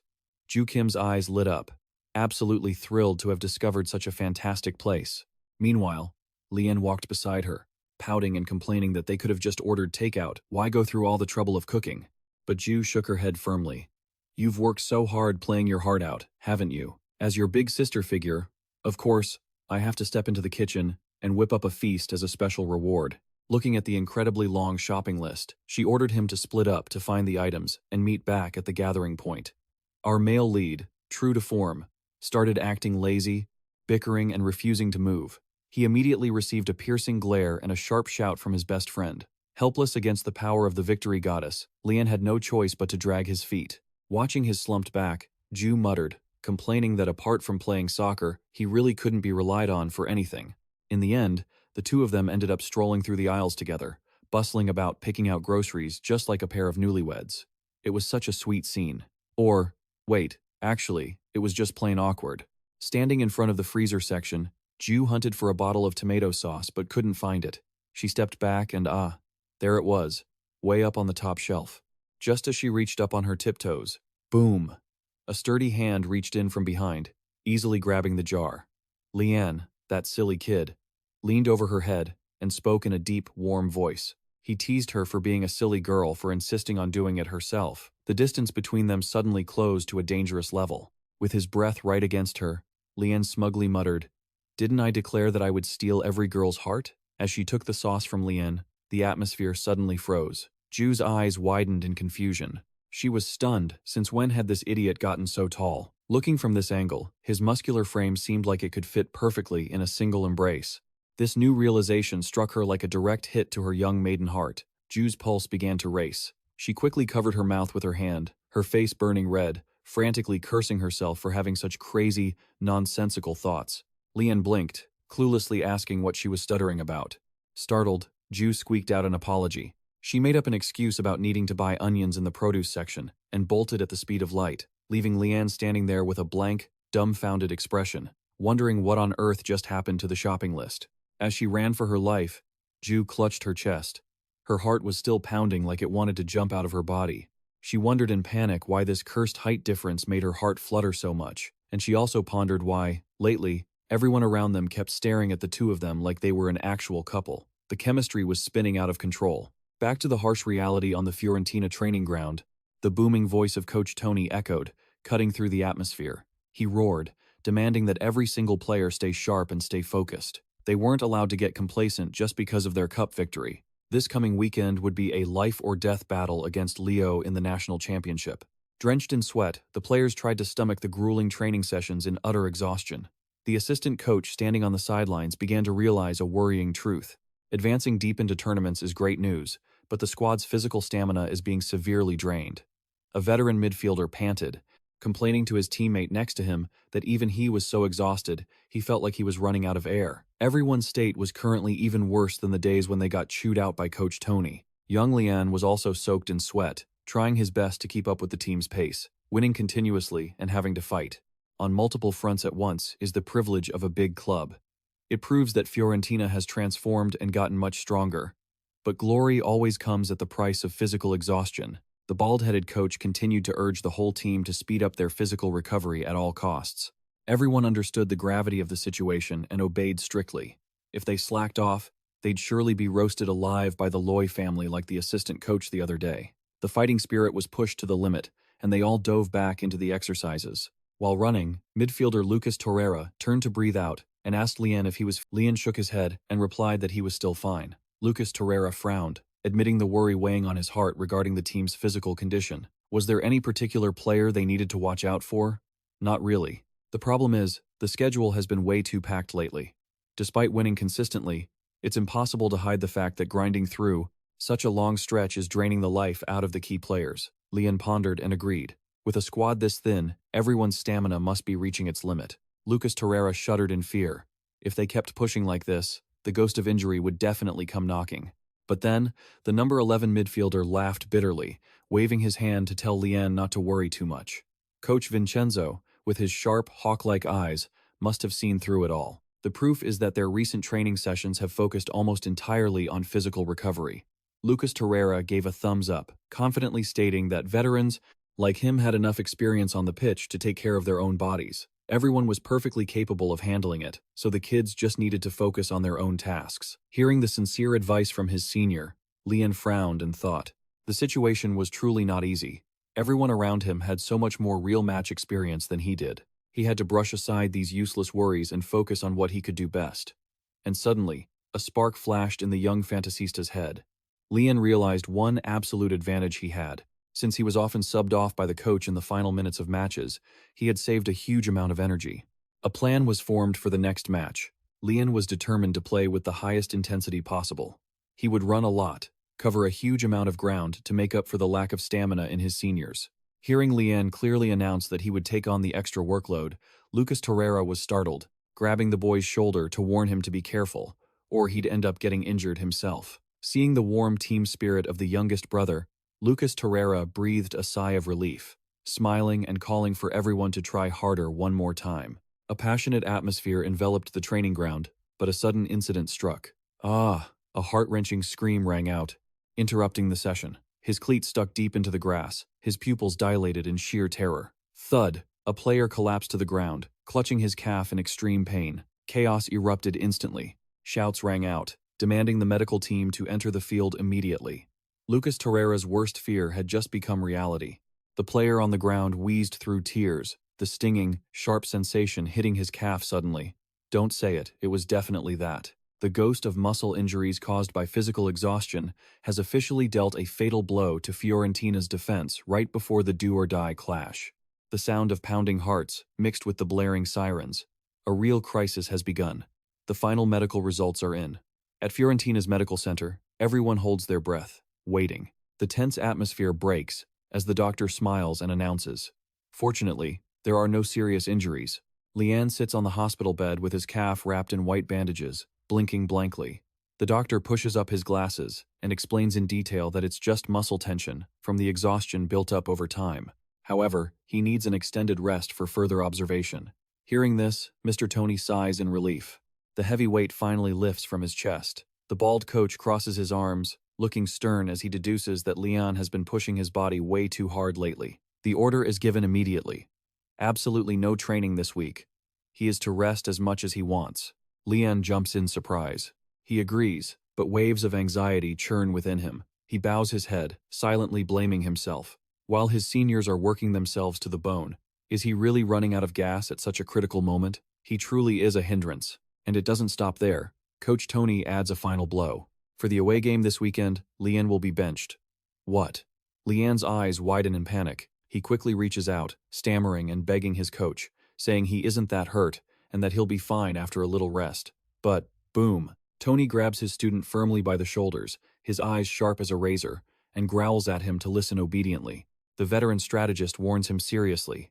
If he forces himself onto the field, his body will be ruined by just one match, and at that point, the injury will be so severe, there will be no chance of recovery. Crushed by his coach's overwhelming aura, Lian can only go silent. He knows full well that the decision to cut him from this weekend's lineup is set in stone.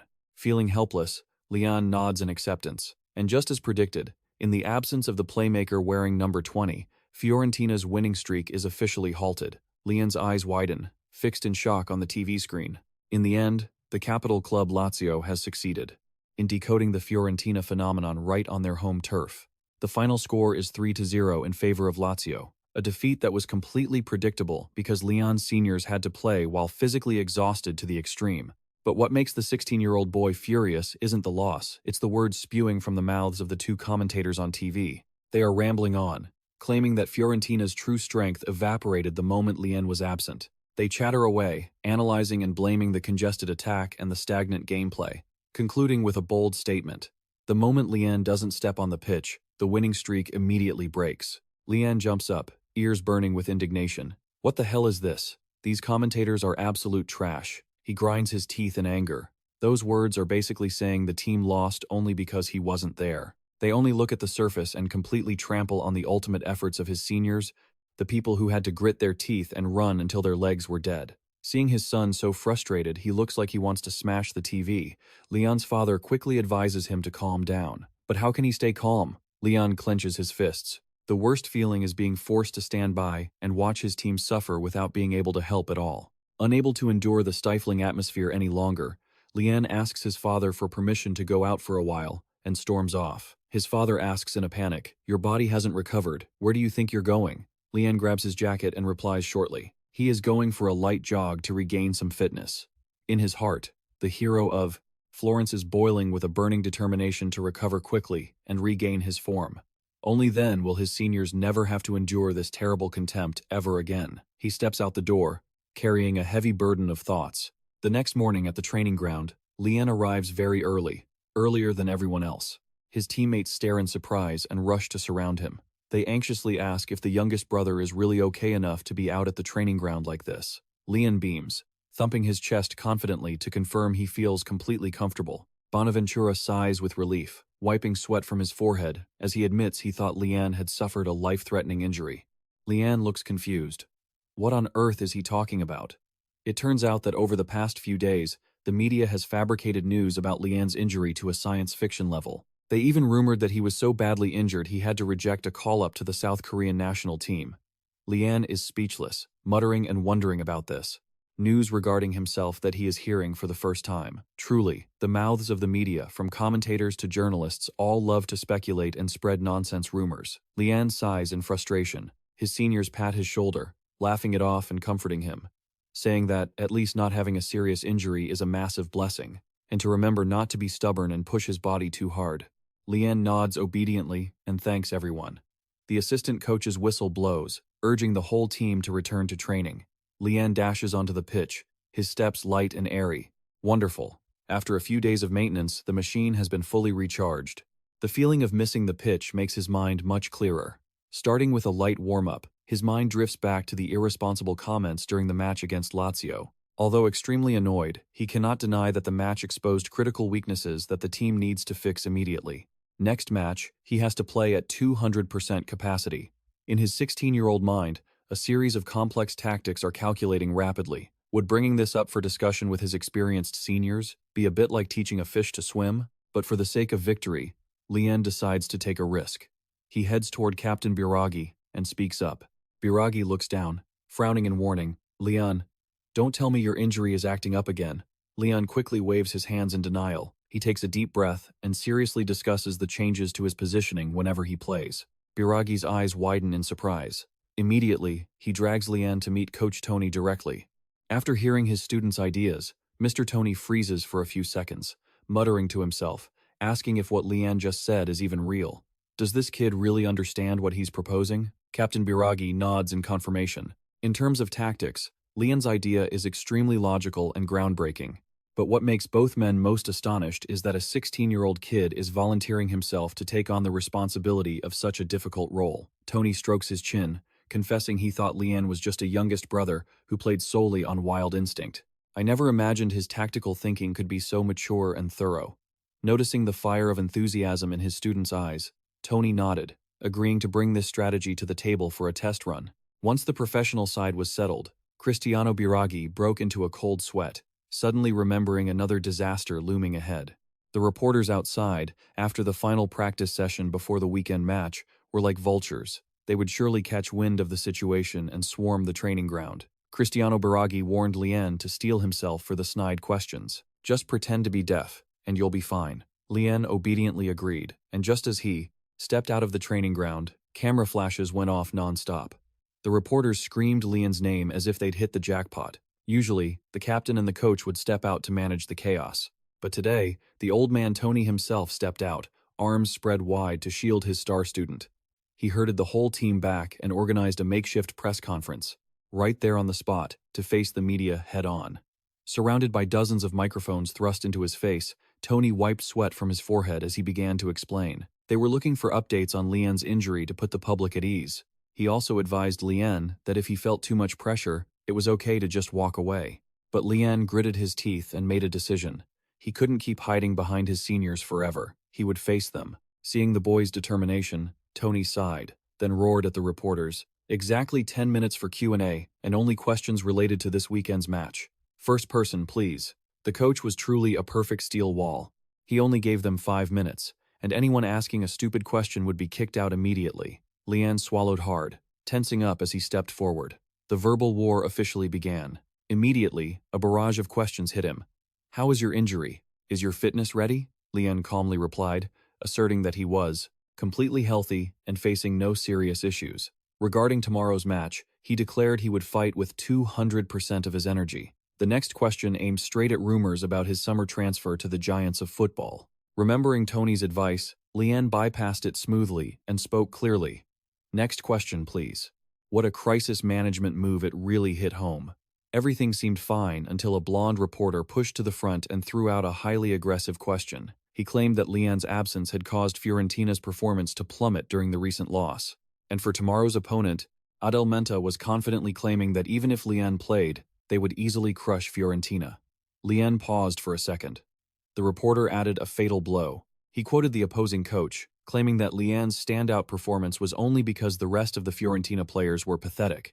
A bucket of cold water doused the team's pride. Tony gritted his teeth, about to intervene, but Lian raised a hand to stop his teacher. The atmosphere suddenly thickened, and Lian's face darkened. Though he hated answering trash questions like this, there were things he had to clarify. He looked up, and boom, his killer instinct awakened. Lian coldly stated that he had always received support and learned so much from his seniors. Thanks to them covering for him, he had the chance to shine. That reporter's previous question was nothing short of a terrible insult to him and the entire team. Seeing the knife-sharp look in Lian's eyes, the reporter gulped and took a step back. The air was suffocatingly tense. Lian finished with a firm sentence. My day today was built by my coach, my seniors, and the fans. So please shut your mouth and stop spouting nonsense. Thud. Lian knocked the mic aside and turned to walk away, looking incredibly cool. A bloody warning message sent to anyone who dared to underestimate ACF Fiorentina. Match day finally arrived. In the stadium tunnel, Tony bumped shoulders with Lian, teasing him about yesterday's gunpowder-scented interview. Lian blushed, embarrassed, begging his teacher to please forget it and stop bringing it up. Captain Cristiano Biraghi stepped forward, his eyes burning with killing intent. He declared to the whole team that if they lost today, it would be the same as admitting that the media's insults were true. To make up for the youngest brother who had bravely stood up to protect the team's honor, today everyone had to play their hearts out. They had to show that trash out there what Fiorentina's true class was. The whole team roared in response, their fighting spirit reaching its peak. Round 25. Fiorentina versus Adelmenta officially began. Outside the pitch, the cheering echoed throughout the stands.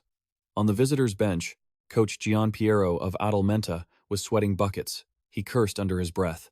Clearly, the intel said the kid in the number 20 jersey was injured and would be out for a few matches. Why was his name proudly in the starting lineup today? Without hesitation, he quickly called over a player with a rugged face named Mario. He asked him repeatedly if he was confident he could mark and crush number 20. Mario smirked. Coach Piero analyzed the incident from yesterday's interview, thinking Lian was just a kid who could be easily provoked and lose his cool. He ordered Mario to stick close, use dirty tactics, and provoke him to break the kid's spirit. Hearing this, Mario glared at Lian, who was warming up. He licked his lips and broke into a stereotypical villain smile, ready to get beaten up. He smugly thought to himself that no matter how talented, professional football was never a place for children to play games. He would teach that wet-behind-the-ears kid a lesson he'd never forget. And yes, ladies and gentlemen, our protagonist is about to face another thug who uses dirty tricks. Before the match had even started, the smell of gunpowder was thick on the pitch. The thug Mario lumbered toward Lian. He looked him over, silently sneering at how his prey today was much smaller than he'd imagined. The brute pushed forward, spewing trash talk to provoke his opponent. Lian blinked, confused, wondering why other teams couldn't stop a kid like him. The striker wearing number 14, Luca Romero, immediately got heated. He stepped up, ready to get into it, questioning what the giant was spouting. Mario kept his cocky attitude, muttering to himself, but clearly intending for Lian to hear. He threatened that he would teach him a lesson. Seeing Romero about to charge in to fight, Lian hurriedly waved his hands to stop his senior. The kid was worried things would blow out of proportion. Teask, teask, a villainous script so full of violence that I could recite it with my eyes closed. Number 14 cursed under his breath, warning Lian not to fall for that lunatic's provocations before the ball had even rolled. Both teams spread out into position. The spirit of Fiorentina was singular. Today, they had to win. Boom! The opening whistle blew, piercing the air. The match officially began. The ball rolled onto the green grass. The Fioren players actively passed the ball around to stretch the defense. The ball was then directed straight to number 20. The moment Jian received the ball, he felt a chilling aura coming from behind him. Mario rushed forward like a runaway steamroller, his eyes blazing with fury. He roared in his mind, dead set, that Lian would start scrambling around the field like he always did. But no, Lian's gaze was sharp. He immediately executed a lightning-fast pass to Romero and bolted to change position. From the midfield, he escaped in a flash, cutting all the way to the right wing. Whoa! Mario slammed on the brakes, lost his momentum, and almost tumbled over. He stood there stunned, grinding his teeth and cursing. He'd clearly calculated how to block the dribble, never expecting the kid to choose to push the ball so quickly. But the butcher quickly regained his devious smile. He smugly thought to himself that no matter where the kid ran, it would be useless. In this match, if Lian had any intention of swinging his leg to shoot even once, he would have to step over his dead body first. Swoosh! Lian leaped, gently flicking the ball to dodge a tackle from his opponent. His magical feet continued to display a terrifying grace. Not bad. Mario muttered a compliment, but immediately added a cruel thought. That's still far from enough, kid. Bam! The butcher made a fierce interception. He decided that the mouth of number 14, constantly spouting nonsense, was a huge problem. But Lian wasn't just about his mouth. Mario had to admit that the kid's long-range defensive skills and ball control were top tier.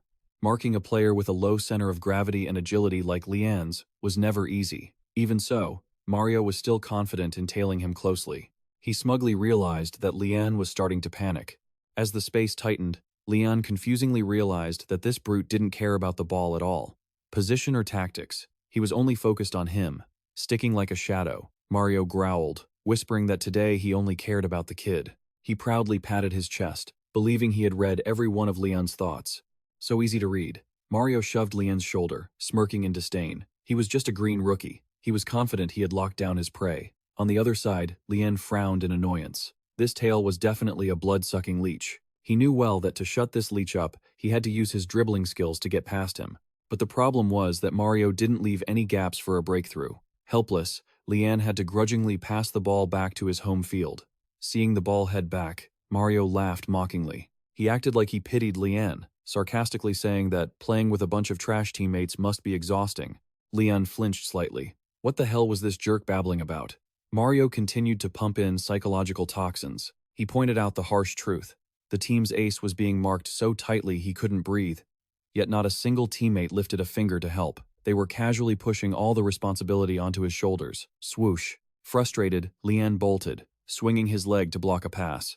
Mario still stuck close, unleashing venomous words. Those teammates of his without Lian, they wouldn't amount to anything at all. Snap. That was the sound of the string of reason in Lian's head snapping. How dare he insult his brothers?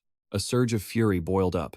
Lian lowered his center of gravity, gritted his teeth, and lunged, slamming a powerful shoulder charge into Mario. Boom!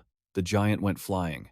But wait, look at his acting. A giant butcher suddenly falling to the pitch, writhing and rolling in agony as if he were a fragile leaf caught in a storm. An Oscar-worthy dive.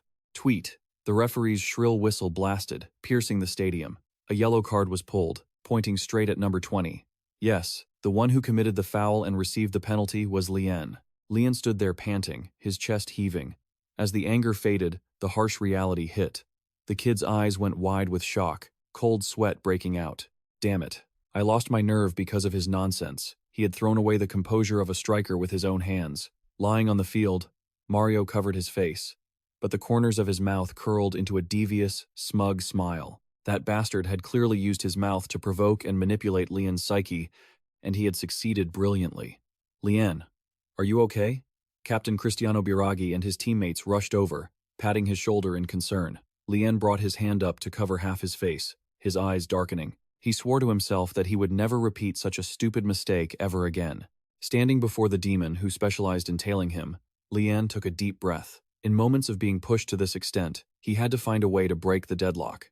On the sideline, Mr. Tony suddenly woke up. He hurriedly called out to Captain Cristiano Biraghi. The Godfather glared, pointing his finger to direct them, ordering an immediate change. He truly lived up to the name of a veteran coach. That bald head wasn't just there to reflect light. Tony had seen through everything. He roared immediately. What tactic would Lian switch to? Hearing the secret order from his coach, Lian nodded decisively. It was time to put the battle plan into action. Tactic? The memory brought Lian back to the meeting from the day before. Coach Tony had frowned in worry. If he used the tactic proposed by Lian himself, the kid would have to drop much lower than his current position to read the game. That meant Lian would have to move and run significantly more. Tony worried that his stamina wouldn't be able to handle this massive workload, but Lian had looked straight into his coach's eyes and replied firmly, I can do it. because he wanted to become a solid pillar for the whole team and share the burden with his exhausted seniors. No matter how difficult or hard it was, Lian promised to try until every last drop of sweat was spent. Returning to the present, Lian's eyes blazed. All right. The kid immediately retreated deep into his own half. Number 20's range of motion was pulled down significantly. Seeing Lian's strange action, the butcher Mario burst into laughter. Dropping back? Did you give up on our one-on-one duel already? He mistakenly thought Lian had given up, but Lian was calculating a much deeper move. Thinking it over, he didn't necessarily have to be the one to break through the opponent's defense. The first thing to do now was Lian leaped, successfully cutting off an opponent's pass. Seeing that, Mario rushed over again, mocking that it was useless. He swore he would follow Lian like a shadow, and he wouldn't let go even if he ran to the ends of the earth. If Lian couldn't shake him off himself, it was all over. He kept babbling, wondering just how high this defender kid intended to push his formation. And then the shock. Mario froze, his eyes widening. The moment he followed Lian too high, a massive gap was accidentally exposed behind his back. The perfect trap had snapped shut. The giant now realized he had been led by the nose. That passing angle, boom! Lian's legs swung, a long pass tearing through the space above. Luca Romero bolted like an arrow in the wind, catching the pass with millimeter precision. Look, a chance for a breakthrough. Attack! Manager Tony roared in delight from the sidelines. Mario was sweating bullets, cursing himself for having been way too reckless, while toying with that number 20 kid. He scrambled back in a panic, trying to reassure himself that, at the end of the day, someone still had to pull the trigger to actually score a goal. And based on his assessment, the only person on the pitch capable of doing that in their current lineup was none other than that kid, Lian. He screamed at his defense, pointing out that number 20 was preparing to break into the box to shoot.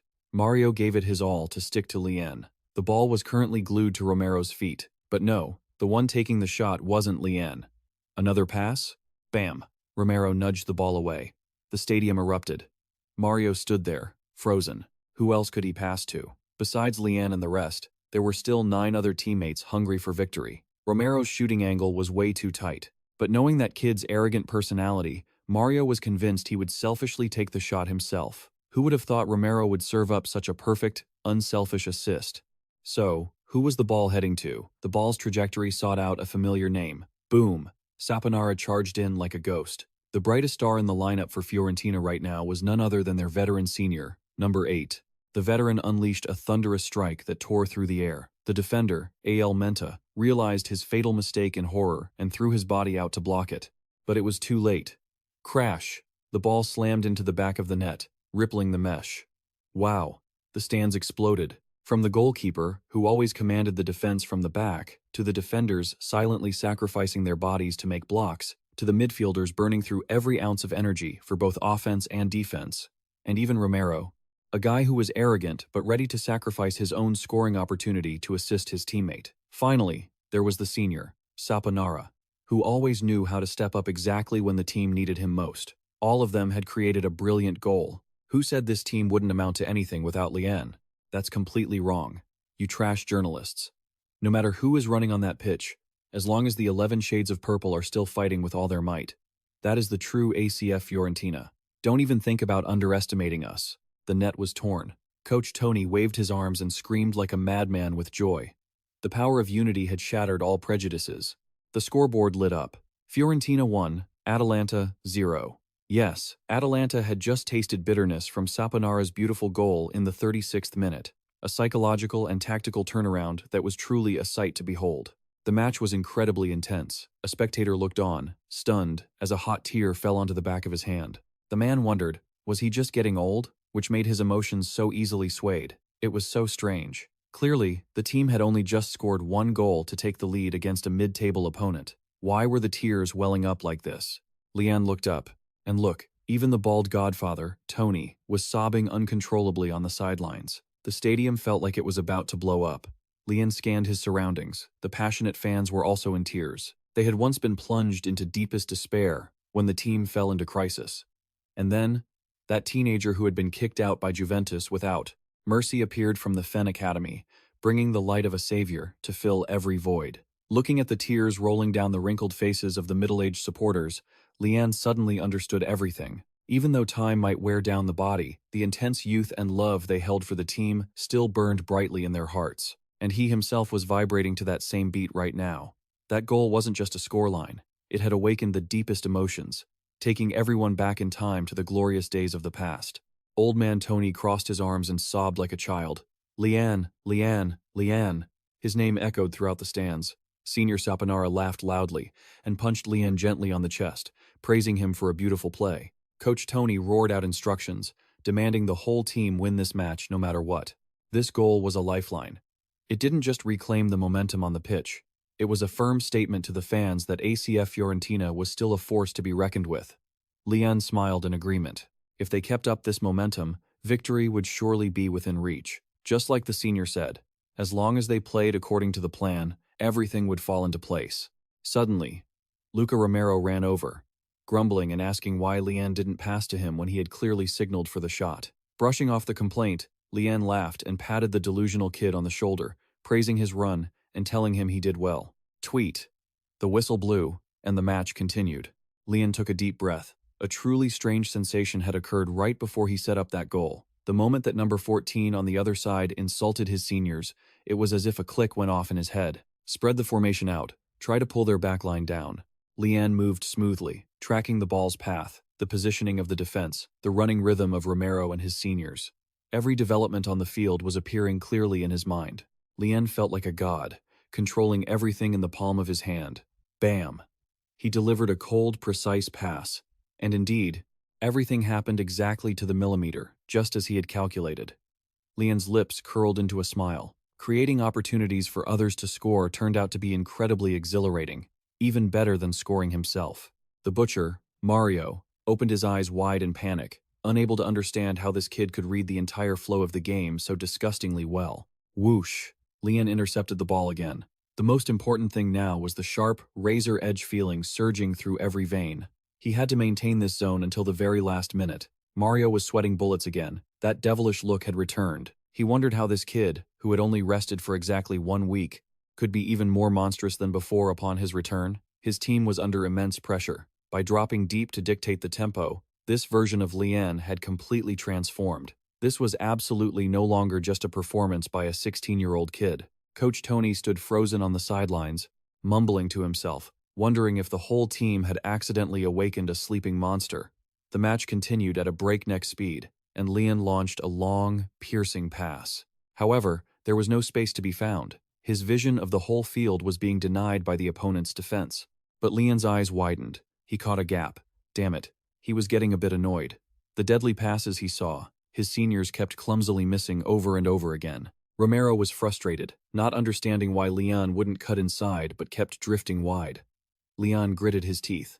Fiorentina was in total control, but to prove that the path he's chosen is the right one, he has no choice but to keep experimenting. Coach Tony screams instructions to attack down the left flank, but Lian ignores him. The boy's face darkens. His assistant, terrified, stutters, fearing that Lian's injury has flared up. But no, even Mario is startled by the sinister aura radiating from the kid. Lian swings his leg, boom, a pass fueled by pure rage. Clearly, this is a golden opportunity. If they keep wasting them like this, it won't end well at all. Saponara. A roar tears through the air as the ball rockets forward like a cannonball. Coach Tony's eyes go wide. The kid has truly lost it. The pass was so obvious that the kid screamed it out, losing all element of surprise. But then a miracle happens. That seemingly idiotic pass finds its mark perfectly and is converted into the second goal by the veteran Saponara. The stands erupt. Fiorentina 2, Atalanta 0. The scoreboard flashes with the names of the assister and the goal scorer. Coach Tony beams, shouting praise for Saponara, who is at the peak of his form. But his assistant hurriedly tugs at the coach's sleeve, his face drained of all color. He whispers a shocking truth. Apparently, Lian is losing his temper and swearing at his seniors. Yes, our innocent little boy has just been shouting at his teammates for daring to miss his pass. Coach Tony stares in disbelief, mouth agape. What the hell? Lian immediately breaks into a cold sweat, waving his hands and bowing frantically to apologize. He swears he didn't mean it. It was just a slip of the tongue, and he shouted a bit too loud. But Saponara just laughs, hugging Lian and thanking him repeatedly for the assist that helped him net a brace for the 10th consecutive match. Seeing this, Tony and his assistant breathe a sigh of relief, thinking a murder was about to break out in the locker room. It turns out Lian wasn't angry for personal reasons. The kid just has such an intense desire to win. Romero, standing nearby, Also, crosses his arms, muttering that he had misunderstood Lian's intentions. Saponara pats the boy on the shoulder, telling him there's no need to apologize for such trivial matters on the pitch. Captain Biragi steps forward with a warm smile. He teaches the youngest member a lesson. In South Korea, age might matter a lot, but once you step onto a European pitch, everyone is equal. And right now, Lian is the ace of Fiorentina. Biragi encourages the boy to be bold, take command, and show everyone what he's got. Even if he fails or gets criticized by the media, his seniors will be there to take the heat for him. These words radiate the aura of a true leader. Lian's eyes widen, welling up with emotion. His captain is incredibly cool. Look at that. The captain's armband really does suit the right person. This heartwarming display of brotherhood is surely going to pull at the heartstrings of the fans. Beep. The final whistle for the first half blows, and the team heads to the locker room. The second half begins. Perhaps encouraged by his captain's inspiring words, Lian enters the second half with sky-high confidence.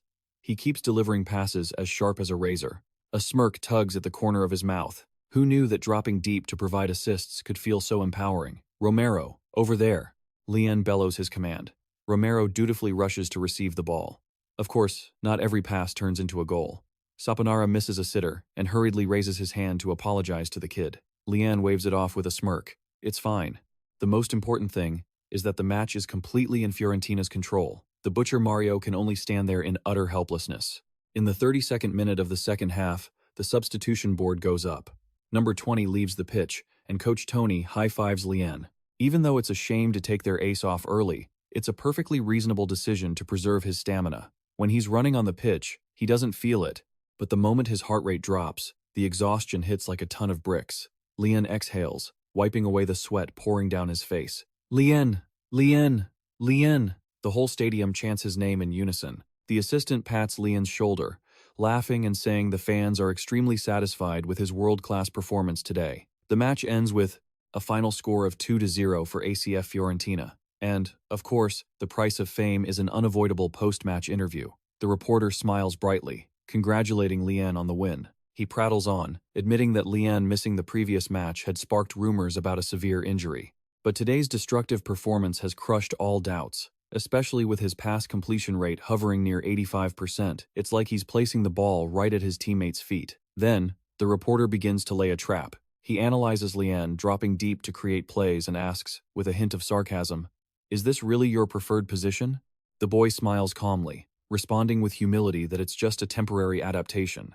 The reporter won't let it go. He's intentionally trying to bait Lian into saying something arrogant. But sorry, our boy has grown up, and he's not falling for that anytime soon. Lian answers clearly that he isn't overconfident. He's just trying to contribute to the team's play, and this victory is the result of the entire collective's effort. An answer as perfect as a textbook. Seeing he can't stir up any trouble, the reporter decides to play his final card. He squints, smiling deviously. In the next match, Fiorentina will face the giant Juventus, one of Lian's former clubs. More terrifyingly, they've just added an ace named Vlahovic. The bustling stadium goes silent. Every eye and every camera is fixed on Lian. The reporter asks, "Lian, do you have any message for your former teammate who took your spot?" Lian's eyes darken, and the atmosphere becomes tense enough to snap. He knows that with a provocation this strong, fake humility would only make him look cowardly. He grabs the mic, his eyes sharp as daggers. Lian slowly declares, "I hold Vlahovic in high regard, as he was someone who always cared for and taught me. As of now, I have no personal grudge against him. But yes, there's always a but in blockbuster action movies." Lian raises his head, his imperial aura exploding. After the upcoming match ends, I hope he feels regret for choosing to turn his back on such a wonderful place. Boom! A steely and ruthless declaration of war. Coach Tony and Captain Biragi on the sidelines drop their jaws, sweat pouring down like a waterfall. This kid has really lost it, daring to slap the giant Juventus in the face on live television. Lian tosses the mic aside, his gaze cold and burning with intensity. He doesn't hate Vlahovic, but once he steps onto the pitch as an enemy, he will never hold back. Anyone who dares to look down on ACF Fiorentina should prepare themselves to pay the price. And in some dark corner, yes, the classic cliché that never fails the traitor Vlahovic is standing in front of the TV, following every word Lian says. His muscles ripple, his eyes full of rage and killing intent. The battle for survival in the next round has officially been ignited. Fasten your seatbelts, because the real storm is about to hit. Before we head into the life or death battle, let's stop by the Fiorentina training ground, where a hilarious scene is about to unfold. Even during their break, the senior players of Fiorentina are huddled around a phone, laughing and chatting up a storm. Turns out, veteran midfielder Saunara just posted a photo of his super adorable 6-year-old daughter on Instagram. Look at that proud fatherly expression on his bearded face. It's hard to believe this is the same iron-willed midfielder on the pitch. That's the power of girl dad energy for you. They tell each other that watching their kids grow up day by day, no matter how sore or exhausted they are, they absolutely cannot collapse or give up. Young Lien, standing nearby, is left speechless, secretly thinking that his seniors are a bunch of total daughter-obsessed goofballs. But it is precisely from this conversation that a huge question pops into the impressionable mind of the 16-year-old. While munching on an ice cream, Lien innocently walks over and asks the seniors why most professional soccer players get married so young. Is there some secret or special reason behind it? Seeing Lien's curious, innocent face, the seniors burst into laughter. One of them scratches his head, looking embarrassed, and says half-jokingly that marrying early is just a way to keep himself from doing stupid things. What? Doing stupid things? Lien starts thinking very seriously about this definition. For a player, starting a family means they no longer live a free and easy bachelor life. They have a solid support system and a massive responsibility weighing on their shoulders, which forces them to work 1,000 times harder for the loved ones waiting at home. To make his point even more convincing, our bald senior shouts out loud, using Saunara as a living example. He asks, if Saunara weren't married with kids, would he be running his heart out on the pitch like he does now? This brutally honest remark makes the whole group hold their heads and chuckle, as the conversation takes a surprisingly pragmatic turn. Yet, those words about family life accidentally touch a hidden, quiet place in young Lien's heart. Born into a broken home after his parents divorced early on, Lien always carries a heavy sense of doubt. He wonders if someone like him even really needs to get married. And immediately, the 16-year-old's mind flashes back to the scene from dinner the night before. Oh my goodness, look who's having dinner with Lien and his dad. It's his childhood friend, Kim Jiwoo. And the thing is, Jiwoo is busy excitedly telling Lien's dad that all the women in her family marry young. Her mother even got married at 22. Watching Jiwoo eat while rambling on about early marriage and smiling so suggestively makes Lien turn bright red, stammering and unable to catch his breath. He shyly asks Jiwoo why she's talking about such a sensitive topic in front of his dad. But our goddess of victory isn't easily discouraged. Jiwoo rests her chin in her hands dreamily, explaining that, for the women in her family, getting married early and cooking delicious meals for her husband after work is her biggest dream. She smiles mischievously, proudly declaring that she has fully inherited her mother's knack for domestic life. Boom! That sweet yet lethal memory hits Lien's brain like a truck, making him choke on his water and spray it everywhere. Cough, cough. Lien chokes, his face bright red from embarrassment. Goodness, what on earth is he thinking about? Is he actually daydreaming about a future with Jiwoo? Seeing the youngest's intense reaction, the devious seniors of Fiorentina immediately sniff out the scent of a secret romance. They laugh cunningly and pile onto Lien, throwing their arms around his shoulders. They tease him relentlessly, saying, "You're only 16 and already curious about marriage? You must have a crush and are planning to bring her home the second you're old enough, right?" Facing the relentless teasing of these jokers, Lien stops smiling, putting on a cold, serious expression. His eyes sharpen like an assassin's, and he coldly drops a lethal question. So, are you seniors actually happy right now? Bam! The direct question hits the married men right in the pain, leaving the two seniors frozen for 5 seconds. Beads of sweat roll down their faces as they turn pale, not knowing how to respond. That was a counterattack that couldn't possibly be more painful, coming from the prodigy Lien. This kid plays dirty, for real. Alright, enough of that comedy. Now it's time to get back to work. To prepare for the fateful, grudge match against their arch-rival Juventus, Coach Tony has launched a brutally difficult tactical simulation. The team is split into 2 sides, home and away, for a practice scrimmage, and the centerpiece of this drill is none other than Lien. Coach Tony yells out for the kid. Lien's task in this practice is absolutely insane. No matter which side he's assigned to, when the home team attacks, he plays the role of the lead striker for the home team in purple. Conversely, when the away team attacks, Lien immediately switches to play as the striker for the away team in white. The goal of this drill is to maximize defensive training for the main Fiorentina defenders. The deluded rookie, Luca Romero, hears this and tries to be clever. He asks, "Does that mean when we wear the away jersey, we'll have to simulate the actual playstyle of Juventus themselves?" Exactly. And to make it even more realistic, Coach Tony assigns roles to everyone. He points to the two sturdy center backs and declares loudly, "From now on, you're Chiellini, and you're JT. Show me how epic the undefeated Juventus center back duo is." Whoosh! Under Lian's vivid imagination, the two seniors suddenly transform into two muscular giants, radiating murderous intent, bearing the shadows of legendary defenders Chiellini and Zicht. Sweat dripping, Lian thinks to himself, what crazy nonsense are these guys up to now? He just wants to ask for an orange training jersey so they can start already. Whistle. The shrill whistle signals the start. The practice match begins with a rapid-fire attack from the home team. For Lian, having to constantly swap roles as the striker for both teams means his workload has doubled, and he's running until he's out of breath. But Lian doesn't complain at all. His genius intuition recognized this training drill as a golden opportunity to constantly observe, analyze movement, and maintain a top-tier sense of spatial awareness on the pitch. Look at the tactical board inside Lian's brain. Pushing up to get into position, Lian commands his senior teammates clearly while running. The 16-year-old's confidence and decisiveness catch the visiting team's defense off guard. They shout to each other to be careful of Lian's breakthrough on the flank, but they've fallen straight into his trap. Lian coldly analyzes that, because the visitors are so focused on guarding the wingers, the space between their four defenders has been stretched wide open. The golden opportunity has arrived. Lian thinks to himself, if that's the case, I'll exploit the half space right now. Boom! Lian accelerates like a silver arrow, slicing through the space to penetrate straight into the opponent's right half space. His incredible speed catches the pair of simulated center backs, Chiellini and De Ligt, completely off guard. They frantically shout to cover for each other. Receiving an accurate pass from his teammate, Lian continues to dribble forward at breakneck speed. The visiting defense immediately deploys the right back and center back to close him down, trying to narrow the gap and stop the kid. But all those movements were already in the calculations of the fantasista, Lian. He smirks confidently. Just as he predicted, when the defenders drifted wide to stop him, the deadly space in the middle, between the center backs, was bound to open up. Dusan shouts, "Ricardo Saponarara, go!" Bam!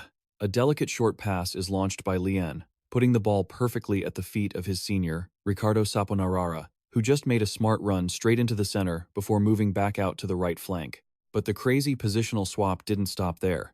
Lian immediately shouts toward Romero, ordering the winger to move to the right side to provide cover. And just as Lian and Ricardo Saponarara complete the incredibly fluid positional switch, Ricardo Saponarara plays a reverse pass back to Lian. Lian calls for his teammate the moment he receives the ball. The entire attention of the visiting defense is, once again, drawn toward Ricardo Saponarara, who is moving off the ball. And in that very moment of distraction for the opposing defense, Lian sees a massive gap appear behind their backs. Without a second of hesitation, Lian unleashes a razor-sharp through ball, tearing apart the entire defensive system of the visiting team to find Romero's position. The pass is so magical that the opposing defenders can only stand and watch helplessly, terrified and wondering, since when did that guy Romero appear in that space? The chance has arrived. Romero receives the ball, ecstatic, silently thanking Lian for the most perfect on-a-plate assist. He swings his leg for a decisive finish, a perfect goal. Thud. Oh my God. The ball hits the post and bounces out. To everyone's shock, missing from such a favorable angle and distance that could only be Luca Romero. The bald senior, standing on the sideline, is absolutely furious, shouting and scolding the idiot Romero for missing such an easy chance. Romero can only hold his head in shame, whispering apologies. But on the pitch, the whistle hasn't blown yet, which means the match continues. The ball rebounding off the post is still rolling freely, under no one's control. At this very moment, an orange jersey charges forward again with wind-tearing speed. It's Lian. Taking advantage of the fact that the home team's strikers have pushed up too high and the visiting defense is in chaos after Romero's missed shot, Lian knows this is the worst time to try another tactical combination. So, he'll just settle it himself for speed. A masterclass solo run officially begins. Right in front of Lian now is that giant center back, the simulated De Ligt, charging out to intercept with a murderous aura. This opponent is truly a solid steel wall, an obstacle extremely difficult to overcome if he wants to score. But the Lian of today is no longer the scrawny kid who was easy to bully back in the day. Thanks to the hellish training on the Palmo sand dunes, his ability to maintain his footing and accelerate in tight spaces has reached an entirely different level. Lian executes an incredibly sudden directional change at high speed. Thump! Lian completely leaves the giant defender behind, with just one graceful feint. Both the coaching staff and the substitutes on the sidelines jump up in surprise and shout, "He broke through." But the simulated delict refuses to lose that easily. He grinds his teeth, stretching out to perform a tackle from behind to stop Lian at all costs. Clack! A slight collision occurs. Lian feels the impact from behind and starts to lose his momentum. But instead of falling to earn a penalty, his instinct as a penalty box assassin drives him to finish. In a posture almost parallel to the ground, Lian executes a highly improvised and artistic bicycle kick. Bang! The ball flies straight into the top corner of the net, despite the keeper's desperate dive. A world-class volley performed while completely off balance. Thud! The training ground goes silent for a split second before exploding with murmurs of amazement. The seniors on the team clutch their heads in excitement, silently marveling that having a genius as exceptional as Lian on the squad is truly their greatest stroke of luck. Meanwhile, our boy Lian just stands up and wipes the sweat from his forehead with a calm face, as if he had just done something perfectly obvious. And then, the moment all Italian football fans were waiting for finally arrived. Match day. Fiorentina faces their arch-rival, Juventus. The atmosphere at the Holy Ground, Artemio Franchi, feels like it's about to explode from the Mafta. Fervent cheers of tens of thousands of purple-clad supporters. Forza Viola. The roars echoing across the four stands create an unprecedented, terrifying pressure. Stepping out of the tunnel, Lian's eyes immediately fixate on the tall man wearing the black and white striped shirt of Juventus. That's right. It is him, the former star, the one-time hero of Florence, and now the most hated traitor in the city, Dusan Vlahovic. It has been a long time since they stood on the same pitch again. Although Lian feels a little happy in his heart to meet his old senior again, the tense atmosphere covering the pitch right now means not a single player from either side steps up to greet each other. The referee's opening whistle blows, officially igniting the fateful battle, where both teams are ready to stake their pride and honor. In a match as fiery as this, old friendships or polite greetings have no place. Yet, just as the match had barely begun, a horrific incident occurred, beyond anything the Fiorentina coaching staff could have imagined. What the hell is this? Lian's eyes widened in horror. It was only the first few seconds of the match. Before the Fen players could even warm up, the Juventus attack surged forward like a violent storm, sweeping away every obstacle. Their pace was dizzying. Before the Fiorentina defense could even set up their cover, a razor-sharp, precise cross was launched from the right wing straight into the penalty area. And there, the giant Dusan Bravic had already positioned himself. He leaped higher than everyone else, fiercely unleashing a thunderous header that tore through the Fen net. Boom! The ball slammed into the net, leaving the goalkeeper completely helpless. The scoreboard ticked immediately. Fiorentina 0, Juventus 1. The goal was scored in the very first minute of the match by their own former striker, Dusan Bravic. It was like a bucket of freezing water doused over the ambitions of the purple-clad Fiorentina. A ruthless and perfect strike right at the start of the match. The entire Franchi Stadium suddenly went quiet as a morgue. Lian stood staring blankly at the scoreboard, his mind completely blank and shaken. He realized it was all because he had been too anxious and unfocused from the very start. Just then, the tall frame of Dusan Bravic glided past the 16-year-old boy. He didn't even bother to look at Lian once, just leaving a cold, disdainful warning before turning away. "Watch your mouth, kid, Lian." Damn it. The worst nightmare had truly begun facing the arrogance and overwhelming power of his former mentor. Could the prodigy Lian overcome this extreme panic to turn the tide for Fiorentina once again? Traitor. The angry roar thundered down from all four sides of the stands at the sacred Franchi Stadium. Look at that. The man wearing the number 9 shirt for Juventus, Dusan Bravic, was enduring the most terrible fury from those who once considered him a hero.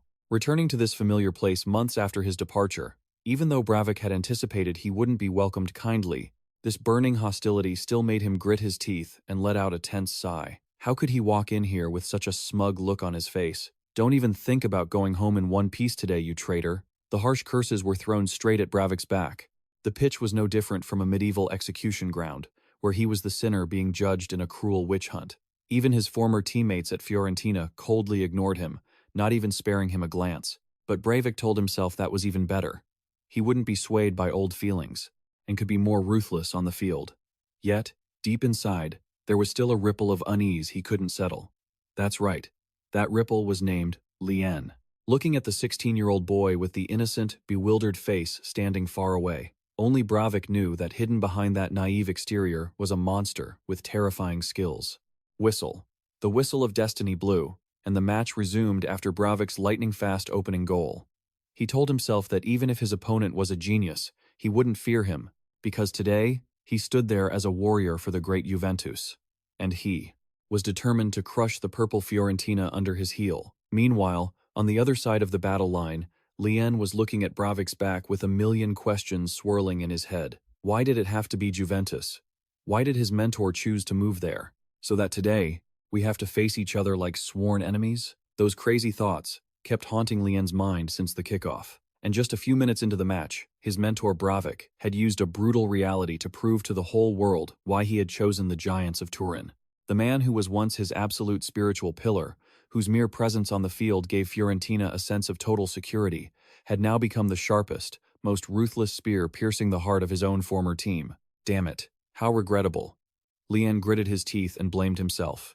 The high-pressing tactic to seek an early lead that Coach Tony had meticulously prepared had now completely collapsed after Bravik's cold shower. The tempo of the match had been snatched by the opponent, pushing Fiorentina into an extremely dangerous passive state. On the sideline, Coach Tony's bald head was glistening with sweat. He muttered anxiously, "Vlahovic's early goal has handed all the advantage to Juventus." Moreover, the presence of the opponent's number 10 star, Dybala, made the situation even worse. Today, Dybala wasn't playing as a striker, but dropped deep to act as a playmaker.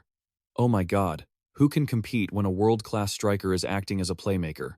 As soon as Dybala moved to stretch the defense, Fiorentina's backline exposed wide gaps for Vlahovic to dash into and finish. This contradiction was lethal to Fiorentina. Coach Tony screamed, directing his players to mark Dybala closely and not give him any space. But the defenders on the field were in a dilemma. If they sent one man up to lock down Dybala, the remaining center back would have to face the monster Vlahovic one-on-one. Who would dare to be confident enough to handle that powerhouse alone? Lien stood on the field, his genius vision immediately identifying the deadlock. He felt like the whole team was trying to race against 10 opponents at the same time. Pushing up to press left them exposed at the back, and dropping deep to cover didn't work either. Because his mentor Bravik was good at creating his own chances to shoot, and also knew how to coordinate with his teammates. Just standing there was enough to create immense pressure on the chests of the Fiorentina defenders. There's no other way. We have to run more and constantly cover for each other, Jian resolved. Tack. A desperate and beautiful clearance by the defender Nastasic had temporarily saved Fiorentina, but the deflected ball still belonged to Juventus. The ball found Dybala's feet again, the brain behind Juve's attacks, and immediately, the monster Vlahovic began to move, sniffing out the gap with incredible sharpness. Look at that world-class movement from Bravik. Realizing the Fiorentina defense was unbalanced for a split second, he paused with extreme subtlety to break the offside trap. Before making a perfect darting run through the gap to catch Dybala's pass, is the danger already here? Bravik swung his leg and fired a powerful one-touch cannon shot. The ball flew like a bullet into the top corner. Swoosh! How fortunate the Fiorentina goalkeeper made an incredible diving save, tipping the ball onto the crossbar and out of play. The whole stadium let out a sigh of relief, but everyone was still. Shaken by Bravik's chilling precision, Lien stood frozen, watching the play. For a world-class striker like his former mentor, missing such a clear chance was unheard of. Just then, Lien glanced at Bravik, who was clutching his head in frustration, gasping for air. "Hey, mentor." Lien blinked. Maybe he was just imagining it, but for a fleeting moment, he caught a glimpse of deep, hidden regret in Bravik's eyes. It wasn't regret over missing the goal, but a nostalgic look, as if he were missing the perfect synergy and the clinical assists they used to create together in the purple jersey. That's right, it turned out he wasn't the only one feeling empty now that they weren't playing together. A spark of hope ignited in Lien's eyes. He immediately turned and shouted to Romero. "Romero, push up." Romero looked confused. "Huh? Okay." Leon's genius instinct had awakened. He knew Bravik was mentally shaken, so he'd use Romero as bait, pushing him high while he dropped deep to receive the ball for a counterattack. All right, the real battle starts now. Whistle. The Fiorentina keeper quickly distributed the ball. Counterattack. Go! The Fiorentina players roared in unison. The Juventus players immediately pressed high to intercept. They're trying to counter, lure them out and lock down all their escape routes. Don't overthink it, just stick to the tactics we practiced. A long, soaring pass was launched, cutting right through the fog of the opponent's pressure. And up ahead, Lien had moved intelligently, waiting there all along. Touch. The very second the ball hit Lien's foot, a mystical purple glow flashed in his eyes. The fantasista state had been subconsciously activated. The entire map of open space on the pitch was detailed in Lien's mind in a fraction of a second. He signaled with his eyes to the charging Romero. "Romero, take this!" Whoosh! Not a single second was wasted scanning the field. Lian performed a 180-degree turn, firing a one-touch pass with the outside of his boot, a pass with a rhythm so fast it was insane. If it had been an ordinary player who needed time to look for Romero, the rhythm would have slowed, and the opposing defender would have intercepted it instantly. This was the result of the grueling, blind passing drills that Lian and Romero had practiced until their shoes were worn to shreds. Great, Lian. Romero received the perfect pass, accelerating like a tornado. The Juventus defender was caught completely off guard and screamed in horror. Number 14 is on the side. When did he zoom past us? They had underestimated Romero's terrifying speed. Their young man had left the entire Juventus defense behind in just a few explosive strides. Boom! A thunderous left-footed strike from Romero slammed into the bottom corner of the net, giving the keeper no chance to stop it. The ball settled into the net. Ooh, that was perfect, Romero. Roars of excitement erupted throughout the stands. The kid Romero, who was always full of himself, had truly transformed into a hero today, scoring the equalizer for Fiorentina. See that, you losers? I told you I could do it. Romero jumped up, celebrating arrogantly. His teammates rushed to embrace him, laughing loudly. Good job, kid, but if you had missed that, I would have knocked you over the head 100 times. The lightning-fast counterattack tactic that Fiorentina had painstakingly trained for had finally paid off at the most critical moment. With the match back at square one, the atmosphere became more tense and suffocating than ever. The match resumed. Juventus organized an attack, but their coordination suddenly became strangely out of sync. A sloppy, amateurish pass led the Juve midfielder to slam his hand against the turf in anger. What the hell was that? Why would you pass like that? His teammate snapped back, complaining. Hey, don't you see me standing wide open over here? How many times is this now? My bad. But your movement timing was just completely off. Witnessing the lack of synergy among the players around him, Breivik froze, gasping for air in frustration. Damn it. He looked at the open space beside him and felt an overwhelming sense of irritation rising in his chest. It shouldn't be like this. Juventus's attacking rhythm was too fast, too chaotic, and lacked finesse.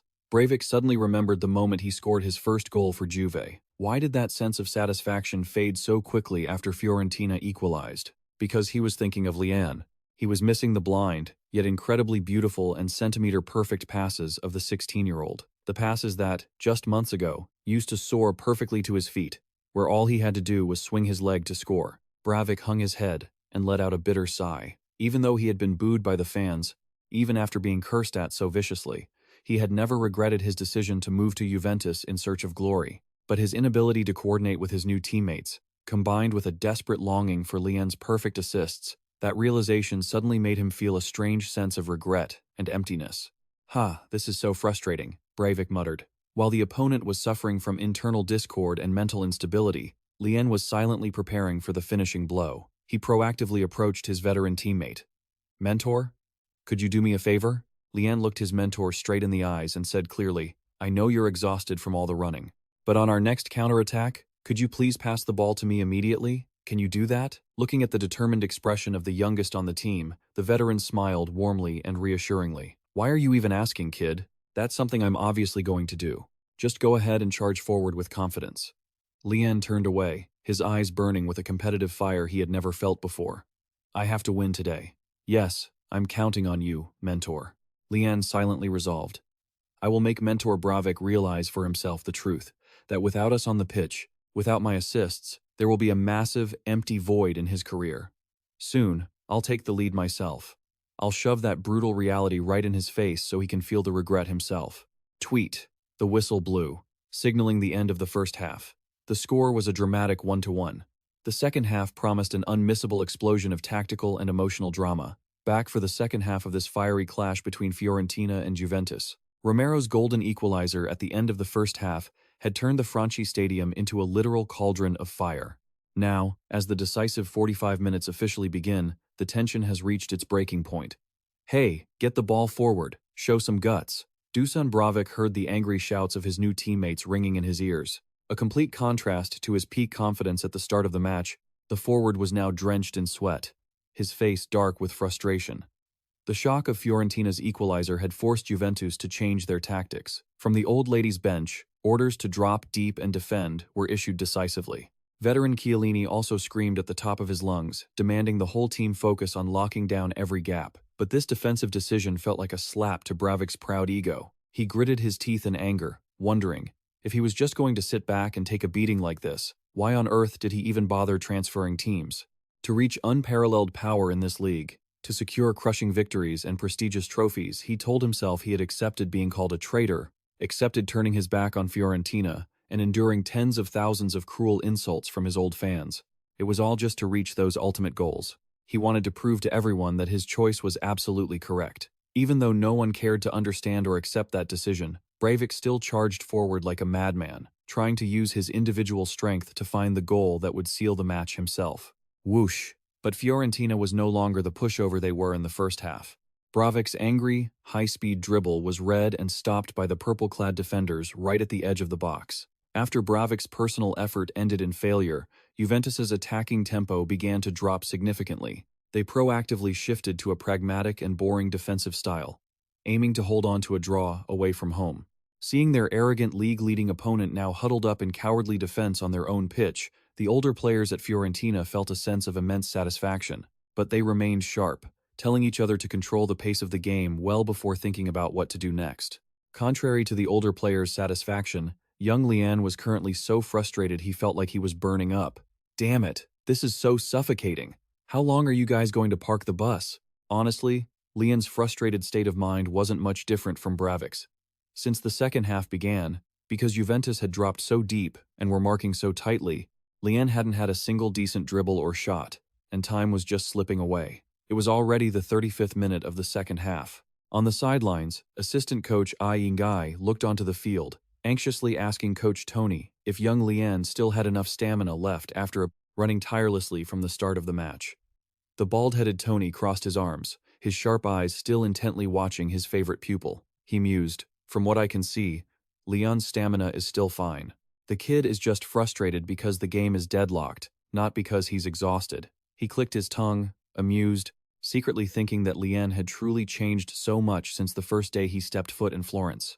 Wasn't it true that before, just receiving the ball made him feel so much pressure he wanted to throw up? Yet now, every time the ball didn't come to his feet, he would show such irritation and hunger for victory.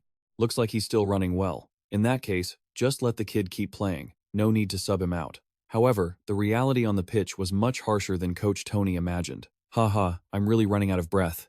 Jian panted while running, his knees shaking uncontrollably. The kid was so tired he was seeing stars, silently lamenting how the older players on the team could run their hearts out for 90 minutes, or even through extra time, in this grueling league. What a bunch of fitness monsters. Seeing his favorite student suddenly standing with his hands on his knees, gasping for air, his eyes glazed over as if he were about to collapse, Coach Tony and the coaching staff on the sidelines immediately panicked and started shouting loudly, "Jian, the kid is about to faint." Just then, Fiorentina was awarded a free kick in their own half. Coach Tony immediately seized the opportunity, shouting rapidly like the house was on fire, "Hey, bring some bananas here, quick. Jian, come over here and eat this. Fast." Swoosh. Before he could understand what was happening, the bald coach lunged at him and brutally shoved a ripe banana straight into Jian's mouth. "Eat this." Jian widened his eyes, mouth clamped shut on the banana, only able to mumble a thank you to his hilarious teacher. Tony leaned his rugged face close to Jian, questioning if the kid could still run. Jian chewed away and nodded frantically. "I can still run." Thwack! Tony slapped Jian on the back, hard enough to knock the wind out of him. He yelled, "Good. If you really can't hold on, you have to tell me immediately. You hear me?" Jian hurriedly ran back toward the pitch, shouting his response. "Yes." But miraculously, as soon as he swallowed the banana, Jian felt a surge of powerful energy instantly radiate through his body. "Oh my God. I didn't think a tiny banana could have such magical power." A moment ago, he had been exhausted, just praying for the referee to blow the final whistle. Yet now, thanks to Coach Tony's divine banana, Jian's stamina and alertness were at 100%. The kid smiled confidently, realizing that the coach forcing him to eat a banana instead of substituting him meant he completely trusted that Jian would be the one to decide the match. Just keep breaking through, slowly but surely. Jian glanced at the clock displayed on the pitch. If you included stoppage time, there were probably only 5 or 6 minutes left before the final whistle blew. In this sensitive period, when everyone on the pitch was soaked in sweat and exhausted, Jian knew for sure that a golden opportunity would find its way to his feet, and that opportunity came from a fatal mistake by the opponent. Damn it. Juventus, with the status of a league leader, would not accept finishing the match with a cowardly draw away from home. And so, the giant Dusan Bravik, who had been silent for the entire second half, suddenly executed a desperate and powerful challenge to steal the ball. Is he trying to end Fiorentina with just this one strike? Oh no, can't let him break through. The Fiorentina defense shouted in a panic as they saw Bravik like a heavy tank charging straight toward the penalty area. Boom! In the blink of an eye, the starting center-back Milenkovic lunged out with a powerful and precise header to clear the ball, stopping Bravik's shot right at the edge of the 16.50-meter line. Great save, Milenkovic. The ball from Milenkovic's header bounced out of the box in a very favorable position. Torreira! Lian shouted, signaling the ball's direction very quickly. Midfielder Torreira had sprinted in to steal the ball before delivering a perfect setup pass aimed straight at Lian. The golden opportunity is here. This is the classic counterattack scenario, where the opponents have pushed their entire squad up to attack and haven't had time to fall back and cover. The space behind them is now as wide as a boulevard. Lian receives the ball with a delicate touch. He knows that if he slows down for even a second, this once-in-a-lifetime chance will vanish in an instant. But because he had to sprint suddenly while slightly off balance, Lian's change of direction speed dropped significantly. The opponent immediately lunges in to press and try to steal the ball. Just needing to accelerate to get past this opposing midfielder, Lian grits his teeth, putting all his remaining strength into lunging forward to overcome the fierce challenge. And just as he clears the first obstacle, ahead of him lies only the final barrier, the legendary duo of steel center-backs, the biggest nightmare of Serie A, Chiellini and Zicht. Yet, facing that legendary defensive pair, an incredibly bizarre thought suddenly pops into Lian's mind. Wait, no. After thinking it over, he realizes these two aren't scary at all. Swoosh! Lian pulls off a magical body feint, slipping through the gap between the two giants as easily as a breeze. Although the expressions on the faces of these two center-backs look truly fierce and rugged when compared to the thunderous rages of the seniors in the Fiorentina squad or Coach Tony's crazy hair-pulling rants, these two are actually quite tame. Our own seniors are 100 times scarier. Thinking of this, Lian feels much more confident after clearing the final defensive wall. His previously blocked vision is now wide open. Before him now lies only the opposing goalkeeper and the empty net. This is the deciding moment for the outcome of the entire match. Despite the tremendous pressure weighing on his shoulders, Lian is not afraid, because to him, nothing is more important than the team's victory now.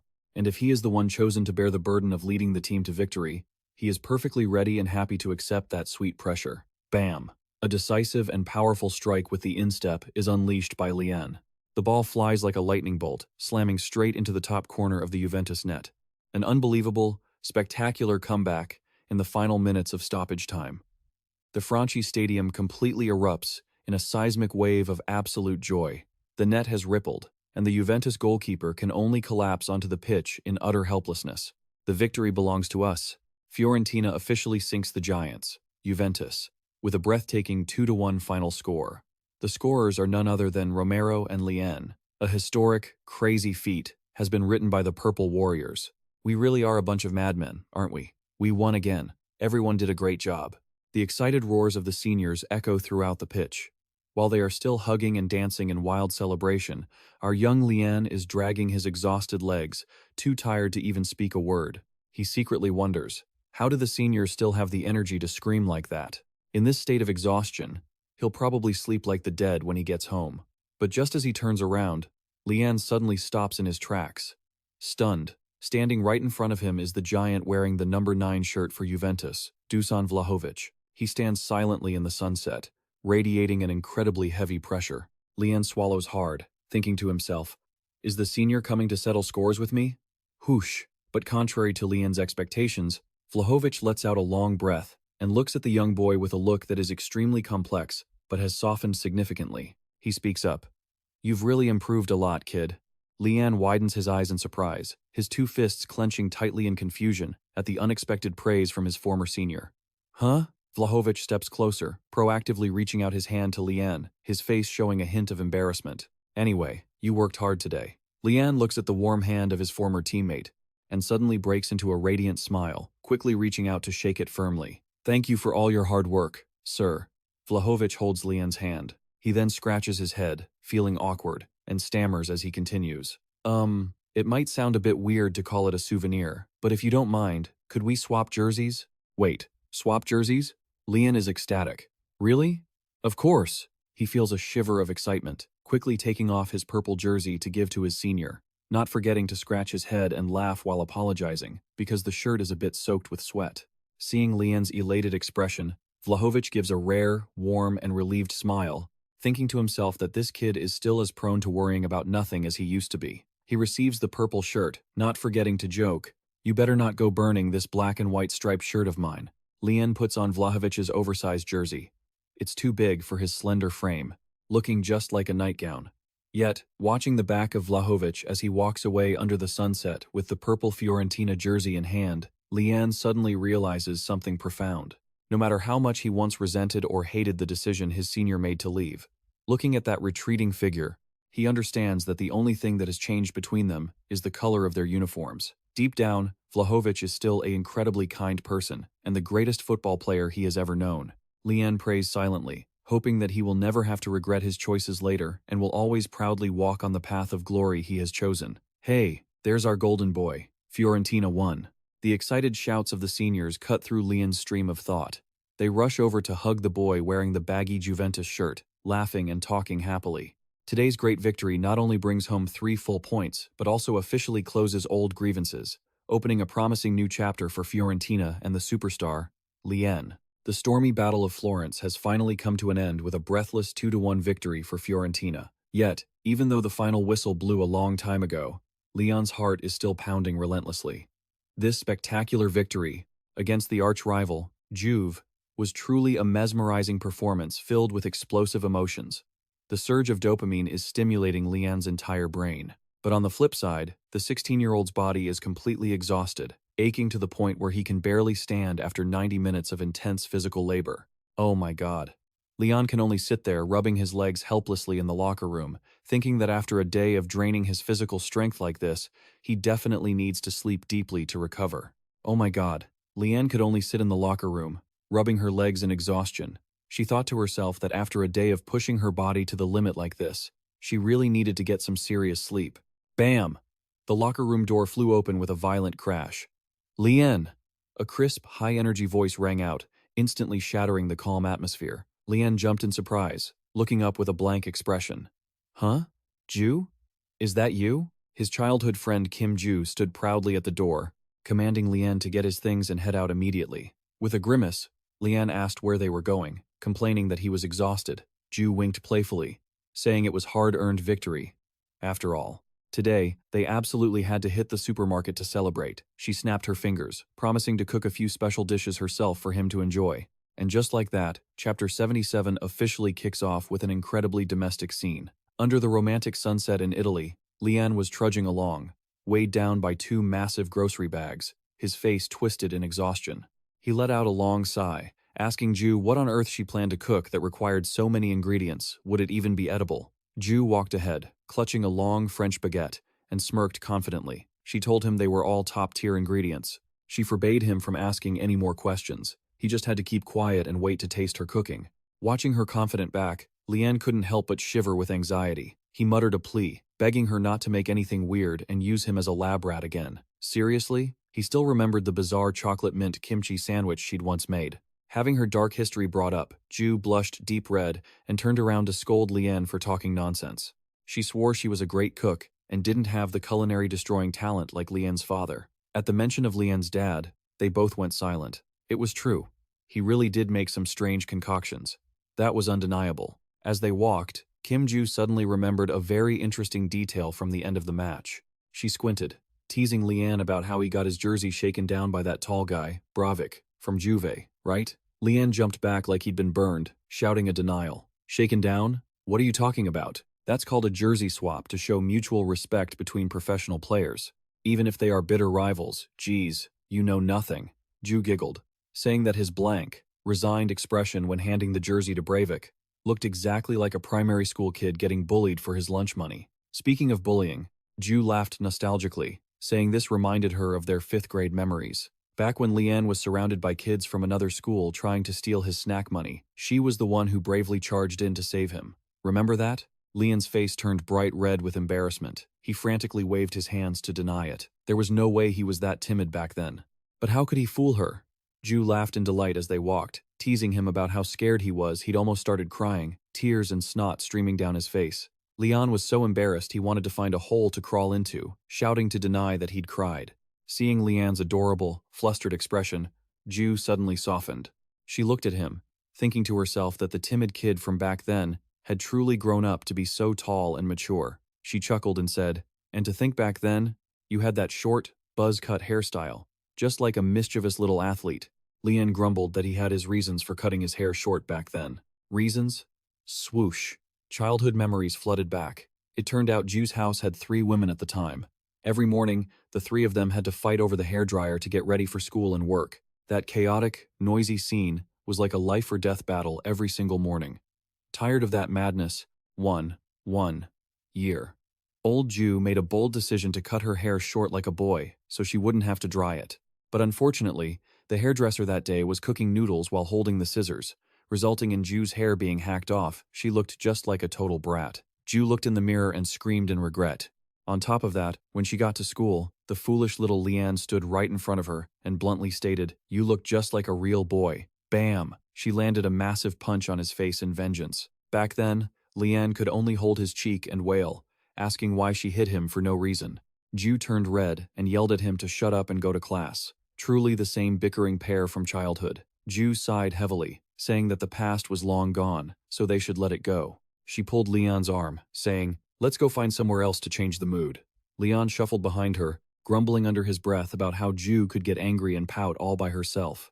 Girls were so hard to understand. Ju turned back with a mischievous grin, saying she'd keep those innocent school memories for herself to enjoy.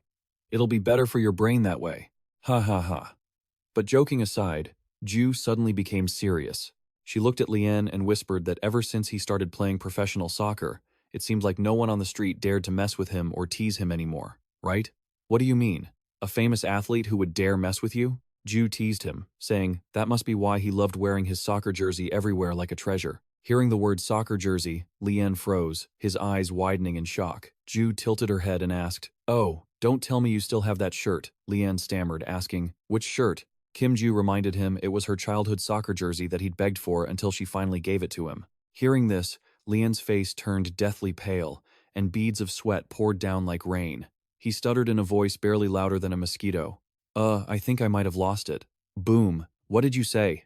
Ju shrieked. A killing aura appeared behind her, making Lian tremble. He quickly explained that there were only 2 of those shirts in the entire world. She had given him one, and he cherished it, wearing it over and over again.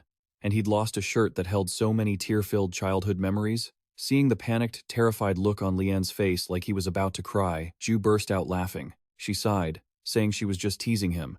Yet the giant on the soccer field had already deflated like that. Just as they passed by Ju's house, she told Lian to wait outside for a moment. She needed to go inside to grab something, and would be right back. Lian stood there blankly, hugging the 2 grocery bags, wondering what his friend was up to now. A few minutes later, the door opened again. "Hey Lian, I'm out." Lian turned around, ready to complain about how long she'd taken, but the moment he saw Ju walk out, his eyes widened to their limit, and he stood frozen as if struck by lightning. Oh my god. Kim Jiwoo was wearing that very same light blue soccer jersey from their childhood team, Hwaya, the commemorative jersey that held all of their childhood memories. Ju smiled, her eyes crinkling with satisfaction. "Surprised?" Lian stammered, asking, "Didn't you say you lost this shirt? Why did you go to the trouble of bringing it all the way from Korea to this far-off Italy?" Ju lowered her head slightly, blushing as she said, "It's the first and only gift I've received from my best friend since the day I was born. How could you just throw it away like that? I thought it would be too tight at first, but when I tried it on, it fits perfectly." Seeing Ju looking so radiant and beautiful in the commemorative jersey, little Lian's heart skipped a beat, pounding wildly in confusion, especially with Ju's surprise gift. Lian's happiness level went up by 1. But our silly Lian couldn't let the romantic atmosphere last for more than 3 seconds. He scratched his head. Deppa made a blunt comment. "Nah, I think it looks a bit tight on you." Whack. "Wanna die?" A love-filled punch from Ju landed straight on Lian's head, while everyone else just stood there helplessly. What a fool who doesn't know how to appreciate beauty. After the little moment of domestic violence, Ju snapped her fingers and asked, "Are you free this Thursday, Lian?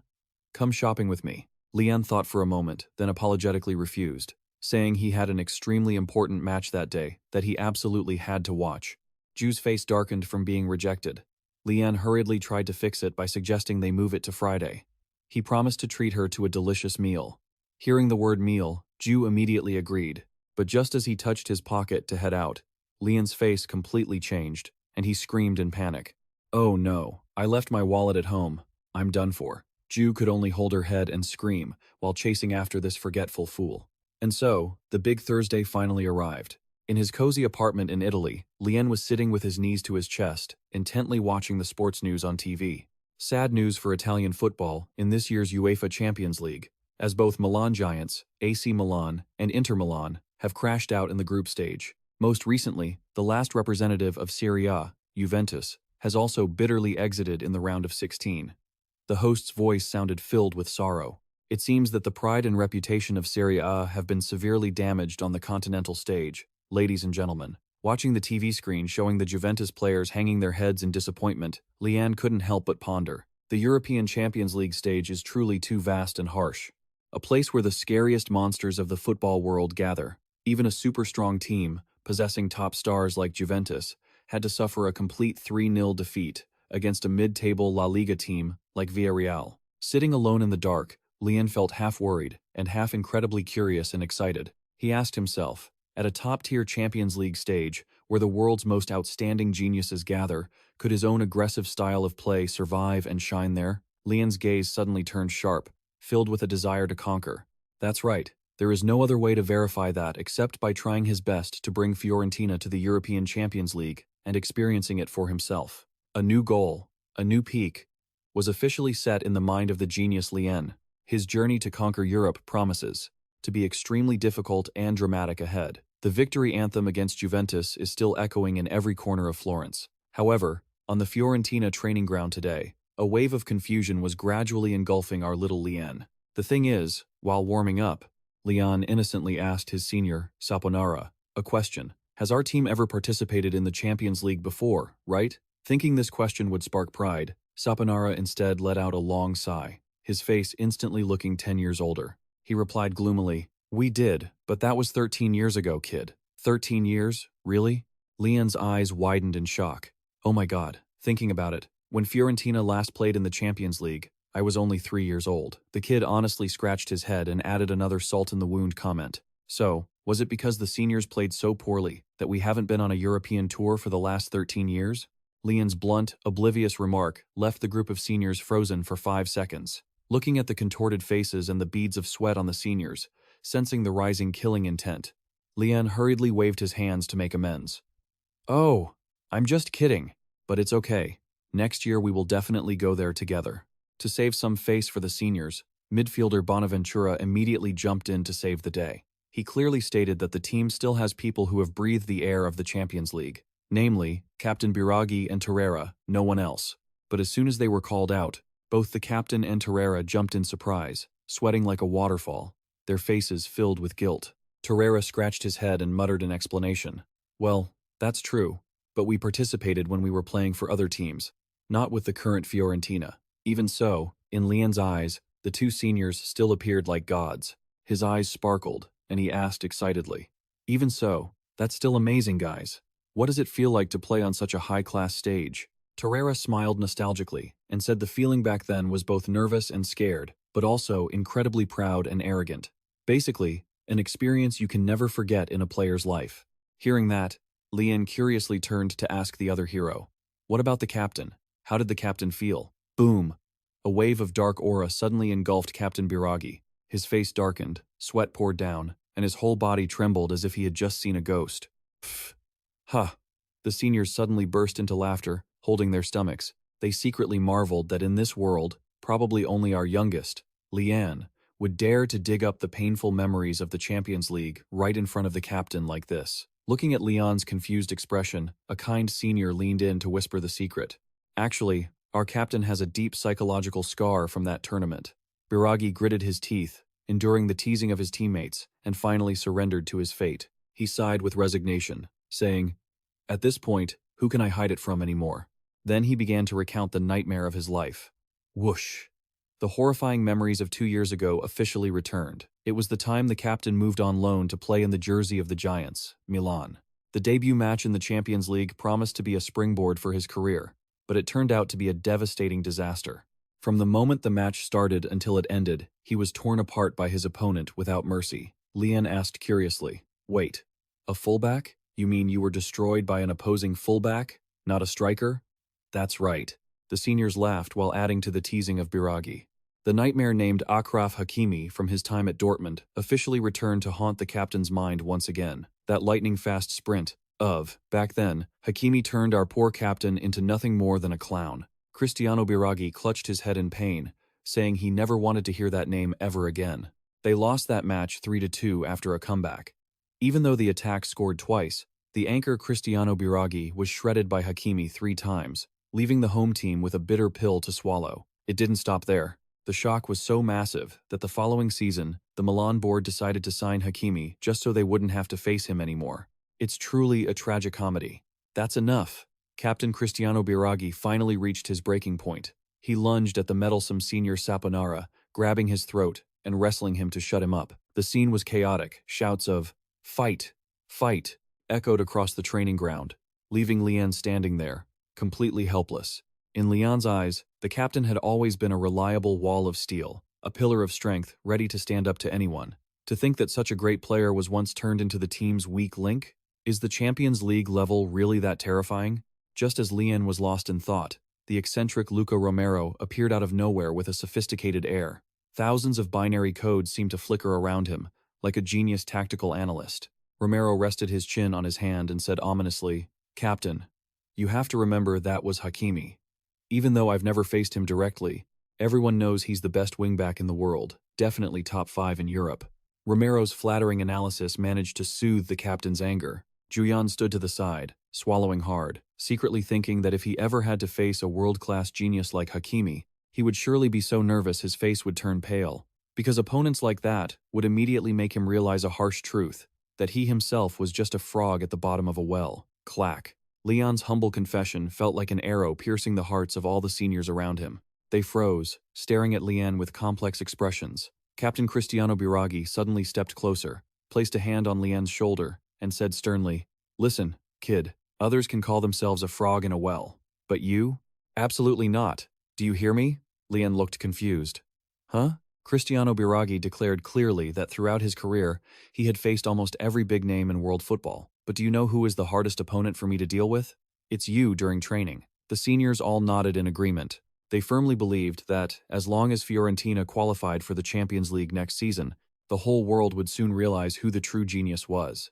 The European stage was the place for Lian to step into the light. The support and absolute trust of his seniors made the fighting spirit within Lian burn fiercely. The young boy smiled with determination, silently wondering where he currently ranked on the world football map. He had to give it his all to reach those heights. Putting aside the fiery atmosphere on the training ground, it's time to switch channels to Italy's national sports network to follow tonight's hottest debate. Boom! The sound of an angry table slam rang out on live television. A disastrous 3-0 loss? A top Serie A team suffering a humiliating defeat against an 8th-place La Liga side? It was unbelievable. Tonight's Total Football program was hotter than ever, discussing the pathetic failure of Serie A clubs in this year's Champions League. All 3 Italian giants being wiped out in the round of 16 was a massive shock to the fans. The silver-haired expert, Gasparini, sighed heavily. He pointed out the core issue, the league structure being distorted by big clubs using their money and influence. Whenever a young talent showed promise, they would hoard them, leaving smaller teams starved and depleted of talent. But amidst the ashes of Italian football, Gasparini suddenly smiled mysteriously. He declared that Serie A still had one final glimmer of hope to cling to, and the name he mentioned was Fiorentina. The guests laughed it off, arguing that Fiorentina was still too green and lacked European Cup experience. But Gasparini immediately silenced all doubts with a single name. "But they have the genius, Lian." "Lian? Who?" The studio was suddenly shaken. A guest slammed the table and shouted that football is an 11-man sport. One swallow doesn't make a summer. But Gasparini remained calm. If it were just an ordinary talent, that would be true. But if it's one of the greatest geniuses in history, the story is entirely different. Gasparini declared clearly to millions of viewers, "That boy is currently no different than a giant whale trapped in a tiny pond. And the moment he steps into the vast blue ocean of the Champions League, the entire European football world will surely experience a terrifying earthquake." Are you saying Lian is the #1 hope for all of Italian football right now? If I may be blunt, yes, that is exactly it, Gasparini affirmed firmly. The next morning, at a busy street corner in Florence, young Lian stood frozen in place, his hands trembling as he held the morning sports paper. His face turned pale, and cold sweat poured down like rain. Damn it, I'm going crazy. What the hell is this? The front page of the paper featured a picture of expert Gasparini, with a giant headline that hit him right in the eyes. Lian is a genius, on par with Messi, certain to be in the European top 5 for his position. Lian felt like crying but had no tears, his whole body shaking like a leaf. Oh my god, the media is hyping me up to the clouds again. If I walk into the locker room today like this, they're definitely going to tease me to death. A new media storm was about to sweep through the life of the unconscious football superstar, Lian. How will the young boy face this massive expectation? Let's wait and see in the coming chapters. Goodbye for now. Spring has truly knocked on the doors of the poetic city of Florence. Although the weather still has that characteristic lingering chill, the warm and fresh feeling of the early spring days is unmistakable. Look, our protagonist, young Lian, is strolling down the street in the highest of spirits. Just a short while ago, he still had to endure biting winds and wear a thick, heavy puffer jacket. And yet, everything has changed so quickly. Time really does fly in the blink of an eye. Walking through the ancient cobblestone streets, Lian thought about his journey. He moved to Fiorentina late last year, but strangely, back then, he didn't feel happy at all. It's only natural, for an introvert as sensitive as Lian, facing a new beginning, whether it's a new semester, a new class, or new friends, feels like a vacuum, sucking the life force right out of him. When a friendly, bald neighbor bows to him, the old Lian would have awkwardly dodged away. But now, he politely bows back. Time is truly a magical remedy. It has changed so many things. People in the city now recognize the youngest member of the purple team. They wave happily, not forgetting to send their best wishes and enthusiastic cheers for the upcoming match. Florence, a city that once seemed stifling, gloomy, and alien to Lian, has suddenly become vibrant, tolerant, and incredibly beautiful under the spring sunlight right beside the majestic Duomo Cathedral. However, that romantic atmosphere is suddenly broken by a loud shout. A local fruit shop owner runs over, breathlessly shoving a box of bright, ripe strawberries into Lian's hands. Lian is dazed, wondering what this is. The shop owner laughs it off, saying these are the best natural, early-season strawberries of the year. Our boy panics, quickly refusing because the gift looks far too expensive. But the man leans in close and whispers a shocking secret. He says he can give them away, of course, though if his wife at home found out he gave away this first batch, he'd definitely be shredded to pieces. So, Just take them and eat up quickly. Oh, the silent sacrifice of a man who fears his wife for the sake of true football passion. Seeing Lian still hesitating, the shopkeeper's face suddenly collapses in such a miserable way, as if the whole world had turned against him. He anxiously asks if Lian doesn't like strawberries, or if they have too much sugar for an athlete.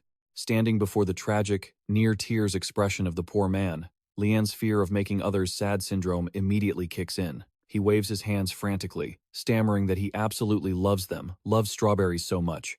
In truth, Lian isn't even that much of a sweet tooth, but if he refused now, the man would lose face.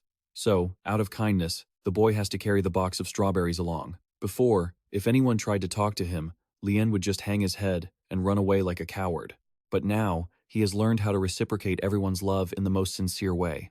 Everywhere he goes, he receives compliments that he is the savior, bringing Fiorentina flying high in second place on the table. Though occasionally, someone has to shush others, telling them to keep it down so the kid doesn't feel pressured. Lian just scratches his head and smiles.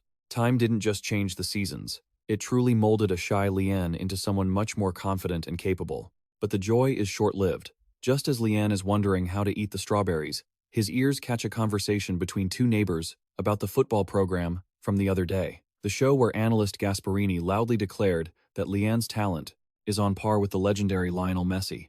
Cough. Lian almost chokes on his own spit right there, his face turning ghostly pale. The two uncles see his expression and burst out laughing, asking if he's feeling a lot of pressure, right? But then they look at Lian with incredibly serious eyes and say, "But we really think so, too." The uncles analyze that all the rumors about Serie A's crisis after failing in the Champions League this year are completely meaningless. Why? Because the truly strongest representative of Italy, Fiorentina, hasn't even bothered to enter that tournament yet. Once the purple team isn't participating, this year's Champions League doesn't even count. The shopkeeper leans close to Lian's face, applying an immense, invisible pressure, demanding that next season, He must show all of Europe what Fiorentina's strength is really like. Look at that murderous, determined look on the strawberry seller's face. It looks even scarier than a final boss in an anime. Lian just breaks out in a cold sweat, silently thinking the people here talk with the same demanding tone as his childhood friend, Kim Jiwoo. And now, the comedic moments on the street officially close to make way for the real battleground. We are at the Stadio Artemio Franchi, the home of Fiorentina. The atmosphere is burning hot, as if it wants to incinerate everything. In the dressing room, Coach Tony is roaring, ordering the entire team to seize control and completely overwhelm the opponent from the very first seconds. The whole team shouts in unison, determined to charge into battle. For Lian, this match isn't just a regular round. The regrettable draw against AS Roma in the first leg at their away stadium is still a bleeding wound in his heart. They step out of the tunnel with the ultimate goal, the Champions League. Lian looks ahead with a cold, sharp gaze. In the first leg, he faced countless difficulties against the opponent's trump card, and he was once extremely angry with himself, knowing he could only blame his lack of experience as a 16-year-old back then. But the Lian of today is different. He recalls the cruel but correct philosophy of Coach Tony. A mistake the first time is a coincidence, but a mistake the second time is incompetence. With an overwhelming victory today, Lian wants to personally compensate for all the errors of the past. Captain Biraghi shouts the order to attack. The chant Forza Viola shakes all four stands. The match between Fiorentina and AS Roma in the 27th round of Serie A officially kicks off. Possession belongs to the home team. The ball is passed back to midfielder Bonaventura, wearing jersey number 5. There is absolutely no testing the waters or playing around here. Fiorentina immediately pushes their formation up, launching a storm of attacks right from the start. As soon as Lian receives the pass from his teammate, the satellites around him move extremely intelligently, clearing space and stretching the opponent's defense. In an instant, Lian's genius brain operates at maximum capacity, flipping through all the data stored from the first leg against Roma. He analyzes the opponent's movement and knows for sure that the first person rushing in to stop him is none other than the ace and soul of AS Roma, Lorenzo Pellegrini. Across the line, Captain Pellegrini is also locking his target onto Lian. He still remembers clearly the first time he encountered this kid. Back then, Roma was on a winning streak of 4 consecutive victories, under the guidance of a new coach, and Pellegrini himself was in the prime of his career. Yet, that 16-year-old Korean kid back then made Roma's entire defense struggle to the point of wanting to cough up blood. The rapid progress Lian made between just the first and second half of that match was terrifying, as if Fiorentina had swapped in an entirely different player.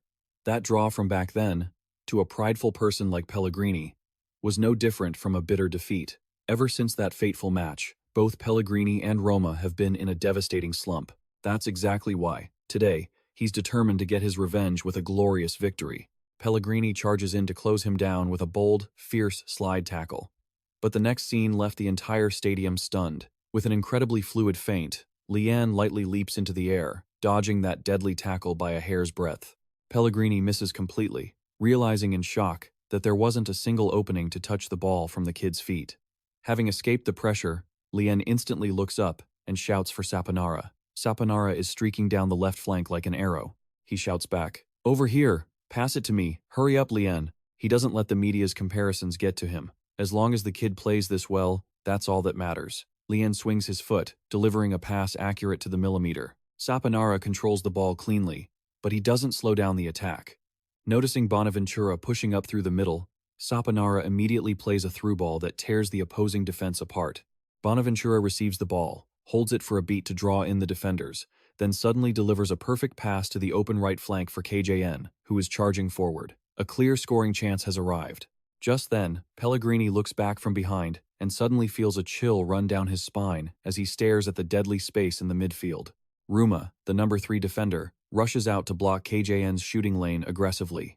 He's certain he'll make the clearance, but they've all been fooled. It was a clever dummy pass from KJN. The ball rolls past the bewildered Roma defense and finds Saponara, who is charging in from the second line. Completely unmarked, Saponara unleashes a cannon blast that shreds the back of the Roma net. The opposing goalkeeper can only dive in vain. The net ripples. The entire Artemio Franchi stadium erupts in extreme excitement. The opening goal comes when only 3 minutes have passed. Truly an unbelievable start. On the sidelines, Coach Tony and the coaching staff are celebrating like little kids. It's 1-0 for Fiorentina, thanks to Saponara, assisted by KJN. Any mistakes from the first leg are no longer a concern. Stung by that cold splash of water, Pellegrini tries to rally his teammates, shouting for everyone to focus, because there is still plenty of time left. He blames himself for letting personal feelings cloud his judgment and tells himself to stay calm to find an equalizer. But Roma's nightmare has only just begun. Just 4 minutes after the opening goal, from a lightning-fast counterattack, the ball finds Lian's feet again. Pellegrini frantically rushes back to cover, but he immediately realizes a harsh truth. The speed and precision of this 16-year-old kid have far surpassed anything he could have imagined.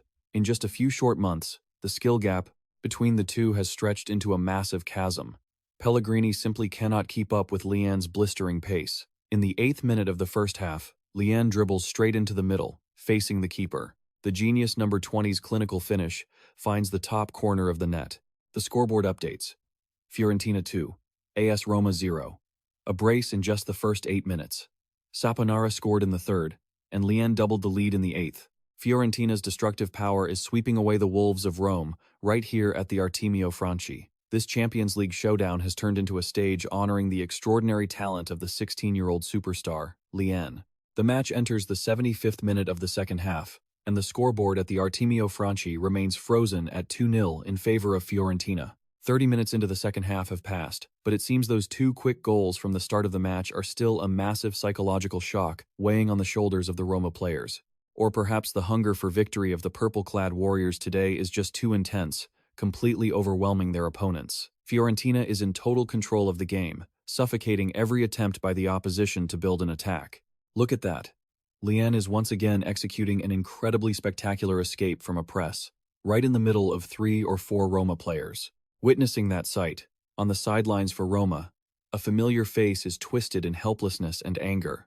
None other than the special one, Jose Mourinho. The legendary tactician is silently roaring in his head that, to turn the tide, the absolute prerequisite is to lock down their opponent's number 20. But the problem is, he can't find a single flaw in the kid's game. He's playing like an entirely different person compared to the first leg. Only about 15 minutes remain. Lian is still sprinting powerfully across the grass in his signature dazzling pink boots. Although Roma really wants to push their formation up to find a goal, the massive psychological trauma from the 2 quick goals at the beginning of the match has made their legs feel heavy and powerless. However, within a crumbling Roma side, there is still one person fighting with a tireless spirit. That is their captain, Lorenzo Pellegrini. Despite his stamina being pushed to the absolute limit, he is still screaming commands for his teammates to hold their positions, while he rushes out to face Lian alone. Even though he knows the distance is too great and the chance of a successful tackle is incredibly slim, Pellegrini still tries to stick his leg out to stop him at all costs. That is the true spirit of a warrior, but in football, effort is one thing, and the harsh reality is another. Exhaustion is Roma's Achilles heel right now, and this is also the perfect moment for Fiorentina to deliver the killing blow, exploiting the vast space behind the opponent's backline. Calls for Lian to pass the ball ring out repeatedly, but Lian suddenly stops. He realizes his own team is just as exhausted as their opponents. They're leading by 2 goals. There's no reason to be reckless and push forward to attack just to end up injured. That would be a disaster for everyone. A very pragmatic and clever way for the 16-year-old to conserve energy. Just then, Captain Cristiano Biraghi shouts orders for the whole team to drop back and secure the defensive line. As for the opposition's number 20 monster, he will personally mark him until the final whistle. But Pellegrini is suddenly stunned to see that Lian has tracked all the way back to their own half. He wonders, he was way over there just a moment ago. Did he run all the way back here just to help defend and stop me? Witnessing such frightening discipline, Pellegrini feels profound admiration. Even an observer from Mars could clearly see how much effort Lian is putting into protecting the team's result. For a top-tier midfielder like Pellegrini, this high-level duel is truly an amazing experience. He lunges in to make a decisive sliding tackle. Facing the fierce challenge from an opponent with a superior physique, Lian thought to himself that if this were earlier in the season, he would have been completely overwhelmed and in serious trouble. But now, it's different. He's found the key to dealing with these long-legged giants. Lian pulled off a smooth change of pace, gliding past Pellegrini so effortlessly that the coaching staff on the bench was left in awe. Seeing Lian play so naturally and comfortably, the assistant coach turned to Tony and asked if he had finally discovered the secret. Coach Tony chuckled, proudly recalling how just a while ago, the kid had excitedly come over to brag that he had figured out how to handle big, long-legged players. Just then, Luca Romero poked his head in, curious, and demanded to know what the secret was. Tony explained it quite simply. He said you just need to dodge before physical contact happens and push the ball further than the reach of the opponent's legs. Simple as that. Hearing such a no-brainer answer, both Romero and the author of this script wanted to facepalm. Romero's eyes widened as he asked, "That's all he said? No high-level secret or anything? Coach, you're clearly playing favorites, aren't you? I'm his best friend, too." What? Romero threw a comical tantrum. Irritated by his overly dramatic student's noise, Coach Tony's veins popped. He firmly pushed Romero's head down toward the bench and shouted, "For heaven's sake, be quiet. Just open your eyes and watch how he performs on the pitch, and you'll see. That's right. Look closely at Lian's feet on the pitch right now to see how he beats those long-legged guys.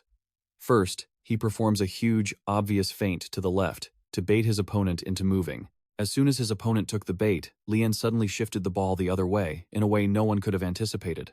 The Roma defender's balance was completely broken. He could only groan in frustration. Even as the defender desperately tried to reach out with his other leg to block, Lian was already a step ahead. He pushed the ball one more time to stay completely clear of the interception range, then accelerated with a burst of speed to close the gap.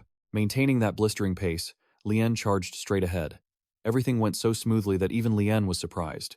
These were all moves he had only imagined in his head, never even practiced in real life. Yet he succeeded in blowing past his opponent so easily in a one-on-one situation.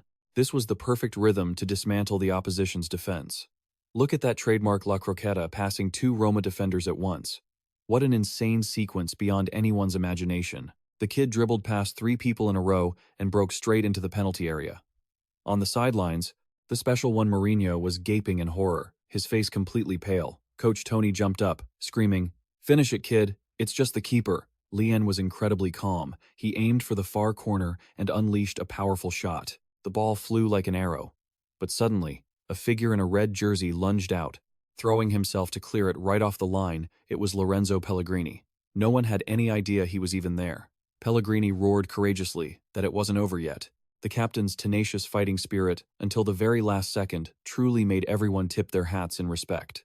But destiny today belonged to Fiorentina. The clearance failed because of the crazy trajectory of Lian's shot. The final whistle blew. A decisive 3-0 victory for Fiorentina. Saponara opened the scoring in the 3rd minute. Lian doubled the lead in the 8th, and the kid himself put the final nail in Roma's coffin with a goal in the 90th minute. A perfect brace from the new god of victory in Florence. After the glorious win, the Fiorentina locker room was filled with rowdy teasing. Lian pouted, telling his senior Bonaventura that he had already said he was fine. But his seniors Cristiano Biraghi and Saponara just shook their heads, lecturing him that a man who doesn't care about his appearance after a match isn't a true Italian. Lian could only cry without tears, trying to explain, "But guys, I'm Korean." Just as he was stuck in that awkward situation, a TV reporter suddenly rushed over out of nowhere and grabbed Lian for a live interview in front of the whole world. Just look at Lian's messy hair and sweat-drenched appearance. His seniors stood in the back, snickering that it was the perfect time to make him look bad. He still looks handsome, though. Lian turned bright red, only able to smile awkwardly and thank the reporter for the congratulations. The reporter began to ask a provocative question about how, despite their first difficult match against Roma, Fiorentina won so convincingly. So, what was the secret that made a strong opponent like Roma look so helpless and shut down? Lian felt very uncomfortable hearing the word helpless. He thought to himself that this reporter was trying to set a trap. The kid immediately raised a finger to firmly correct him. "First of all, I must insist that Roma didn't play weakly or helplessly. They fought with all their determination until the very last second. And Pellegrini's performance today truly deserves praise." Lian calmly explained further that it was simply a game where someone wins and someone loses, and Fiorentina was just lucky enough to perform a bit better. That's all. Standing behind him, Cristiano Biraghi and Saponara widened their eyes in surprise, inwardly admiring the increasingly advanced media-dodging skills of their youngest teammate.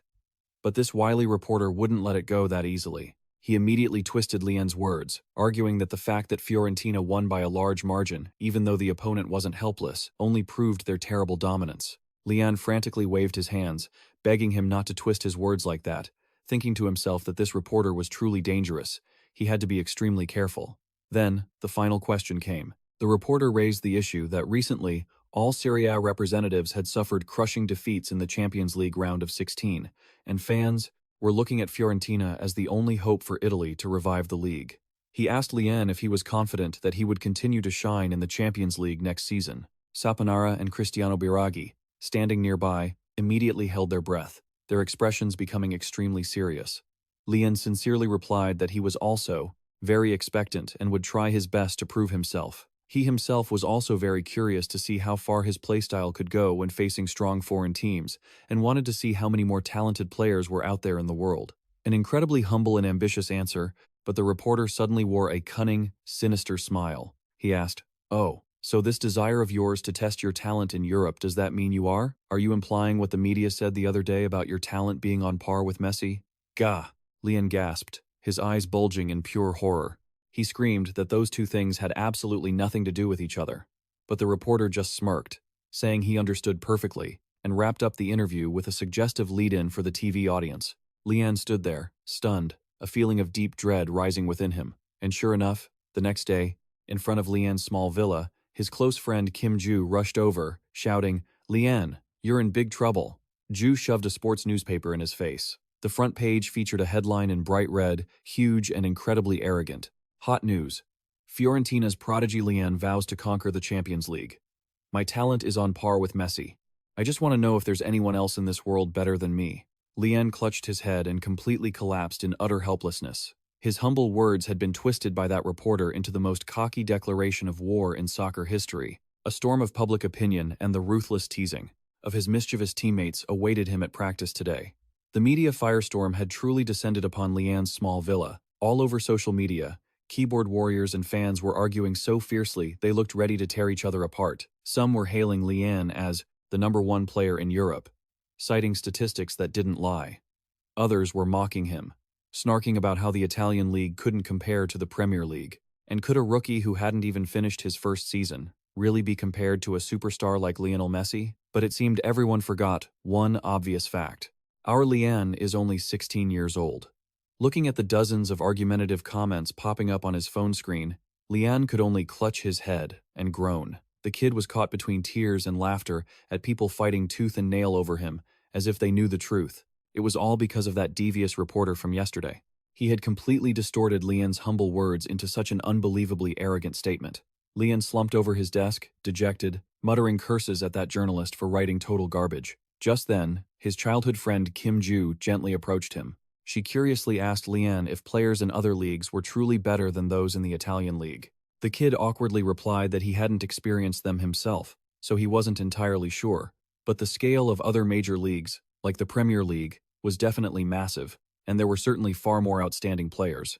But then, Jiwoo suddenly leaned in close and asked a lethal question. "So, is there anyone among them who's better than you?"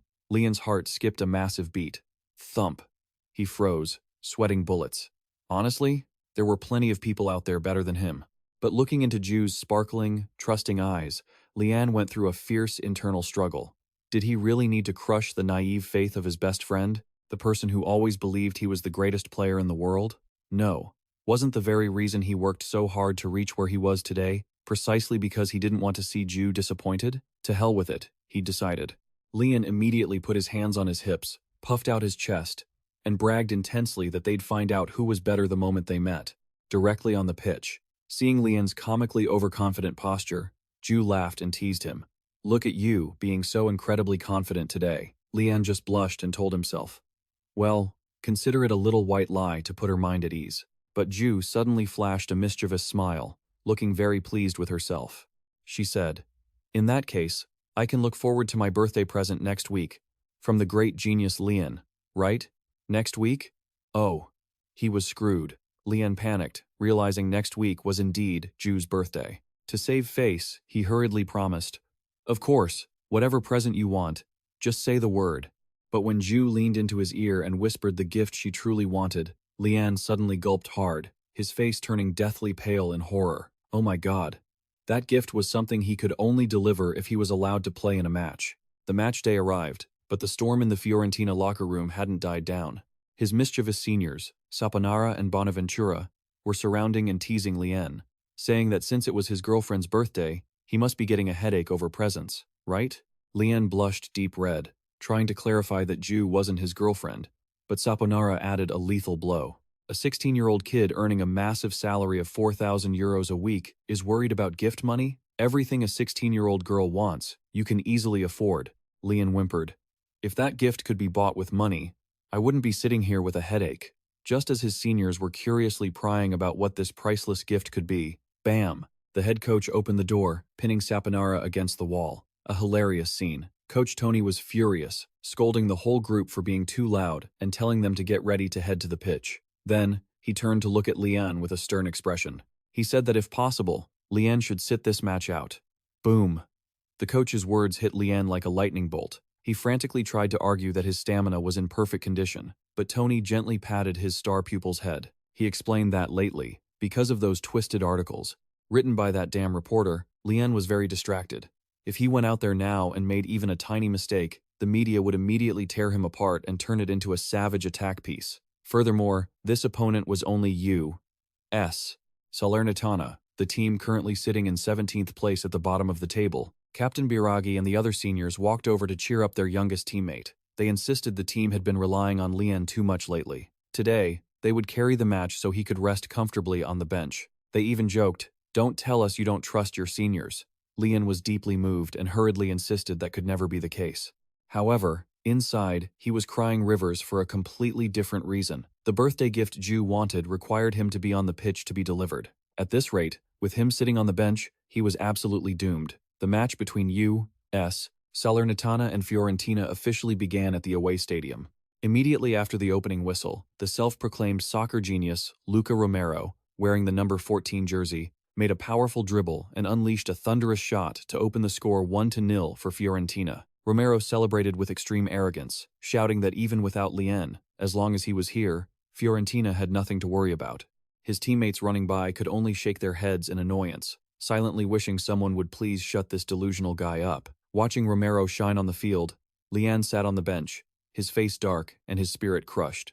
At this rate, his mission to get a birthday gift for Ju was doomed to fail miserably. Lian wanted to scream, but begging Coach Tony to let him on the pitch right now was completely impossible. Meanwhile, the assistant coach was silently praising the opponents for playing better than expected. But fortunately, Romero's goal had given Fiorentina the lead. Yet, disaster struck from a set piece in the 10th minute of the second half. The Fiorentina defense slacked off, letting Salernitana equalize 1-1.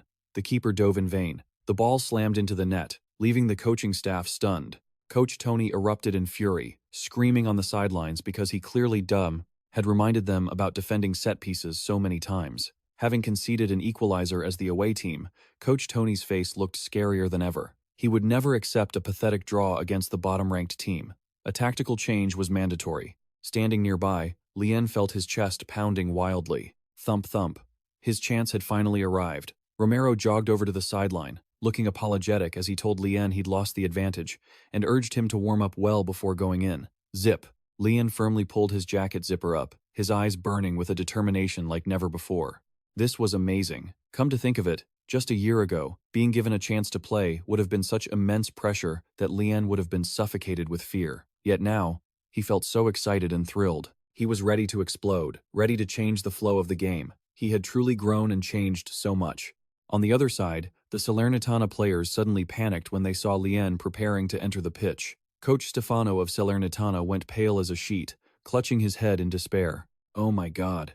Is that bald old man Tony really cruel enough to cut off our path to survival like this? We're both bald, so why are you being so heartless, old friend? Stefano's players just looked at each other helplessly when they saw the monster number 20 getting ready to enter the fray in the 15th minute of the second half. Lian officially stepped onto the pitch. Ju's birthday gift mission began. The Salernitana defense tried to reassure each other. Don't be afraid. Football is a team sport, not a solo game. Just swarm him and mark him tight. But they were wrong. Lian received the ball and bolted with terrifying speed. His dribbling swept past the opposing defenders as gently as a breeze, leaving them standing there, frozen in shock.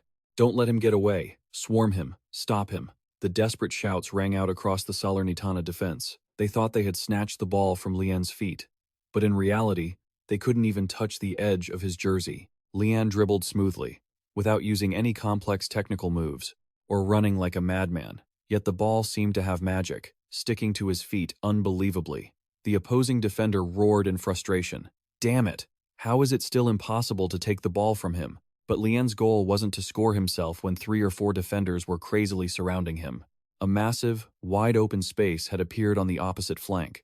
The tactical scheme on the pitch became crystal clear. Lian didn't hesitate for a split second, swinging his leg to execute a pass, precise to the millimeter, tearing apart Salernitana's entire defensive system.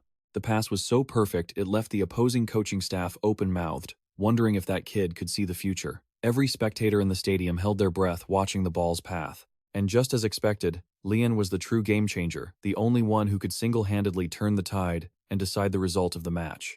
His served on a silver platter pass was converted into a goal by his teammate, bringing the score to 2-1 for Fiorentina. It was unbelievable, a crazy, world-class performance delivered by a 16-year-old. But right after the goal was scored, a very strange scene unfolded. Lian didn't celebrate with his teammates. He turned his back and bolted straight toward the area with the live broadcast camera. His teammates looked at each other, puzzled. Where is the youngest one running? To the fans? Standing in front of the camera, broadcasting to millions of viewers, Lian let out a sigh of relief. It was a close call, but Jiwoo's birthday mission was finally successfully completed. Before tens of thousands of spectators and the close-up camera lens, Lian, shy but incredibly determined, raised his hands to form the letters J and W, the initials of his close friend, Kim Jiwoo. Along with that was a bright, radiant, sunny smile from the 16-year-old boy. The most meaningful birthday gift, the most unique and sweetest in the world, had been successfully sent, live from the Serie A pitch. An ending that couldn't be more perfect or sweeter for today's match. The match with US Salernitana ended, and the brightest spotlight of the day suddenly belonged to the Cunibio Luca Romero. Captain Biraghi came over, patted Romero on the shoulder, and told him it was his turn for the interview. Needless to say, Romero was over the moon, shouting out in excitement. He didn't forget to turn to Lian and smugly tease him, saying that today's battle of geniuses was his own great victory. But before he could be smug for even 3 seconds, a painful tap on the head from Senior Saponara brought Romero back to reality. Saponara dragged Romero away, scolding him to stop fooling around and go do the interview. Romero shouted indignantly that everyone was clearly being blatantly biased toward Lian. Watching Romero's hyperactive behavior, Lian could only shake his head in resignation, wondering if there would ever be a day when that infinite energy of his would run out. Captain Biraghi, walking beside him, also had to click his tongue and admit the kid always had so much energy. But seeing Lian's face looking a bit down, he asked tactfully, "You're not sulking just because you didn't get the interview, right?" Lian jumped, waving his hands frantically to deny it. He insisted that Romero played extremely well today, totally deserved the interview, and even scored the first hat-trick of his career. Biraghi laughed, patting Lian's head affectionately. He said that was true, Romero did play well, but it was all thanks to someone constantly delivering killer passes served on a silver platter. Lian just scratched his head and smiled awkwardly. Actually, deep down, Lian was feeling incredibly relieved. Luckily, he didn't have to do the interview, because if he had to face those wily reporters, they would definitely ask him about the meaning of that JW celebration gesture on live TV. Just thinking about that made Lian's face turn as red as a ripe tomato. He told himself he definitely wasn't shy. He just didn't like answering questions that weren't about the game. But regardless, Lian still had to rack his brain to make sure he could pull off that symbolic gesture on the pitch. It was all because he hoped his friend Jiwoo would remember it well. That JW symbol was a priceless memory from their childhood. Lian silently recalled the days back in South Korea. Back then, a mischievous Jew had pulled him over to show off something she called sign language that she'd just learned on TV. She excitedly pinched her fingers together and said the gesture meant including both you and me. Pretty magical, right? But little Lian wondered how that could be. Jiwoo then explained that in sign language, this movement stood for the letters J and W. And since both Lian and Jiwoo's names started with J put together, it made J, W, Lian, and Jiwoo. Jiwoo proudly patted her chest, bragging about how brilliant she was, which made young Lian blush in embarrassment. He just told her to keep it down, while secretly engraving that wonderful symbol deep in his heart. Back to the present in Florence, Jiwoo is sitting in a fancy restaurant, her eyes glued to her phone screen replaying Lian's top-tier assist. She smiles sweetly, thinking to herself that he actually still remembers that JW symbol. Really? That's truly a birthday gift she couldn't refuse. Right then, Jiwoo's phone rang. It was her mom calling from South Korea. Even though it was the middle of the night over there, her mom called just because she missed her beloved daughter so much.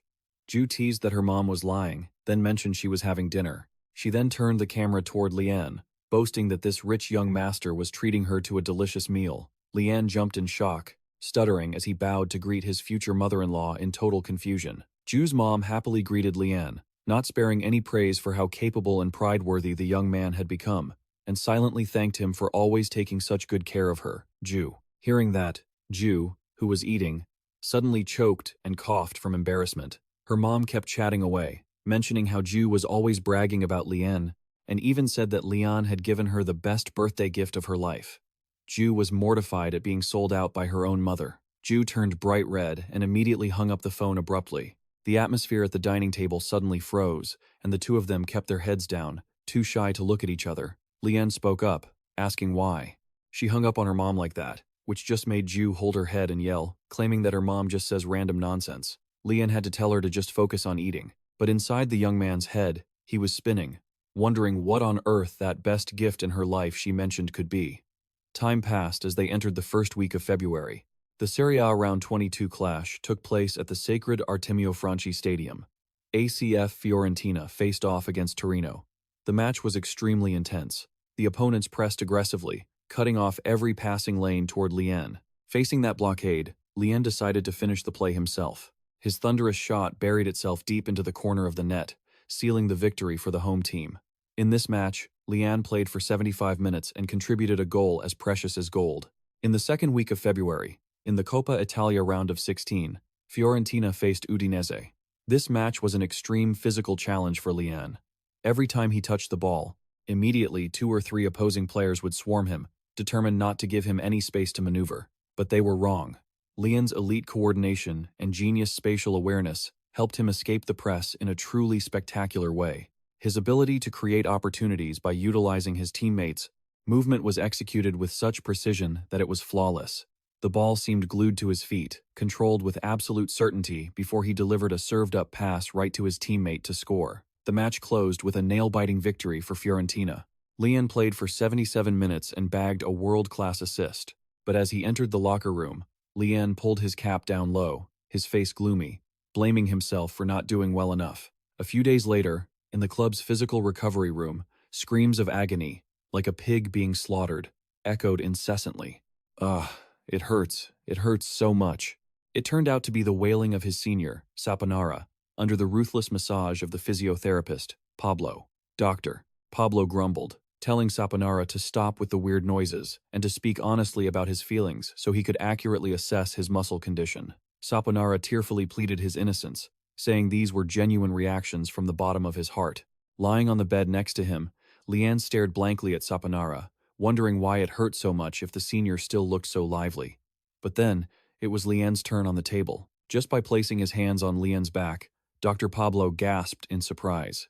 The muscles on his body were tensed up, knotted into hard lumps. The veteran therapist, Pablo, seriously warned Lian that he was severely overloaded due to the heavy accumulation of fatigue over the past period. He declared that he would have to speak to Coach Tony to limit and cut down Lian's playing time to protect his legs. Hearing the words cut down, Lian panicked and cried out, "You can't!"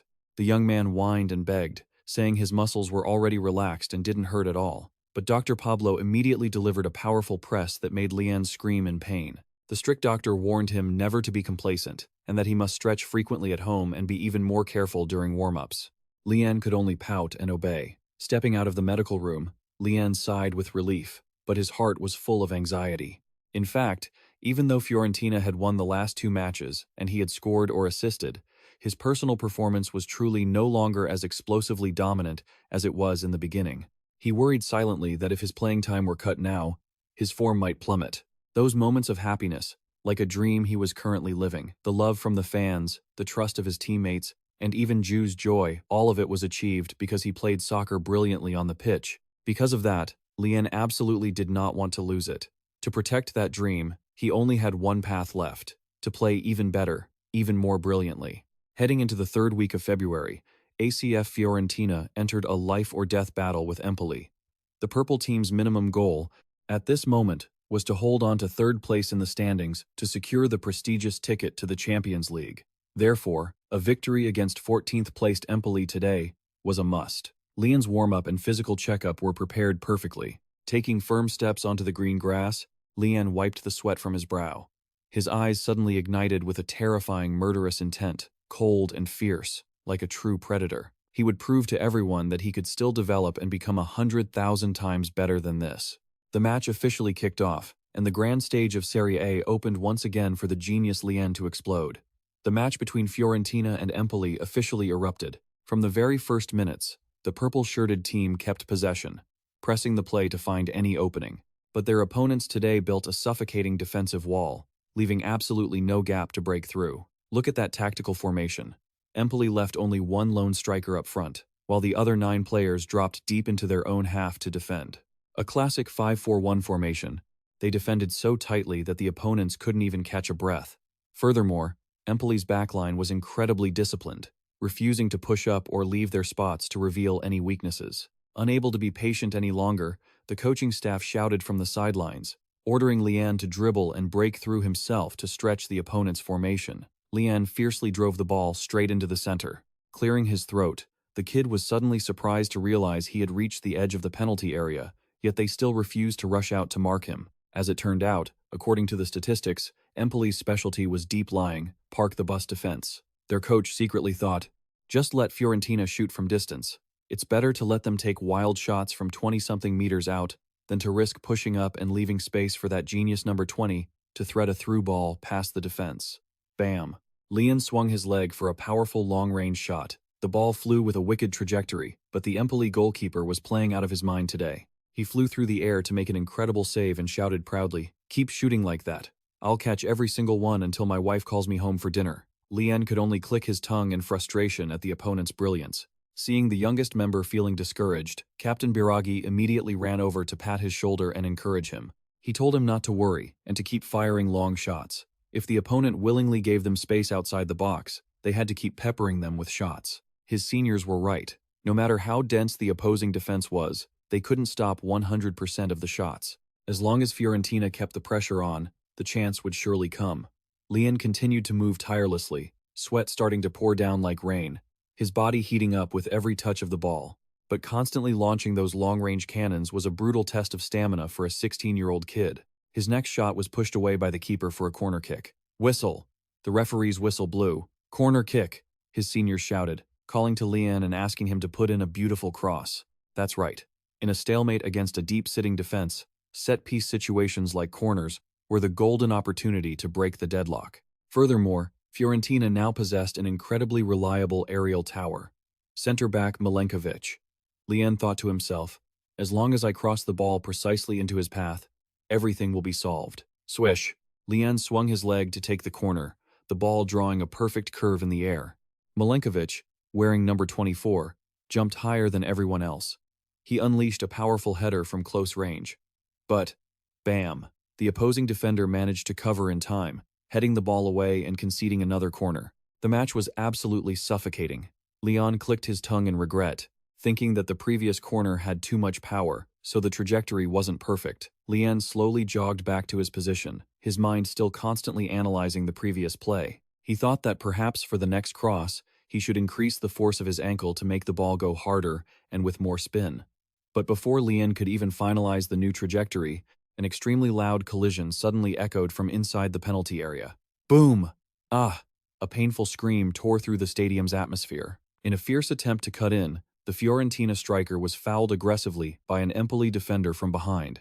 The mistimed tackle sent the purple-shirted player tumbling and rolling on the turf in pain.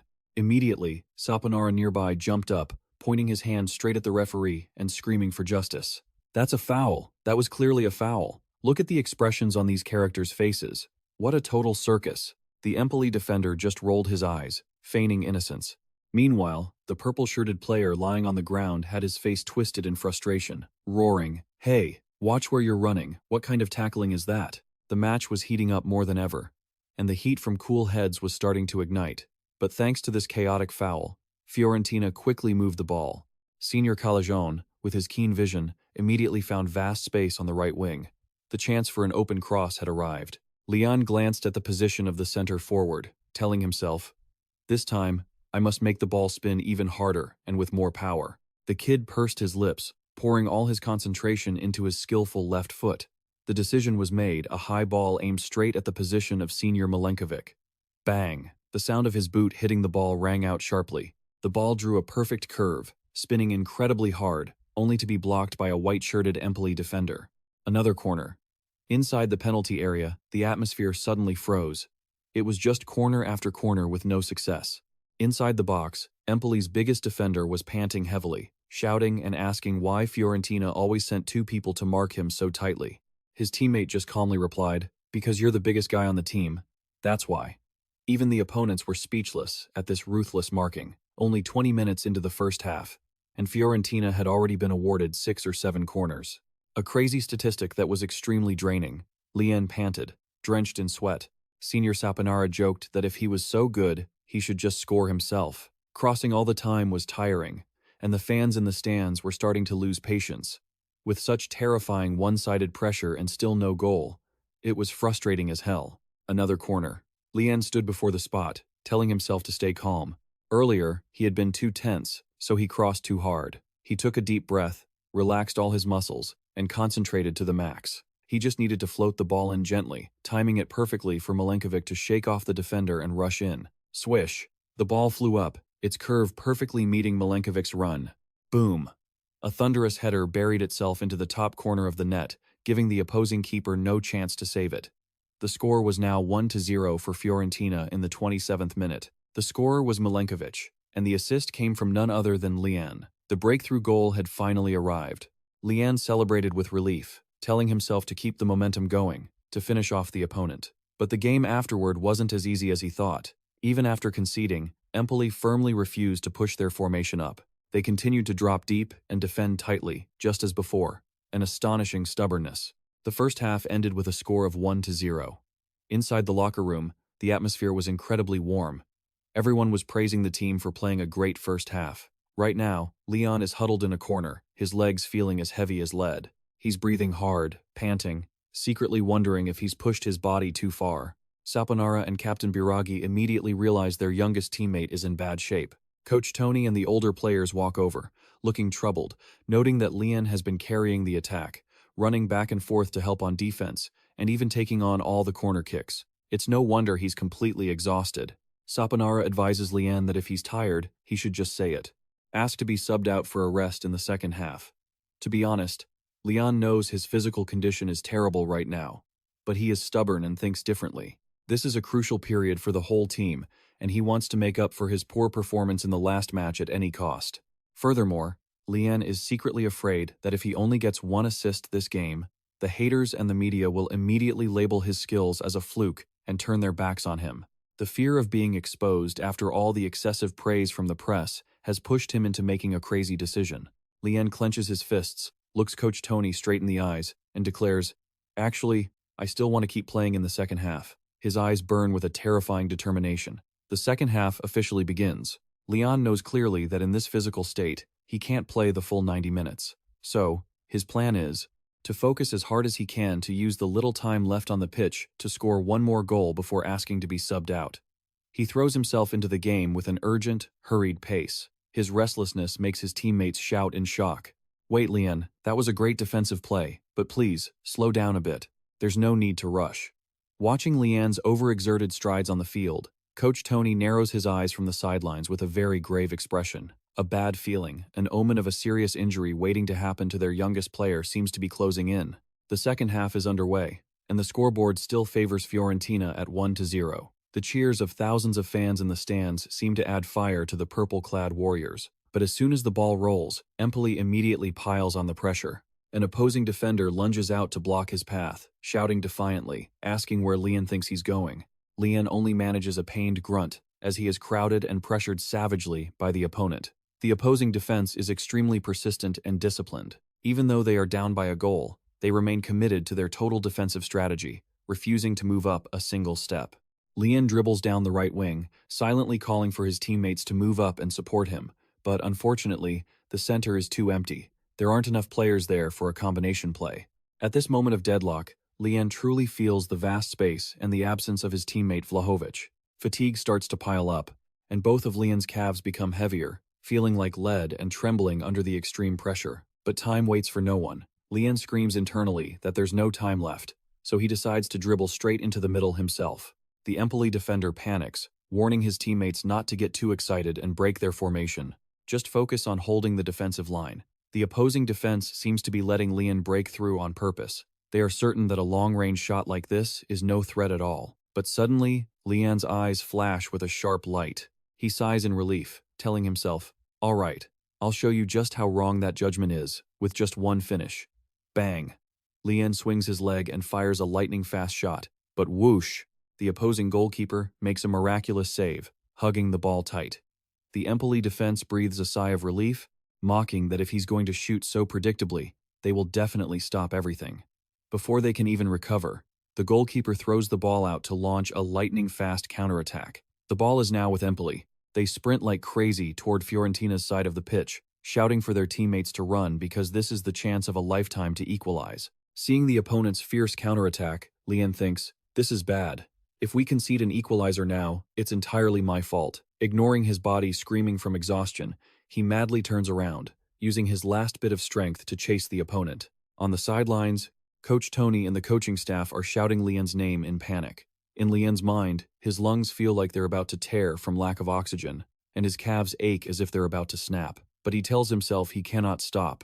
He can't be selfish and let the team concede a goal just because of Ju's birthday gift. With an extraordinary effort, Lian performs a desperate sliding tackle right at the feet of the opposing striker. The ball flies out, saving Fiorentina. But right after that heavy collision, Lian collapses onto the field, lying motionless. The whole stadium suddenly falls silent. A chilling silence engulfs the Franchi stadium. The teammates and the coach stand frozen, none of them able to believe what just happened. Lian lies there, breathing shallowly, his body completely paralyzed, unable to move at all. The boy has drained every last drop of his energy and passed out. Now, Lian is sitting on a bed with one ankle heavily bandaged. The chief doctor of the medical department, wearing his scholarly glasses, is standing there scolding Coach Tony harshly. He shouts that he has warned them many times, that the boy's stamina had bottomed out and he couldn't keep running. The usually tough, bald Coach Tony now shrinks back, crying and begging pitifully in the face of the doctor's fury. The doctor decides to take Lian straight to the hospital immediately for a thorough checkup. Hearing the word hospital, Lian timidly asks if he can go after the match ends. His naive question is like adding fuel to the fire. The doctor widens his eyes and yells, "What the hell are you talking about? You need to go get checked right now." The assistant coach hurries to chime in, telling Tony to get the car ready, then gently helps Lian lean on his shoulder to guide him away. Guiding Lian step by slow step, the assistant advises him to be very careful. Lian bows his head, a wave of bitterness rising within him.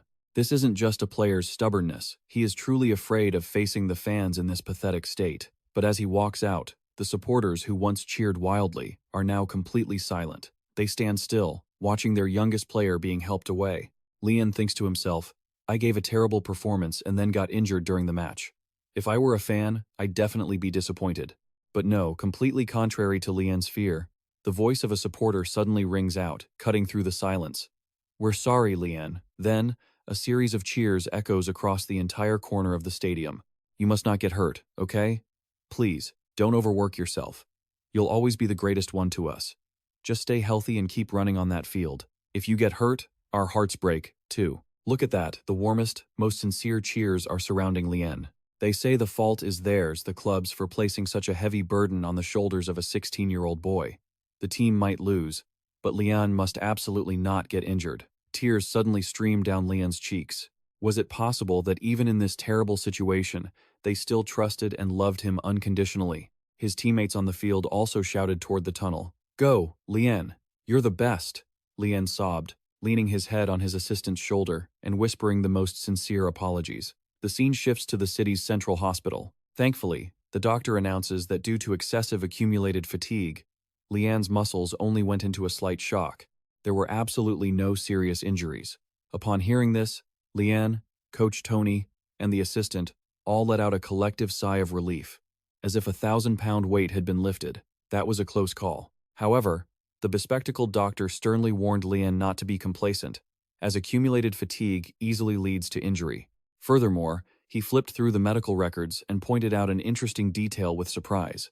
Compared to 6 months ago, Lian's height had increased significantly. The boy was still in a phase of rapid growth. Tony asked in a panic if that was really true. The doctor explained, that while his body's rapid development helped his recovery immensely, it also meant he was highly susceptible to injury because his body structure hadn't yet achieved stable balance. Therefore, to ensure safety, the doctor coldly pulled out a pair of wooden crutches and ordered Lian to carry them with him until his next checkup.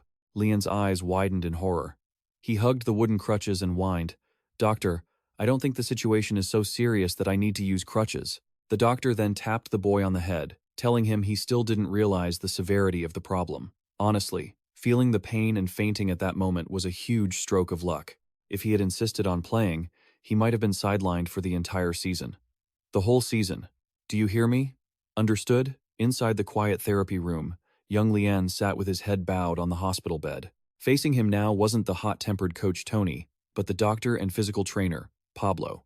The man with the glasses had a stern yet incredibly warm expression. Lian timidly spoke up, honestly apologizing to Dr. Pablo for being stubborn and ignoring his advice. He had insisted on playing too hard. Leading to this situation, Lian opened up about his secret fears. Perhaps he had been too eager to perform well in front of the fans, wanting to prove he was worthy of their praise. Because of that impatience, he had exhausted every last bit of energy and ended up getting injured. That was also why, when he had to leave the stadium on his assistant's back earlier, he had been terrified and didn't dare to look at the supporters. Yet, no one blamed him. On the contrary, they gave him the warmest, most forgiving words of encouragement. That moment helped Lian learn a priceless lesson. He decided to place his full trust in the fans, believing they would always love and support him unconditionally, even if he didn't play well. Looking at his young, tearful student, Dr. Pablo gave a very kind smile. He placed a hand on Lian's shoulder and gently consoled him. "You are doing very well right now, and it's okay to make a few small mistakes occasionally. So, stop putting so much pressure on yourself. Just enjoy the pure joy of playing soccer. Understood?" Lian wiped his tears and beamed back. "Yes, Coach Pablo." However, the touching atmosphere between the two was suddenly shattered by a thunderous roar echoing from the hallway. A head coach who doesn't even know his own player's physical condition? Both Lian and Dr. Pablo were startled. Lian immediately recognized the trembling, pleading voice outside. It was his fire-breathing teacher. "Coach Tony, please answer me." "I'm sorry." Oh my goodness. The usually tough and rugged Godfather Tony was now weeping, trembling as he apologized to someone. But that person remained furious, continuing to shout, "What will an apology solve? If our Lian had been seriously injured, what would you have done? I told you not to put pressure on the boy." Lian's eyes widened in shock, his heart pounding when he heard his own name mentioned. The boy hurried off the bed, scrambling to open the hospital room door. Wait, that voice, could it be? The door just barely cracked open, and Lian gasped in absolute astonishment. "Dad." Yes, that's right. The person grabbing Coach Tony by the collar and shaking him mercilessly in the middle of the hospital hallway was Lian's own father, the usually gentle and hard-working man who had now transformed into a fierce god of war to demand justice for his son. The thunderous rage of his father and the terrified, tearful face of Coach Tony promise a new, chaotic, and hilarious chapter. Let's wait and see. Sniff.